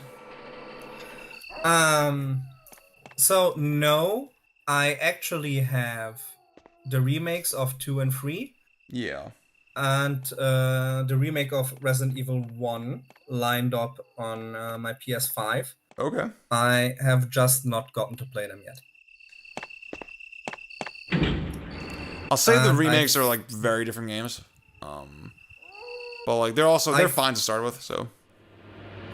I think with Resident Evil 4 I will choose the classic version someday and not the remake.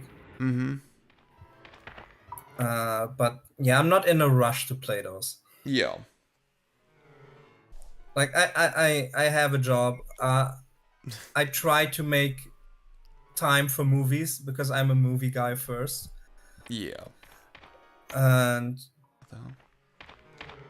basically my ADHD picks a medium that I'm consuming for like 2 months, and then I have to switch it up again.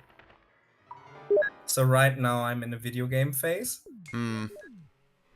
But those phases are never long enough to hold on through for me to go through an entire series or something. Yeah. I like to cycle back to the Yakuza series, especially during Christmas time. Yakuza is a Christmas game for me. That makes sense. I'm so anti-Yakuza now. Really? Yeah. I mean, for me, like, sort of 1 through 6 was, like, really solid, like, series, I feel like. But the way they're, like, just building on it now feels like a little... I don't know, dude. I don't know. Yeah, so I'm still playing the classics because I actually started on the PS2. And I have been catching up on the games. So this year I will probably get to Yakuza 4 at some point.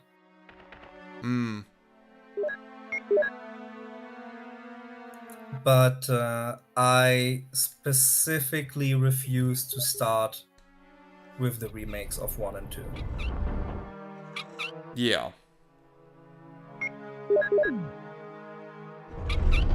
It's not the same if you're not hearing Mark Hamill speak. That's true. I mean, these days there's like a patch where you can like you can basically undub the game and play it in Japanese, which is really nice. That's probably how I'd play today, but like at the time I played it with the dub. Mark Hamill was Majima, right? Yep. Yeah, that's so base. There was a bunch of other base like casting. I think Michael Madsen was like in it too. It was like kind of crazy. Oh, rip. Yeah. Rest in peace. Yeah, I know that the cast was actually insane. it's because funny. it was a really, yeah. really good cast for its time. It's funny because like Yakuza has just a totally different perception as a series these days. Yeah, like these days it's like yeah, clearly in the weeb game anime man fucking genre, and back then they were actually trying to compete with like Grand Theft Auto, yeah. Which was like that was a silly thing to like position the game as. Well, actually, was it silly? I don't know. Well, clearly it didn't work. And the anime weeb game man thing did work eventually. So, like being more honest about what these games are did work eventually. At the same time, I'm not convinced it would have worked at the time. I feel like the time just wasn't. It's not all that silly. It's true. I think the time just wasn't right yet for Yakuza when it came out. The West wasn't really ready for it yet. Now it's like now it fits the zeitgeist like very well. Yeah. Also, if you think of it, like in the mid 2000s, there was still the expectation if we want something that is very Asian to be successful in the West, we have to remake it, or we have to put like an American touch on it. And now we are living in a world where Squid Game is the most successful series in the world, where Parasite won the Oscars, and it doesn't matter that much. People are now much more open to consume Eastern Asian culture specifically. Yeah.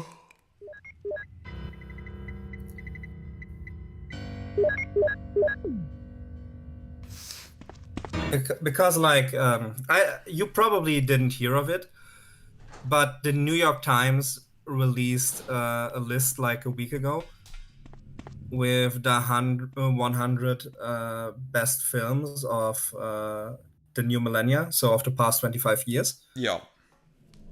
And also you could send in a ballot after the fact and let them know what you think the 10 best movies are.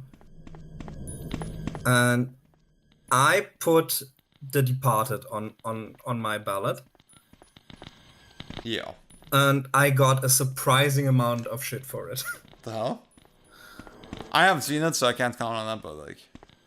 Okay, so The Departed is a remake of a Hong Kong movie. Yeah. And the Hong Kong movie is Infernal Affairs. And it's really, really good. It's a very good movie. It's an 8 out of 10 in the least. Yeah.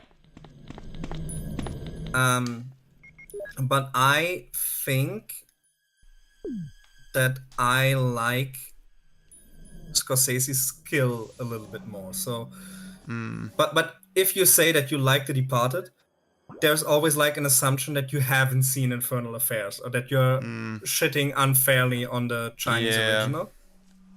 But I think that, you know, it's a matter of taste, but the Chinese original is like very cold. It's like, you know, you have very, very cold colors on screen, and it's all like a little bit more distance, and it gives you a different sense of anxiety than the Scorsese version does. Yeah. Because Scorsese lets you familiarize with the characters more, and he has like a different way of framing things, and that's why I always fucked more with Scorsese's version. Yeah, but it's so funny because people have like this idea that The Departed is one of the most overrated Scorsese films, because that's the film he eventually won his Oscar for. Oh, okay. And it is definitely an apology Oscar. Because they really, really failed to give him the statue for movies like Taxi Driver or whatever. Yeah. But I still think it's a very, very good movie. Like The Departed is a 10 out of 10 for me, and it's very Boston, and I, you know, I fuck with Boston movies. Boston is such a great movie city.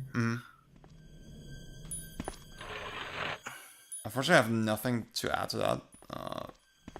I definitely want to do like the big Scorsese binge at one point. I mean, you and I would definitely do the cinema pose a lot. So that's my fucking guy. I think I've literally only seen his latest film so far. Oh wait, I got it. The latest was Killers of the Flower Moon, right? Good, exactly, yeah. I haven't seen that one yet. I missed it in theaters. I thought it was pretty good. I think it came out when I was in Morocco. Let's see if I do that.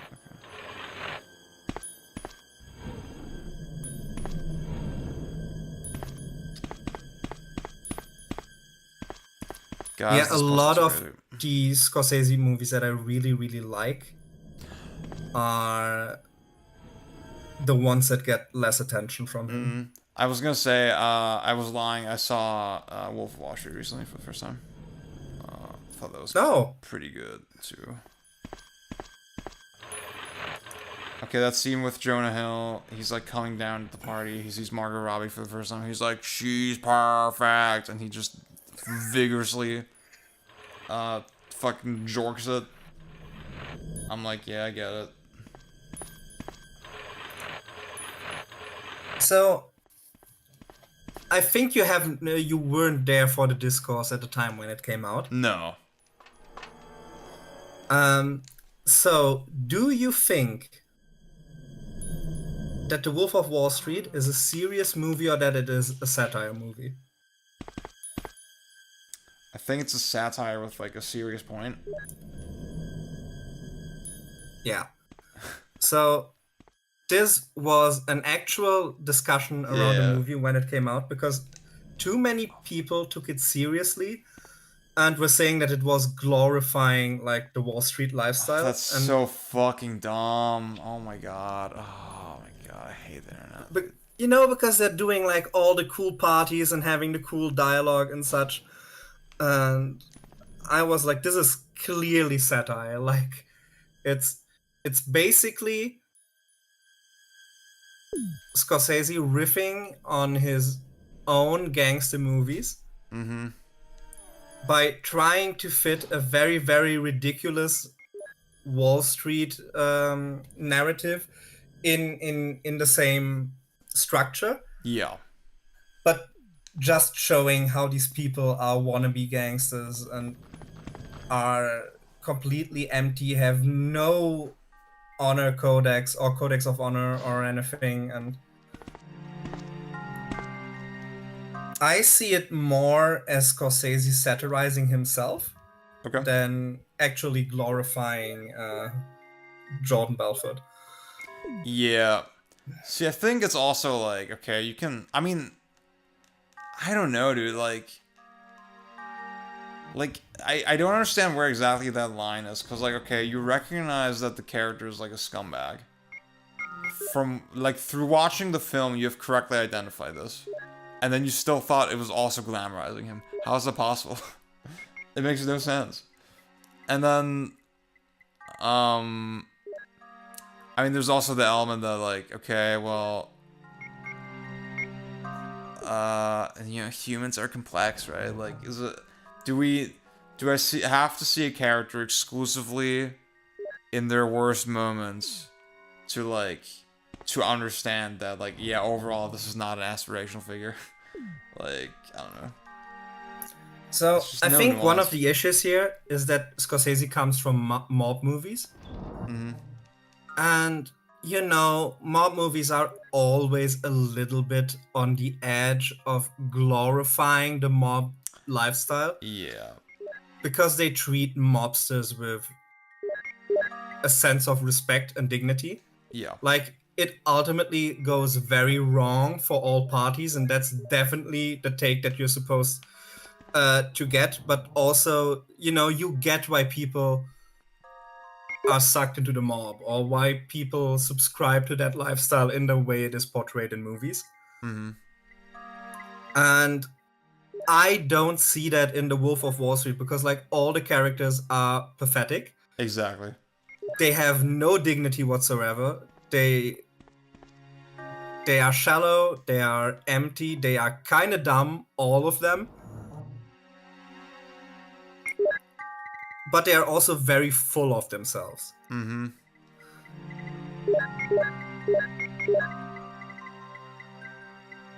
I think there's like... See, there's like little moments where, I mean, spoilers, you know, Jordan, he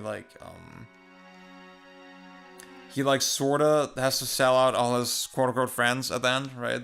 And the thing is, he tries to do it in a way where he's like not harming them too much. He like tries to like let them know about it that's happening. So clearly there's like, and like, I mean, there's one moment where Jordan, he like kidnaps his daughter, and like, of course there's like an element of, it's a power trip and like a form of control, but also, I mean, you can tell, okay, your family does sort of matter to him, right? So they're not like completely soulless characters, but like, the way you describe them is like completely accurate as well, right? So I feel like even the thing is, like, I think the internet audience is just so cooked sometimes that like even that amount of soul is like, oh, you can't do that. That's like, they have to just be completely black, you know, black or white. Yeah.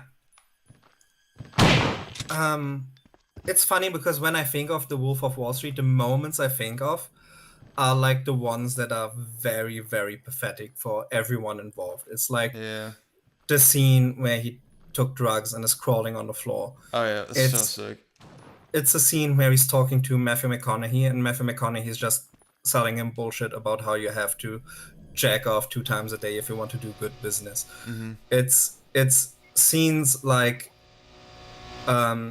just the egomaniacal rant of Jordan Belfort at the end, when he is brought down by the feds and he realizes that he was brought down by Benny Hanna. like the Benny fucking Hanna scene lives rent-free in my head. Those are the moments I think of. And that's just not cool, you know? It's showing them in a very, very naked way without any dignity whatsoever. Like, Scorsese is basically telling us these guys are losers, they have accomplished nothing. Mm-hmm.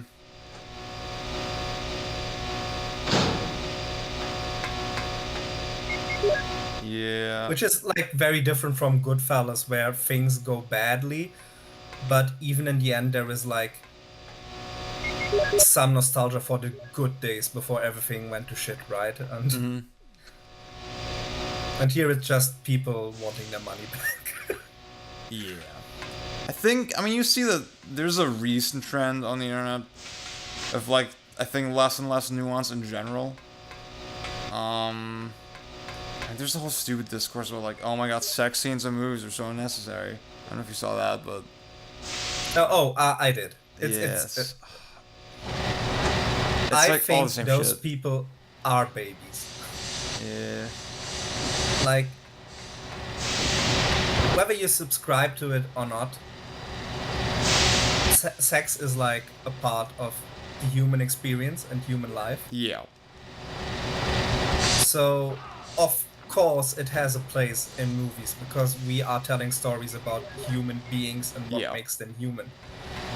And if you are trying to portray a relationship, that's definitely something that has meaning.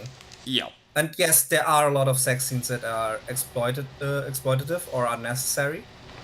Yeah. And I think when we are analyzing movies, we can open up a discourse about was this necessary or how does this benefit the movie, but making a very, very generalized statement about it, that's just whack. It's Because, like, the thing is, it's clear that they're not talking about the substance of the sex, like, specifically, they're just talking about, oh yeah, I don't want to see 2 people fucking, like, it makes me uncomfortable, like, as a surface level sort of observation. And like, it's like, okay, whatever, dude. Like, you don't have to watch every movie with your mom, you know. Like, you didn't have to do that. Like, I don't know if you've seen Wonka Wise in the Mood for Love. I have. That is one of the best movies ever made, in my opinion. And like, I don't want to live in a world where that movie does not exist. Yeah. And I think I, as a movie goer, would be so much emptier if I hadn't seen it. And you can't tell me that like sex doesn't have a place in movies, knowing that films like In a Mood for Love exist and tell very deeply touching and well structured, well composed stories. So I'll say that this one I definitely have to watch again, dude, because like. Oh, I'm going through a Wonka Wai marathon right now. Yeah. I mean, I much more recently saw Fallen Angels and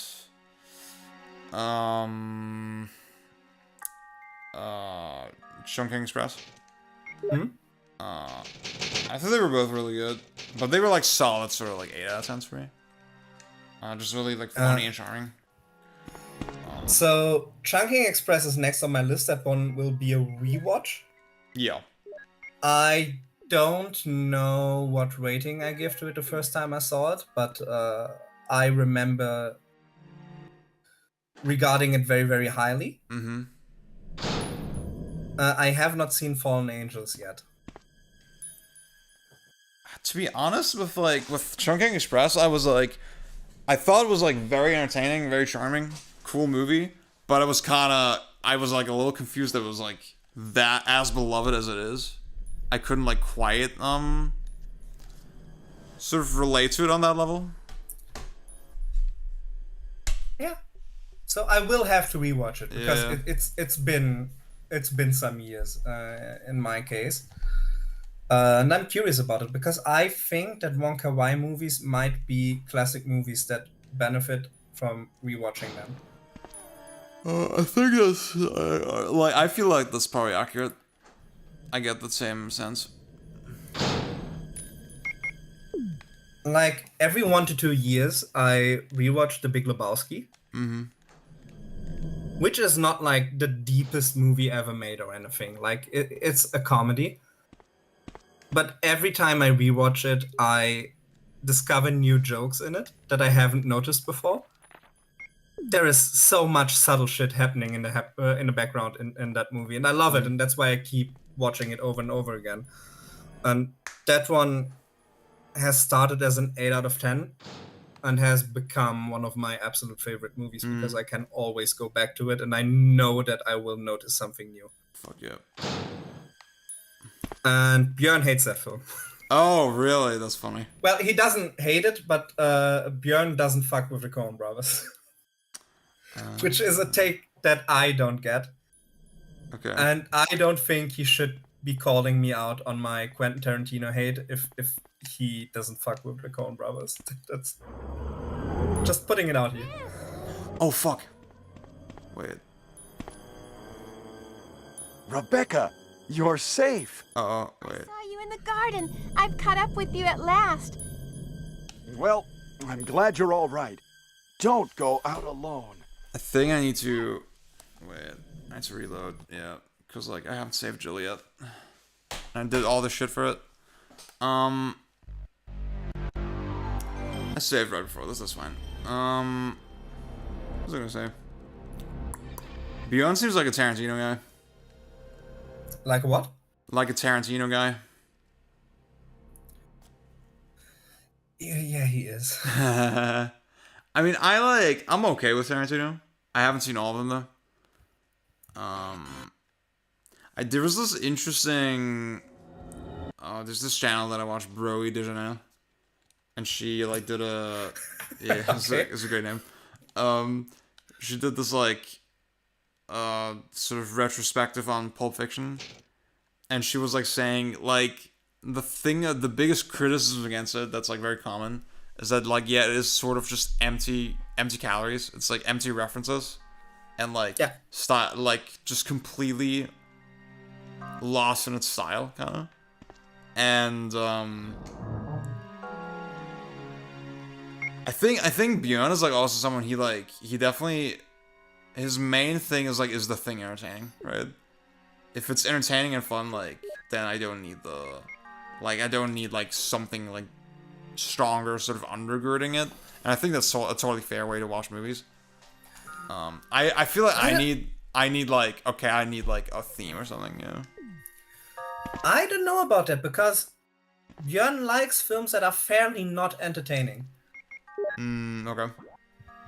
Like, I really, really dislike movies that I think are, how do you say it? Is Michael Haneke the point of contention? It's Haneke and Van Trier. Okay. Because I just find those movies that boring. And they often have like a thing at the end that hammers the point home and that tells you, oh, what you have been watching has been very important. Yeah. It feels cheap when I watch it. So I haven't seen any Van Trier. I've seen a couple Haneke though. yeah, I got mad when I watched The White Ribbon. I really want to watch that. Yeah. Oh fuck! Oh my god, I forgot.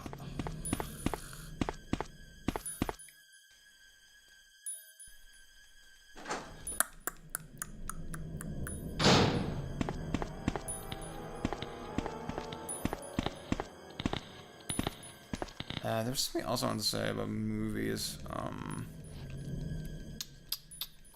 We haven't gone to the movies in a while. We haven't. Not since Minecraft. Yeah, right. Great film. Cinema. I like that we just went to see Kinds of Kindness together. That was a good Yeah. day. Those are good ones to watch. Like, that specific, like, you, me, and Yulia, that was a good group to watch with. Because, like, Yulia had, like, I mean, she'd only seen Poor Things, as far as, Yorgos Lanthimos.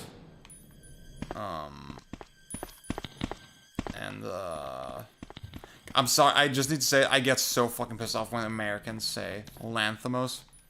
It's not, he's Greek. It's Lanthimos. Oh my god. Sorry, I just had, yeah. Has to be pretentious. Well, Americans also say gyros. That's a whole other thing. I mean, Pang, I know you hated Poor Things. See, you're in good company because René also... W Pang. René also doesn't like it. Yeah.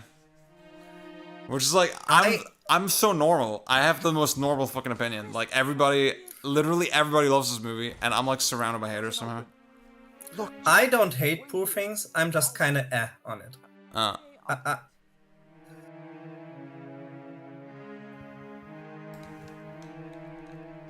I think I gave it a 5 out of 10 or a 6 out of 10. Someone around. That's so low.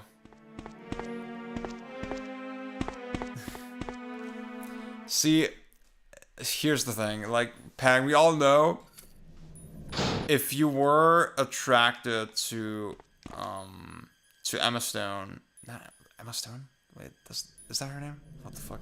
Yeah, it's Emma Stone. I think I was confused with somebody else. If you were attracted to Emma Stone, you would fuck with it. We all know. That's the truth. That's a problematic take. I know this man too well. I know it's true for him. You literally said it. You said it to me. You said to me like, yeah, I don't really care what like Emma Stone getting fucked, you know, like it doesn't stir anything in me. That's not what you said, but like there's something to that effect. It's the 4:30 a.m. misogyny hour, okay? Like yeah, I'm just shutting my mouth on this. Like she was. I am not getting cancelled for Emma Stone being exploited on film. I didn't say that. For me, the appeal is that I'm attracted to her. I didn't say that. But let's make that clear. Okay, well, let me save one more time. I have like a billion engravings. I have seen Easy A, by the way, and I don't like that film either.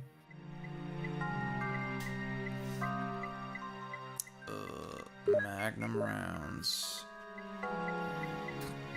Chris, stop that. Oh my god, wait, where's my fucking... Oh, there you go. Is Yulia still awake? No. No, no, she's hopefully she is sleeping. I hope I didn't wake up. Wait, I should get a different set of herbs. Chris, stop that. Y'all are about to hear it. Oh my god, such a good moment. By the way, Pang earning some massive W's in my book with his Poor Things takes. Oh my god, shut up. Actually, I don't have a... This is a good movie. I'm the normal one, okay? I'm like the fucking normal one. Do you think it's normal to like the child prostitution movie? Oh my fucking god, dude. It's a metaphor, guys. It's a fucking metaphor. Oh, you can post your Letterboxd in chat if you want. But also I follow him. We follow each other, so you can find it that way. Yeah, you're still making a video on it, right? I've recorded it. It's in the Nice. It's in the can, yeah. So I'm just curious to see like on which ratings or which movies you would pick up upon and have like an interesting opinion. Because like Björn gives me his movie takes all of the time, but I don't really know where we align or we clash with each other. So that's why I found it interesting. So I will just wait for the video to come out. I'll say I know what the thumbnail is gonna be. You're gonna love it. You're gonna love it.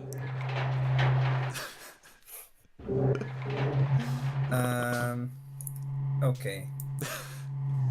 Wait, I'm getting my letterbox and sending it to Pang. Super on the nose. I need things to be subtle. Chris, Cartoonish character. as my subordinate, you have wonderful talent. The CGI was hideous. You know what's hideous? The fact you're not here with me right now. It embracing me as I'm about to finish Resident Evil. Now you're wrong. I was formerly with Umbrella, yes. But now I'm... See, that caught you off guard. I got you there. Oh, shit. Now, the worst possible situation has occurred. The failure... Y'all thought I wouldn't do it. Y'all thought I couldn't do it tonight. Biological weapon, polluting the entire lab. No, the worst happened with the tyrant virus. I lost some of my stuff. So by the way, I don't know, because it's kind of late. You killed them with your own... So I don't know if I will be fit in the morning, but I want to go to Düsseldorf tomorrow. I wanted to go today, but okay. Messed up my sleep schedule. So I can rewatch the Formula 1 movie in IMAX. No fucking way. Sorry, I'm like, there's so much happening. He just shot Rebecca. That's crazy. Now, walk. Not Becky. Not Becky. Was it? See, okay, the 4.5 stars for F1. I'm like, what? Really? For real? Oh yeah, I love it. That's crazy.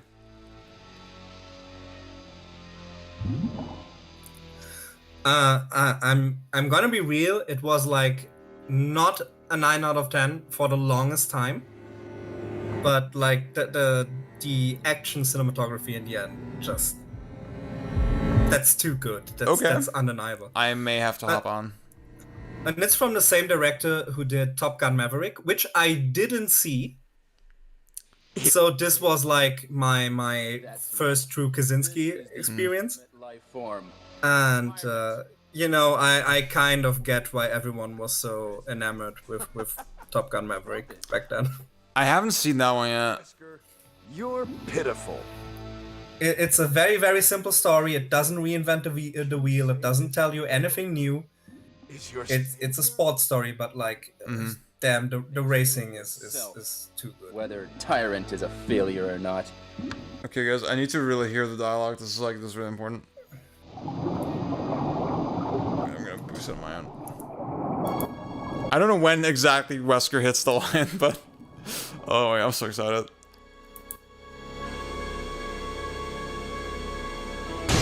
Yeah, we saw the Minecraft movie, like me, Riff, René, Björn, Julia.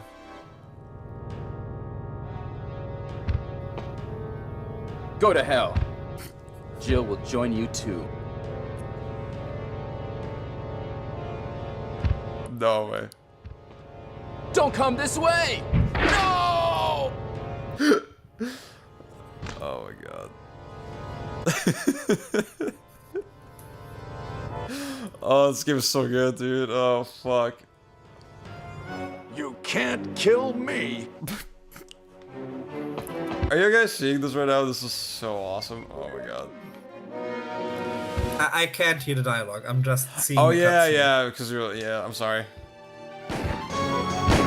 I'm mad because like so YouTube apparently it doesn't save VODs past like 12 hours. So that's very annoying. How long have I been streaming on the YouTube version? I need to double check. Maybe I can. Maybe when I go to bed, I'll just end the YouTube stream. Honestly, the soundtrack is like overall, it's like a little goofy, but like, it's really only the basement theme that's like, what the fuck.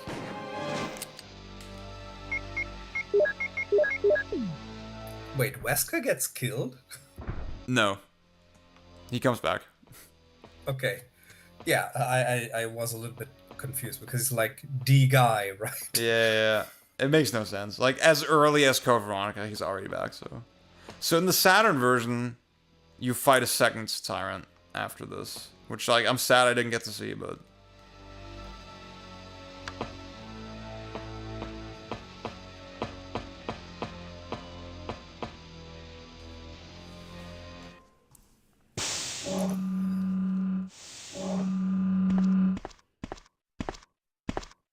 What? Ha! It seems like this bulletproof jacket is pretty strong. I see. How about Captain Wesker? He is sleeping with the ultimate failure. Hurry up. I want to get out of here. The dialogue is just godlike. Oh my god, this is so fucking good.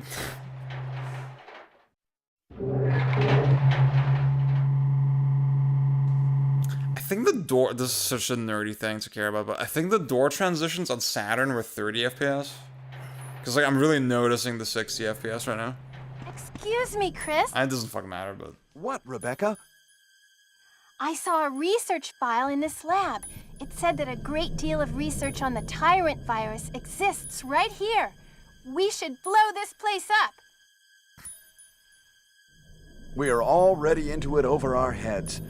Rebecca, can you do it? Yes, sir. I'll set off a triggering system for a bomb. Okay. Now we have a chance to escape. See you outside the house.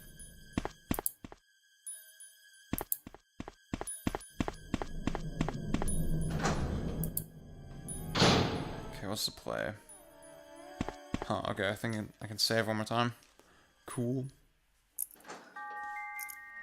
Thank you for the person who followed me on Letterboxd. There's a grind twink. Yes. This is bang. Yeah. Okay, I agree with Pang that Freddy Got Fingered is a very underrated movie. It's art, and everyone should see it at least once. Bjorn, what's up? See, but you're also up. So there you go. No shit. Bjorn is here? Yeah, he's in chat. Yeah, might be a little bit behind on Twitch. Or is he in the YouTube He's chat? in the YouTube comments, yeah. That explains it. Yeah, you're not doing well on Twitch right now. There are like 4 people watching this. I'm doing slightly better on YouTube. It's like it's like so weird. It's like completely inconsistent. Like it just goes up and down on both platforms. I feel like that's why I'm convinced. Okay, multi-stream probably is the move. Wait, I can go back for Jill right now, right? I think that's what I need to do. Okay.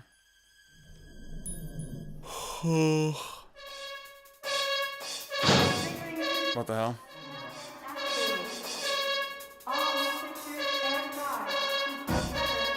Björn, I have decided that you can't shame me for my takes on Quentin Tarantino as long as you don't explain your takes on the Coen brothers.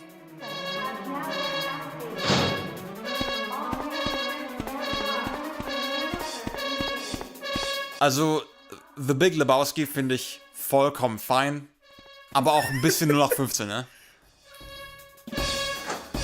I think that's literally what he said on screen, on stream once. No. Oh, that's awesome.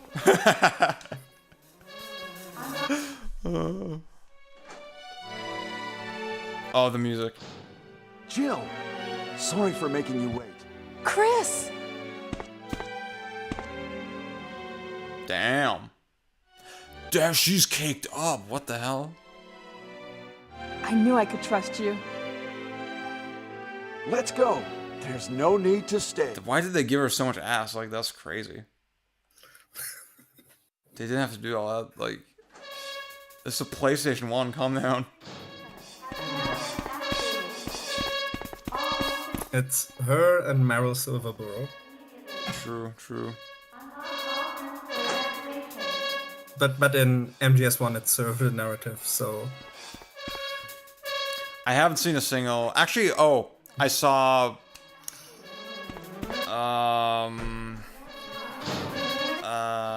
Llewyn Davis, that shit. I forget the full title. But the Oscar Isaac one. I thought it was okay. Yeah. There are a lot of people who love that one. Yeah. And I get why. Because it's a very vibey movie, and if you fuck with the vibe, then yeah, then I can understand it. Yeah, but I think it's a good one. Not necessarily a great one. Yeah, I thought it was like fine, like 6, 7 out of 10 here. I have pretensions, so I'm a Barton Fink guy. I think one thing that's interesting about it to me is like, see my main like message that I took away from it is that, okay, you can work really hard, but it doesn't necessarily mean you like deserve success. Cause like it's interesting because like they never appeal to like your, like when he plays his music, right? Like it's like sort of playing on an emotional angle a little bit, right? But like it's not like the characters and the other characters that are listening to it are like that impressed with his music, right? Yeah. That never happens. So, oh wait, I'm going the wrong way. Did Björn say Big Lebowski puts him to sleep? What the fuck, man?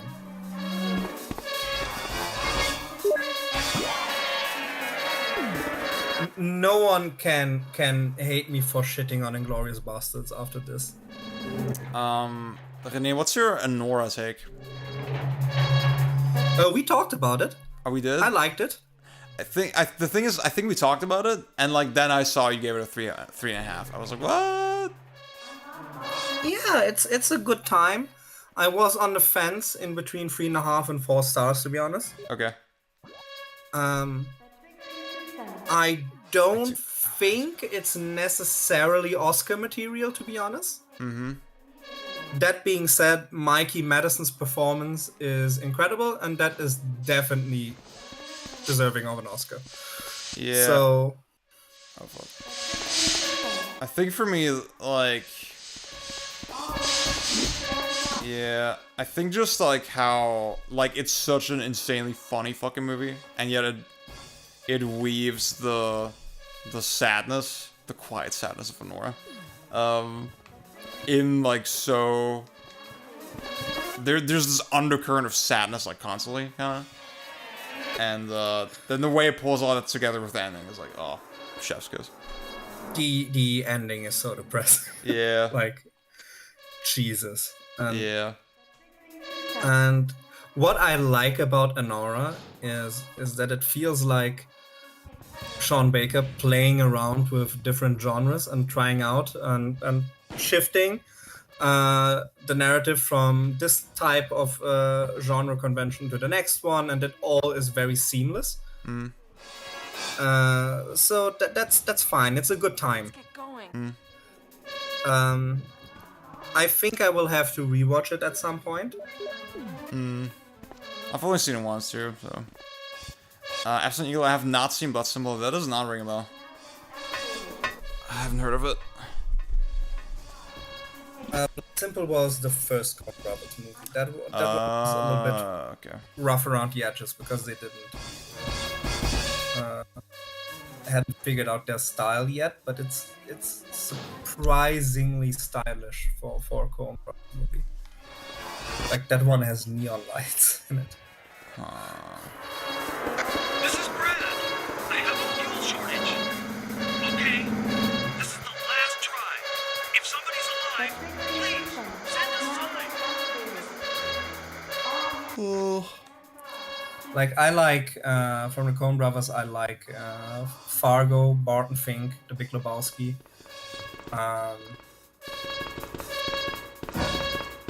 I have to rewatch No Country for Old Men because I think I was too young when I saw it. And I feel like that is one of those movies that you will appreciate more with age. Because it's a movie about retirement. Yeah. In the end. So I saw it like with 17 or whatever. I wasn't in the right mind place probably to see it. So I don't knock it, but like a lot of my Letterboxd ratings are very, very outdated because I have been rating movies since 2008. I started on a different site and then I copied my ratings over to Letterboxd, so there is a lot of stuff that I have never updated.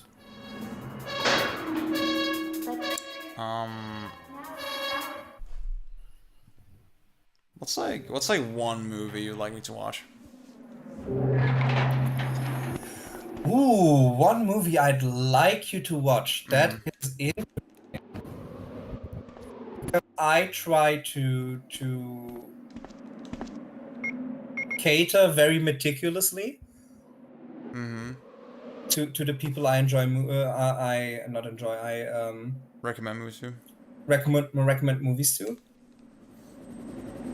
So I have to think, because like I am not sure enough yet what is the ideal kind of movie you appreciate. I don't know either. So for example, I'm a sucker for action movies. Like, when it comes to movies, I'm Azir. I want to see the action being done well. That's my thing. So I don't know. I think it would be fairly interesting to go through several classics with you. Yeah. And to just have a conversation with you about them. I was asking Vaughn on stream the same question earlier. And I had like the same kind of thing where like I don't even know what my like I don't have a favorite director or anything, yeah. I don't have a favorite like style. Like, he was like talking to me about like French New Wave and stuff. I feel like that would be my shit. Yeah, French New Wave is so in Germany we would say für Genießer. Für Genießer, yeah. That's for people with a more refined taste. That's me, baby.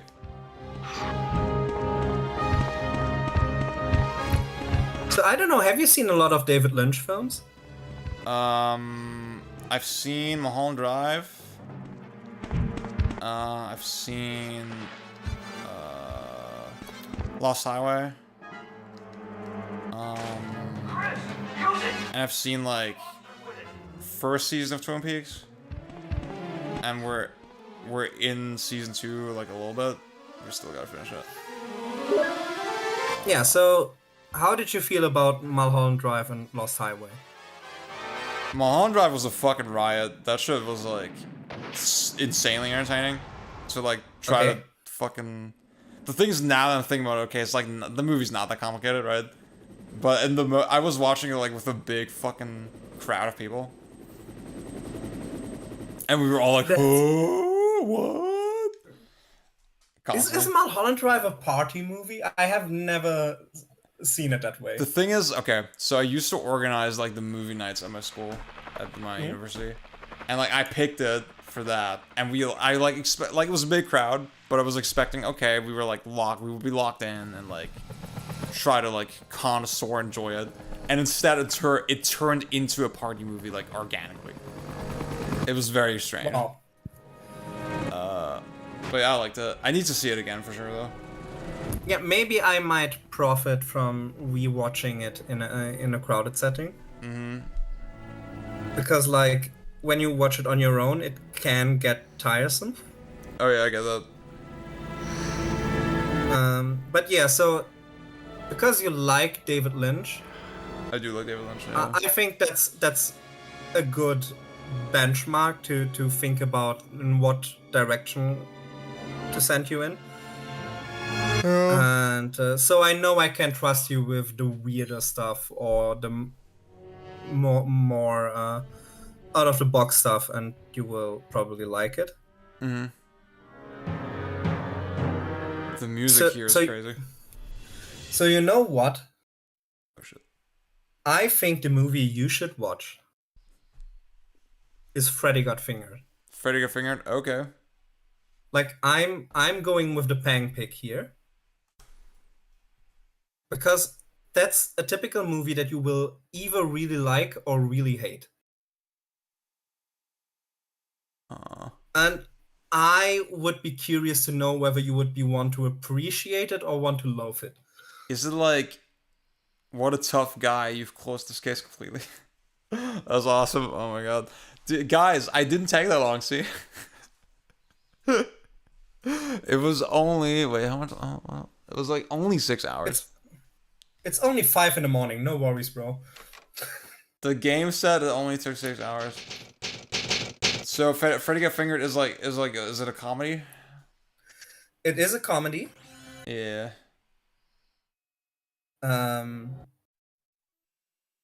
It's not highbrow humor. It's in fact very lowbrow, but there is an artistic aspect to it. Okay. So it's very, very hard to describe. And yeah, you will either fuck with it a lot or you won't at all.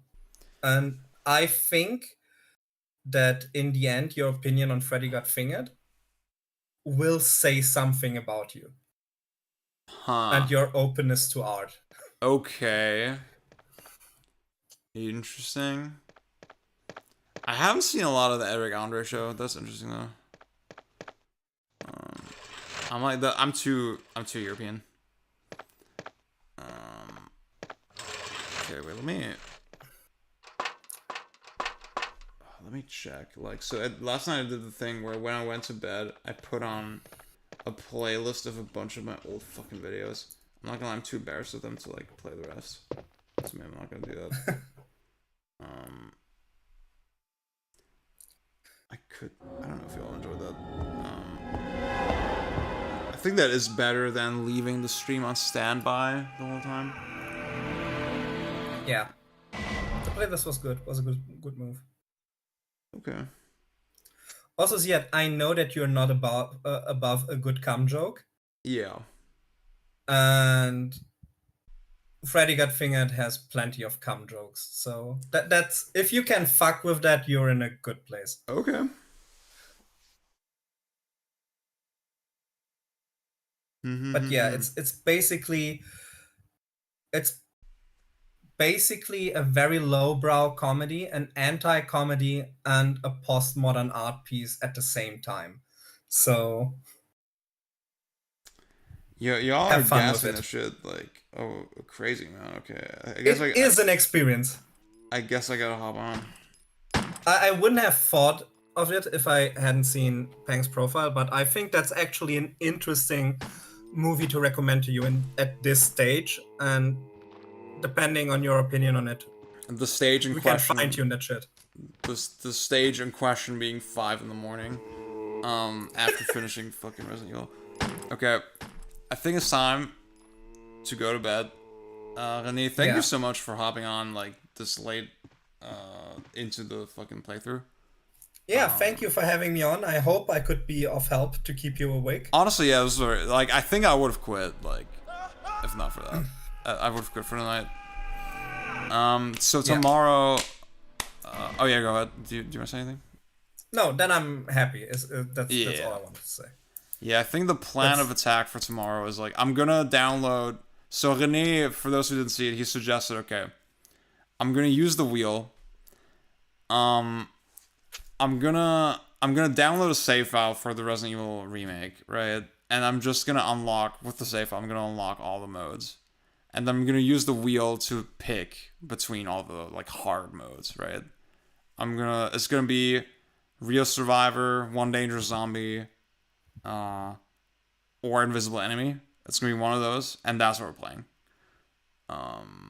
So there you go. That's the plan for tomorrow. We're not doing the DS version unless I'm like, oh, okay, I need a fucking break from good games, yeah. Yeah. Okay. I'll say goodbye to René, and then I'll put on the background video shit. And then y'all can come tomorrow in like about 10 hours probably. Oh, okay. All right. Good night then. Thanks for having me on. Thank you so much for coming on the stream. Yeah, no worries. Bye. Good luck tomorrow. Thank Bye. you, and see you soon. See you. Okay, guys, that was René, and I'm also... Good night for everybody who's still here. And like, if you want to see just really fucking bad videos, then oh my god, man, that old shit. I need to unlist that shit. It's so bad. But whatever. Okay, let me turn off the webcam. Okay, I'll be back in the morning. Bye bye, everybody.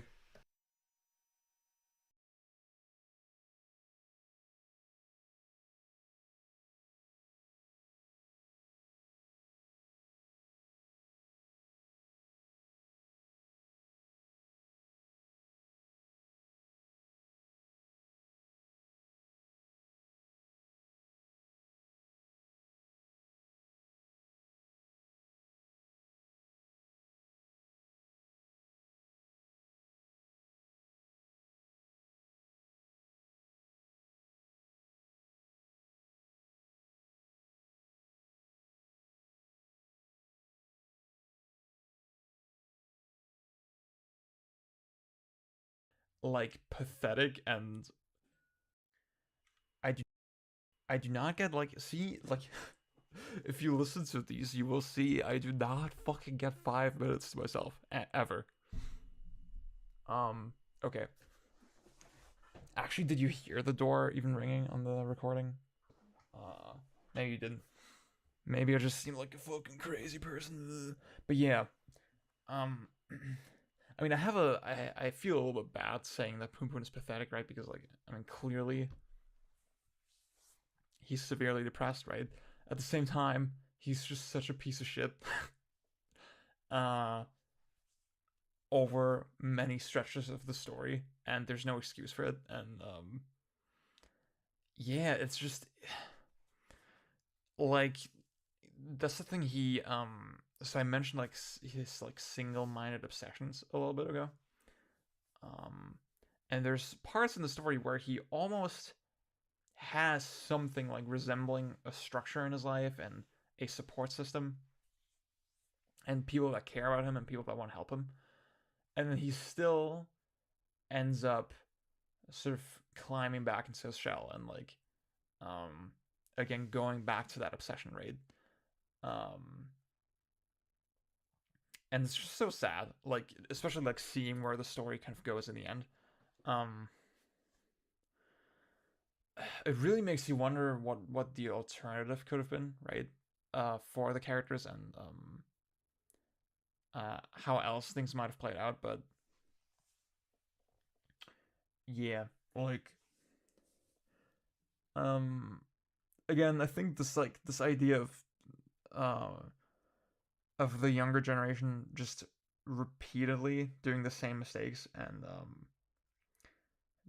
being just kind of lost and not having anything to hold on to. Obviously the story it focuses on a lot of other characters as well over its run. There's one guy, Siki,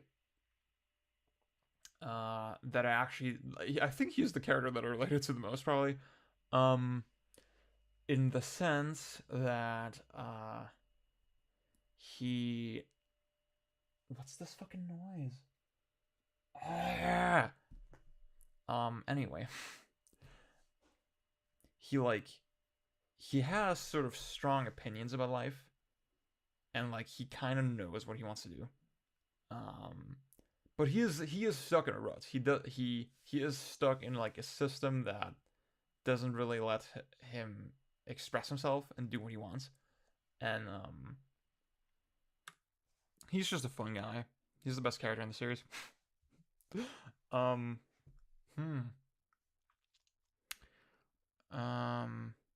yeah.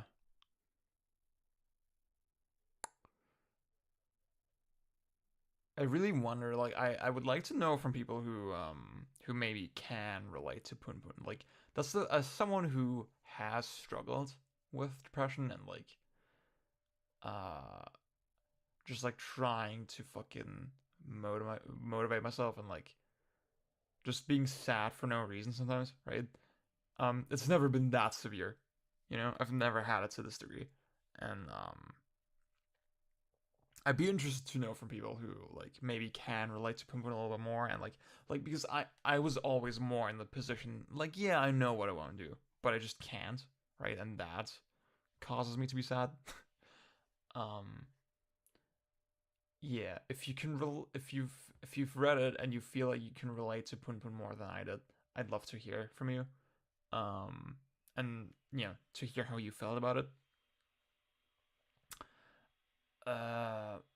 Let's get into spoilers. Let's get into actual like legit fucking spoilers. So the single-minded obsession that I keep mentioning for Poon Poon, obviously it's Aiko, the girl that he meets at the very start of the series,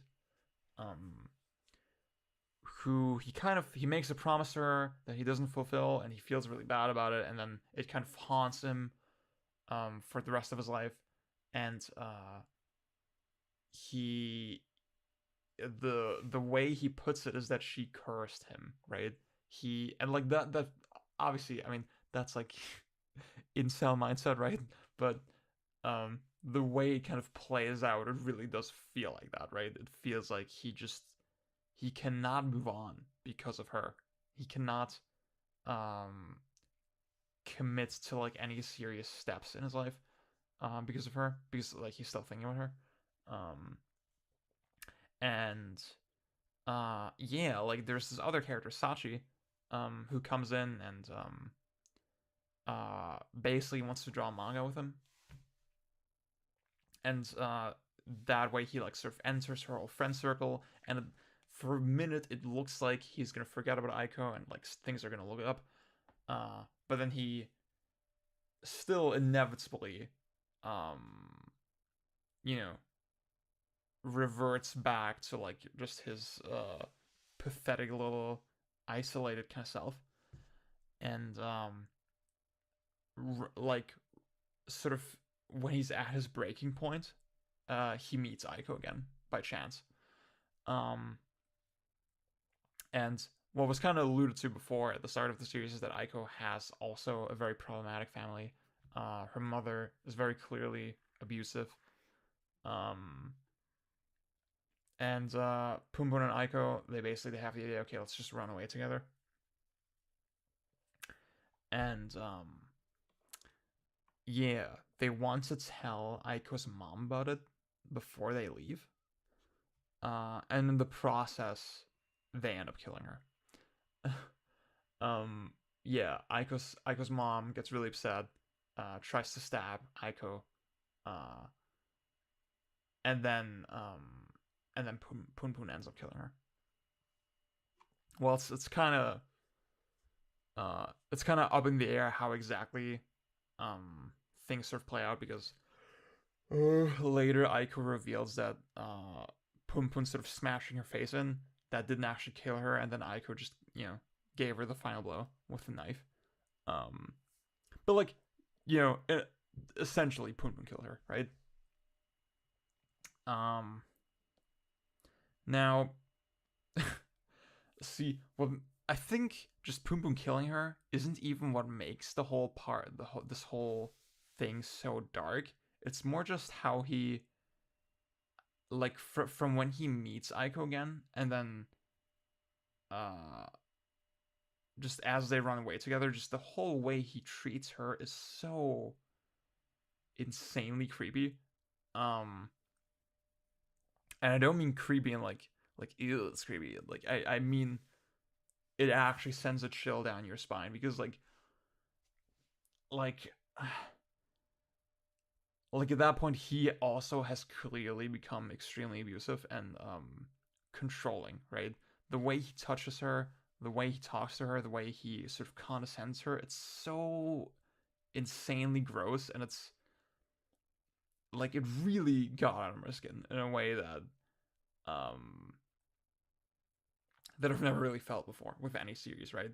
Where there's just so many panels where just even just the way Poon touches her is so just like, yeah, just so controlling and so I'm looking for a word. Whatever, right? The way they portray it is extra just extra fucking heavy, because oh, I didn't even mention that. Like Poon's appearance is very malleable, right? Where throughout the whole series he kind of changes shape to reflect his emotional state. There's one part where he just turns into a little fucking triangle. To like, the way I took it is like that he's just a completely empty person at that point. He has nothing going on for himself, and he just tries to avoid everyone as much as possible. He tries to avoid confrontation as much as possible. Toward the very end of the series, where he they I think whenever sort of this darker side of Poon comes out, they tend to show his human form a little more, right? There's one part where he basically sexually assaults a girl, right? When he's a teenager. And yeah, like whenever that sort of thing happens, they don't show his face, but they will kind of show his hands and just get a little bit more detailed and more explicit. And somehow it feels like just this layer of abstraction that you usually have with Poon's like bird appearance kind of disguises the monster that's hiding underneath, right? And in the final arc, after he kills Aiko's mother, his face just becomes this black blob with horns. They kind of look like devil horns. I read later that it's not intended to be devil horns. He's actually supposed to look like a bull, and it's like some fucking astronomy shit. Blah, it's like super symbolic, whatever.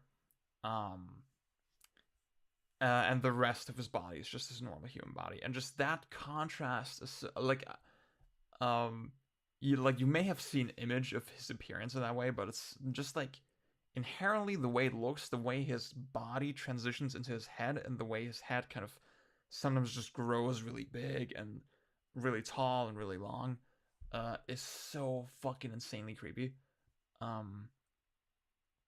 and just having him touch Aiko that way, and like just the way they interact, and then yeah, like I said before that his speech is always sort of displayed in the form of like individual panels with just text and black background. Now the text is just displayed on his head, right? So his head serves as the black background, and then the black canvas, I guess. And then you see the speech, and it's just such a stark effect. And like just the fact that like he's kind of a normal looking human for the most part, but then you have this really fucking demonic looking thing that does not let you read his emotions at all.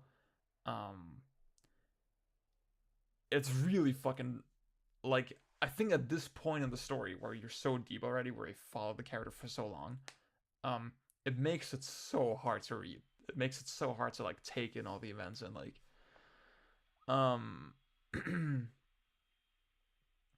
and just accept what the fuck is going on. Yeah, like he seems just such a volatile person at that point, and like anything could happen.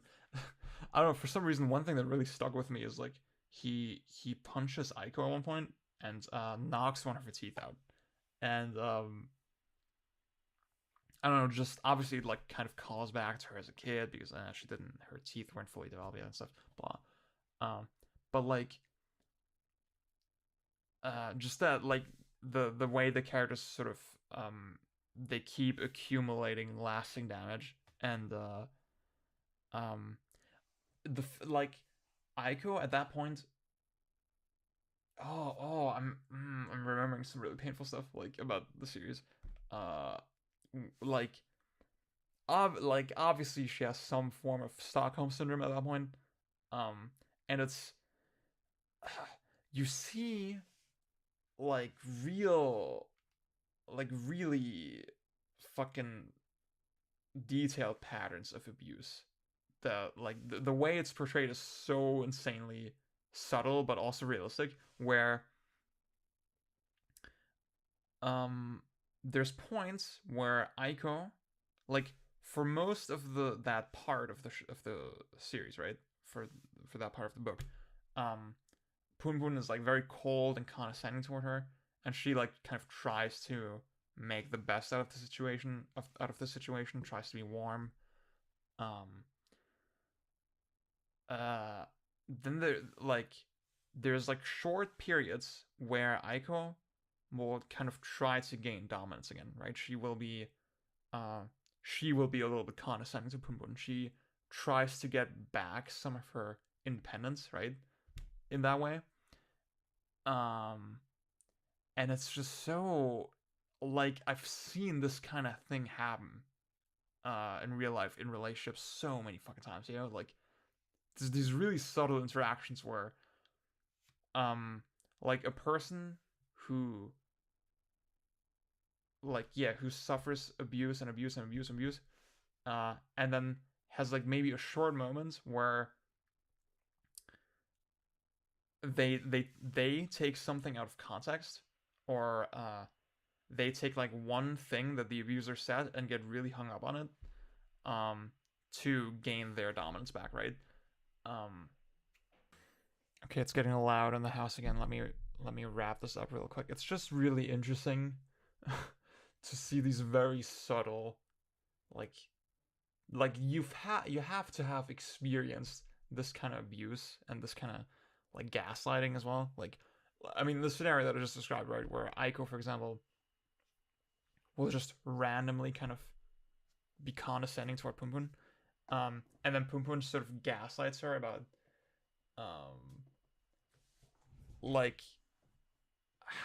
he's framing it as if she was being super unfair to him, even though he was like being mega fucking abusive to her for like a long stretch of time before that. You have to have seen that kind of thing in real life. Sorry, that was my family talking about food. Yeah, you have to have seen those kind of patterns in real life to be able to replicate them like so subtly, and that's what made it such a disturbing read, you know, for me. Like, again, like this feeling that like Aiko is with this abuser and like anything could happen now, and just the fact that you watched Punpun for so long at that point, and that you perfectly understand by that point that he's so unpredictable and that he could do fucking anything at this point. And it's just really sad that, I mean, the series ends with like it's clear that Aiko, like the stab wounds that her mother gave her, yeah, obviously they did not have an opportunity to treat those wounds well. She's clearly getting worse and worse. She needs to go to the hospital. Punpun and Aiko, they both fall asleep, and then when Punpun wakes up, he sees that Aiko has hanged herself, because clearly she did not see it, the point in going on anymore. And it's just like how fucked up their relationship was up to that point, and yeah, like it clearly Punpun ruined her life, right? He drove her to death. Obviously, she was in a shitty situation with her mother, but there could have been a better solution, right? And yeah, it's just so painful that that's what the series kind of leaves you with, and I'd say Aiko is like not a great person either, right? She does a lot of shitty things over the course of the series as well. But yeah, and then obviously, kind of as expected, Punpun also tries to kill himself, and then Sachi comes in and basically saves his life in the last moment. And then we see this epilogue where he kind of reintegrates into that circle and like thank you, has a relatively normal life. I keep see people don't fucking believe me that I'm that busy and that I have that many distractions fucking going on at all times. No, I fucking do. I hope this video, this whatever it is evidence of that. Thank you. Yeah. I wasn't really sure how to feel about that ending, right? Like Punpun being saved and stuff. And in the interview that I read later, Asano basically says, yeah, it's like the worst possible ending for Punpun, because we've clearly seen that he just cannot live, right? He cannot live a normal life. He's just not built for it, and he's basically forced to keep going, even though he would rather just die and like completely disappear from everyone's memory. And I don't know, that just left me with such a weird hollow feeling in the end. Yeah, like that I guess that is interesting. Like, for as much as I really was really engaged reading the series, I really wanted to just know what happens next, right? When it finished, I was left with a weird empty feeling. Like, not even particularly sad. I wasn't crying or anything. Like, that's the thing, I didn't really feel much pain for the characters either.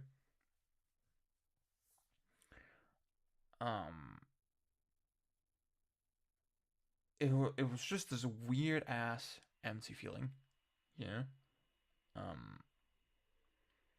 And again, it's like, it's not, I know people who said like, oh, the series like completely changed their outlook on life, and like it really helped them get through stuff. And I really respect that. I can see how that can be the case. But for me, yeah, it didn't really have that personal, deep, cutting effect. I'd say, yeah, Girl on the Shore, for example. I could not really relate that to my own life either as well, but like, I feel like I hit pause there on accident. I feel like it kind of goes for a similar point in the end, but the impact was a lot stronger. I actually felt it a lot more, and I felt a lot more sorry for the characters in that series. Honestly, yeah, like I'm not gonna go into too much detail, but like one of the characters in Girl on the Shore, he's so similar to Poon, you know? That's crazy. Yeah. Um anyway, I guess I'm gonna wrap it up here. I hope you enjoyed this. Um obviously, you should not like maybe you just don't care, right? Maybe you're not interested in reading it, you don't care about spoilers. Um but like, yeah, I'm like, maybe you will listen to this part like months later after you finish the series. I hope it like maybe just having my thoughts and my takes on some of the events in there was maybe insightful. I don't know. And I hope, yeah. I mean, if you read the series based on my recommendation and you enjoyed it, uh, uh, yeah, that would make me very happy, of course. Again, generally, I would just recommend Asamu's other works. I He has a series that's currently running that's like I said, it's a little bit more fantastical, a little bit more wholesome, I guess. I kind of want to check it out as well, but like, it's like don't know what's gonna end. It's long. Is it even translated? I don't know. I guess we'll see. Yeah, next month we'll do Game of the Year shit. Until then, peace.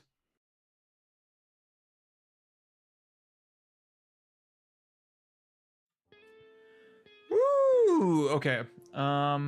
So first off, I gotta apologize for the delay on this video. I'm recording this like after work. It's like fucking 1:40 a.m. Like I came home like 2 hours ago maybe. And I have a lecture tomorrow, and I think hopefully that tells you that just shit is busy. Shit is fucking busy. That's just been hard to make time, even for like just little recordings here and there, or even for like I would like to stream more, right? Obviously, but like there just have not been any opportunities for it. And I'm not trying to gather sympathy points. I hope it doesn't come across that way by saying this. But yes, it's just how it be. I'm gonna try to like specifically record the shit for November just this week. Just get it out. Just get it the fuck out, you know?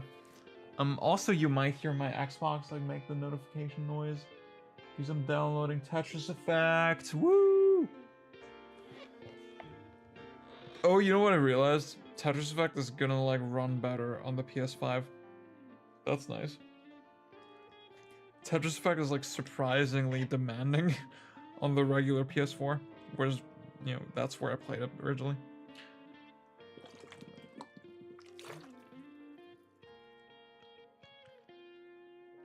But yeah, I'm calling this thing I keep saying video. I know it's not really a video, right? But whatever. I keep calling. I'm gonna call this one. Or like I intend to call it. Maybe I'm gonna change it. But like in my head right now, what makes the most sense is tight versus loose mechanics. Because this is something I've been thinking about for a while. Also, I want to say I'm still getting used to this new mic that I have. It's just way more sensitive than the one I had last time. That I mentioned, like I had to replace my old mic because it was kind of buzzing weirdly. And this one, like, seems to pick up just every little tiny fucking mouth movement. And that's the thing, when I first listened to it, I thought something was wrong with it. I was like, what, this sounds super weird, but like, it's literally just my own mouth making weird noises. Also, hang on, I'm gonna move I have like this fucking mic arm now. Like a true fucking YouTuber. Yeah, so there's this account I follow on Twitter. Guy's name is GK, Jiikae. Great follow, you should follow him. And like he always talks about this idea of loose mechanics in games. And he even goes on to say, yeah, he misses not just that loose feeling in games, but like also games that were not afraid to be just a little bit jank almost. I guess he like puts it almost on a scale where, on what, like I say tight versus a loose, right? But maybe more accurate is to say polish versus a loose, because that's how he always puts it. And like the thing was when he said it, like I forget when the first time was that he said it, but the first time that he said it that I saw, I was like, whoa, I completely get what you're saying, and it like blows my mind, like just this concept, because like it explains so much about what I look for in games, and I think honestly, like it's becoming like this idea is becoming more and more important to me as time goes on, and you know, like he was discussing it again recently as well. That like that's not the reason I'm making this video. The reason I'm making this video is actually that I've been playing Halo again. Wait, let me check the audio real quick. Okay, sorry, I was like moving this water bottle and then the audio waves just looked fucking violent and I got worried. But yeah, see, he was discussing it again recently on Twitter, but that, like at that point, I already knew I wanted to make this video, right? The main, sort of,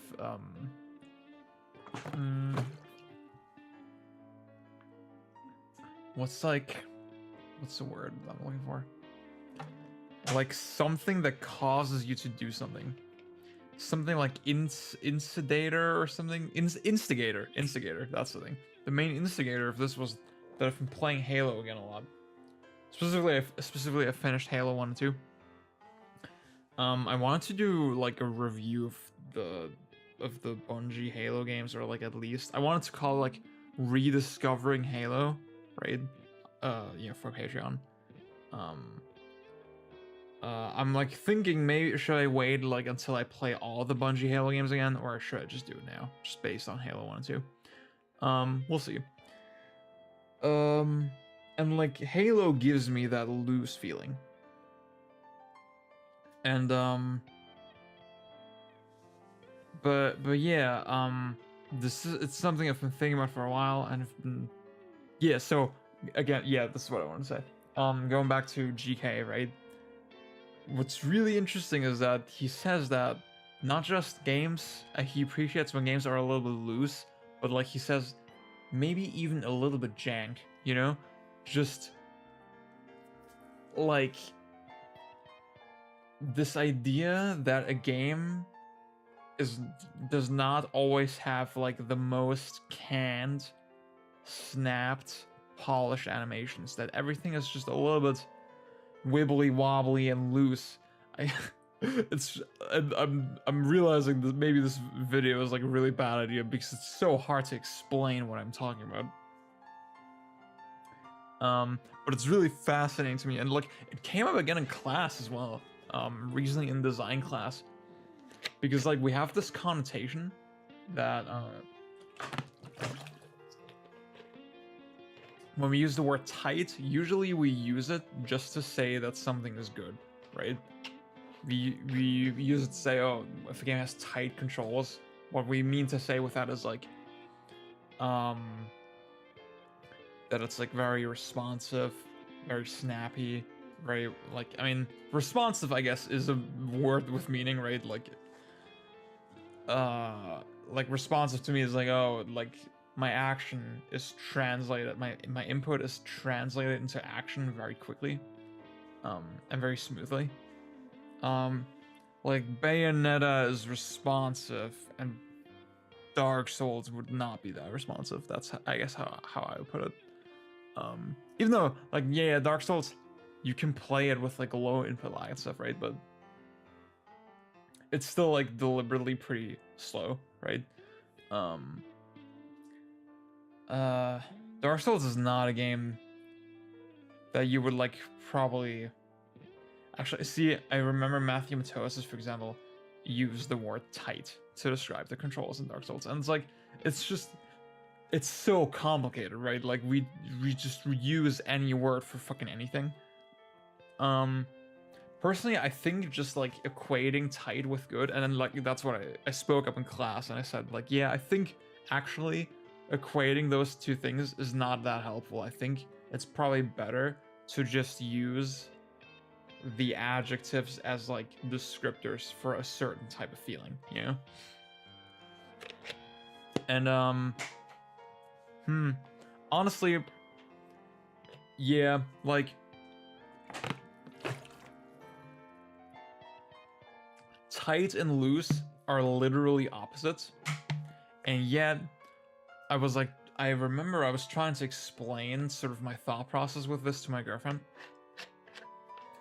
And I sort of see we've talked about it, and I sort of realized, yeah, actually my theory makes no fucking sense, because like there's games that I would describe as tight and loose like at the same time. Almost, yeah. And like there's games that are not really loose, but they're not tight either. For example, I was thinking about Bayonetta, right? Or Breath of the Wild, even. Breath of the Wild is like very responsive. And but it's also loose at the same time, and I'm gonna explain what I mean by loose, but like, and then Bayonetta, I feel like, or DMC even, like DMC is responsive, has like pretty arcadey physics. I like the idea of arcade movement in games. I forget who coined this term, but like, basically what is meant by arcade movement is that the way characters sort of transition between speeds is kind of rigid. In DMC 4 and 3, characters only have 2 walking speeds. Whereas like, and like you turn instantly in one direction if you like move the stick that way. Whereas in DMC 5, they try to make it a little bit more natural, where there's a more gradual change between speeds. And like when Nero is like in a full run and then quickly changes direction, he actually has to like skid for a little bit, right? That's the opposite of arcade movement. So the DMC is tight, but it's also really loose in a way. It's loose in the sense that the mechanics just allow you to do things that are not canned, that are not pre-planned, that are kind of fluid and like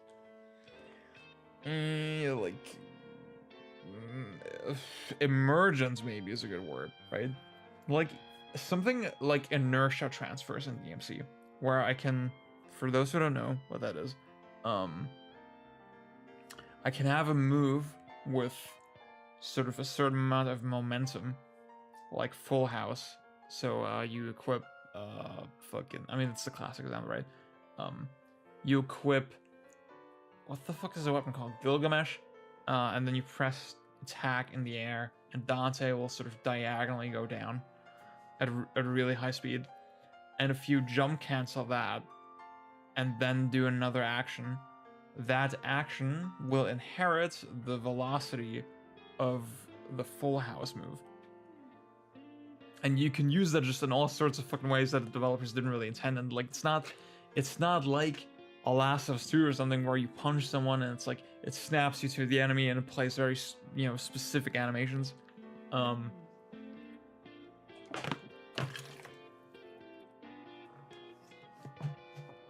Like to me, like that's what I mean when I say DMC is like loose in a way, whereas Last of Us 2 is not really.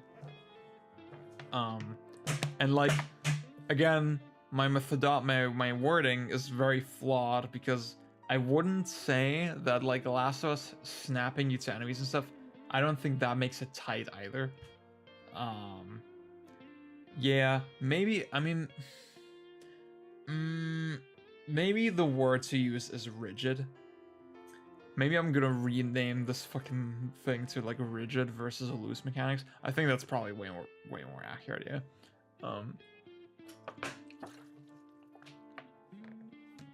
Because I think tightness and looseness, they can coexist, even though that makes no sense, right? Literally, in the English language, that makes absolutely no sense, but it still feels kind of correct.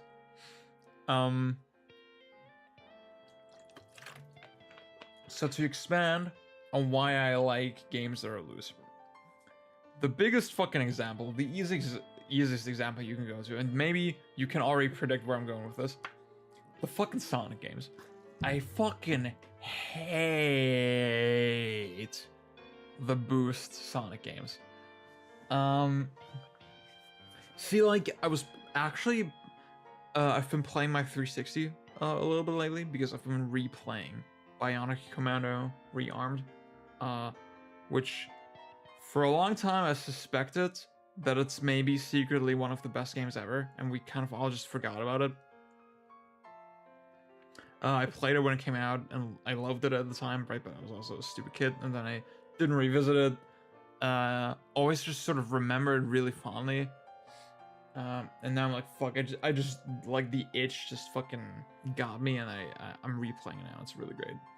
And then I was just on my 360 dashboard, whatever, right? I had the demo installed for Sonic Unleashed, and I played it, and I just thought, like, I mean, this game is just a quick time event, right? It's just a big quick time event, really, if you really want to boil it down. There's so many stretches where literally you're holding one button and then just reacting to the thing. And obviously that's really shallow, simplistic, stupid gameplay, and it's like, literally, you don't need the visuals for this game to work, but it's only interesting because of the visuals, right? It's only vaguely interesting because of the visuals. So, like, there's a lot of just shit I can criticize about it, just as a game. And, like, that's the thing.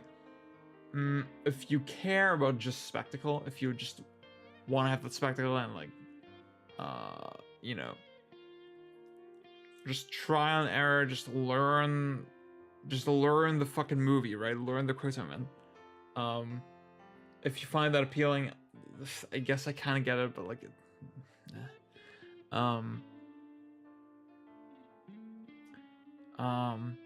yeah, but like, even more sort of on a larger, broader note, just everything about the way these games feel is so insanely wrong to me. I hate, for example, there's like these extended passages where you get like on a rail, that like Sonic is like sort of grinding on a rail or something, and it looks really cool, but like when you jump between rails and stuff, Sonic will snap between the rails in this really rigid way. And it's like everything about this game feels rigid. Everything, like the way you snap to enemies, the way you snap into like rings and boost pads, and like everything about it feels so automated and so canned and so just not freeing or like satisfying control wise. And it's like it's just so, it's fucked up that this is like a Sonic game, you know, because Sonic literally was not about that at all. Sonic is like the loosest game you can think of, and like maybe to its detriment to an extent, right? Like, obviously the Sonic Adventure games now, they're looked at kind of in a weird light, because they're considered very janky and blah, and I wouldn't disagree with that, right? I do think they're janky ass fucking games. But the controls actually let you do interesting things, right? And they feel liberating. I feel like I'm in the world. I feel like I'm moving the character.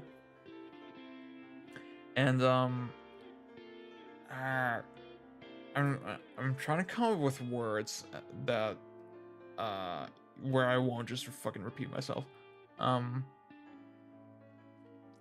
So yeah, I mean, Sonic Adventure is interesting because like GK also uses that as an example all the time, and you just always see these cool clips of people just scaling walls in weird ways, right? Because yeah, you have the spin dash, right? And the spin dash is just you gain a lot of speed, and then the game's physics system will do the rest, kind of. It's not really just a rigid can animation that will let you do one thing. No, it's just like you can manipulate it and sort of massage it in the way that you want, and it's so like, to me that is video games, you know? That is like what a video game can do. And it's so frustrating that has become such a lost art. Because again, like GK was saying, everything is just going toward polish and like things always working in the exact way that you expect them to.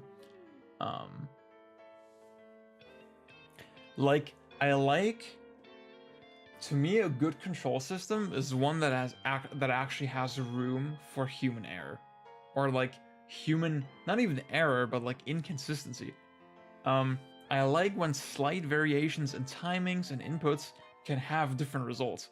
To me, that is literally what makes games interesting. Obviously, see, yeah, I mean, some games are cool because they're rigid.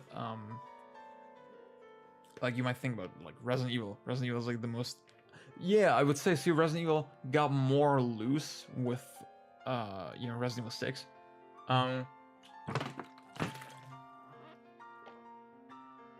But to me, it kind of doesn't suit that series at all. Like even with a good game like RE2 Remake, right?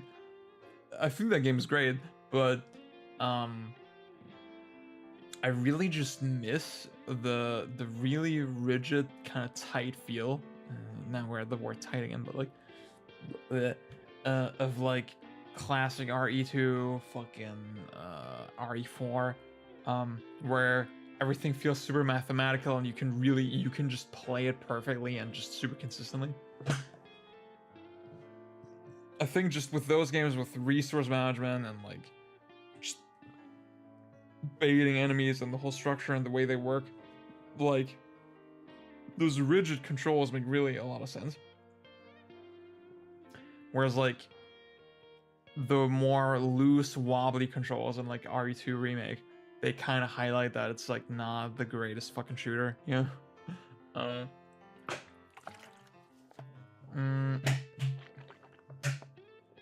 apologize about the noise. So obviously I'm not saying that's the be all end all, but it's really frustrating that that's not something that people actually emphasize with games. I feel like it's not something that people actually think about at all. You know, most people don't even think about it when they play games. That, like how automated some things are. And, yeah. Like, see, I like the fucking Spider-Man game on PS4. I like that game a lot. I'm a big defender of that game. But even I will say, yeah, it's lame that they snap you to enemies in this weird way, and that like you don't even have proper hitboxes. Just having hitboxes makes the game more loose, you know? And I don't know, I just feel like it's such a lost art. It's like a way that we used to make games and we don't really anymore. And another great example of this, I think, is like is Smash 64 and Melee, and then every Smash after that. Like obviously Smash 4 and Smash Ultimate are very heavily built on Brawl's engine. Obviously they're not the same as Brawl, right? I'm not saying that. I'm not saying they're the same as Brawl. But it's very clear like something significantly changed between Melee and Brawl, just with the way the sort of like man-to-man interactions work and the way the rendering kind of works. And like from Brawl, they didn't change it as much anymore, right? And like there's just this really obviously Smash is still a pretty loose game, right? Like you can, it's still pretty intricate, detailed hitboxes where you can hit stuff in like weird ways, right? But compared to Melee, it's definitely like there's definitely way more sort of in the way of the game normalizing everything, right? In Smash Ultimate, they kind of push everything toward this more controlled middle ground. I'm not really sure how to explain it better, but just even like that see, another great word that GK was using is over animated. Like shit in modern games is over animated. like when you get a smash attack in Ultimate, like the way the opponent will sort of fly all the way off to the distance, and like the way they exaggerate it with like hit stop and stuff, it feels surface level feels pretty good. Like kind of in practice, it makes the game feel more rigid. It makes it feel more canned. It makes it feel like, yeah, the way you fly off kind of is the same every time. You know, it's not like Melee where the physics allow for all these weird like little inconsistencies to happen. You know, where this, I mean, just bizarre thing with Ultimate, right, is that everyone like. The smash attacks feel so much more powerful than Melee, but somehow you just fucking live forever, right? It's kind of they're clearly hoaxing you, right? They're making the effect of the smash attack feel so powerful, but then actually, you know, it doesn't actually have that strong, that the net distance that your opponent travels when you hit them actually is lower than it would be Melee, right? Whereas Melee, the hit's not as exaggerated, but you see, oh, the effect feels very accurate to what you did, right? So to me, that kind of is, obviously I'm speculating a lot here, right? But like it does feel kind of like proof, like, yeah, they're kind of giving you the same sort of reaction for every smash attack, and then the outcome is like affected by that a little bit, right? The outcomes are kind of less dynamic. And it's just such subtle shit, and I feel like most people don't really look at mechanics enough or understand mechanics enough to like see these tiny inconsistencies, you know? And I just wish we talked about this stuff more. Or like I wish it's something where I wish this were something that people actually appreciated about games, you know? What was another good example? Oh, there's another good example. I just forgot. Fuck, what was it again? I'm an idiot. I just remembered what I wanted to talk about. Yeah, I just wanted to mention DMC4 again, where, like, think about the fact you have this move with Nero called Caliber. It's like this mid-air dash toward the enemy, and when you land the hit. So like that's the thing, it pushes you toward the enemy, and then when you contact the enemy, the attack is triggered, and that will knock the enemy away, right? Now, the obvious thing to do if you like know anything about Devil May Cry is to jump cancel that shit.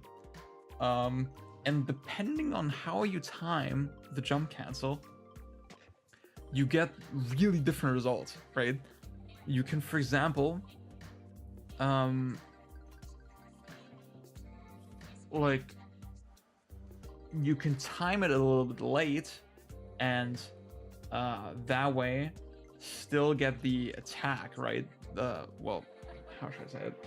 You can, so if let's say the attack connects, right? And you no, actually let's say it differently. There's like 3 broad outcomes that you could do. You can do Caliber, get close to the enemy, the actual attack hasn't happened yet, and then you press jump, and then you just jump off of the enemy, right? You could press it the moment the attack connects, and you still, that way you get a little bit of a hit, you get a little bit of damage on the enemy, but you don't actually send them flying yet. And if you time it a little bit late, you can send them flying, right? And like, it's not just, yeah, you can plan it and like get different results from that, and that's really fucking awesome. Like, you can use that strategically, and like, that's the thing, like I said, you have the inertia transfer. So the inertia from your Caliber is translated somewhat into your jump, and you can use that to follow the enemy or like go somewhere else, I don't know. It's really cool. But even like, let's imagine you didn't even plan it, right? Let's imagine your timing is just inconsistent, and that creates different outcomes. Isn't that cool? That like, just like slightly different inputs can have such vastly different results, right? And that it dynamically changes the outcome of the fight. And that's like the drum I'm always beating with action games, and I feel like people just don't fucking understand it. That yeah, like in school one time I was told like, yeah, I guess you could like, I think I've used this example before, but like you could just like, you know, learn every encounter in Devil May Cry perfectly and then just put a blindfold on and just press the buttons, right, and then do it. And it's like they don't understand just how dynamic the AI and how dynamic the systems are.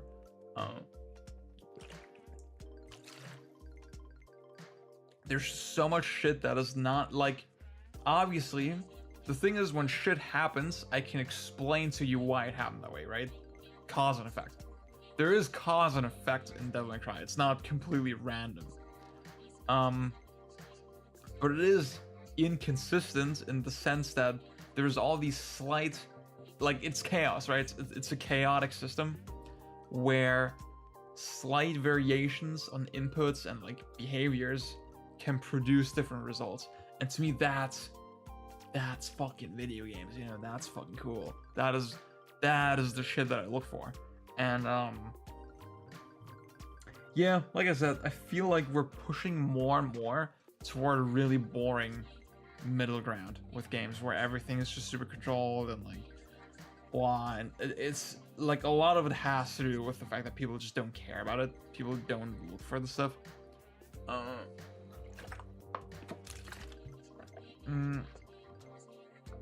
I guess another good example, you know, I've realized that I think honestly Breath of the Wild is my favorite Zelda. The more that I'm thinking about it, it's like, yeah, there cannot be another answer. Because like at the time when it originally released the game, I was like, yeah, you know, like I think the game still has a little bit too much hand-holding and fucking like the world was not as fucking dystopian as I kind of was hoping for. I wanted more hidden dungeons, right? I hated that the Divine Beast had like all these, like had so much story kind of attached to them. I wanted to just find, like Zelda wants random caves and then just go in the cave and then, oh my god, it's a fucking dungeon, right? I wanted that kind of pacing. So I had all these little disappointments, but now I'm thinking about it, fuck, the mechanics are just so much fucking insanely better than any other Zelda that it's not even funny. And like as I played through the game multiple times, I just started caring less and less about, you know, all those other grievances I mentioned, and like I appreciated more and more the depth and the dynamic nature of just the systems that they build. Because like almost no other game fucking matches it, you know, it's just crazy.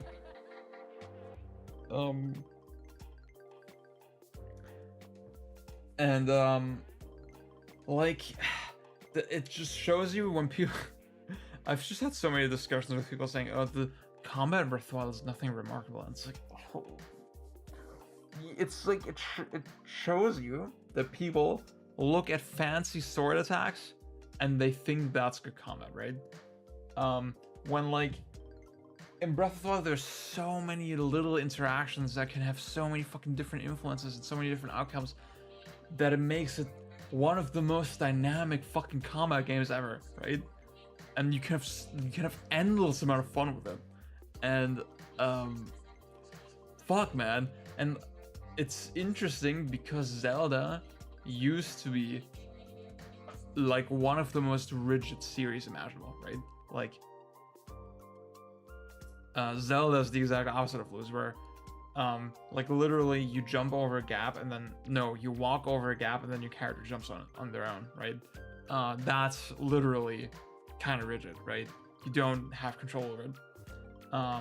Like with the lock on and with sidestepping and just kind of the way the movement worked, they're very rigid games, so that's not bad, right? I love Zelda, it's one of my favorite series. But like, yeah, just like this comparison is so stark that now at this point I cannot help but vastly prefer Breath of the Wild's direction. And it's so like Breath of the Wild, I think honestly I've been thinking a lot about what my top 9 is recently, again, because I think it's changed pretty significantly sort of over the last year or so.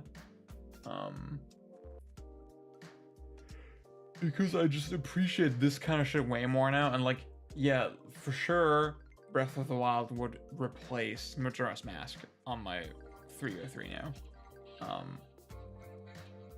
I think I would go as far as to say Breath of the Wild is like in the top 5. See, the top 5 is the thing that I'm sure about right now. Everything else I'm like super unclear on. But my top 5 right now has to be Bayonetta, Mario 64, Symphony of the Night, Breath of the Wild, and Resident Evil 4. That's the top 5.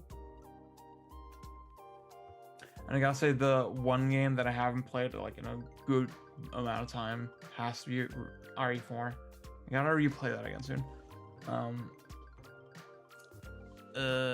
But yeah.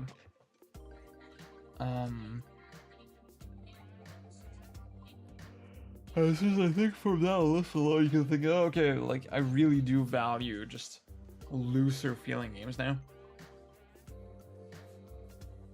Games that are just very mechanically dense.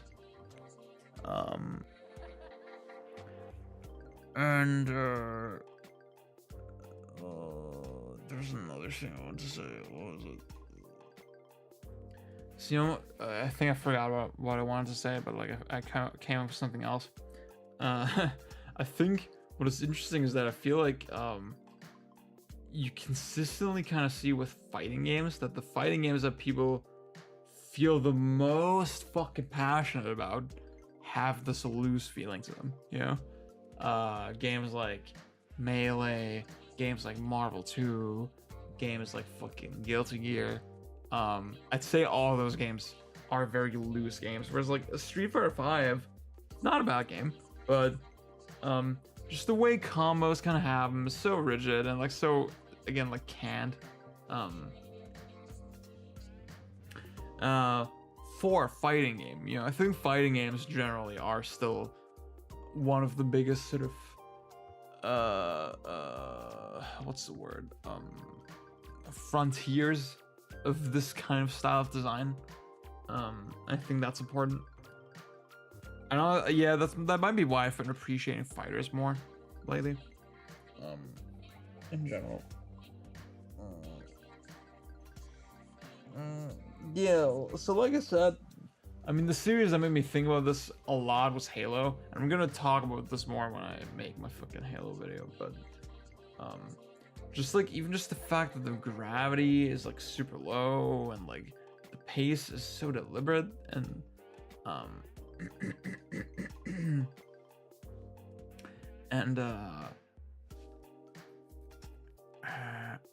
just, I don't know, like Halo just has that dynamic feeling that I think honestly, like playing Doom Eternal like earlier this year and being so blown away with it, and then playing Halo and realizing, oh, Doom Eternal kind of sucks.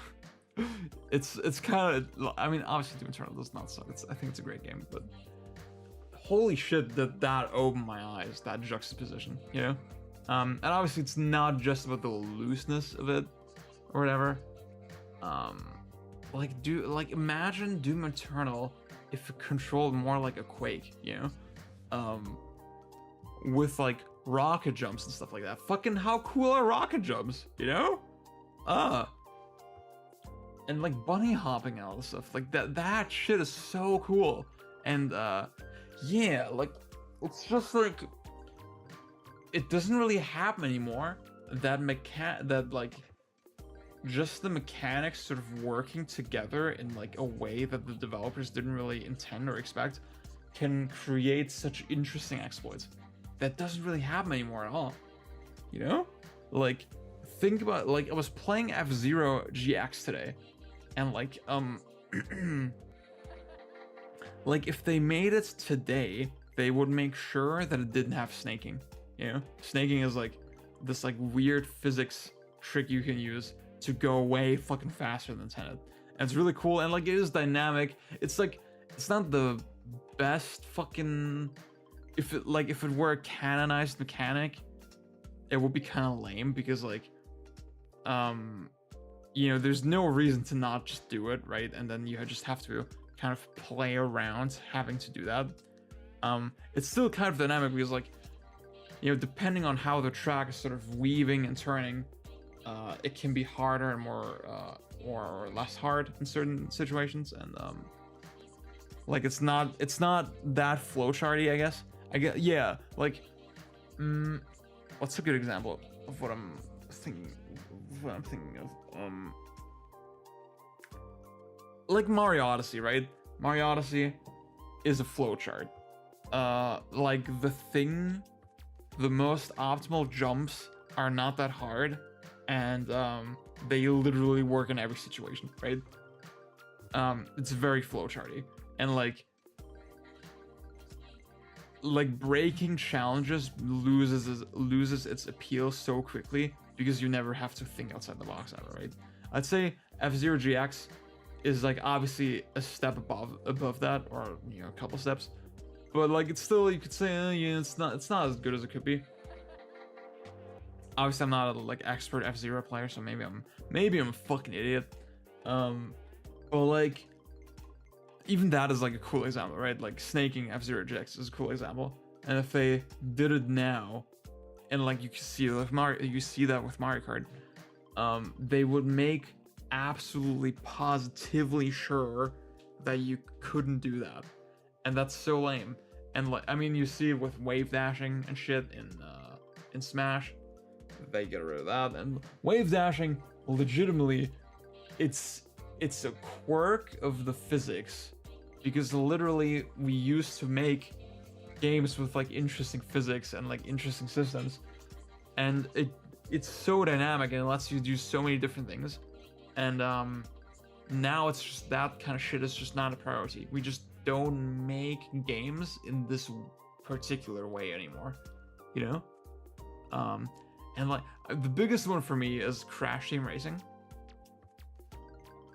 because like you have to consider, like you have boost basically, right? And boost gets progressively faster. There's like progressively faster types of boost. And what is really interesting is that they just made the system this generalized rule where like when you're at like the fastest level of boost, let's say, and you get another boost on top of that, it will extend the duration of the boost, of the current boost, right? Before you go down to like the next sort of lower level. And that's such a simple rule, but like with the way the physics and the game and like the boosting and all this shit kind of works, it lets you just boost at max speed through the entire fucking level. And yeah, it's just like, oh, it's so fun. That's video games, man. And I just miss it. And like obviously I'm glad that they retained all that stuff in the remake. From what I can tell.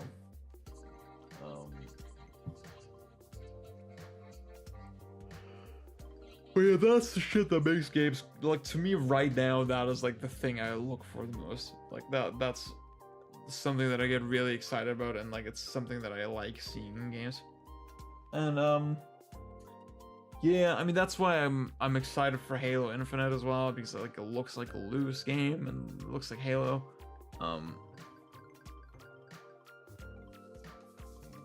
You can even see with Halo, you know, like just like the progression from Bungie Halo to like 343, like where they just made everything so much more rigid and like not dynamic, not good.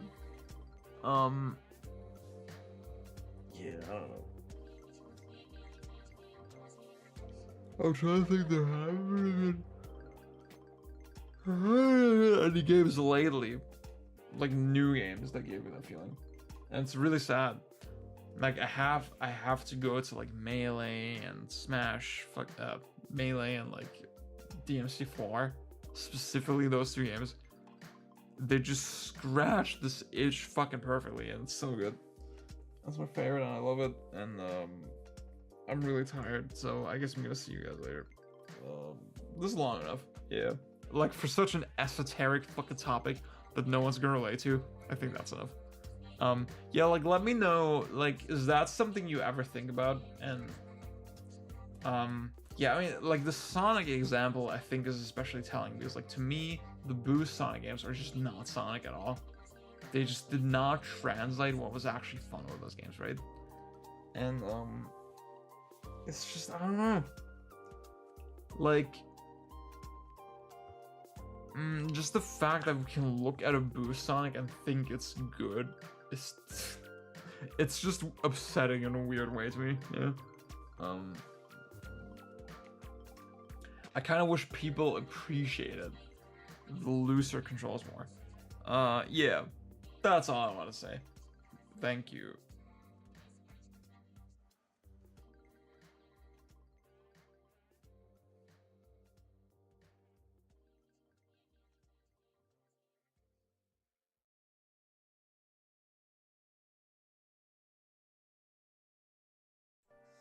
Guys, I'm so fucking sore.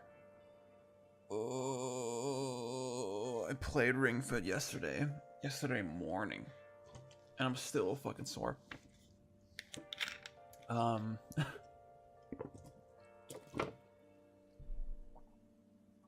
But that will not stop me from making fucking content, dude. Today, I intended to have a game of the year list for 2020. The problem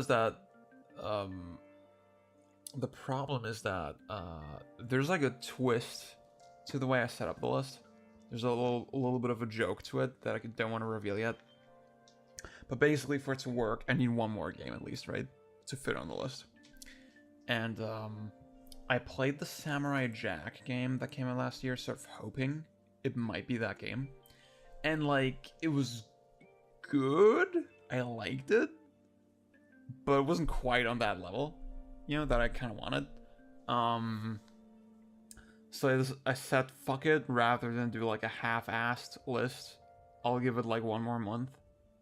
Because I could immediately think of 2 more games that I A, really just wanted to play, and 2, and B, yeah, and B, that I could realistically finish in February. So end of February, you'll get my list. For now, I thought, sort of an equally fitting thing would maybe to do a 2021 preview, just games I'm looking forward to, and talk about that. My buddy Björn did like the same thing yesterday on his Patreon. It's very upsetting. So I'm just gonna blatantly rip him off now.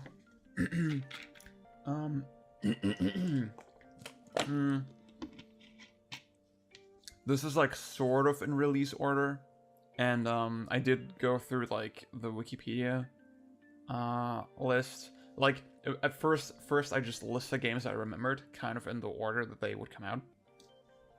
And then I went through the Wikipedia list, so it's gonna be a little bit jumbled. And I only really jotted down games that I actually care about. So if it's not on the list, I either don't care about it, that's the most likely scenario, or it's like it just completely slipped my mind somehow. And like, yeah, maybe if you think there's a game that I should care about, or that you were surprised to not see here, maybe let me know in the comments, that'd be cool. Or if you just want to get my thoughts on any random game, I'd love to, yeah, have that discussion. Oh my god, who's fucking texting me?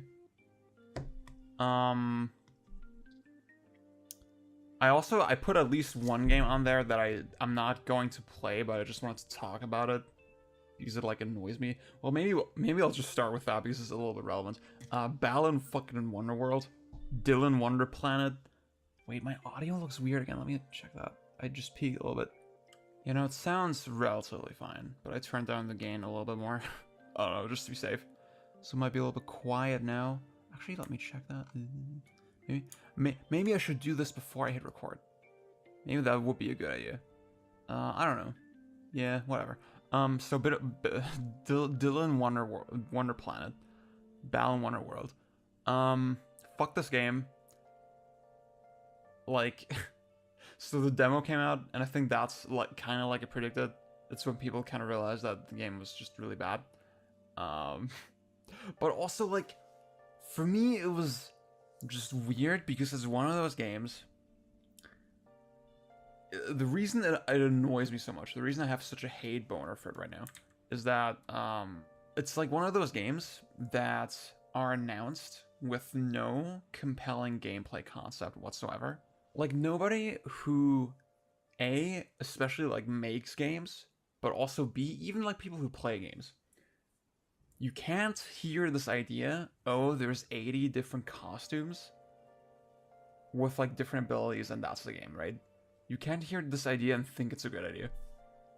Just logistically, think about how wildly stupid it is to make like unique assets for 80 fucking different costumes or whatever, and then each one of them is just a single button. Like, the whole game, the sort of the conceit of it is that your character just, you move the character with an analog stick and then they have one button. Every button just does the same thing, right? So obviously by default it's like a jump, right? Obviously that does not have to be bad, right? I mean, games have been made with just one analog stick that are great, or that have a lot of depth, right? Like, the problem is that I just don't see a scenario where that, like, splitting it up in this way actually results in interesting gameplay, right? Because you can give players different costumes for different situations, right? But then, like, even just when I played the demo, right, it was very clear, like, okay, the different abilities just have no depth whatsoever, right? It's just, like, the first one you get is, like, a wolf that has also a jump with, like, a little bit of a hitbox, right? And it's like, okay, it's a jump with hitbox. That's like, you could have just made a normal jump in any fucking other game where you just jump on people, right?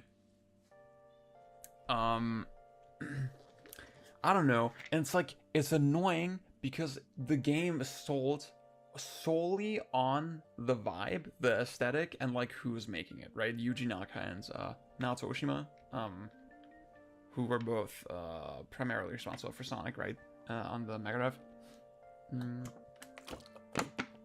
Yuji Naka was like responsible for the series like until Sonic 06, after which he left Sega. Like, no one can fucking watch the first trailer and then say, yeah, this exact idea is why I'm looking forward to it. It's just the aesthetic. That's like the vibe is like the whole reason, the only reason why people were interested in this game. And that's so irrationally annoying to me. And the demo came out and it's a fucking mess. Like, the way your character controls feels like goddamn ass, but also just the way this game is like set up and made. I hate to say this, but it's a children's game. You know, it's like, it's just a really bland, empty world with like sort of collectible coins sort of littered around in this very haphazard, not really organized, designed way, you know? Very much felt like Yooka-Laylee to me. Where it's just, they made just a random world, they gave the character some abilities, and then, you know, just did not put any fucking thought or design into it. Like, again, like, this 80 costume thing, like, how much better could you be using those resources, yeah? How much better could you be using those art resources and, even design resources, right?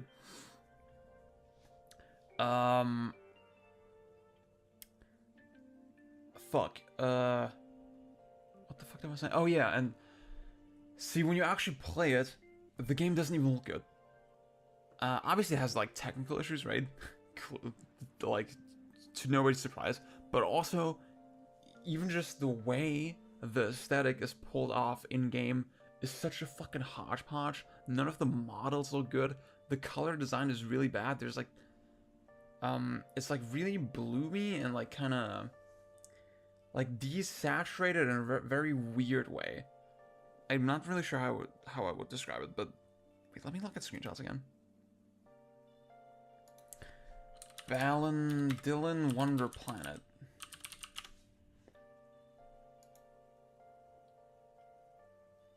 Balan bullshit. Like, ew, just the way the sky looks is so fucking gross.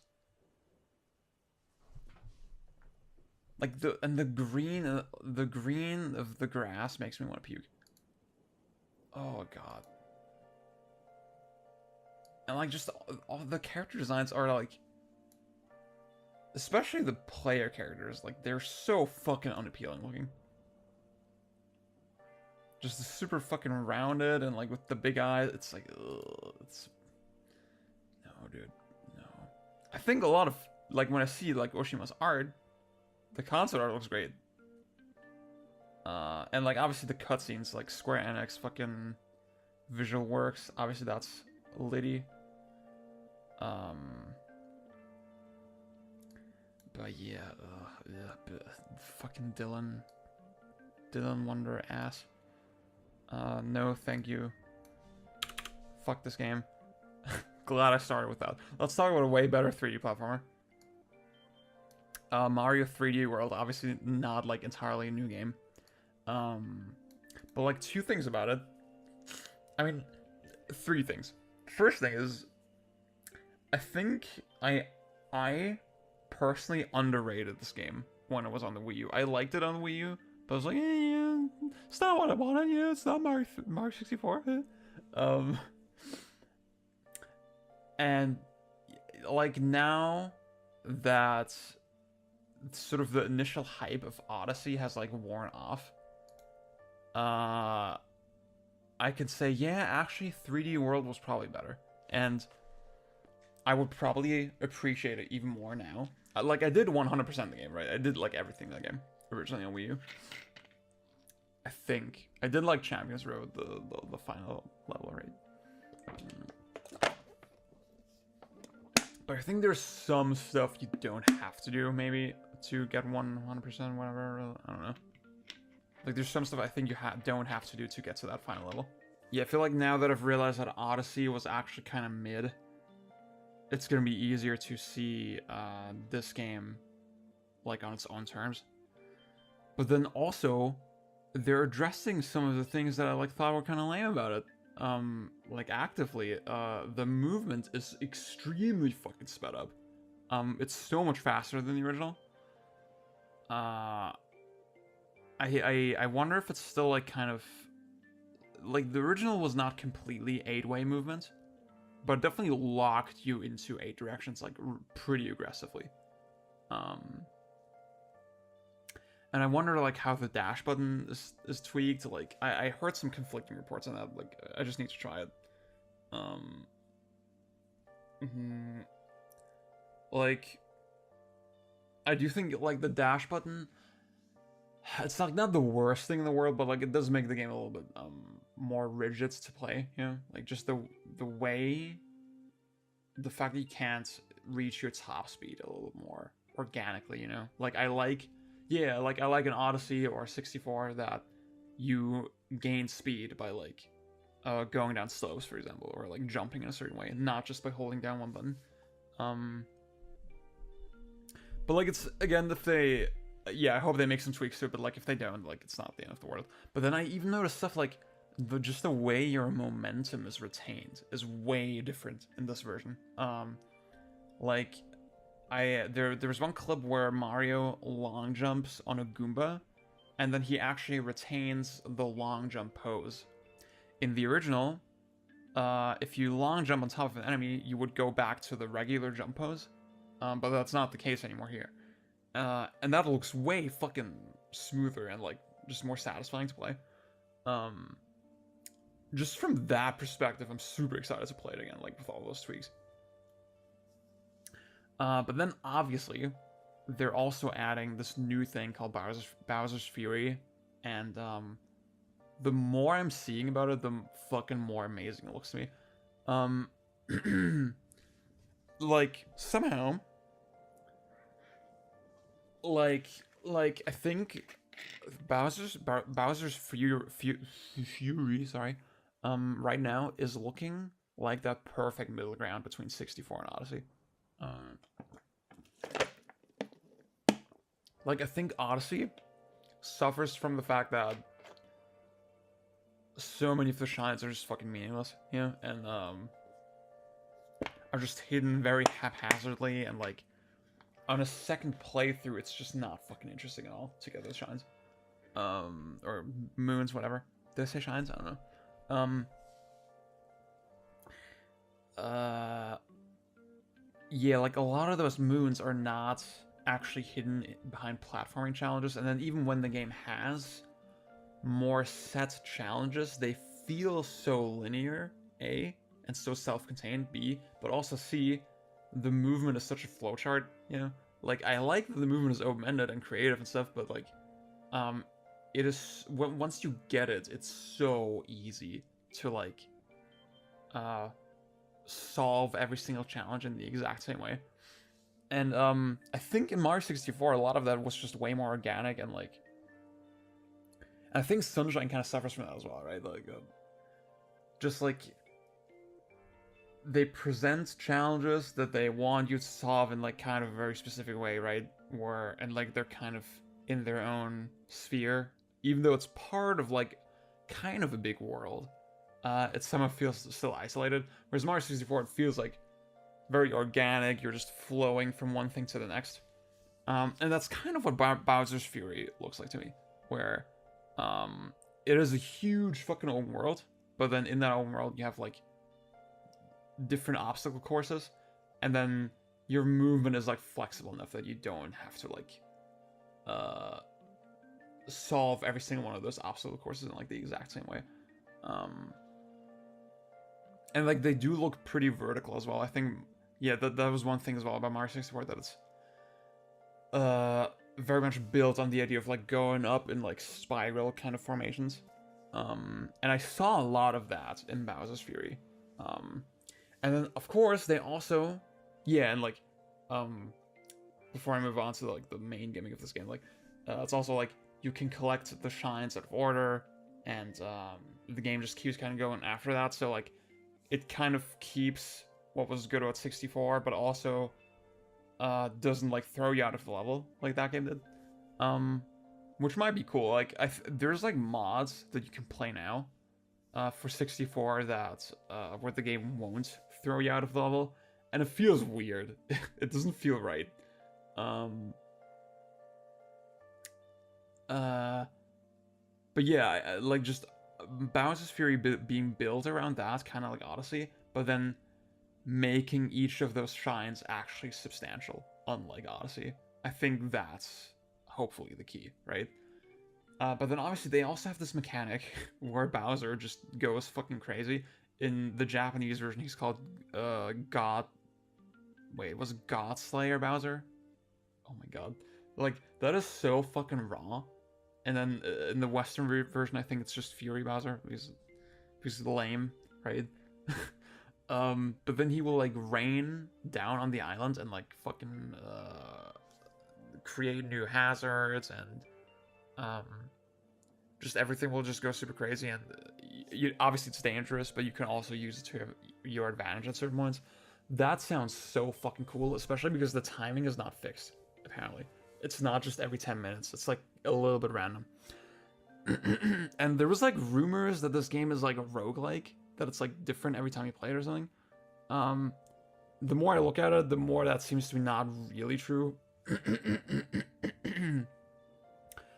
But it does look pretty replayable still. Like, I wonder how open the game is, and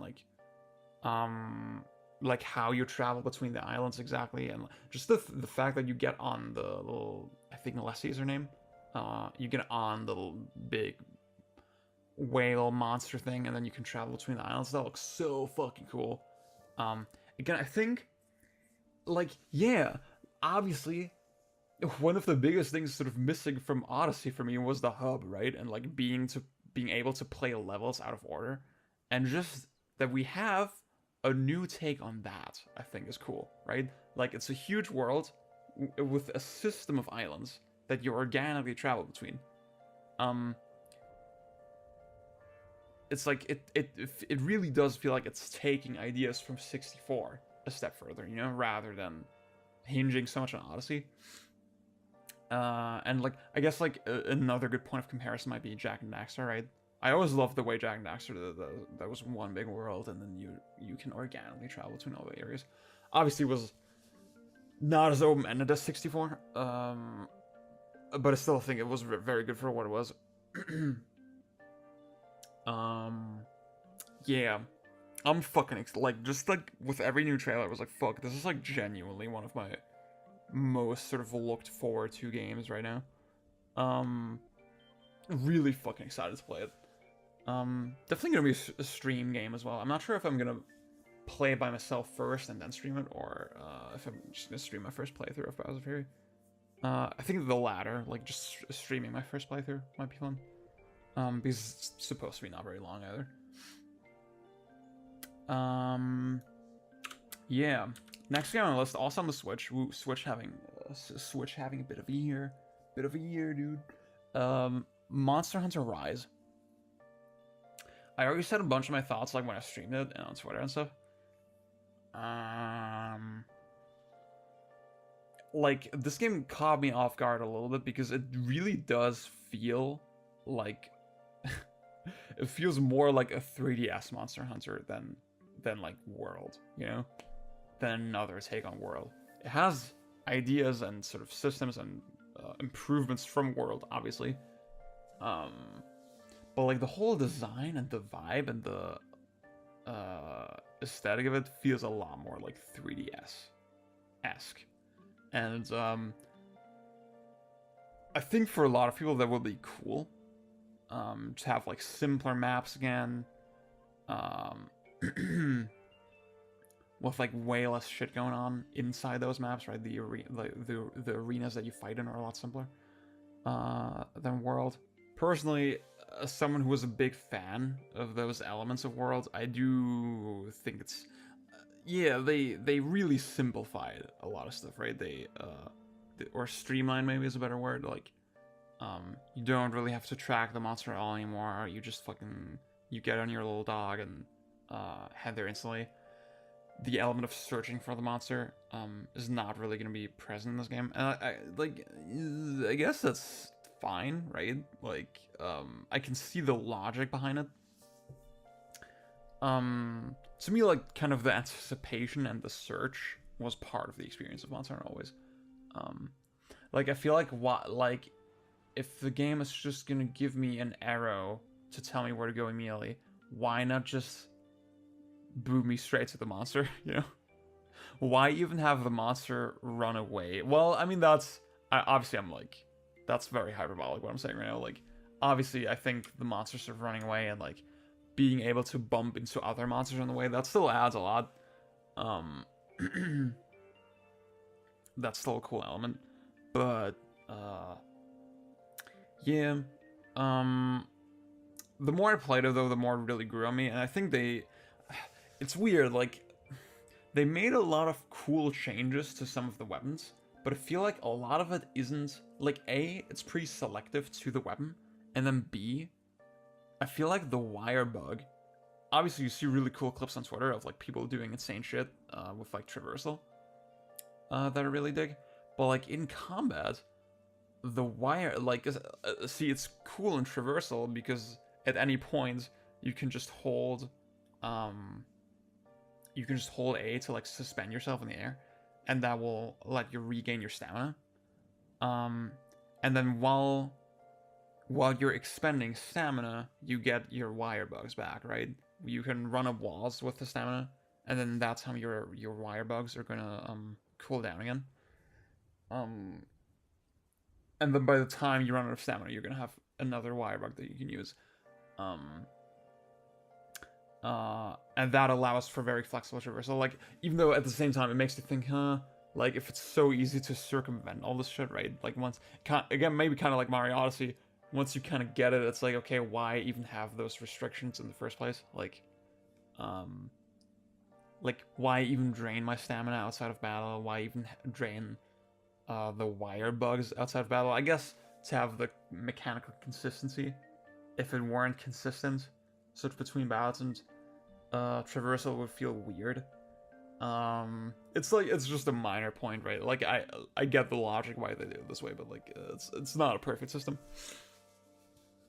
I think though, even in combat,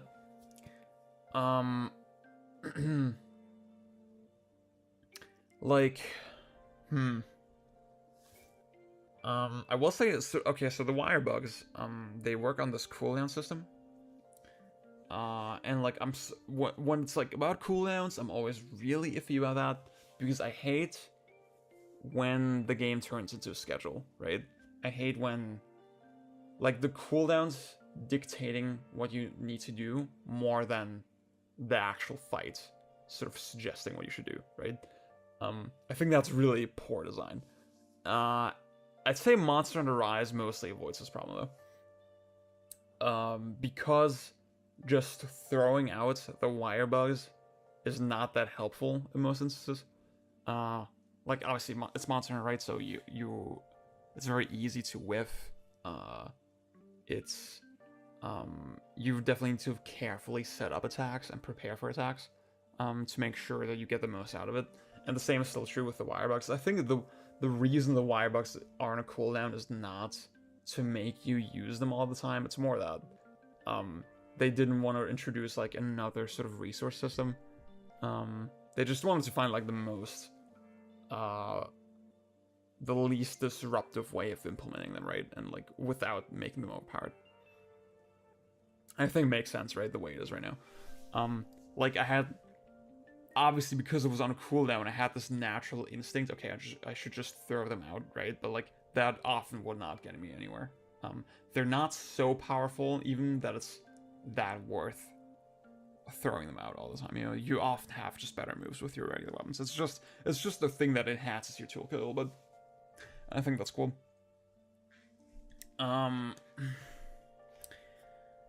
But yeah, it's what is true is that not every weapon benefits from the wire bugs equally, right? And I guess, I mean, that's kind of the story with Monster Hunter always, that they focus their attention on different weapons with every entry, right?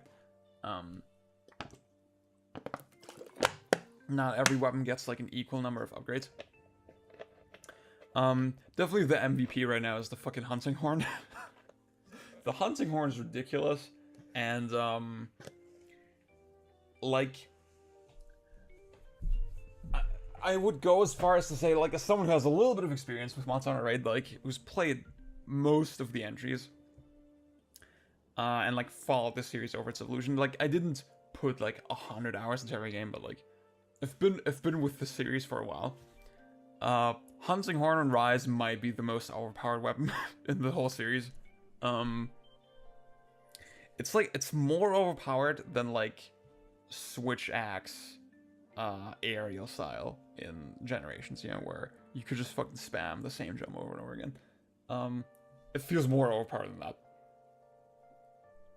Obviously, you still kind of have to get how to use it, right? Like, I didn't understand that the Magnificent Trio would just give me all the buffs immediately, for example. Or that I would get the buffs as soon as I play 2 notes in a row. But, like, even, like, having to play 2 notes in a row, that's not necessary, because you can just do 3 different attacks and then do the Magnificent Trio. And that's so fucking fun. Even though it's relatively simple in terms of the inputs. It feels very organic, it feels very stylish. I think it's, the weapon is also a good showcase of what you can do with the wire bug, right? Like, because you can close the gap to monsters very easily. You can even freeze them in place for a little bit. That's stuff that feels like it makes a lot of sense.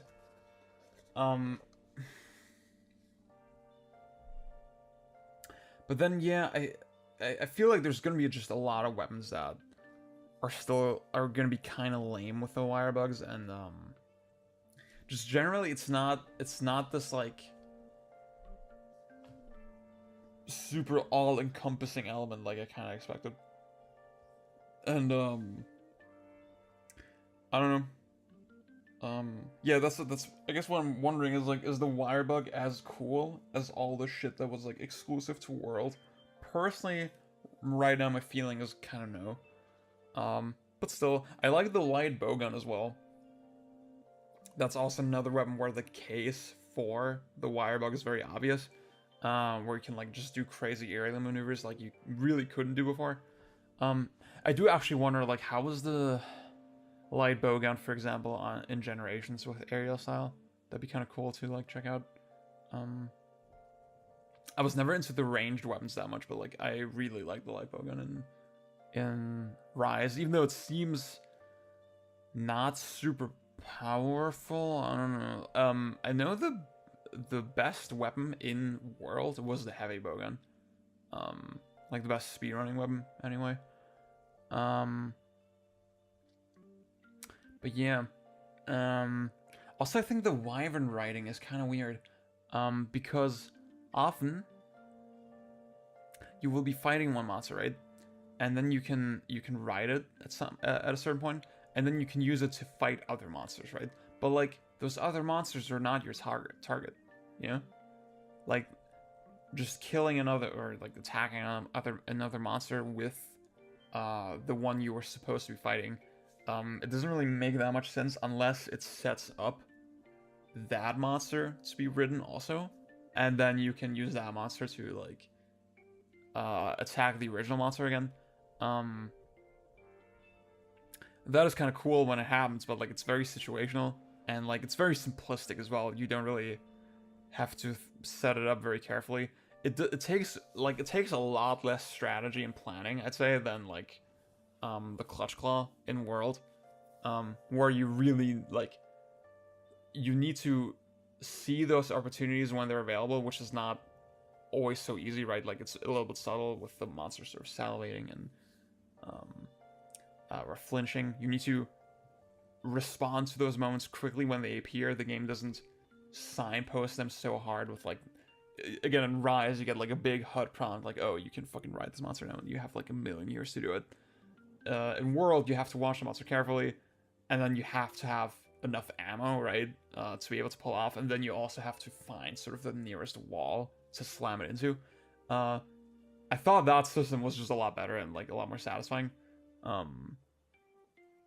Even though like in a trailer or something, of course, riding the monster looks way more flashy and cool.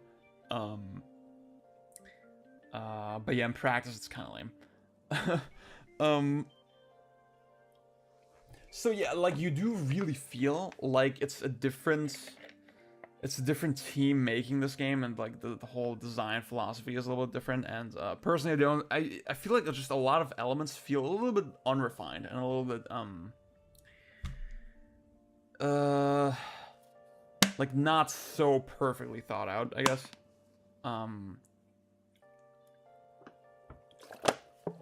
Even just like the way they handle the controls is weird. I think this is like the most convoluted the Monster Hunter controls have been in a while. Like I appreciated World for really like I think World still has some weirdness and like stuff that feels like kind of not very intuitive. I think Monster Hunter has always been, I said this on Twitter already, but like Monster Hunter has always been a series that is very bad about intuitive controls. Where a lot of just the button layouts and the combinations of buttons that you need to press don't really make logical sense. It's just kind of how the game works, right?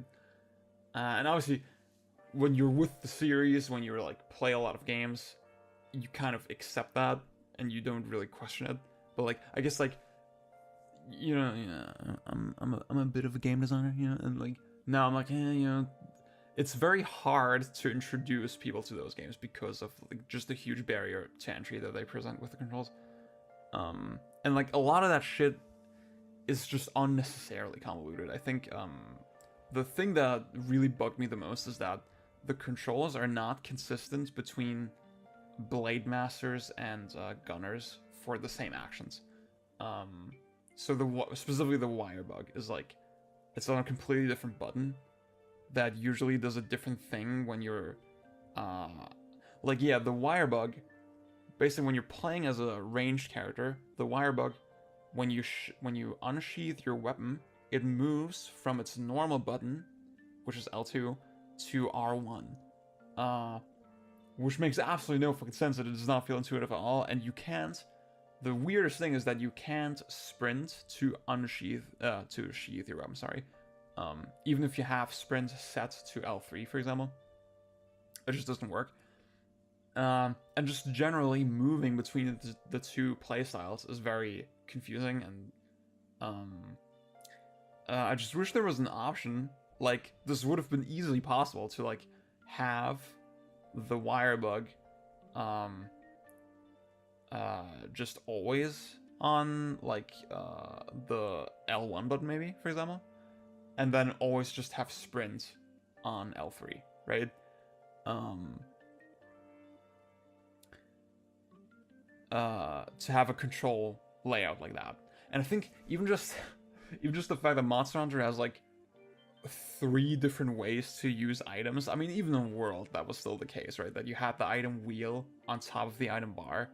I think Rise kind of is exacerbating the issue right now, because when you play the demo, obviously you can't customize any of that shit. Maybe you can, but I just didn't look at it because I was like, yeah, it's not worth it, right? But that's why you notice way more that like some items are on the item on the radio menu, some items are on the bar, and it's like really just super confusing. And that's why when I try to introduce people to the game, I try to not over explain it. I'm like, yeah, just press this button to like heal yourself, don't worry about it. Because it makes no intuitive sense, right? I think that the series could just really use with like some rethinking and retooling, and like I like that World, for example, gives you so many options to customize. But I think there should be an option to just get rid of the item wheel, the item bar, for example, to just have the wheel. I think the wheel is just objectively better in most instances. Or to maybe just have the item bar if you want that. You always kind of have to have both at the same time. It's just kind of weird.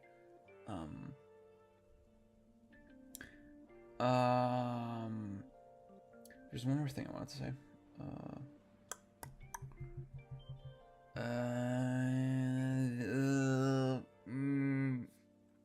Okay, I remembered. The HUD, all the menu shit in Rise is very bad, compared to World. Like World, I mean, see, a lot of the UI layout is the exact same. It's just the polish in the UI is completely gone. World had a lot of like really nice, smooth transitions between menus. The way menus popped up was like they would fade in a little bit. It's, like, it wasn't slow. It was still just as responsive as having it pop up instantly. It just looked nice and it felt nice and like it felt very cohesive. In Rise, everything like feels so just really ugly and cheap.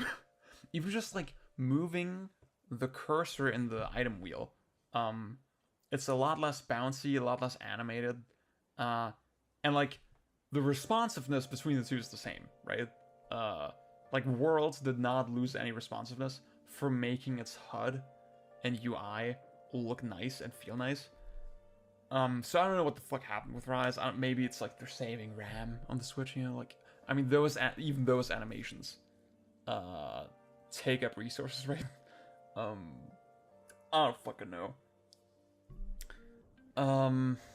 It's definitely very weird, and like I think it's what made the game feel very cheap to me. Like when I first played it, I was like, what the fuck is this? Because I really expected, oh, it's just World on the Switch. But no, it's really more like it's a 3DS game. That like was upscaled a little. Like it's not a scaled down World, it's a scaled up Generations or something, you know? And that's fine, but like definitely I was not expecting it. And also I think the game doesn't look very good. Like I think technically it's solid. There's not much you can complain about. I think the frame rate is fine. The resolution looks clean enough. I really think art style wise, I think the game, like, a lot of the armor is very ugly. The first area that you're in the demo is like very bloomy. very gray. It's just, like the reflections look really cool, and obviously the monsters look amazing. But yeah, I don't know. I really did not like the way it looked artistically. Again, like it's just so confusing to me when I see people shit on like World's art style for being so like extremely detailed, right? Like World is way more colorful and way more sort of vibrant in its colors than Rise. Like I don't understand. Like who was that fucking first guy that said, "Oh, World like does not have color"? That was never fucking true. That was never true. It's like it's always been a very colorful game. It wasn't like so crazy saturated like the 3DS games, but it was colorful, you know? It was not gray-brown. There's not a single stage in World that's gray-brown. Especially when you played with all the crazy HDR, like it looks so fucking insane. Rise looks way more gray than World. I'm sorry. It's just stupid. But yeah. I'm like, the more I thought about it, the more I played the demo, like, the more excited I got to play it. Been playing Iceborne as well, so I definitely want to try to finish that up before Rise drops. But yeah. Been recording for 40 minutes, and we've talked about 3 games. Maybe I'll need to go a little bit quicker. I guess, like, yeah, with the games I've discussed so far, like, I've played them before, so, like, I've played, yeah, like, all 3 games that are games that I have played, right? To some extent, in some form. So maybe that's why I rambled so much, but yeah. Let's move on to Guilty Gear Strive. I guess, like, yeah, that's a good one, because I don't have that much to say about it. I think what intrigues me with this game is A, it has rollback netcode, right? Rollback netcode, very important. If you can't fucking find matches, if you can't actually play with people, what is the point, right? Obviously. And I think finally having an ArcSys game that's gonna be very popular, but also has good netcode, I think that's the perfect sweet spot, hopefully. I hope that's the one I finally stick with. I mean, the one I played, like, Persona 4 Arena a good amount, and like some of the Blaze Blues. But I could not sort of find my footing in Guilty Gear Xrd. I could not find my footing in Fighters. I'm hoping Strive is the one, on top of the fact that it's obviously you know, aiming at a wider audience with, like, its mechanics. I couldn't, like, I mean, I know Gatling, for example, is gone. I know, like, corner pressure is way less punishing, generally. You do a lot of damage. Matches last a little bit, don't last as long, right? So, because you do so much damage, it's, like, easier to turn a match around even without, like, crazy combos, right? I understand that, like, fans are super fucking nervous about it. I think that's totally fair. It's totally understandable. If the game comes out and it's, like, to those players it's trash, I respect that. But it does sound like a more accessible game for, like, someone like me who has tried it, who kind of understands fighting games a tiny bit, but just finds Guilty Gear very daunting and very complex. Yeah. And obviously the game fucking looks insane. I think all the character designs, like, I like the character designs and just the design sense of the game way more than Xrd. I think Xrd was a little bit, like Saul, for example. He looks a little bit, like, bulky and, like, not as cool as he does now in this game. Even Kai, like, with the short hair, looks so fucking hot. I'm probably gonna play Giovanna, though, because I'm basic. Like, Giovanna, Saul are the ones that I'd like to play the most, probably, yeah. Fucking excited as fuck for that, for sure. Like, I'm excited to have a, like, fighting game again. I haven't played Melee in a while because my PC's been weird, right? My laptop. I'm gonna get it back as Melee once I get my MacBook. But yeah, it's gonna be nice to have Melee and then another fighting game. I think that'd be cool. I haven't been playing Third Strike as much as I should be as well. Yeah, maybe I need to check that out again. Okay, let's move on to Resident Evil 8. From the start, I was very much looking forward to this game because Resident Evil 7 surprised me with how much I liked it a lot. And honestly, I think it's cool. Like, I had conflicting feeling on first person and third person, all this, right? Like, obviously I played the remake 2 and 3 remakes. And my initial thought was, you know, third person is better. Because, like, oh, they can, like, the enemies feel a lot more challenging, you know, because they, like in first person, obviously your perspective is so limited that you can't really give the enemies complex movement patterns. You can't make them so fast and stuff, because it's too hard to avoid them, right? You can, like, run in one direction and then look the other way, like you can with third person. But then the more I thought about it, I was like, actually, that just makes the remakes kind of still a more neutered action Resident Evil, you know? Like, Remake 2 is not, or even Remake 3, obviously they're not as good action games as Resident Evil 4, right? And as horror games, like, I don't know, I don't think, yeah, the more I thought about it, the more I was like, actually, I liked the tension that I got from not being able to look around in Resident Evil 7, you know? I liked how much more impactful a lot of the encounters felt, and, I feel like the first person just suited the pace of sort of, like, yeah, when we're talking fixed camera Resident Evil, it's like those kinds of games. I thought first person, once I sort of accepted it and got used to it, I felt that that fit the style of those games way better than third person.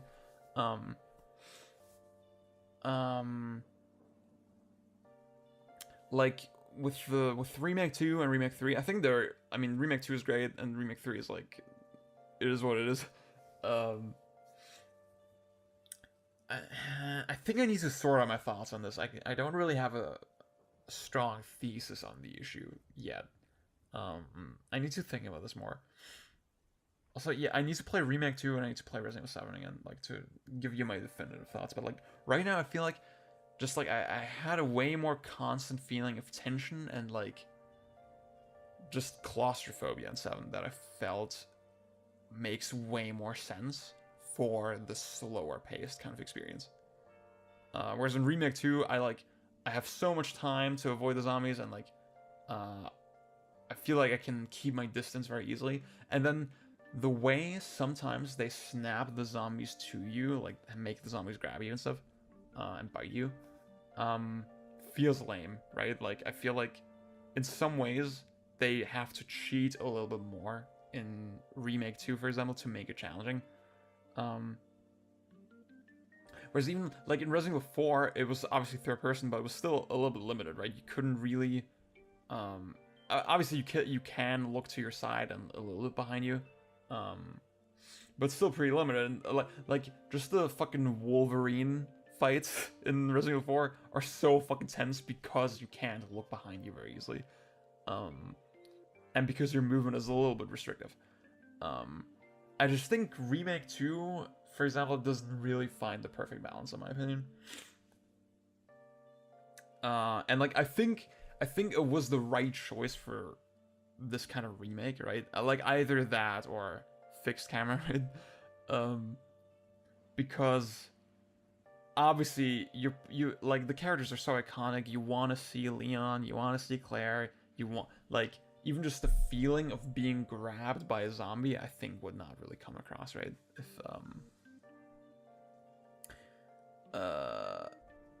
If it were first person or something, right? I think third person does make, I understand the choice behind it. But I'm glad that they're, because of all those reasons that I said, I'm glad that they're still pursuing first person for the main series. So that's one thing about it. And then the other thing is just how heavily it's referencing Resident Evil 4. And I think that's really cool. Like, they haven't really done a game like Resident Evil 5, right? It's the exact same style as 4. It's like sort of a similar kind of gameplay engine. But like even in terms of like the setting, like, oh, okay, I'm entering this like hostile sort of rural territory, where all the locals want to kill me. Just the vibe is very similar between 4 and 5, but like they haven't done anything like that since 5. So capturing that vibe again with like similar mechanics, with like the upgrade system, with disarming enemies, sounds very cool. I like that the style of enemies is something completely new for the series, right? Like with these like lichen creatures and the vampire ladies and all that shit, right? I think the game just has found really like an aesthetic that feels unique to the series, but also feels like it calls back spiritually to 4 a lot. Like, yeah, I mean, the castle in 4 is really cool, but it's not the most memed part of the game, right? Obviously, the part that everybody remembers the most is like the start of the start with the village. I mean, it's called Resident Evil Village, right? But like, it seems to focus a lot on like the castle and like the estate. I don't know. Like, I'm really curious to see sort of what locales you go to and like how expansive the game is. It's a very exciting game, I guess. I guess that's a good way to put it. So yeah, I'm into that. Looking forward to it. I will say, I do think some of the gunplay looked a little bit unpolished. Just like the way enemies react a little bit was like not the best. It was kind of weird as well in RE2. Honestly, I don't mind the enemies in RE7. I think, like, the way they respond to shots feels pretty accurate. It feels like I would kind of expect it to feel. Whereas, like, with the zombies in RE2, they just soak up bullets. Like just like I felt like I could shoot off parts of the enemies in 7 a lot more easily and stuff. You know, like, they would respawn a lot more. Maybe my memories are wrong, but, like, that's what it felt like. Yeah, I'm gonna go pee. The next game I would like to talk about is Deathloop by Arcane Studios. Arcane Lyon, to be specific. Is that... They have one office in France and one in Austin, Texas, I think. But I forget which is which. I think the one in France was Dishonored. I still have not played Dishonored 2. I really need to get around to that because I always hear great things about it and it looks cool. The thing about Deathloop specifically, I mean, I love Arcane. I think they're really cool. I like their games. I like their whole style. I like that they're so focused on systemic gameplay. It's like that's become one of my favorite things in games, right? Lately. But with Deathloop in particular, I like that they're taking that into a more action-heavy direction, because I think there's like sparks of like that in their games so far, right? Like that Dishonored has, like, it is satisfying to just kill a bunch of guys with rats, right? It is like the shotgun and Prey feels pretty good. And just the hit effects and stuff. The games were never so focused on combat, but I feel like it could be really cool if they focus on it more. So now you play as an assassin, it's very much about action, and even in the first trailer they showed all these flashy moves where you could slide on the ground and fucking parkour around, and I think it looks cool. But then the even more exciting thing about this game is that it's one huge interconnected world, apparently, from what I understand. And like after Prey, I have no reason to believe that that's not true. Obviously Prey had like load times and stuff. It would be cool if it were completely seamless. Like, it's supposed to be an island, right? So, yeah. I would love for it to be like just one seamless world. And the idea is that you have different targets, like you're a hitman and you have different assassination targets on the whole island. And you can go for any individual one of those in any order that you like, and they all have their own schedule. And the schedule, like, it has elements of a roguelike, so the schedules of all the different characters on the island are somewhat random. There's certain things that stay consistent, right? There's certain patterns and themes to what they do, but there's a little bit of randomness and a little bit of chaos, right? So the goal of the game is to get all the targets in one perfect run, right? But obviously, you're not really gonna get there on your first attempt. You're gonna die a lot and try again and again and again. And obviously, your character, the conceit of it is that he retains his memories with every attempt. And obviously, that reflects back on the player, who obviously retains what happened and can formulate plans based on that. And that sounds so fucking cool to me. And I think, yeah, you have like a limited amount of time as well to like do all that shit. Well, I don't know exactly how it's gonna work yet. I'm not sure if death is sort of the main factor that like the main limiting factor, or if it's also time, right? Kind of like Majora's Mask. The game, did I say Majora's Mask already? Like, the game really has that insane Majora's Mask vibe. It feels like FPS systemic Majora's Mask, and that's super fucking cool to me. Again, with how they emphasized like the character schedules and all that stuff, and yeah, just making that non-linear and systemic, it's just such a fucking genius idea. And on top of that, I like the fact that they realized, the repetition could get stale. We need one element that's like unpredictable, right? And that's why they introduced the second player, right? There's this other assassin character that tries to take you down. That can be controlled by another player.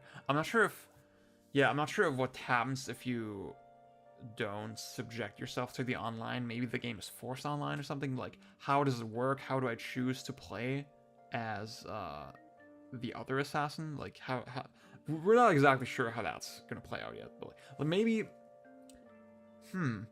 in my game I'm always the same character, right? See, the way that they presented it is that you play as this guy, right? He's on the island, he's stuck there, and then when it's midnight, the time loop sort of activates and resets back to the start.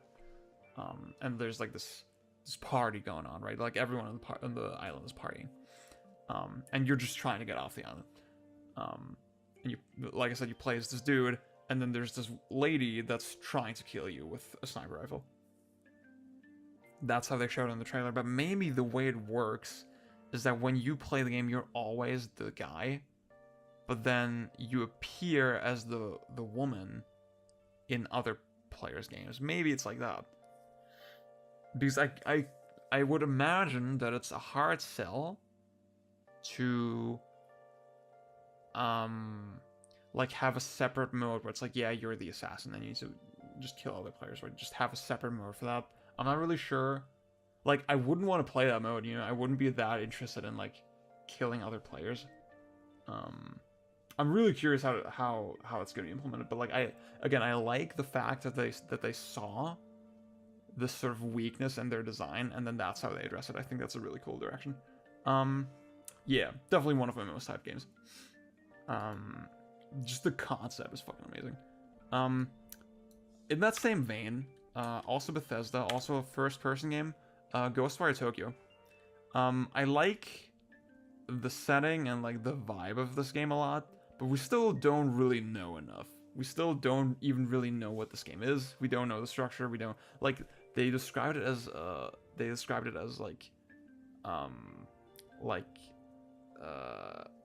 PSI karate, kind of like you have sort of psychic abilities, but you also do like kung fu and karate moves and shit.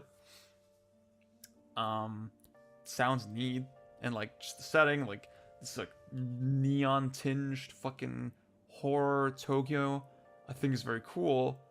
But there's not enough to go on really, and just all the development shakeups with, well, I mean, one big shakeup with Ikumi Nakamura leaving the studio with no reason given, and I don't know, that's really weird and really concerning, just the way it happened, especially after they pushed her so hard, right? They made her such a big deal in the presentation, right? That is odd, and that is, yeah, like I said, cause for concern. It seems like Mikami is way more hands-on with the game now than you know, than was previously hinted at. He seemed more like, oh, okay, I'm taking a back seat, I'm giving her like the spotlight, and now he had to kind of take over a little bit. He's not the director of this game, but like he was in like a lot of the press material. I don't know what the fuck is going on. And also, obviously, Evil Within 2 was fucking terrible. So, I don't know. Like, I think it's, I think gamers, I hope this doesn't sound like a call-out, right? But, like, I think a lot of gamers have, like, a very flawed idea of, like, what a director does and what they do and how much influence they actually have. And I think, even, like, if it's not directed by the same guy as Evil Within 2, that still doesn't mean that that is, like, the only limiting factor, or, like, the only potential problem, right? Like, obviously the director sort of, again, ideally they decide the general direction of the project, but, like, it was still sort of individual people on the team who had to implement the gunplay and, like, the enemy reactions and the enemy AI and all this shit, right? And the scenario design, the encounter design. If all that shit just sucks, like it did in Evil Within 2, like, I feel like that's more, I don't know. It could be really either way. Like, right. Maybe you have a director like Mikami that's extremely hands-on and has a huge say on every single part and, like, makes sure that everything is, like, fucking perfect. But then it could also be, like, even if you have a good director, it could, or, like, you could have a mediocre director, but, like, just the rest of the team is so good that, you know, the polish still kind of comes through. I don't know, it's complicated.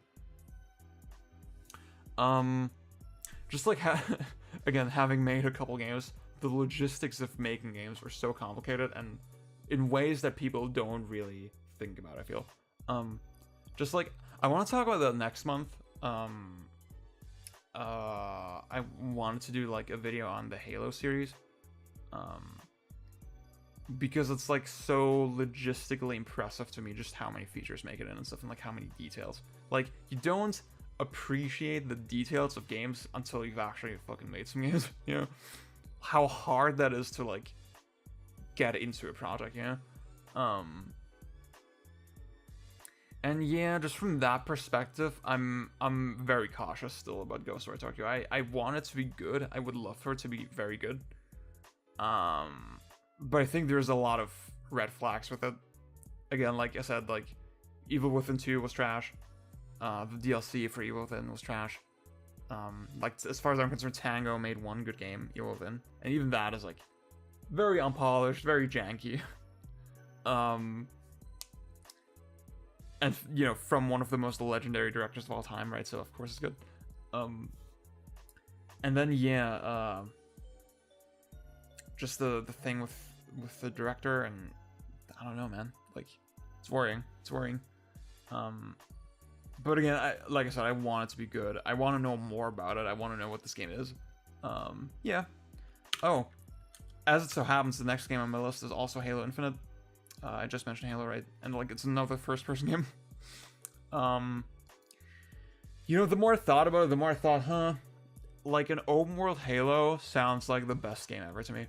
If it actually capitalizes on the potential of that idea, like, it has so much insane potential, this concept and the vibe of this game.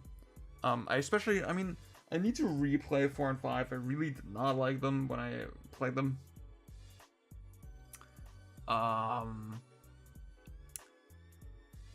But it does seem like 343, you know, they really are taking the feedback seriously, and clearly they care about Halo as a franchise. Clearly they have sort of ideas for what they want the franchise to be, right? And I like that they're taking it back so specifically to Halo 1 with this game, because without taking too much away from my Halo video, I really do feel like the Halo 1 still is the best one, now that I've replayed it. Just like the level of design provided so many opportunities for the AI and all the systems to do really interesting things and really dynamic things. Halo is like one of the most dynamic fucking games ever. And I think that was kind of lost a little bit, at least, with 4 and 5. I might even say it was lost a lot. I don't know. Like, I can't really speak on it because I haven't played them so long, right? But like, the AI seemed very docile to me, and I just hated the weapons. The weapons felt very automated, not very deliberate. Yeah, but like, even from that first demo that they showed for Halo Infinite, I could already see just how many positive steps back it was taking to the old days, right? Just like the way you saw Master Chief sort of engage the enemies, the way the enemies were moving, it felt a lot more deliberate. It felt a lot more, I don't know, like conscious and like dynamic, just in terms of the pacing, the way the enemies, even when you shoot them, the way they move, the way they throw grenades. It's all these really subtle details that I think are much of the reason why people take Halo for granted, you know? Like, I think those details, a lot of them get lost. A lot of people don't pick them up. But it's really what makes Halo special, and I'm really hoping that Infinite pulls that off while also really expanding the scope and like just the idea of having this huge ass map that I run around on my Warthog and like I can get into crazy fucking chaotic fights. Like, it definitely calls to mind Phantom Pain for me as well. Like, I love the fact in Phantom Pain that it is a huge fucking world, and I can just go into random bases and just crazy shit happens, and I can use different equipment, I can pick up stuff on the field and do things with it. Even just, like, it makes so much sense for Halo, you know? Like, enemies can drop random weapons, and like, maybe I get something that's like super powerful, that's like, that I don't get very regularly.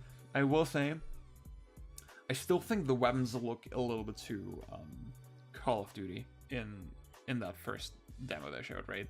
Like, that was one big weakness as well to me with 343, that there's like just so many fucking machine rifles and automated guns and all this shit that where you kind of just, you know, hold the cursor over the enemy, hold the trigger, and then wait for the health bar to go down.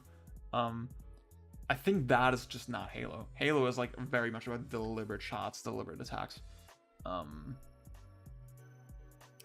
And that's maybe one worrying aspect. The sprinting is like, I think the most of the effects, the negative effects of sprinting, are in multiplayer than single player. I need to replay Reach as well and like see how they did it in that game. I mean, in that game it had cooldown and stuff as well. I don't know.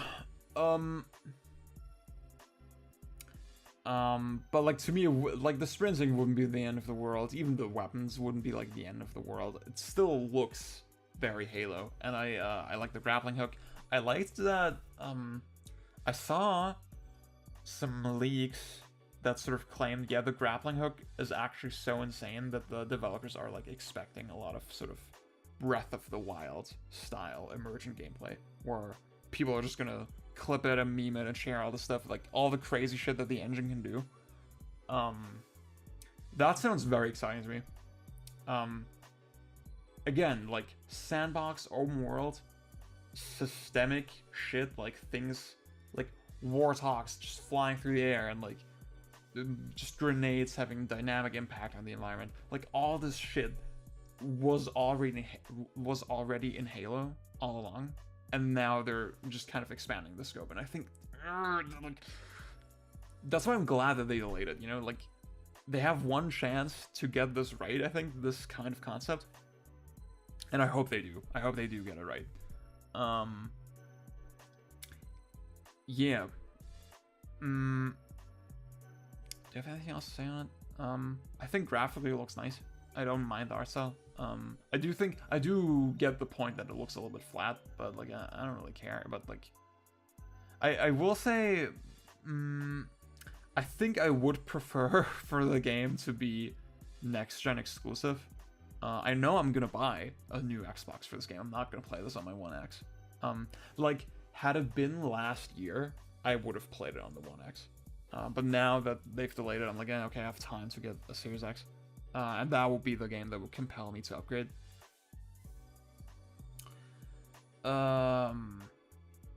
Yeah.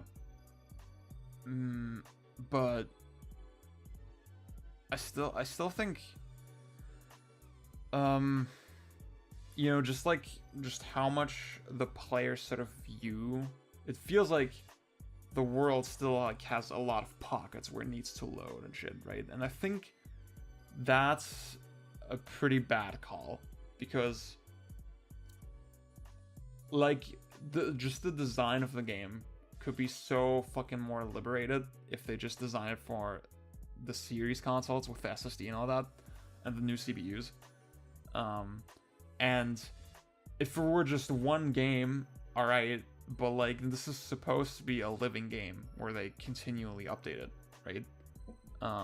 That was the whole idea behind it. So if it has to also be on the old fucking ass Xbox, and they continually update it, and like all those updates are also going to be held back probably, you know? I just think releasing it on the Xbox One is a really bad call, and I hope maybe they will reverse that decision. I don't know. Like, I mean, clearly they made a new engine for this game, right? So clearly they should be able to take advantage of the tech without just fundamentally overhauling the entire game, you know? Yeah. I want to look up right now, like I want to go on Google and say like Xbox One version canceled or something. Maybe there's like rumors and sort of that vein. I think that would fill me with a lot more confidence as well. They got one guy from Bungie, like who used to be at Bungie, back now in the director's chair to like sort of get the project shipped, you know, to get it out. And he said in a recent blog post that he played through the whole campaign. So the campaign is done. I guess they're just really polishing the fuck out of everything, and like, I mean, most of the criticism was for the visuals, right? Like, I'm assuming the game would have looked this way had it come out on its original date. You know, looked the way that it did in the demo. I'm assuming they wouldn't have had time to like overhaul that.